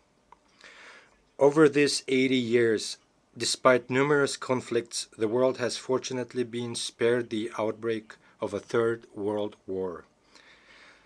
The United Nations has undoubtedly played a key role in this achievement. The organization has become not only an international platform for dialogue, but also played a special role in preventing global conflicts. Today, the trend of regionalism in world politics is strengthening. We are witnessing continued price hikes, a shortage of liquidity, and a war of sanctions in the global economy. The threat of terrorism and extremism has spread across all countries.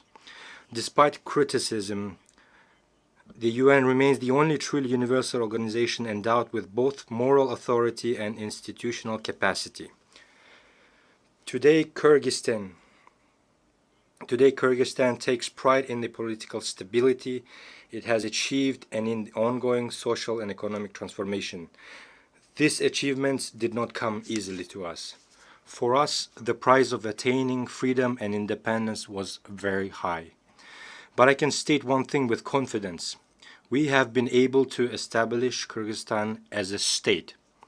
This achievement allows us to set ambitious goals for the future. International organizations, including the UN, recognize Kyrgyzstan as one of the freest and most stable states on the Eurasian continent with a strong civil society. A large-scale and irreversible fight against corruption and crime is considered a priority area of state policy in Kyrgyzstan. Today, our task is to pursue political modernization and economic development in line with the demands of tomorrow. We are committed to improving the investment climate, building an information society, and establishing fair and transparent public governance. Ladies and gentlemen, every year in New York, leaders of all world's nations gather to once again remind themselves and each other of the great mission for which UN was created. I too have come to New York with this mission. Today, my diplomatic staff have prepared a polite text that takes into account the international diplomatic situation. However, this year, standing at this high podium, I decided not to speak as a diplomat. This year, from this podium, I wish to speak not only as the head of state, but as an ordinary person and a citizen of my country, openly expressing my true thoughts and reflections on the international events happening in the world. This year marks the 4th time I am delivering a speech at the UN General Assembly. For 3 consecutive years, I came here and delivered pleasant, beautiful words. But today, I have decided to speak openly and directly about the problems that trouble the hearts of millions of people. In different parts of the world, in Europe, the Middle East, Africa, and Asia, new armed conflicts and wars are erupting. Millions of people losing their homes are forced to abandon their native lands, and millions become victims. Who suffers the most? First and foremost, ordinary people. We cannot turn a blind eye to the suffering of many peoples. Palestine, Ukraine, Sudan, Syria, and others where hostilities continue. Civilians are dying and human rights are being violated. The world community, applying double standards, prioritizes these conflicts as more or less important, depending on its own geopolitical interests.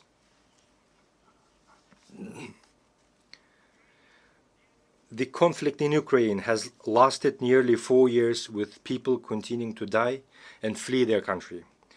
We support the efforts of US President Donald Trump and Russian President Vladimir Putin to seek solutions for a peaceful settlement of conflict in Ukraine.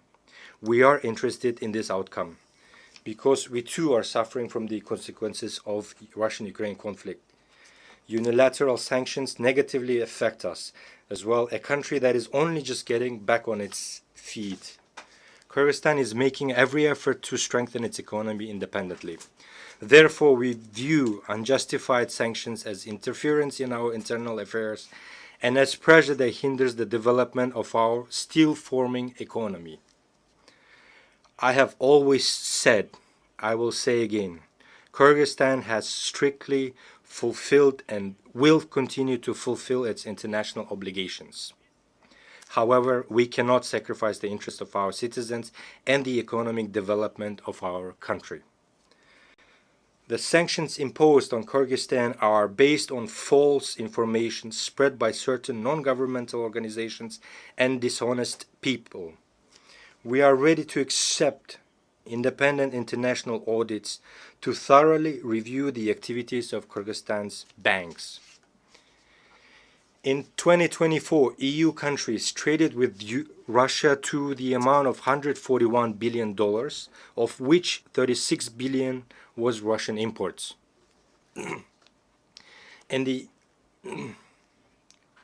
and the UK, which imposed sanctions on 2 of our banks the same year, traded with Russia for $2.2 billion.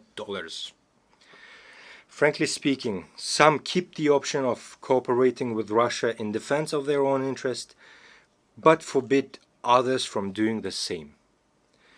How should this phenomenon be called?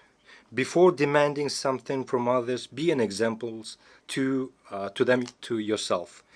You demand from us not to cooperate with Russia, yet you yourselves are cooperating extensively. We, in fact, have far deeper economic relations with Russia than you do. Therefore, economically speaking, we cannot refuse cooperation with Russia. We do not seek confrontation with others. We cooperate with virtually the entire world, pursuing a multi-vector foreign policy. For example, every year we sell gold worth of $1 billion to the UK alone.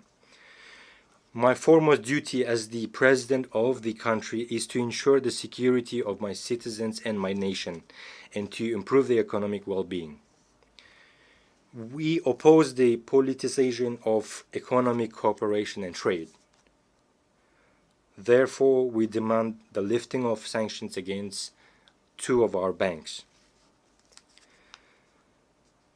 Distinguished ladies and gentlemen, the UN Secretary General has already described the Gaza Strip as a graveyard of thousands of children. More is needed to stop the war and the horrific events in Gaza. We must empathize with Palestinian people who have suffered enormous losses as a result of inhuman conflict in the Gaza Strip. We must not remain indifferent to the human tragedy unfolding before the whole world. We demand an end to genocide against the Palestinians and the commencement of international judicial investigation by the UN International Court of Justice. My country has always firmly condemned violence and terrorism in all their forms, including the terrorist attacks on Israel on the 7th of October, 2023. Such terrorists must be punished harshly. However, the fight against terrorism and the methods used to eliminate terrorists have their own rules and procedures.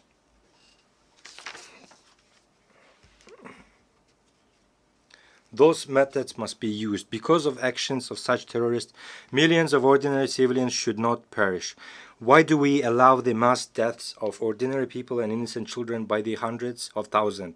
The only way to establish a lasting peace is to implement the principle of two states for two people.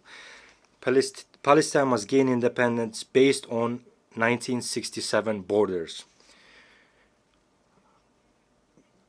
We also condemn the recent rocket strikes on the territories of Qatar and Iran, since such attacks infringe on the sovereignty of independent states, create threats to regional stability and security, and run counter to the norms of international law. The fight against terrorism and modern threats in Gaza, Iran, Lebanon, and other regions must be proportionate to their scale and nature. Civilians, women, and children must not suffer and be sacrificed. Distinguished ladies and gentlemen, as a neighboring country, Kyrgyzstan considers it important, especially in these difficult times, to provide comprehensive support to the Afghan people by integrating Afghanistan's economy into the regional and global economic processes. To isolate Afghanistan at the international level and deprive it of foreign assistance is wrong. It is unjust. We believe that the use of financial instruments for geopolitical and ideological gain, thereby deepening the humanitarian crisis, is an act of injustice and inhumanity. Therefore, we are convinced that the assets of Afghanistan frozen by Western countries in the amount of $9 billion must be returned to the Afghan people as soon as possible.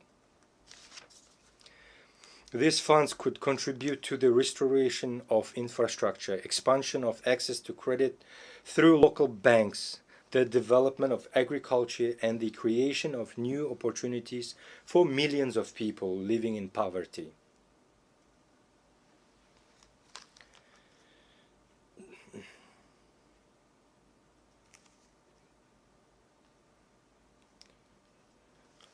According to the UN data, in 2025, 15 million people in Afghanistan faced hunger and 24 million required humanitarian assistance.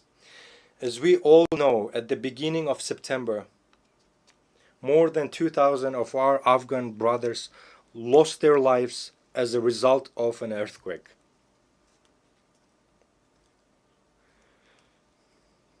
Tragically, due to lack of financial resources and weak infrastructure, timely assistance could not be provided to those affected. We call upon the leaders of Western countries to immediately return these assets for the sake of future of the Afghan people. If you truly want the Afghan people to overcome poverty, hunger, as soon as possible, return them without delay. Only then will your words about human rights and interstate obligations correspond to your actions. Distinguished participants, today's challenges in African countries, from conflicts to food insecurity, require not sympathy in words, but solidarity in action. Africa is 54 countries with a population of more than 1.5 billion people. It is the second largest continent after Eurasia. Africa possesses enormous reserves of resources, and we are confident that in the near future, Africa's role in the global economy and international politics will multiply several times. Therefore, the continent's colossal natural wealth must serve the accelerated development of Africa itself and the fulfillment of its own interests.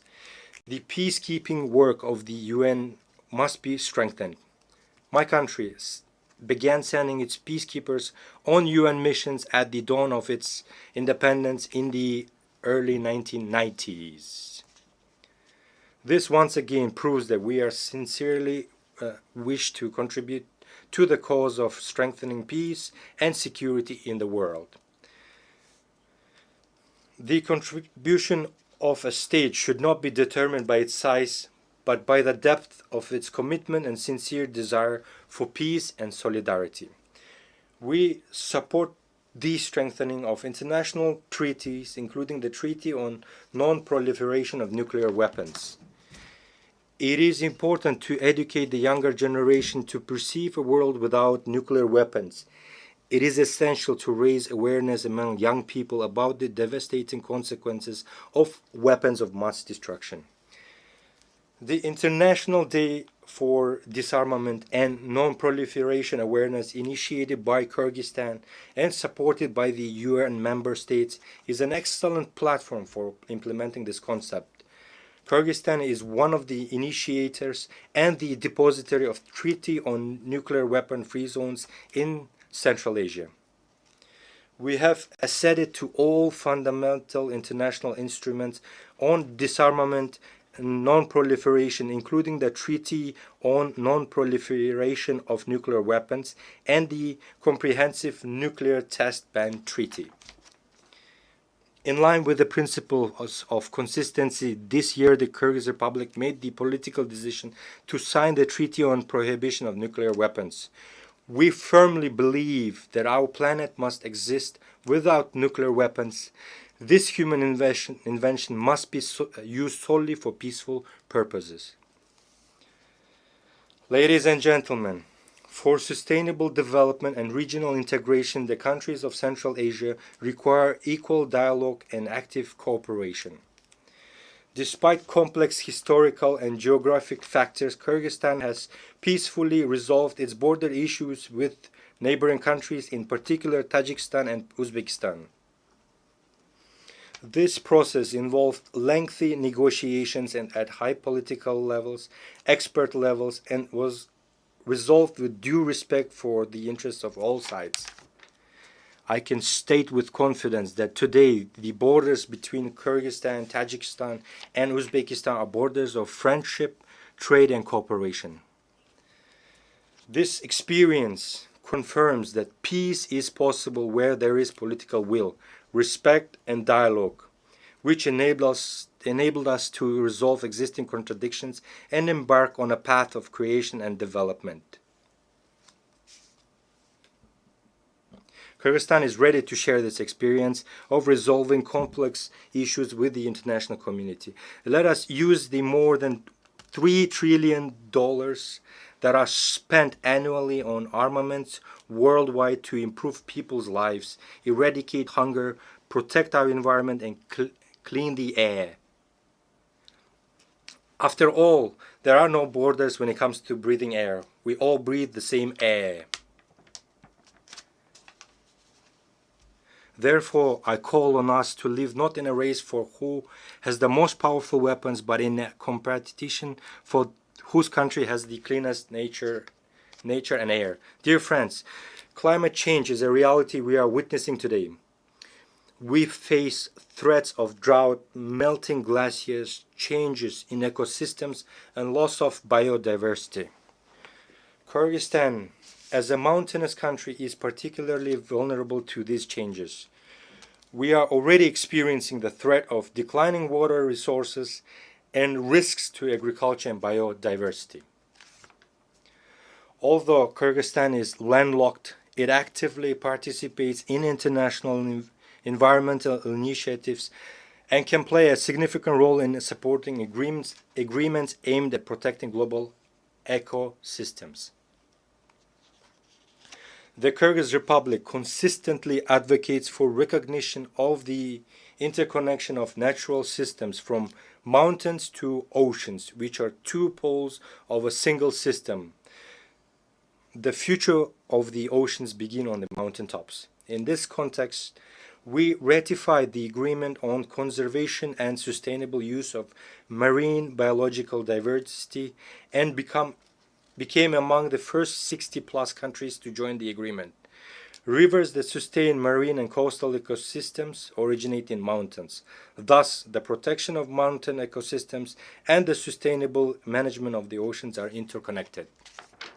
At present, the country is preparing the second Bishkek Plus 25 summit, scheduled for 2027, as a central platform for states, international organizations, and experts on sustainable development of mountain regions.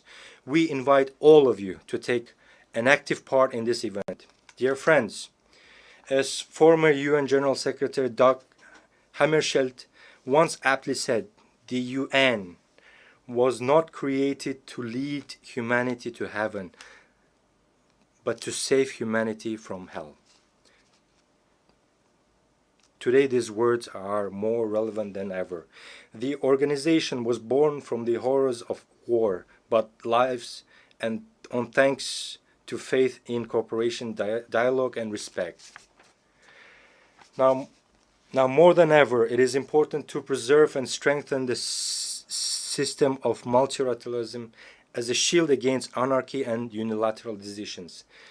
There is an urgent need to develop fundamentally new international mechanisms that adequately respond to contemporary challenges and threats. Our organization needs to change. This is no longer a choice, but a requirement of time and today's realities.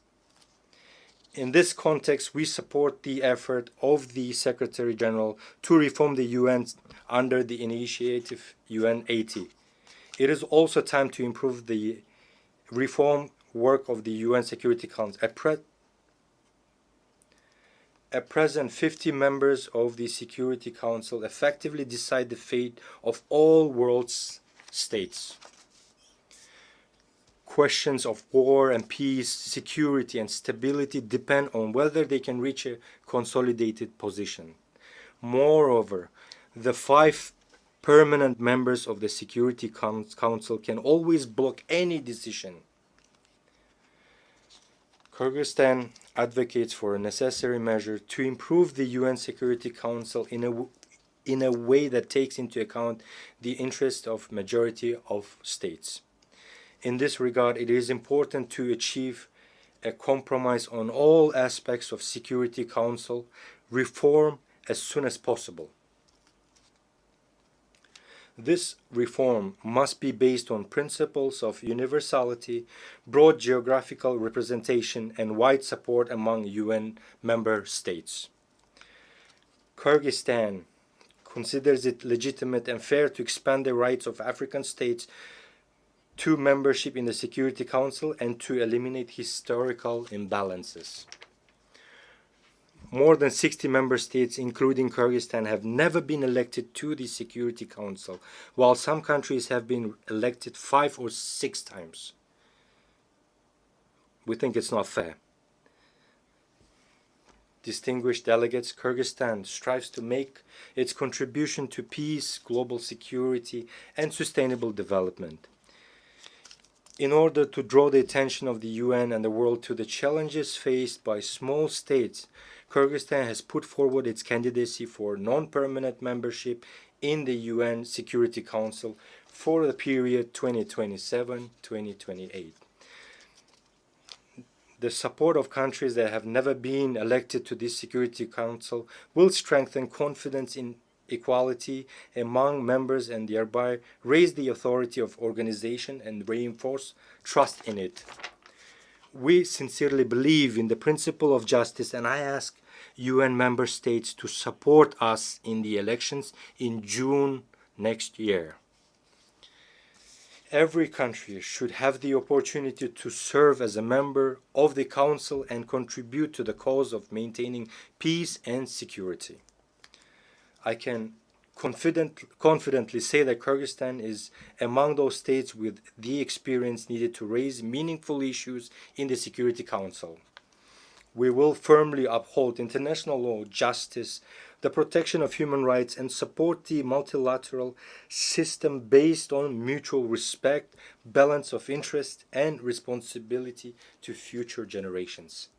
Distinguished ladies and gentlemen, our challenges are shared, and our responses must be united.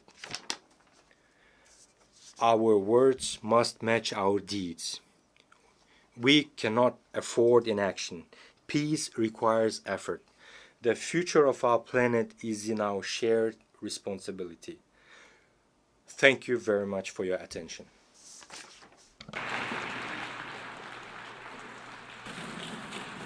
On behalf of the Assembly, I wish to thank the President of the Kyrgyz Republic.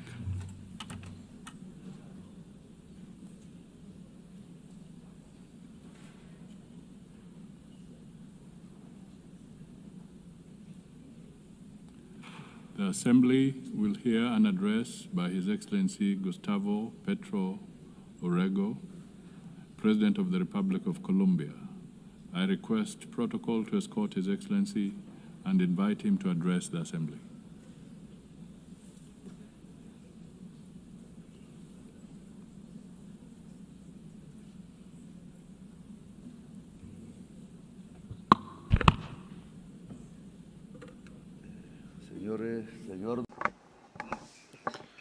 President of the General Assembly, this is my last statement as President here. It's the fourth time. In my first speech, I announced that it was very likely that there would be conflicts in Ukraine and Gaza and in Palestine, and that I suggested that there be a peace conference, but those who don't have bombs or large budgets are not heeded here. Well, 4 years later,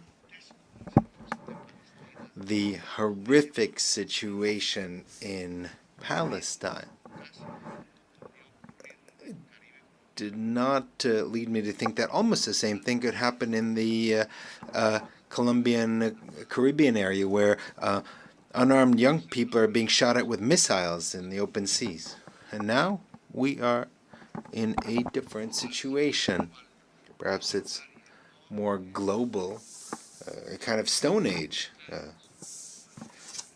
that has descended on all of humankind. Missiles against 17 unarmed young people in the Caribbean Sea, some of them Colombians. The persecution, imprisonment, and expulsion of millions of migrants, missiles that have killed some 70,000 people in Gaza, the lack of action on the climate crisis. All this is linked, and all this has the same cause. Migration is simply an excuse so that a rich society, rich, white, and racist, believes itself to be the superior race and is not realizing that its leaders are leading it to the abyss, to its own distinction, together with the rest of humanity. They said that the missiles in the Caribbean were used to stop drug trafficking. That is a lie.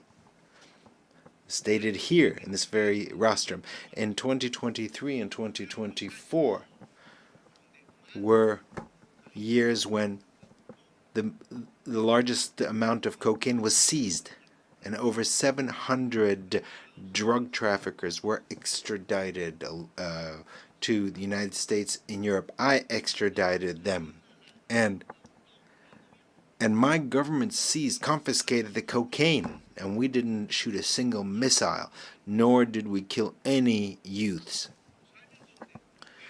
The years where I was able to prove that it's more effective to substitute coca crops than eradicate them, than forced eradication using poison, and forcing peasants to use it.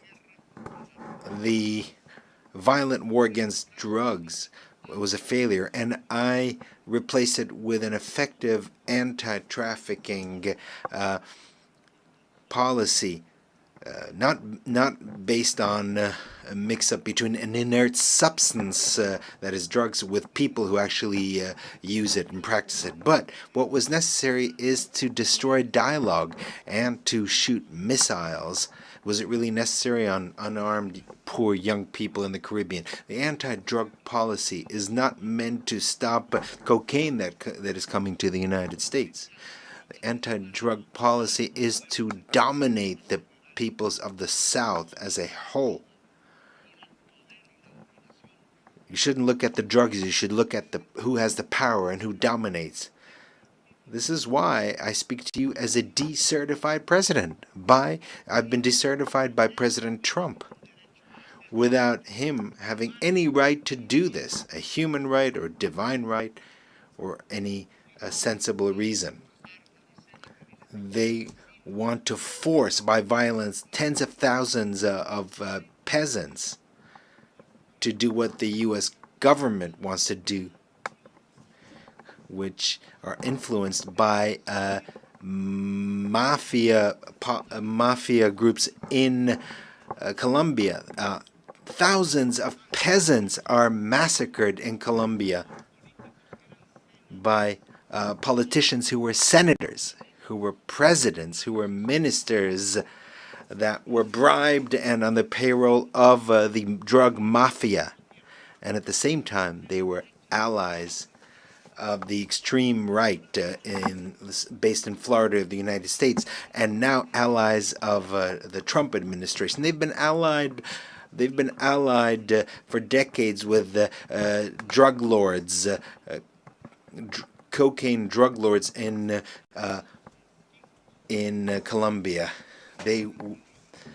They were allies, and so they led this anti-drug policy from Washington. I don't know if Trump even knows that his foreign policy towards Colombia, Venezuela, and towards the Caribbean is based on advice from Colombians who are allies of the cocaine mafia. I myself denounced these politicians, including the paramilitaries, drug traffickers, naming them by their names in the Congress of Colombia when I was senator, and many times they wanted to kill me because of that. And they did not want me to become president. They wanted me to shut up. And now they don't want another progressive government to be reelected. That is why I've been personally decertified, and they have spread calumny against Colombia. Colombia has confiscated the highest amount of cocaine in the history of the country under my government, and I've been decertified. In Colombia, we have managed to stop the increase in the rate of expansion of coca crops that was 43% under the government of Duque and has dropped to 3%. And Duque was not decertified. He was who had someone who financed his campaign who was a drug trafficker, and instead they've decertified me. So the anti-drug policy is not aimed at the public health of a society, but rather to prop up a policy of domination. They don't want to give the power to the people. The young people that were killed using missiles in the Caribbean were not from Hamas. They were not from other terrorist groups. They were poor Colombians. And with apologies to those who dominate the United Nations, there should be criminal cases against those officials of the United States for doing this, including the utmost official, President Trump, that allowed the shooting of missiles against these young people who were simply trying to escape poverty. Youths who in a speedboat who might have had a certain amount of drugs were not drug traffickers. They were simply poor youth. But the real drug traffickers live somewhere else, not in America, not in Latin America. So it's easy to shoot missiles against the speedboats with migrants and accusing them of terrorism and drug trafficking when they don't have a single weapon to defend themselves. When the real drug traffickers live in New York, here, just a few blocks from here, in Miami. And they reach agreements with the DEA, and they're allowed to traffic in Africa, in Russia, in China, but not in the United States, a country that has not managed to reduce its consumption of cocaine. Because it's drug addicts, or rather, they did manage to reduce the consumption of cocaine simply because their addicts switched to another type of drug, fentanyl, which is much deadlier. This fentanyl is produced in the industrial heartland of the United States, here, not far from here. And the consumers are here as well. It's produced and consumed in the United States. That is the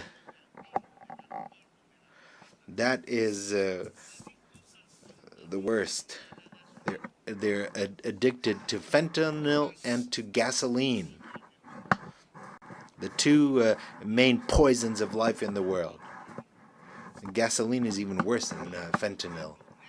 Only the black-skinned people here, those who are ancestral here, that were thousands of years have been here, or young people, or women who don't want to see their children die of any color of their skin.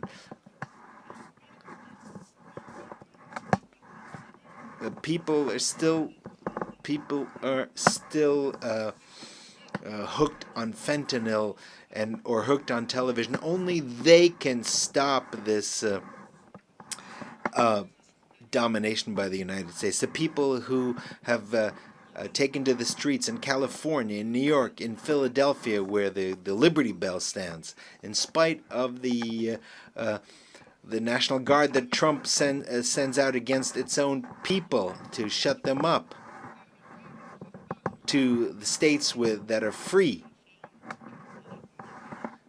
These states are no longer uniting their efforts in the face of tyranny. The President of the United States does not know that 1 million Latin Americans have died. The largest share of them from Colombia. And another 1 million will die in North America in 10 years because of fentanyl. Cocaine killed 3,000 people a year today. Fentanyl kills 130 per year, 30 times more. That is the outcome of 30 years by the United States of a policy that is absurd and that is leading its society to the horrific death due to drugs that kill the brain. And in this situation, Trump not only allows missiles to be fired at young people in the Caribbean, does not only imprison migrants, but also allows missiles to be killed against children, women, and old people in Gaza. He is an accomplice to genocide. It is a genocide, and we need to prevent it. This forum is a mute witness to a genocide. In a world where we thought that this was something only a legacy of Hitler. Here they don't speak of life, of the climate crisis. What is happening is the death of thousands of children. Meanwhile, we in Colombia have not increased the rate of killings. We have the lowest unemployment rate in the country this century. We have the lowest unemployment rates. We have developed our agriculture by 10% and our industry by 5%. We have more tourists than ever who have come to see the beauties of our country, our cultural and natural beauties. And we are seeking peace by negotiating with drug traffickers and with rebels. I will always be ready to discuss, to negotiate, to save lives, and to eradicate coca crops, but based on their own voluntary decision by Colombian peasants. Let us not be bribed by the drug traffickers, as was the case in previous governments in Colombia. And 25,000 hectares have already been eradicated voluntarily. We have been successful in this new policy. It's not an anti-drug policy, but an anti-drug traffickers policy. That is something different. And we're grateful to the countries that have helped us.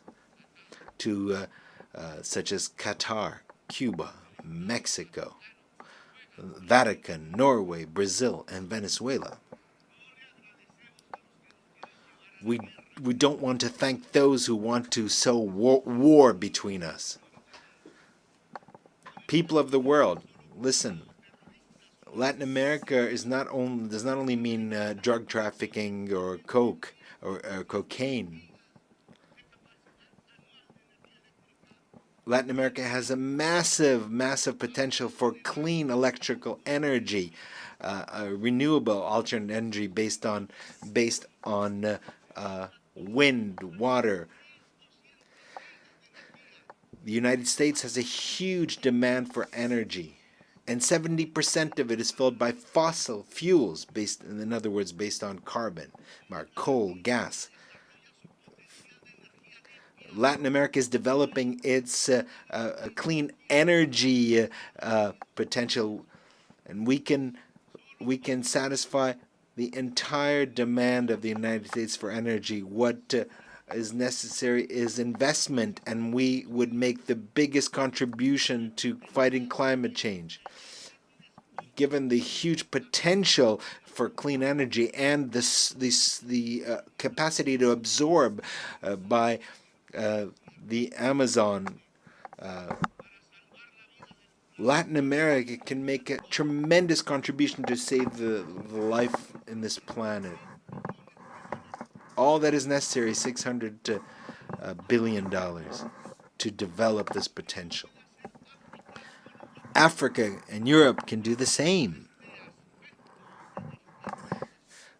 It is this decarbonization would provide us with over $1.3 trillion. This is money that is already in the treasuries of the United States, Europe, and China, but not a dollar is spent because it's not profitable. Or rather, it might be profitable in terms of human life, including life in the United States, in Europe, and China. However, they don't want to depend on Latin America and Africa. They know that to bring together the clean energy of Africa and Latin America would not only decarbonize the planet, save it from the climate collapse, but it would also change the global power of which is discussed here. But that power is spoken in terms of bombs. But this would truly create a global democracy and change the means of production, because life and humanity would become the priorities, and they would edge out greed. Greed is the poison of life, and Mao spoke of this. Chairman Mao. According to science, we have 10 more years until we reach a point of no return in terms of the climate. And once we reach that point, we won't be able to do anything. We will simply observe the disasters, and we'll feel them in our own families and cities. Because it will be irreversible. The extinction of life, extinction of human life there'll be an irreversibility of the process, and no technology, no political or social force will be able to do anything about it to stop this collapse. And we only have 10 years left. That is what science tells us. But here people don't believe in science. The most powerful man in the world does not believe in science. That is the irrationality. And Germany, the country of great philosophers, of Kant, Feuerbach, and others, was became prey of irrationalism in 1933, and today it's this country that is becoming irrational. The solution is to stop consuming fossil fuels and to quickly switch to water, wind, hydrogen. But the word decarbonization sounds subversive at the conferences of the most powerful countries, the G7 or G20 or Davos, among the rich. Just as 5 centuries ago, the word democracy sounded subversive here, or in Bogota, and in Paris, in Madrid. These dollars that I mentioned here, 600 billion or 1.3 trillion. This is significant. This is just a little more than what the rich countries pledged at the COP in Paris, and they have not fulfilled their pledges because they are not interested in decarbonization. And what has come is basically loans from multilateral banks, which are just small amounts compared to what is needed. The climate crisis means that in all public budgets, investment in decarbonization and adaptation should be the priority. A global financial policy is necessary that is different. The debt risk premium should be abolished. Which countries are the riskiest? They are the countries that have the highest greenhouse gas emissions, such as this one. These are the riskiest countries, whereas the countries that absorb CO2, and we have jungles and a lot of water in the south. We absorb the CO2 of the north,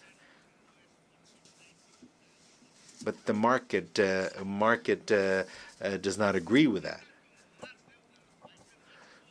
So the debt of the poorest countries must be forgiven.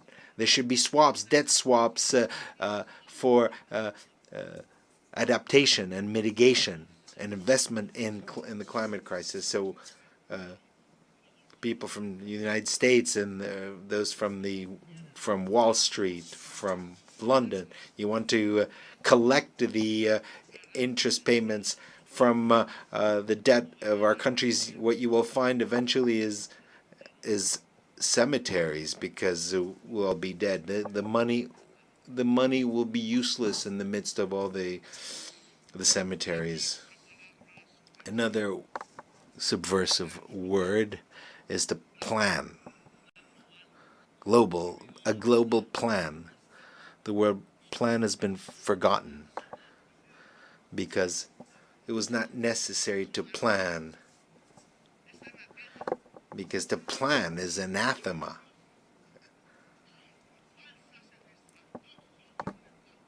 And there was a fundamentalist belief in the markets, thinking that markets would bring happiness. The Swiss economist Arras said this. And in fact, the market leads to an abyss. It leads to death, as we are already witnessing today. Malras, that was his name, was wrong. Neoliberalism was mistaken from the very beginning, and it's been guiding our countries for the past 50 years, based on completely erroneous formulas. The plans should be binding on national states. There should be a global democracy supervised by a Security Council that does not have the right to veto. Because we have to understand that the market will not resolve the the climate crisis because it has produced that crisis. It was capital, which is based on unequal relationship between those who own the means that create the carbon and those who work, who are salaried employees. And this is a system that has to produce more and more objects that the boss, the owner, has to sell.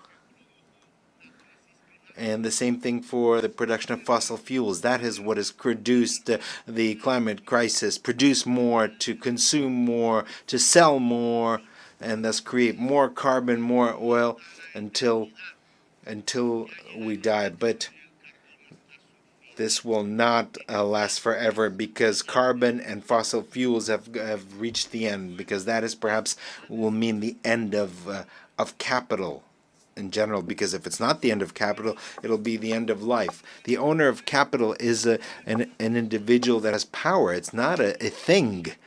It's not some kind of puppet. It is a human being with his greed, a slave to his greed. That is the individual who will seek to make sure that more and more oil is produced in their countries, even if it poisons his life, and continue to dig for more oil, even if it destroys the atmosphere and destroys life. So we have to choose either life or greed, either the Stone Age or local and global democracy, freedom or death, as Bolivar said. And that was his slogan, his red and black, white and white banner. Freedom red, death black, and possible peace white. That is what is necessary, is a revolution by the peoples of the world to overcome the climate crisis and not to allow this crisis to reach a global collapse. It is a revolution of the united peoples, of civilizations that need to engage in dialogue, more than states themselves. It is a revolution of entire humanity to save life on the planet, and perhaps with the cooperation of certain governments that want to support life. Today, the United Nations is experiencing a crisis, and there's a need to transform it. Today, we have nation states gathered here who no longer have power, and that no matter how much they vote, they are ignored, because the nation state has also reached its decadence, its ultimate fall. Because capital has become global. It's not contained in a state. Socialism was supposed to be global, but Stalin, in fact, in Yalta, condemned a global revolution that was occurring in Spain and in Greece, and it might have occurred in Latin America and other places. So humanity is a new political subject that has emerged rather than the nation state. And so the United Nations has to become a united humanity, even though a diverse but united humanity. A new subject is appearing in human history. And this is very important. And I think that this is wonderful, because we have to overcome the idea of a nation state to become humanity, but that humanity must be united. For that, there needs to be democracy around the world. There needs to be permanent dialogue in the midst of diversity. It is our differences that compels us to coordinate our action at the global level. Dialogue, yes. Humanity, yes. Humanity profoundly democratic, yes. Hopefully, a humanity of based on leaders who are free rather than a humanity that is basically slaves, just to beasts of burden. A humanity that shoots missiles against young people that are defenseless armed people, or shoots missiles in a place of the world near where Jesus was born.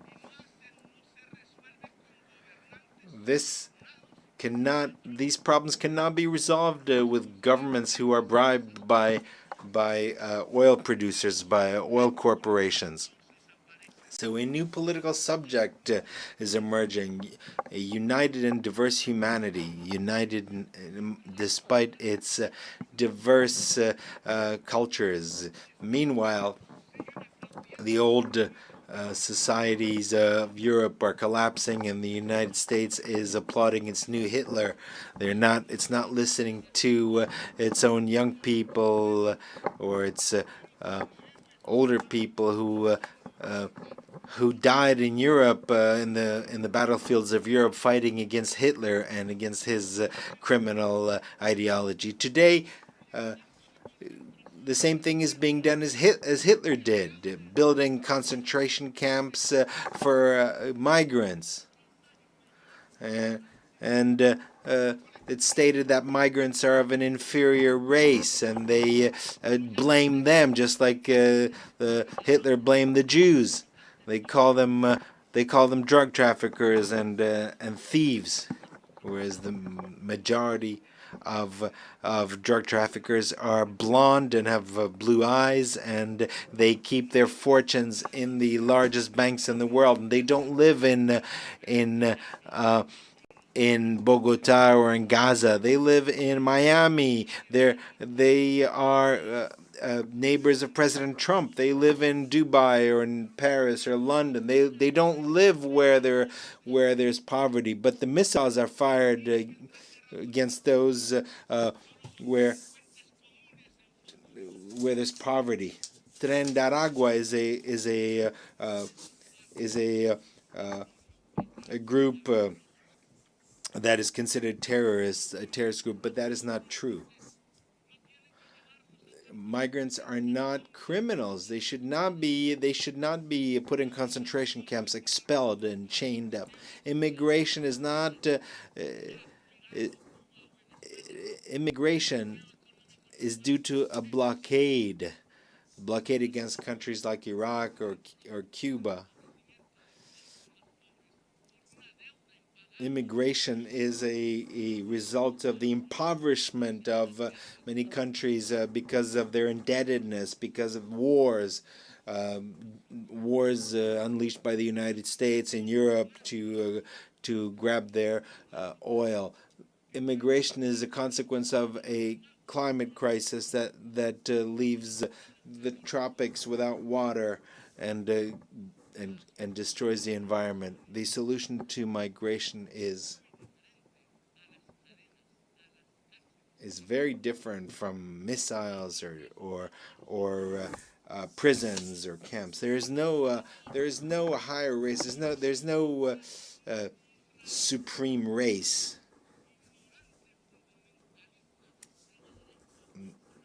Only ignorant extremists think like that. All of humanity is made in God's image. They use immigration as a scapegoat to do nothing against the climate crisis, which will put an end to life. They use immigration to get the votes of the whites, but what is necessary is to put an end to the consumption of CO2 and oil, and stop drilling for oil. We need a different world, a humane world. And first and foremost, we need to stop the genocide in Gaza. Humanity cannot allow a single day more of this genocide, or for the genocidal Netanyahu and his allies in Europe and the United States to continue. The United Nations must uphold the decisions of the International Court of Justice. International law is the basis of civilization and of its wisdom as distilled in history, and it must make sure that the decisions of international justice are implemented, are applied. Diplomacy has been tried in Gaza. It could not resolve the situation. I'm sorry, and I'm sorry, President Macron. We can keep insisting and insisting in when every single day, every single minute, a missile is fired and destroys the bodies of babies and children in the Arab state of Palestine. Every day, there are decisions, resolutions that are vetoed in the Security Council. Every day, more and more children die. More and more bombs, more and more dead.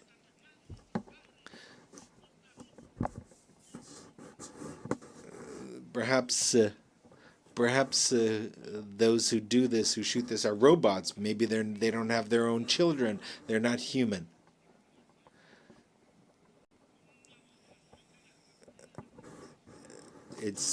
Can we stop the genocide with a vote, the General Assembly? Yes, that's what we should do rather than a vote in the Security Council, because that is vetoed. United for peace for Palestine. We should establish a peacekeeping force to protect. What's necessary today are words, not blue helmets that are often lack training, and they're not ready to do this. No, what we need is a powerful army of countries that do not accept genocide. That is why I invite nations of the world and their peoples, most importantly, as an integral part of humanity, to bring together weapons and armies and to defend Palestine. I invite the armies of Asia and the brave people, the brave Slavic people who defeated Hitler, and the Latin American people of Bolivar, of Garibaldi and others. I think there's enough. We've had enough words. Today, the time has come to use the slogan of Bolivar, freedom or death, because Washington and NATO are killing democracy, and they are spreading totalitarianism at the global level. We need to raise the red and black banner flag.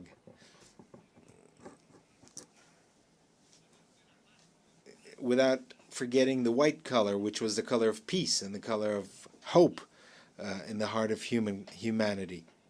The United States no longer teach democracy, but rather kill democracy, especially among its immigrants, filled with greed. The UN should begin its change by stopping the genocide in Gaza with a army of liberation and salvation, and there should be a decision here taken in the General Assembly without any veto. After Gaza, we can start working on decarbonization so that we can found a truly global democracy and a new Security Council can be established without any vetoes, and where its decisions would be binding, and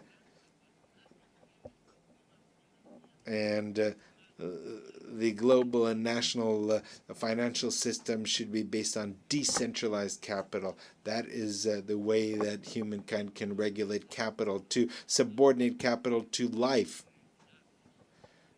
to regulate it to people. That is the path by which the United Nations will move from an alliance of states to an alliance of cultures and peoples.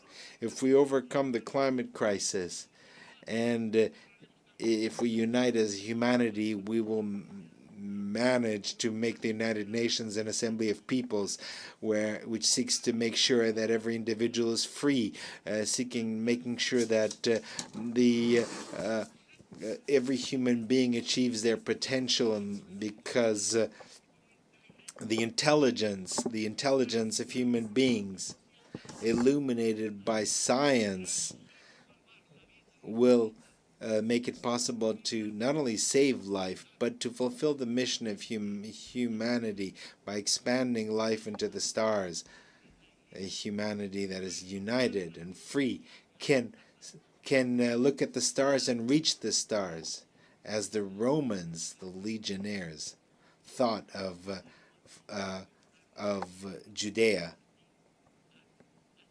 when they used the word astra, or star. It's the time of freedom or death. A real death from missiles, but freedom is also real in the heart of human beings and its capacity to rebel and to resist. Thank you very much.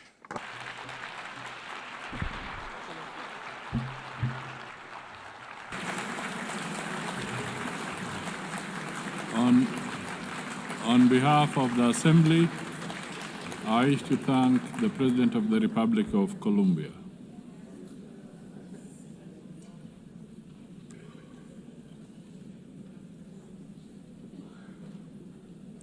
The Assembly will now hear an address by His Excellency Karol Nawrocki, President of the Republic of Poland. I request protocol to escort His Excellency and invite him to address the Assembly.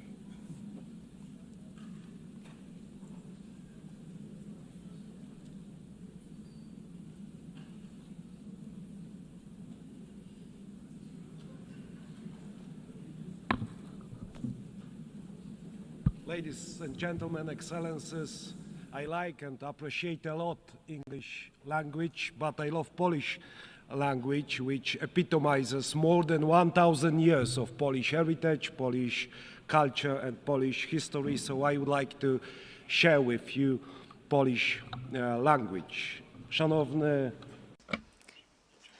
Distinguished Mr. President, Your Excellencies, esteemed delegates, I am standing here for the first time as President of the Republic of Poland. And of course, I feel great proud because of this. But at the same time, I'm aware of what serious challenges we are facing today as an international community. This is indeed so, for the world has changed completely over the last couple of years since the start of the Russian invasion of Ukraine. On February the 24th, 2022, we were brutally, all of us, awakened from our blissful dream of a world at the end of history.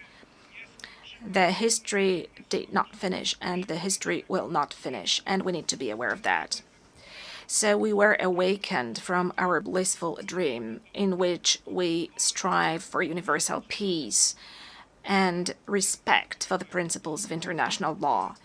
I believe these are the words which are repeated more frequently in this community. This dream, ladies and gentlemen, does no longer exist, and we often repeat the words which do not reflect reality which surrounds us, both in Central Europe, in Eastern Europe, and in many other regions of the world from which you have come. State borders have ceased to be untouchable, as a matter of fact, and international law, which has so far been considered the compass of the world order, began to be treated more as a suggestion rather than a rule. Let me remind you that shortly after the outbreak of the war and the attack of the Russian Federation on Ukraine, Polish men and women demonstrated incredible solidarity with the fighting Ukrainian nation. We opened our hearts, our borders, we opened up our homes. We provided material, financial, and military assistance, as well as diplomatic one. Today, ladies and gentlemen, 1 million Ukrainian refugees live in Poland.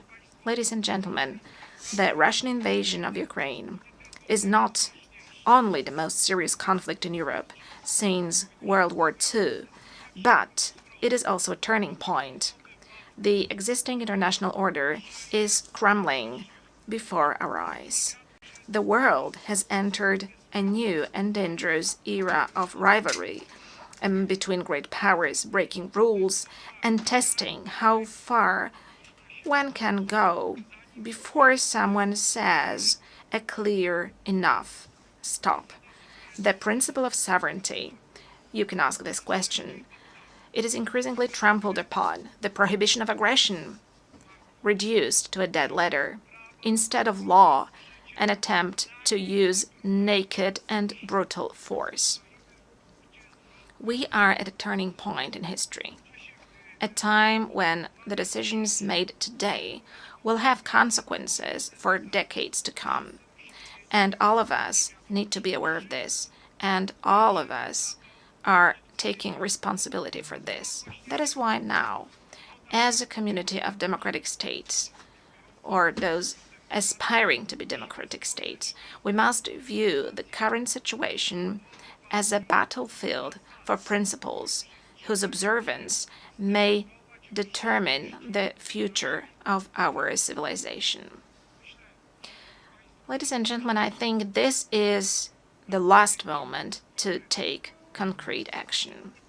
Ladies and gentlemen, Russia's aggression against Ukraine is not just a regional conflict. It is a test of whether the principles on which the UN is based will stand the test of time, or whether they will succumb to the weight of the imperial and colonial ambitions of a state which considers itself above the law and which has repeatedly ignored the resolutions of the assembly, of this assembly, of other assemblies, and to a certain extent, all of us take responsibility for that. Further repeating the words about peace and security, which have to be spoken out loud, but which should be followed by concrete action. Moscow speaks of the need to address, and I quote, the root causes of the conflict. I share this view, but I believe that the root causes of Russian aggression are primarily ideological. Russia refers to an imperial vision that treats entire nations as a colonial property. It denies them subjectivity on a regular basis, claiming that they are artificial constructs, and it justifies the invasion as a historical correction. And ladies and gentlemen, in Poland, in Central Europe, in Eastern Europe, we know all of that. We have known it for at least 86 years. It is the same set of notions which appears also in the 21st century during our discussions, plenary sessions, and assemblies. To us in Central Europe and in Eastern Europe, this set of notions is nothing new. Whether we are talking about Poland, the Republic of Poland, in the first half of the 20th century, or whether we are talking about Ukraine today.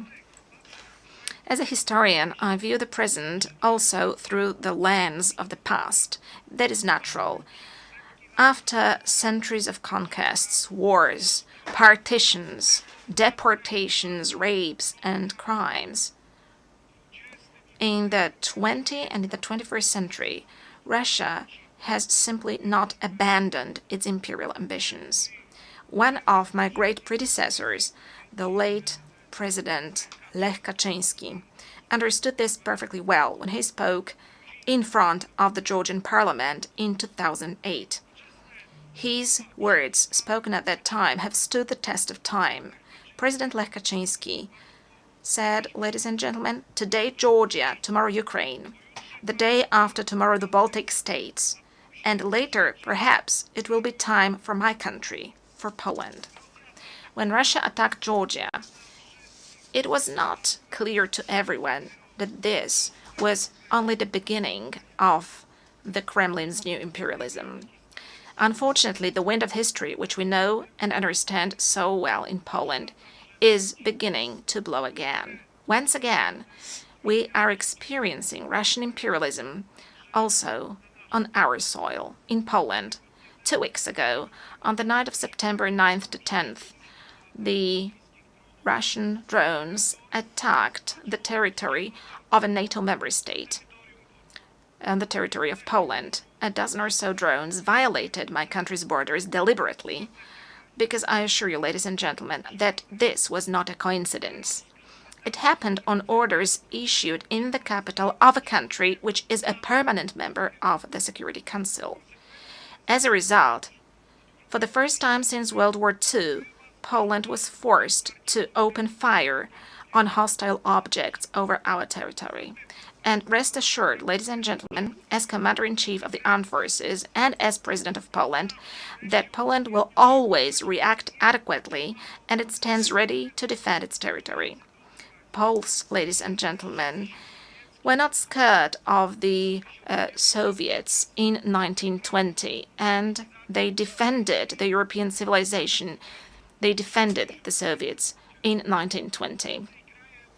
Polish people and the countries of Central Europe did not give up their spirit of freedom and sovereignty for 45 years of Soviet colonialism after 1945. And Polish people, as well as countries of Central and Eastern Europe, will not be scared of Russian drones either. But, ladies and gentlemen, this is not the point. The point is, how long are we going to agree to such acts of violating our international community? And that is precisely why, ladies and gentlemen, in Poland we're allocating significant amounts to develop our defense capabilities. That is why we are building the resilience of our country, but also of our part of Europe. Since the victims of similar provocations by Russia are also the Baltic states, our friends, the Estonians, for example, as well as Romania. As a leader in the region, we are working to strengthen the close ties among the Bucharest 9 countries. And that is why we are developing cooperation within the 3 Seas initiative. As the voice of the region, we emphasize that we do not consent to Moscow's ruthless acts of provocation against us and other European nations, testing our reactions and intimidating our societies. We do not agree to that. Distinguished delegates, neo-imperial and neo-colonial Russia is attempting to destroy the architecture of international security before our eyes. It violates international law, reinforces divisions, and strives to revive the concert of powers. Many countries present in this hall today are well aware of the tragedy of borders drawn by force and decisions taken over the heads of nations.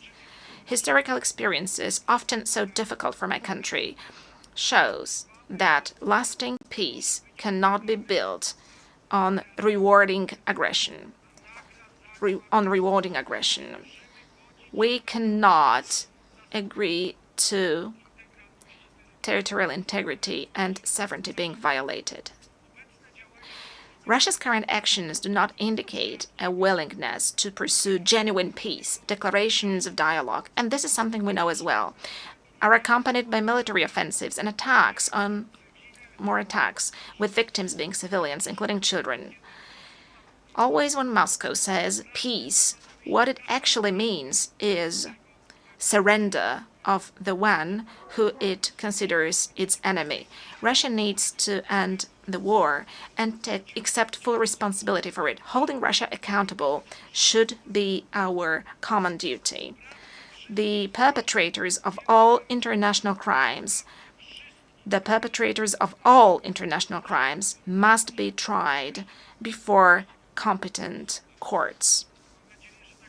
And I hope this is going to be the case soon, and that we are going to meet in the coming years, also during my presidency, and discuss things which should be obvious for all of us. That is why Poland supports the work of the International Court of Justice and the International Criminal Court, and endorses the idea of establishing a special ad hoc tribunal to try the perpetrators of aggression. For no war can be profitable for the aggressors. Wars cannot pay off to the aggressors, also in terms of economy.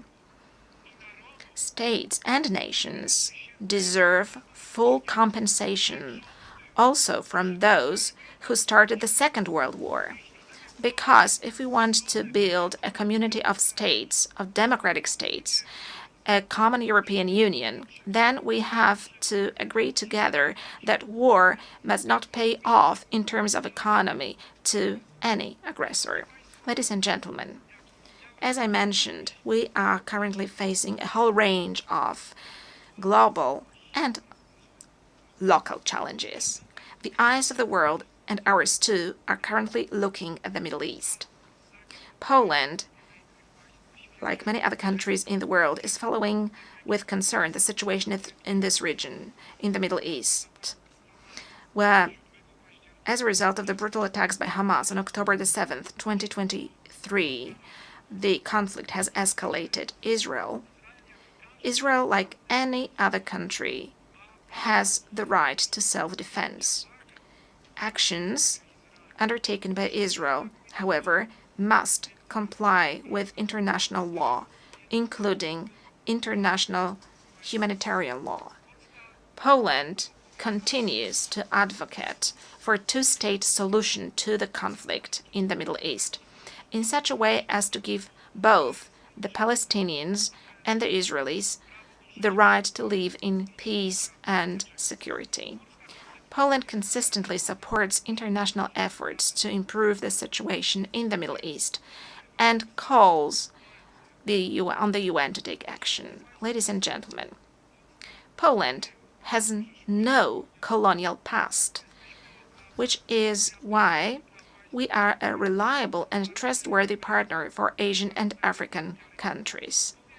What is more, we ourselves, we Poles, were victims of colonial policies pursued by superpowers, so we understand perfectly well the instruments used by neo-imperial powers, and we do not consent to them destabilizing certain regions of the world. As President of the Republic of Poland, I will pay particular attention to developing our cooperation with various regions of the world. I'm referring to the African continent. We can all see how the ongoing wars, conflicts, and terrorist attacks undermine the efforts of proud African nations to live and develop in safe and just conditions. The world must stand with all those affected by insecurity and help them restore peace. We do not consent to neo-imperial powers destabilizing, for instance, the Sahel, in order to arbitrarily manage global migration flows or apply migratory pressure. Nor do we consent to international criminal groups profiting from human trafficking and slave labor. We also want, and it is obvious as Poland, to develop relations with the countries of Asia and the Pacific. The role of this region in shaping the international order in the 21st century has significantly grown. This dynamic economic development is, however, accompanied by growing geopolitical tensions, which affects stability, prosperity, and security also in other regions of the world. Ladies and gentlemen, as Polish people, we are concerned about the negative impact of global crises. But as President of Poland, I want to say openly here in front of this international community that we are also deeply concerned and we are aware of the mistakes made by our Western partners, friends, and neighbors. Yes, I agree with President Donald Trump that in recent years, and that is something that we were warning against as Poles, and this was the signal sent also by Central European countries, Eastern European countries. Europe is deep in ideological madness. This led to bad decisions on migration. This led to green craziness, green madness, the Green Deal, which is destroying economic markets and also agricultural markets. Yes, the very same Europe, our friends and our partners with whom we want to build a common European Union. For many years, we're subsidizing the Russian Federation buying Russian cheap gas. Ladies and gentlemen, in Poland as well as in Central Europe, we know all of that, and we are glad whenever the leaders of the European countries, Western European countries, draw conclusions and when they listen to our voice. Ladies and gentlemen, development and humanitarian aid are an integral part of our country's foreign policy in terms of building global peace, security, and development. We see it as a joint investment in our future, security, stability, and prosperity. We are present with our support in many areas in Africa, in Eastern Europe, and in the Middle East. Distinguished delegates, Poland, a co-founder of the United Nations, is the world's 20th largest economy, and a country which has successfully transformed itself over the past 30 years from a developing country into a developed country and from a centrally planned economy into a market economy. This unique experience allows us to make a significant contribution to UN discussions on development, combining the perspectives of the global East and the global West, as well as North and South. Given our potential and experience, we consistently seek to participate in the works of the G20, a format that serves as a bridge in these turbulent times. We also hope that the invitation to cooperate and to participate in the next summit of the group issued by the United States of America, for which I'm grateful to President Donald Trump, will translate into Poland's permanent presence in this community. Ladies and gentlemen, human rights are one of the three main pillars on which the United Nations system is based. We cannot talk about true peace if we do not protect human rights of everyone, of every person without exception. Peace is not only an absence of armed conflicts, it is also justice, equality, and respect for human dignity. Therefore, the protection of human rights must be a priority in any process of building peace and security. We can clearly see dramatic consequences of the Russian aggression, also in terms of human rights and humanitarian issues. Our priority, the priority of Poland, of Polish people, is also the situation of human rights in Belarus. We must firmly defend human rights also in the most fundamental dimension. I'm speaking about the right to life of the defenseless, from conception to natural death. We are protecting our families as the place of happiness, love, and bringing up children. We are speaking up as Poland in a loud voice for one of the most persecuted groups in the world, Christians. We consider the Human Rights Council to be the main human rights body within the United Nations system, playing a key role in ensuring compliance with human rights standards. That is why Poland has submitted its candidacy for membership of the Human Rights Council for the period 2029-2031. Our candidacy reflects our commitment to promoting and protecting human rights around the world. Distinguished Mr. President, Your Excellencies, esteemed delegates, the United Nations was established 80 years ago. This anniversary shows how far we have come, but also how many challenges still lie ahead. Today we know that international cooperation is not an option, it is a necessity for all of us. It is unacceptable that aggressors begin to march with impunity through other people's territories and perpetrators of war crimes sleep peacefully without accountability every day. Let me remind you that after World War II, there was no room for relativizing crimes, at least in case of the most important commanders who gave orders. There was Nuremberg. There was a court, there was a name and a family name, there was a charge and a sentence, because it was not just about revenge, it was about principles. And today it's also about principles, to make sure that crime is not rewarded and that the law is never replaced by force. Today, we must return to that spirit. We must build an international system of accountability that will not hesitate to call evil by its name, regardless of the flag it bears on its shoulder. We must make it clear there are borders, there are human rights, there is international law, and anyone who violates it should face severe consequences. But it is not going to happen by itself, ladies and gentlemen, for the world order is not given once and for all. It depends precisely on us, on the governments, institutions, but most importantly, on societies. As one of the Nobel Peace Prize laureates once said, neutrality helps the oppressor always, never the victim. Silence encourages the tormentor, never the tormented. Let these words be not just a warning, but also a call to action. To action, here and now. Thank you for your attention.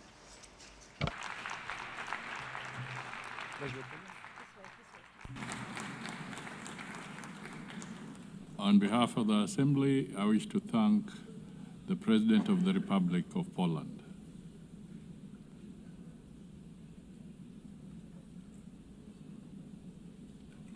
The Assembly will now hear an address by His Excellency Daniel Francisco Chapo, President of the Republic of Mozambique.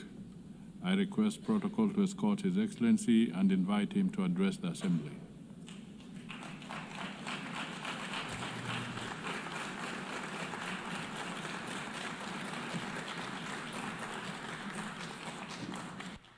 Muito obrigado.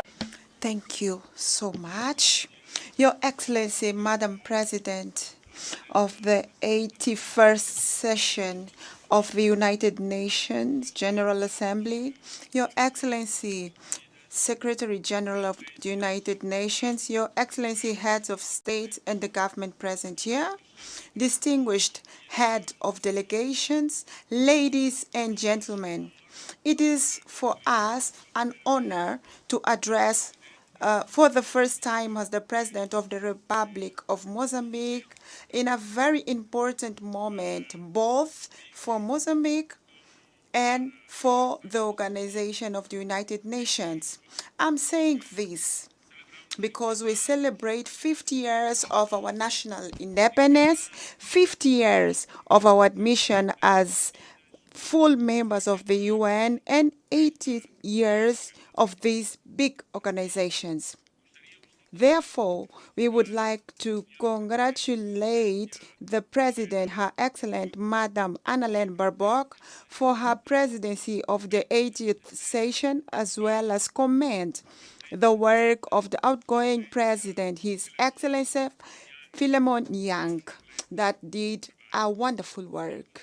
We cannot fail to pay tribute to the Secretary General of the United Nations, Engineer Antonio Guterres, for his tireless advocacy in the defense of multilateralism, for the attention to Africa's priorities, and for his vision in launching the UN 80 initiative.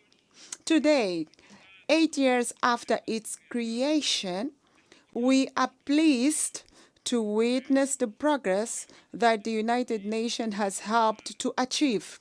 the independence of the Republic of Mozambique, as well as the many African countries and other continents of this planet. This is one of just one of the evidence of this legacy of the UN. Despite multiple challenges that the UN faces, it remains firm at the forefront of the global processes, which is why we emphasize that any reform effort aimed at making it more responsive and with better capacity to address contemporary realities will only be complete when we include the reform of the Security Council of the UN. Your Excellencies, the year 2025 has tested the limits of multilateralism with the United Nations at the epicenter. We have witnessed the intensification and escalation of conflicts and growing sense in the whole world, and we also see a growing sense of impunity. The ongoing conflicts in various corners of the world and the crisis remind us that the promise to save the future generations from the scourge of war, written in the letter of 1945 Charter, remains unfulfilled. 8 years of building multilateralism institutions, safeguards, and principles that have governed global affairs are now at risk. The result is clear. Wars are multiplying, the climate crisis is worsening, debt are mounting, tariffs are rising, the disillusion is spreading, and above all, the nuclear spectra is returning. Added to these threats, we also have the economic consequence of successful crisis in the world. We are talking about the pandemic of COVID-19, the war in Europe, in the Middle East, and the wars in Africa. From the rising of commodity prices to financial volatility globally. All of this generates unsustainable debt and ever-deepening inequalities in the society. We are witnessing a concerning setback of the international commitment. With only 5 years to go until 2030, the agenda of SDG is at risk because the targets have not been met and we still have a long to go. And the climate crisis accelerates and intensifies all other crises that we know. Droughts are turning up the population with famine, cyclones into humanitarian disasters, displaces into despair, which is exploited by unscrupulous stakeholders. It was in this context that the historic opinion of the International Court of Justice of 23rd of July 2025 unequivocally reaffirmed that the states have binding legal obligations to protect the climate and the environment from the greenhouse gas emissions. This is a milestone of universal significance. For countries such as Mozambique, which bears no historical responsibility for the climate crisis, but are amongst those that are the hardest hit by its consequences. Droughts, cyclones, floods, inundations. This decision is very important. It's a legal principle for us. It's a call to climate justice. It's a call to global solidarity and immediate actions from the side of all of us. The environmental crisis is compounded by the technological challenge. artificial intelligence and other emerging technologies offer extraordinary opportunities, but also serious risks of exclusion, manipulation of the society, and even militarization throughout autonomous weapons. These advances pose new challenges to the defense and human dignity, justice, and labor. As long as we do not fully understand how these models work, we cannot entrust them critical tasks without robust safeguards in place. Otherwise, we are going to destroy the world. For that reason, Mozambique advocates a technological and climate diplomacy capable of regulating risk and democratizing benefits through genuine transfer and sharing of knowledge, of technology, so that the science and technology are not factors of exclusion, but rather instruments of climate justice and inclusive development in the world. Faced with these interconnected challenges, our continent, Africa, can and must play an active role in defining international rules and standards, formulating principles and scientific ethics, and determining research priorities, ensuring that technology innovation is always at the service of the humanity and not at the service of destruction of the humanity. In face of this crisis, the isolation is not the answer. Constructive dialogue and strengthening of multilateralism are. The Pact for the Future, adopted in 2024, offers concrete and innovative responses for a launching of multilateralism adapted to challenges to the 21st century. Mozambique, as an African country with vast natural resources and unparalleled culture wealth, has distinguished itself in the promotion and strengthening of democracy in the African continent.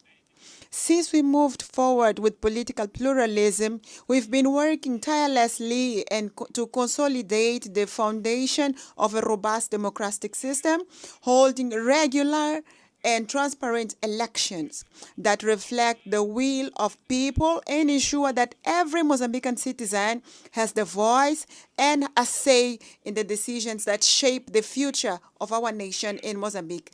Indeed, our presence in this podium is a result of a free and a transparent process of the Mozambican people from Rovuma to Maputo, from Zumbo to Indico, and in the diaspora.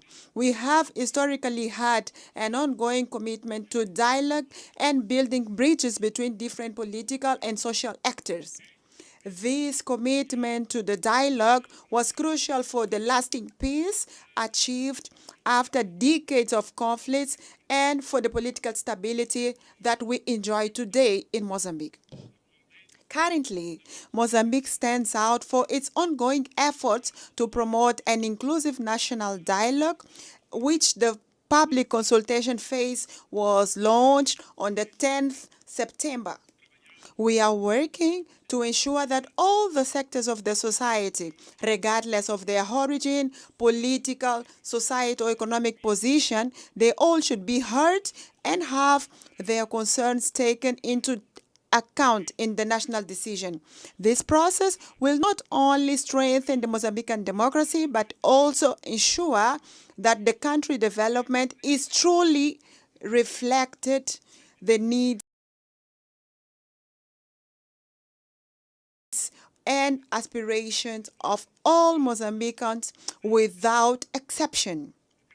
We do believe that the true strength of a nation, it does not lie only in its ability to resolve conflicts, but it also in its ability to promote in a peaceful and constructive manner. We are proud of the progress we have made so far, and we reaffirm our commitment to continue advancing as an example of democracy in Africa, of peaceful coexistence in the African continent and in the world. We are proud to have promoted during our term the Security Council, where we were non-permanent members, the presidential statement on Africa about the role of Africa in global affairs, as well as to have contributed for the historic resolution 17/19/2023, which paved the way for the predictable and sustainable financing of the operations of support to peace in African Union through United Nation treasure. This milestone confirmed that Africa is not only a beneficiary of multilateral order, but also an indispensable actor in the reforms and revitalization. It is in this sense that Mozambique will keep defending a stronger African voice with 2 permanent seats on the Security Council and a greater weight in the decision of international financial institutions internationally. A new global financial architecture capable of alleviating debt, mobilizing financial resources for the sustainable development and climate action, as well as correcting historical asymmetries. An inclusive multilateralism which preserves intergovernmental character of the UN without allowing that this organization can become an assembly of shareholders dominated by the richest. We want to reiterate equally the fact that we want to have 2 states like Palestine living side by side with peace with Israel as the only fair way, legitimate and long-lasting, so that we can have the aspiration of both people. I would like to congratulate the countries that have recently decided to recognize Palestine, the same right that was given to Israel, contributing to reinforce legitimacy and the fact that we are going to have the solution for both states. The same way, I would like to reaffirm our firm opposition against the coercive measurements that are unilaterally excluding the people, Cuba to Venezuela, Zimbabwe to other countries in clear violation of the UN Charter against the principles of justice, solidarity, and the international law.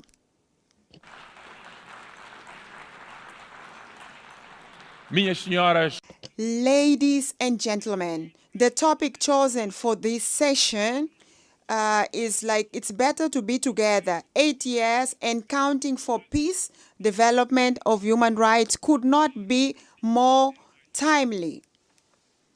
It is intrinsically linked to the events of this week where we are having this high level in the UN, the celebration of Beijing Conference on Women, the Climate Summit, the first biennial summit for sustainable and inclusive and resilient global economy mandated by the Pact for the Future, the celebration of youth, the elimination of nuclear weapons, and the meeting on global health and well-being. All these meetings reaffirm the vitality and the centrality of the UN and conveys the same truth. What unites us as a humanity is much greater than what divides us. We are different people, but we share the same earth. We profess different creeds, but we all aspire to the same dignity. We speak different languages, but we share a single destiny. In fact, today, where we are today, we all know the date of birth, but no one knows the day they are going to die. And this is a clear sign that we all are equal like human beings. Today, the creed that we need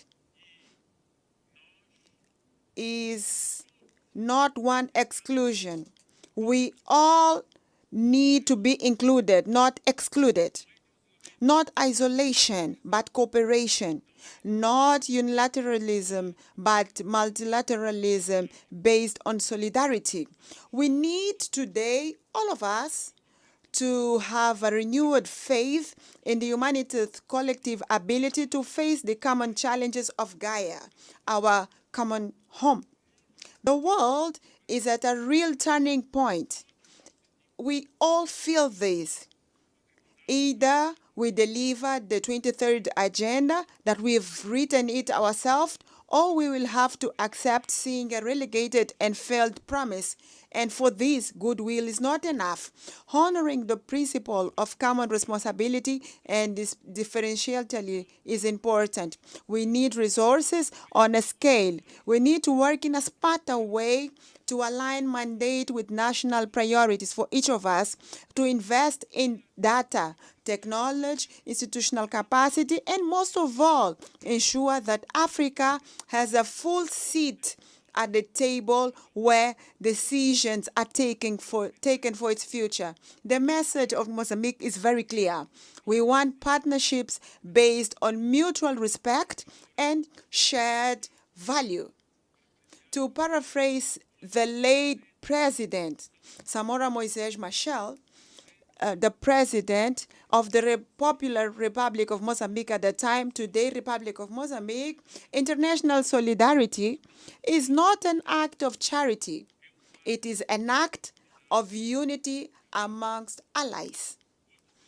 The 80th anniversary of the UN invites all of us to renew our spirit of solidarity, international solidarity, and human solidarity. The challenges before us are enormous, but we are indeed better together, as the topic of the UN says. And if it is true that each generation inherits the world from the previous one, it is also true that each generation has the duty of leaving a better world for the next generation. This is the guidance principle of the Agenda 2030. It is the spirit of the Pact of the Future, and it is the reason why we have this organization, the United Nations, to transform the hope of the people in the world into actions, solidarity into concrete results for the people, so that we may have the courage, all of us in the planet, to reform with wisdom, learn from our mistakes, and the determination to offer peace, development, and human rights to everyone, all human beings in the planet. To conclude, I would like to say that Mozambique counts on the UN, and the UN can count on Mozambique. Thank you so much, everyone, and wish you success. Thank you. On behalf of the Assembly, I wish to thank the President of the Republic of Mozambique.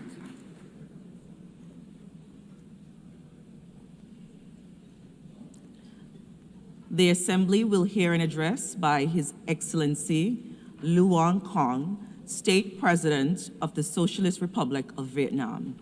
I request protocol to escort His Excellency and invite him to address the Assembly.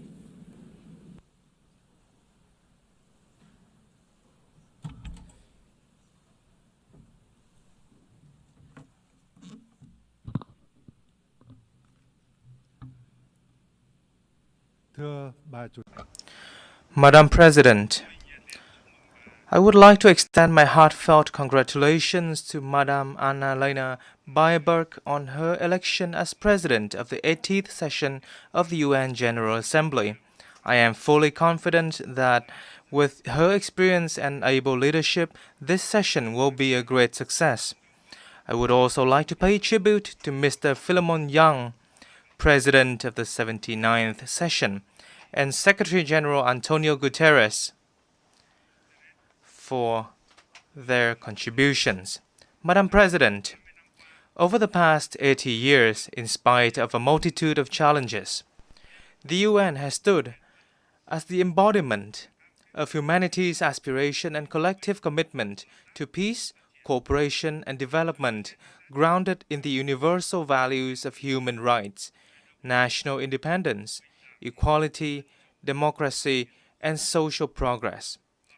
Multilateral cooperation has brought forth remarkable achievements, especially in preventing wars, fostering peace and cooperation, building friendships, reducing poverty and curbing diseases, improving living standards, and advancing science and technology at an unprecedented pace. Yet today, we find ourselves in a profoundly changing world facing unprecedented acute challenges. Local wars, conflicts, arms races, and the use or threat of force in the international relations are escalating at an alarming rate. Non-traditional security challenges are exerting heavy tolls on all countries and communities. The global governance, trading, and economic systems are becoming fragmented and volatile. Multilateralism itself is under strain from strategic rivalry among major powers, unilateralism, and a sharp decline in political will and necessary resources. This is precisely the time to stand united and together promote the irreplaceable role of multilateralism and a rules-based international order, with the UN at its heart. Madam President, as a nation that has endured immense pain and losses from wars, Vietnam treasures more than most the priceless values of peace. The spirit of peace, amity, compassion, and altruism is deeply woven into our national identity. This forms the bedrock for us to overcome previous sufferings, mend old wounds, shelve the past, and look towards the future with the hope to become a friend and reliable partner to all nations around the world. Peace is both the goal and the prerequisite for our journey towards a stable, just, democratic, and prosperous future. Honoring the value of peace and driving robust transformation for a sustainable future is the sincere message that Vietnam wishes to share with the international community on the occasion of the UN's 80th anniversary. In this spirit, allow me to share my reflections as follows. First, honoring the value of peace requires concrete actions rather than just words. We must reaffirm the role and primacy of international law as the cornerstone for peace and equal relations among nations. All countries should clearly demonstrate their responsibility towards upholding international law and the UN Charter, and respecting such principles as independence, sovereignty, territorial integrity, non-interference, non-use or threat of force, and peaceful settlement of disputes. Vietnam welcomes recent efforts to achieve peace and reconciliation which have yielded important results in many regions, such as the peace agreements between Rwanda and the Democratic Republic of the Congo, and between Armenia and Azerbaijan. We value and support all diplomatic efforts and hope that they will lead to peaceful solutions to regional and global security issues. We must nurture and practice a culture of peace by building trust, enhancing international cooperation and solidarity, promoting dialogue, listening and understanding, respecting differences, and cultivating friendship among nations. On this occasion, Vietnam calls for ceasefires and an end to all acts of violence, protection of civilians, and facilitation of humanitarian access in conflict zones. Vietnam welcomes the recent recognition of the State of Palestine by more countries and urges the international community to act swiftly to end the humanitarian crisis faced by the Palestinian people. We also reaffirm our solidarity with the state and people of Cuba and call upon the United States to lift its embargoes against Cuba and remove Cuba from the list of state sponsors of terrorism. We must further promote the role of regional organizations in promoting peace, cooperation, and development. International efforts for peace and development will be truly effective when driven by regional organizations in line with the particularities of each region and countries.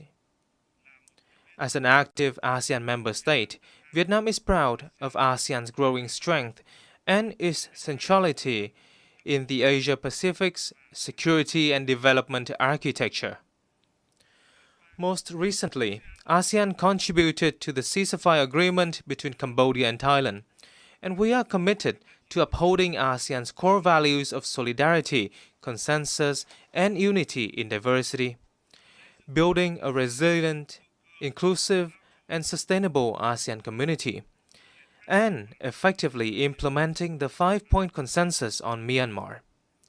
We shall also strive to maintain peace, stability, security, safety, and freedom of navigation in the South China Sea in accordance with international law, particularly the UNCLOS 1982, while fully implementing the Declaration on the Conduct of Parties and working to finalize the Code of Conduct in the area.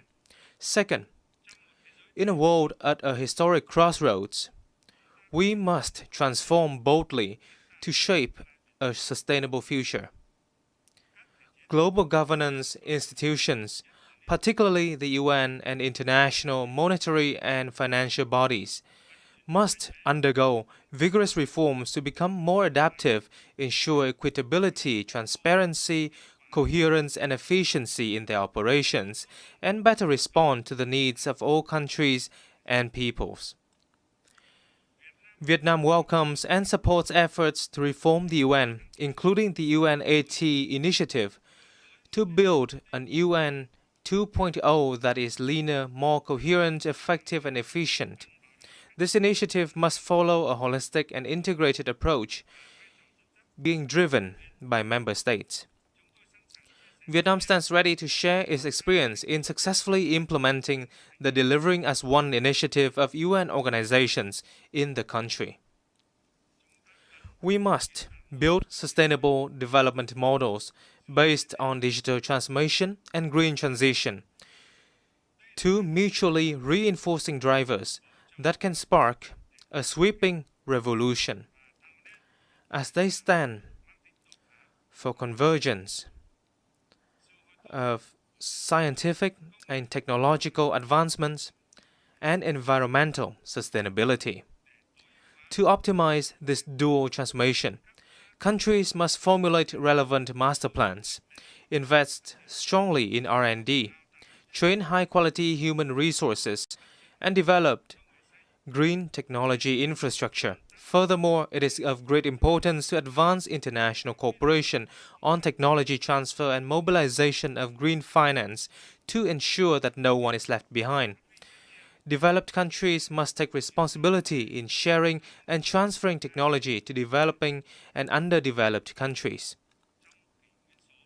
In this digital era, societies are undergoing transformation of an unprecedented pace, scope, and depth, accompanied by rising challenges such as poverty, inequality, unemployment, and a crisis of information and trust.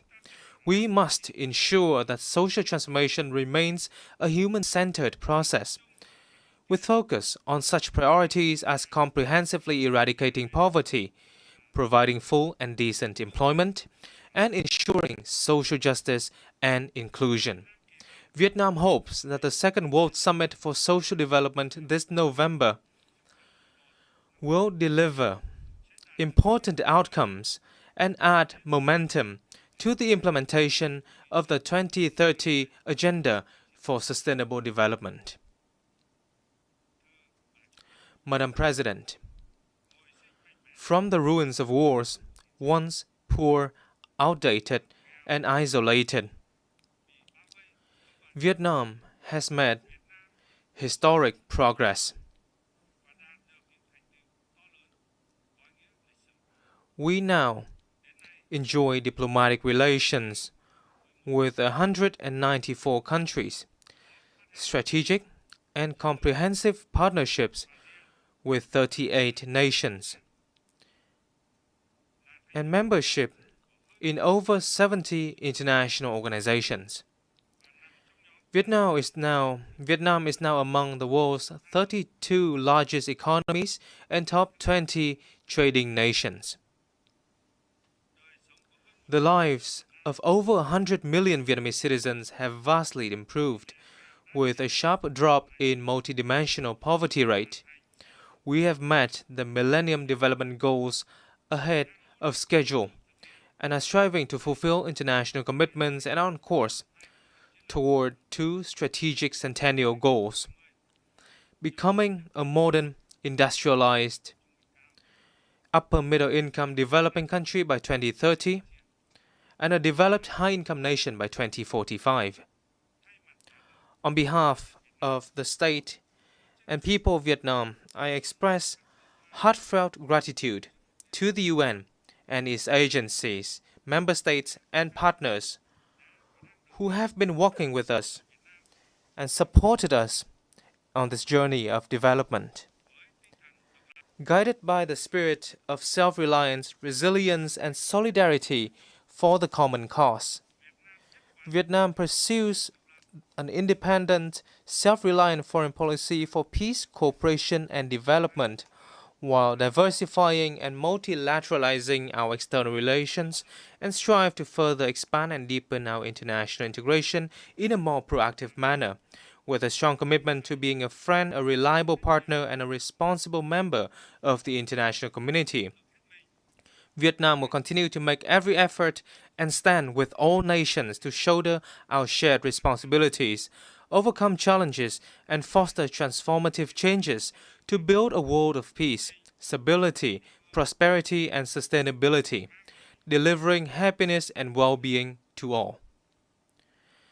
Vietnam is actively preparing to assume the presidency of the 11th Review Conference of the Treaty on the Non-Proliferation of Nuclear Weapons in 2026, and we look forward to the valuable support of member states for our candidacies to the UN Human Rights Council for the 2026-2028 term, and to the International Tribunal for the Law of the Sea for the 2026-2035 term.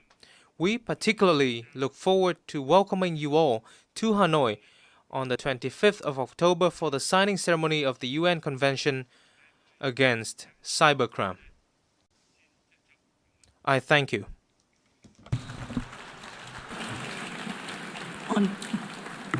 On behalf of the Assembly, I wish to thank the State President of the Socialist Republic of Vietnam,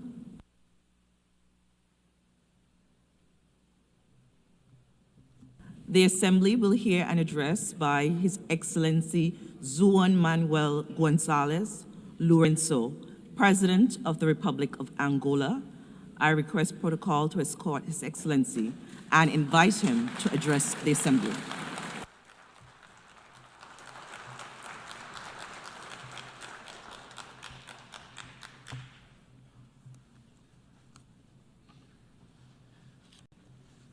So, Excellency. Your Excellency,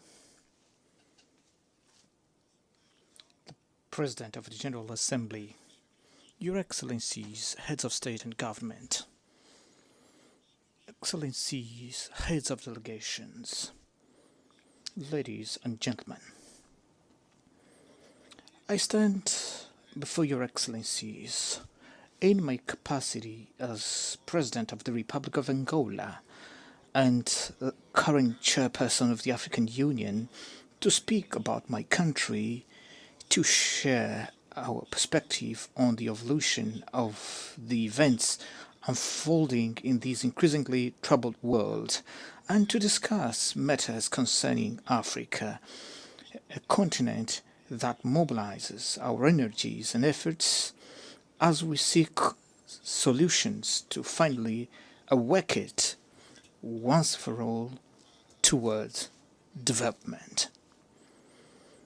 Allow me to extend my congratulations to Her Excellency Annalena Baerbock on her election to the distinguished office of the President of the United Nations General Assembly, convinced that her experience and the knowledge she has accumulated through the various functions she has performed with great mastery will ensure the success of the work she has taken on since the beginning of this month of September.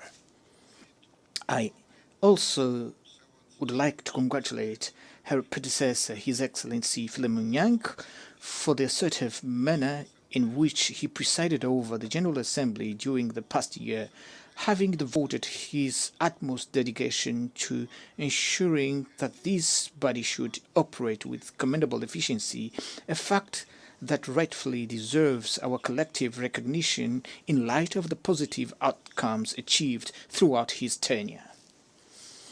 I cannot fail to acknowledge His Excellency Antonio Guterres, Secretary General of the United Nations, for the role that he has so ably played with a profound sense of commitment underpinned by his admirable qualities as a man of dialogue and peace amid prevailing geopolitical complexities. Madam President, Excellencies, 80 years have elapsed since, compelled by imperatives of that era, a group of nations and their respective leaders took the wise decision to establish the United Nations organization, which from that moment, through both turbulent and peaceful instances, had succeeded in fulfilling its great mission of maintaining the global peace and stability, contributing to the advancement of humanity and to preserve and deepen respect for human rights. This is a great achievement of the peoples of our planet, which cannot and must not be neglected and underestimated by any power, political leaders, or by anyone, lest by magnifying egocentric visions and interests we forfeit the benefits of peace bequeathed to us by women and men who, over time, led us so far in an environment of harmony and global understanding. This journey has not always been linear. Yet, in the most critical moments, prudence has prevailed over the Western impulses of large-scale conflict, and this has been possible solely through continual dialogue, which has proven to be the only factor capable of bridging differences, overcoming obstacles, and appeasing even the most troubled and belligerent spirits. Today, these lessons from the past are of great value and must serve as our sole references that guide us toward solution to the conflicts in Africa, Europe, the Middle East, Latin America, in Asia, and wherever they may arise. Under the context of uncertainty in which we celebrate the 80th anniversary of the United Nations, the theme, Better Together, 80 years and beyond for peace, development, and human rights, holds a significance that compels us to reflect upon the profound meaning of the appeal by Her Excellency the President of the General Assembly for the renewal of multilateralism and solidarity in action within a framework of collective and complementary undertakings by a more agile, effective, and responsible UN, as envisaged in the roadmap of the Secretary General's Initiative 80. In light of these perspectives, It is urgent that we revitalize the United Nations and lift it from the complex situation in which it finds itself currently, in order to restore the active role that he has always played, a strongly valuable role that, during the Cold War, gave us assurance of never feeling as close to a global conflict as we do at this moment, amid the profound dissonance prevailing in international relations. The main world powers appear to be turning their backs on one another, distancing themselves from even the most basic points of convergence that would allow them to remain committed to, above all, to the dialogue and concerted action. Today's challenges confront us with a choice, either to do everything in our power to preserve peace or to face war with all its consequences, thus jeopardizing the future of humanity. Those world powers that in the past played a crucial role in the liberation of Europe and its people from the clutches of Nazism and fascism, as well as in the liberation of Africa and its people from the apartheid regime in South Africa, cannot today act differently by aggressing other countries, invading and annexing foreign territories, nor by financing or organizing upheavals that could cause the overthrow of legitimate governments as we currently witness in our own continent. With this dangerous precedent, no regional, continental or global institution will henceforth have the moral authority to call any state to reason when it breaches the principles that govern the UN Charter and international law. We Africans, from countries that endured centuries of colonization, perhaps understand better than anyone else the importance of peace, for we have had to face daily struggles to provide our people with food, clean water, health care, education, and other fundamental necessities. This experience engenders heightened sensitivity to the harmful impact that insecurity and instability have on the attainment of our goals and developmental projects. This reality is further exacerbated by numerous conflicts and wars afflicting countries and regions across the globe, from which we had hoped to find cooperation and fruitful exchanges, so that together we might overcome our difficulties and contribute with our immense resources and capabilities to global prosperity.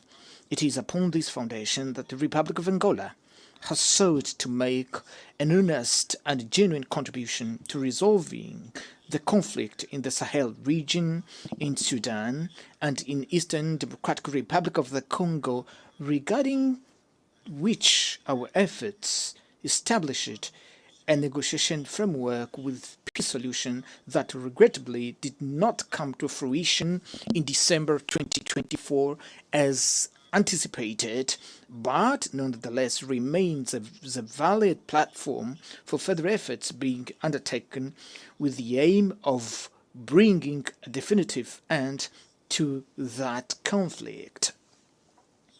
Madam President, Excellencies, that conflict and so many others that we recall are to a large extent the result of passivity of the United Nations member states, who have often revealed themselves to be ineffective in the face of invasion of third-party territories and interference in internal affairs of sovereign countries that occurred over the recent years, and have not provoked a firm, resolute, and assertive reaction therefore have become fait accompli that lie at the very center of the major tensions that the world is currently experiencing.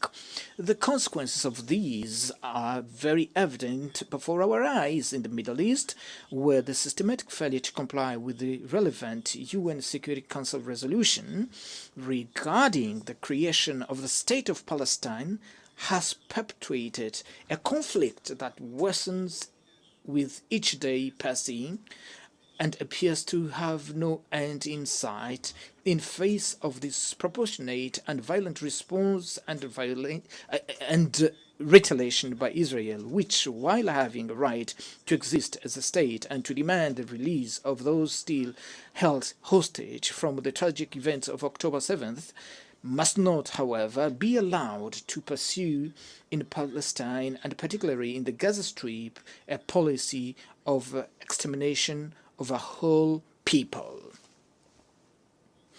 The Palestinian people, who must not be conflated with Hamas, for there is no peoples and certainly no children who are terrorists, has precisely the same right to an independent sovereign state where they may assert their culture, safeguard for the future, and provide predictable and secure prospects for their youth.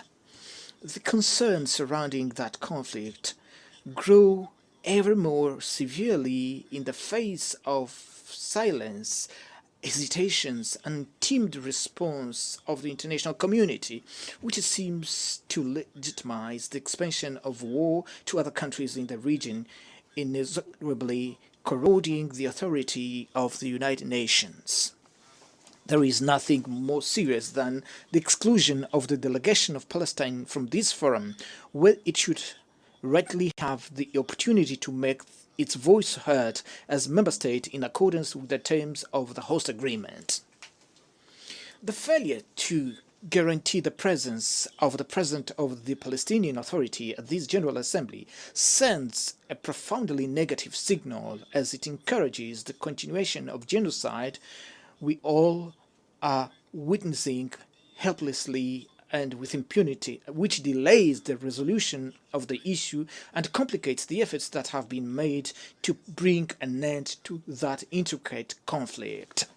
We strongly condemn this unilateral position, which is contrary to the principles that govern the United Nations, even as we urge unconditional lifting of the unjust and prolonged embargo against Cuba, which has dire consequences for the economy and the living conditions of the Cuban people, who struggle daily to withstand a punishment rejected by the international community as a whole.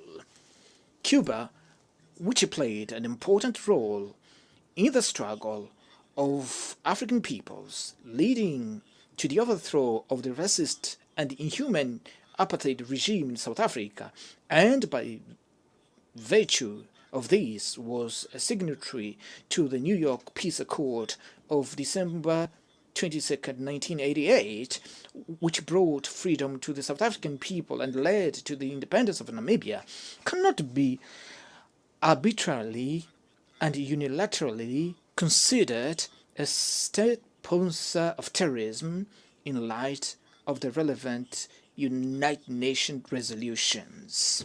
This model of conduct by a small group of countries, which does not conform to the even minimum acceptable standards of global coexistence, is at the root of the unilateral and subjective sanctions imposed also on Zimbabwe and Venezuela, measures that produce no other results other than the suffering of population who, in an act of great patriotism, ultimately unite themselves in the defense of their nations.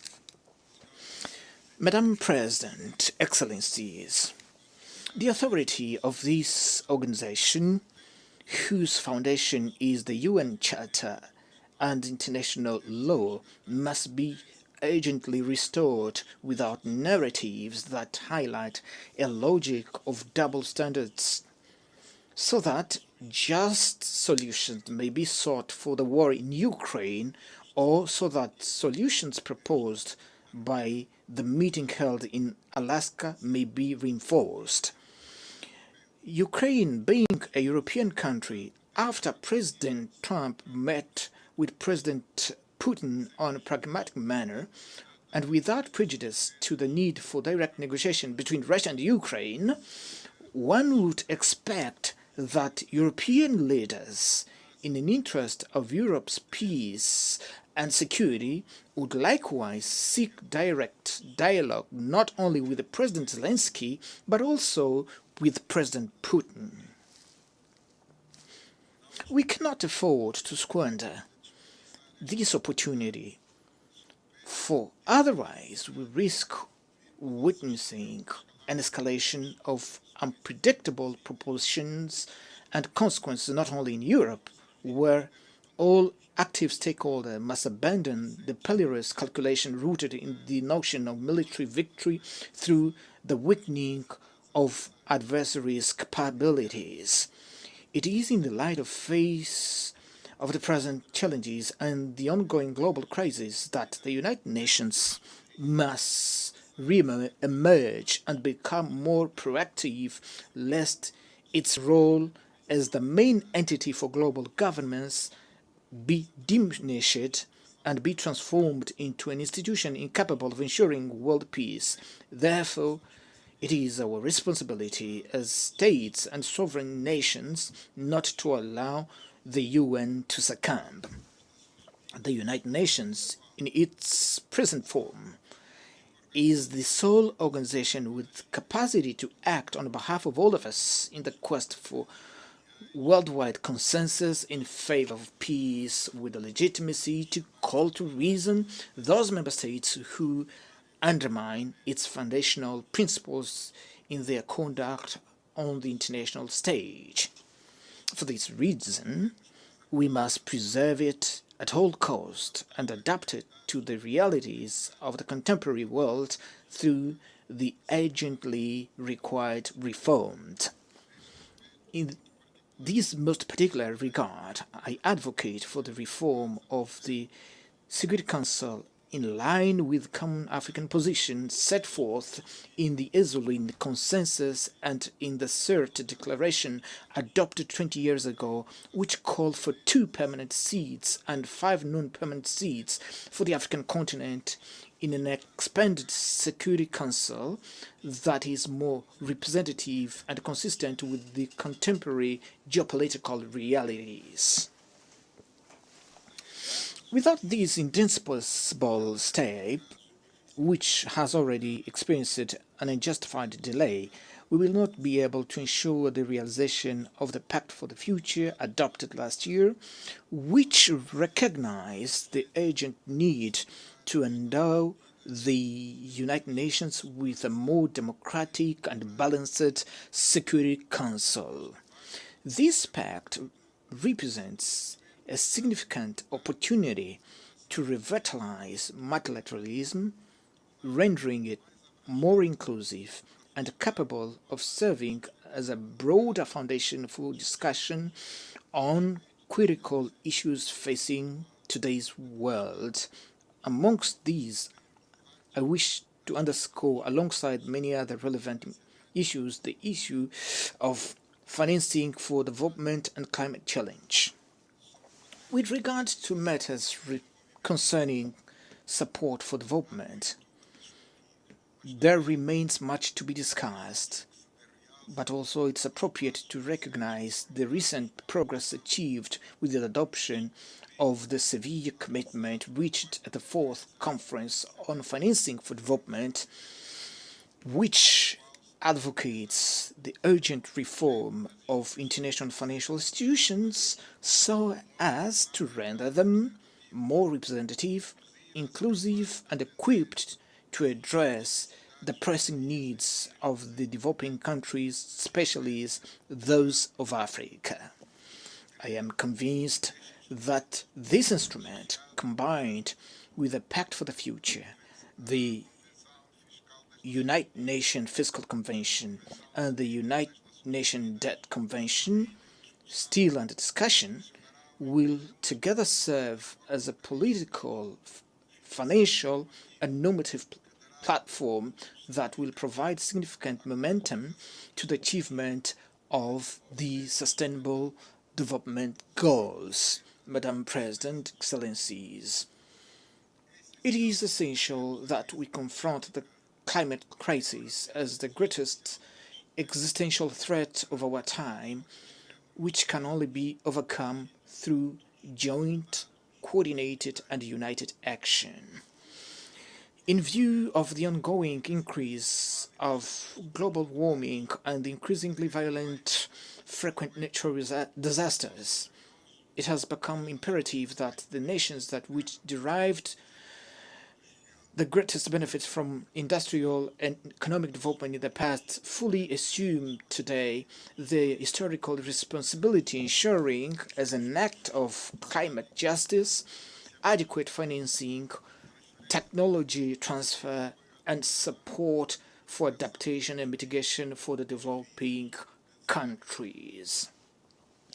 The countries with only residual share in greenhouse gas emissions are those that disproportionately and virtually alone face the impact of climate change, global warming, and their devastating effects on agriculture, food security, and public health.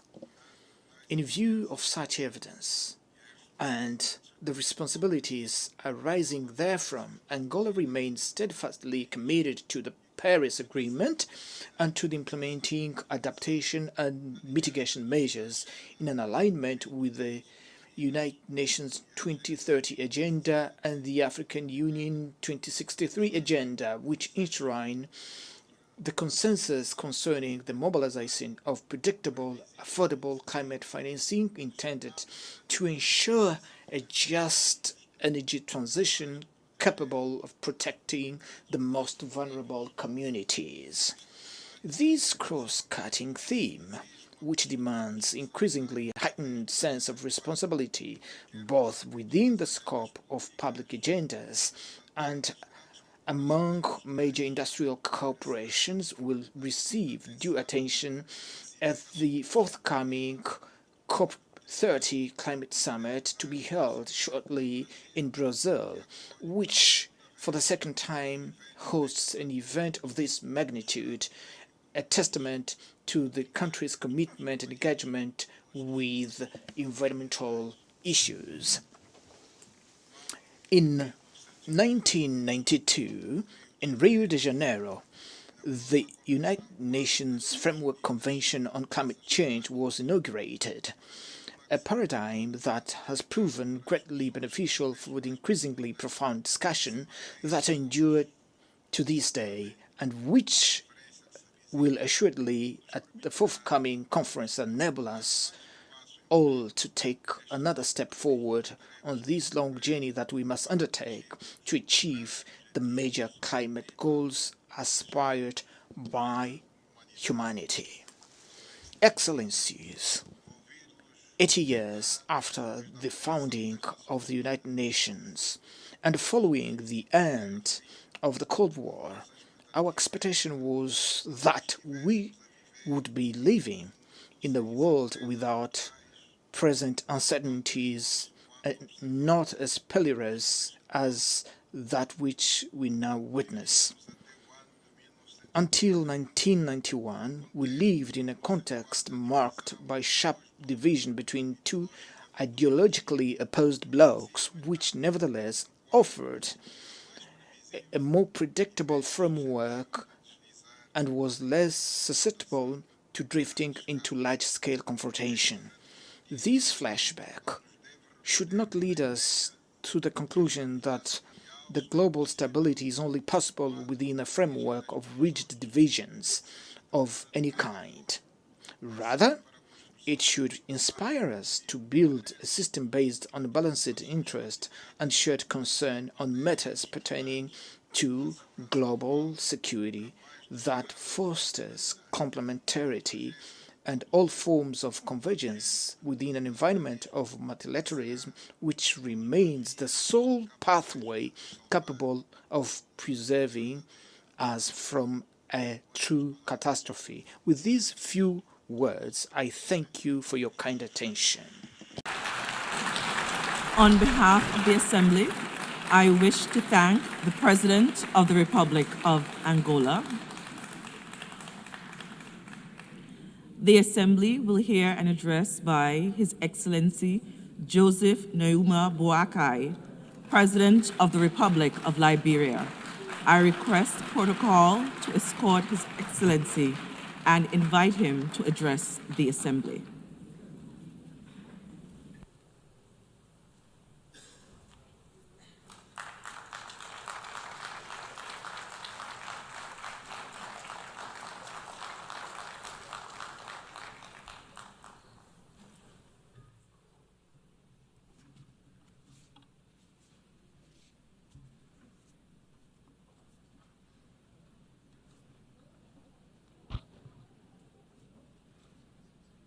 Madam President,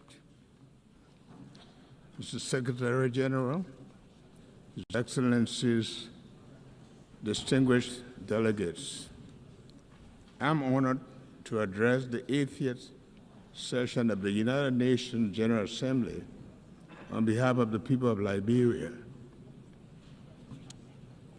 8 decades after its founding, in which Liberia was involved, our country is proud that the United Nations remains the most critical multilateral platform for international cooperation and collective action.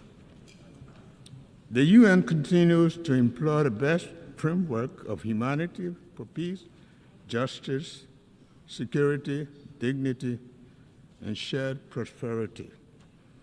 Madam President, please accept the congratulations from the delegation to Liberia on your assumption of the esteemed office of President of the 80th session of the General Assembly.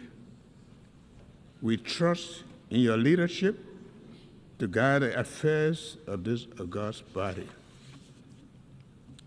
We also extend our commendation to your predecessor for his stewardship on the 79th session, and are grateful to the Secretary General for his leadership.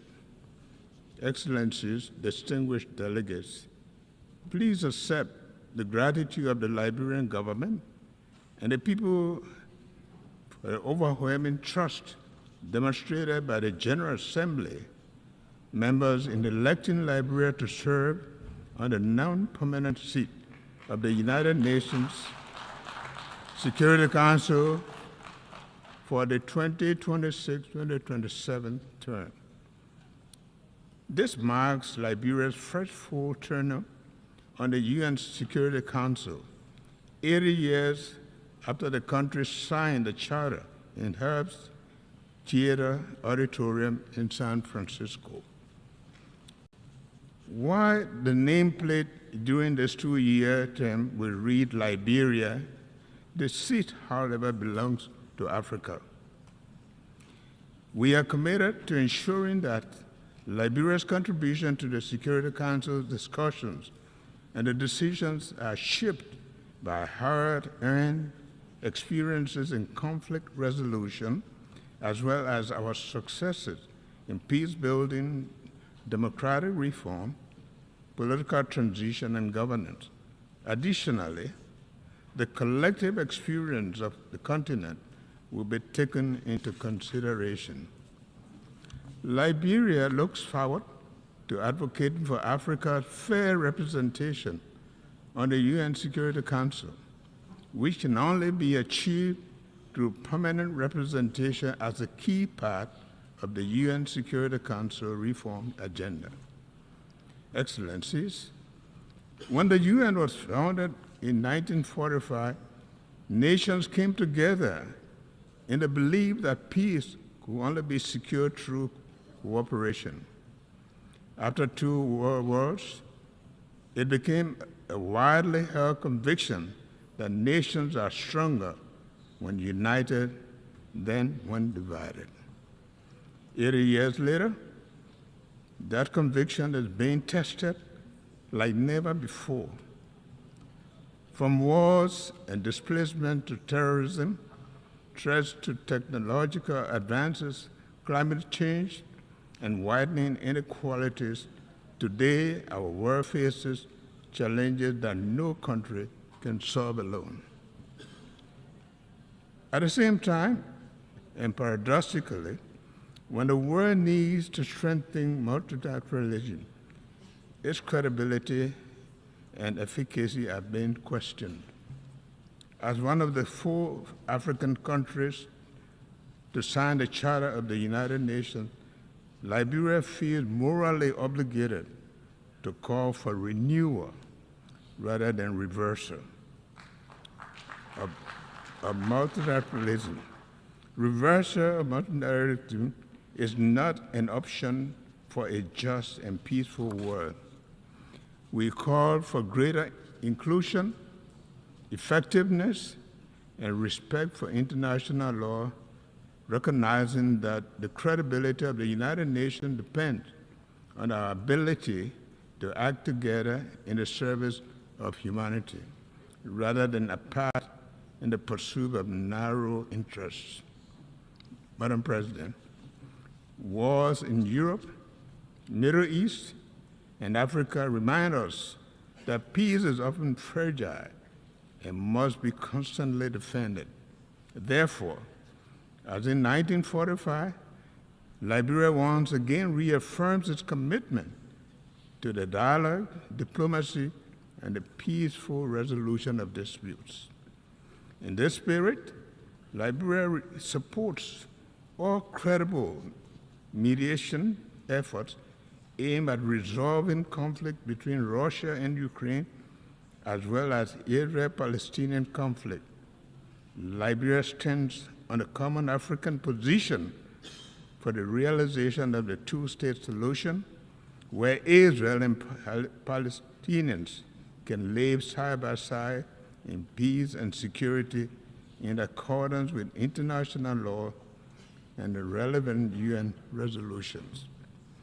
We call on the international community to act together decisively to protect civilians, hold perpetrators of atrocities accountable, and strengthen mediation efforts. Rising from the ruins of civil war, Liberia knows all too well that human cause of conflict and importance of peace. Since 2003, Liberia has experienced 3 peaceful and orderly democratic transitions, each marked by a smooth transfer of power, making our nation safer, more stable, and more secure after over 30 years of unrest, instability, and destruction. Liberians have also worked hard to achieve this through multilateral cooperation with support from ECOWAS, the African Union, and the United Nations. Excellency, distinguished ladies and gentlemen, for Liberia, climate change is not a distant threat, but a present reality. Rising seas are eroding our coast, wildstorms and heavy rain devastate communities, threaten lives and livelihoods, and exacerbate food insecurity. Yet, we are acting. We are carrying our coastal defense project, developing climate information systems for early warning systems, finalizing our carbon market policies, and advancing the blue economy safety. But our efforts alone are not enough. We urge implementation of the Paris Agreement, full capitalization of the loss and damage fund, and greater global investment in adaptation and mitigation. Above all, we call for climate justice. Those who contribute the least to these crises should not be forced to suffer the most. Madam President, Excellencies, too many development nations spend more on debt servicing than on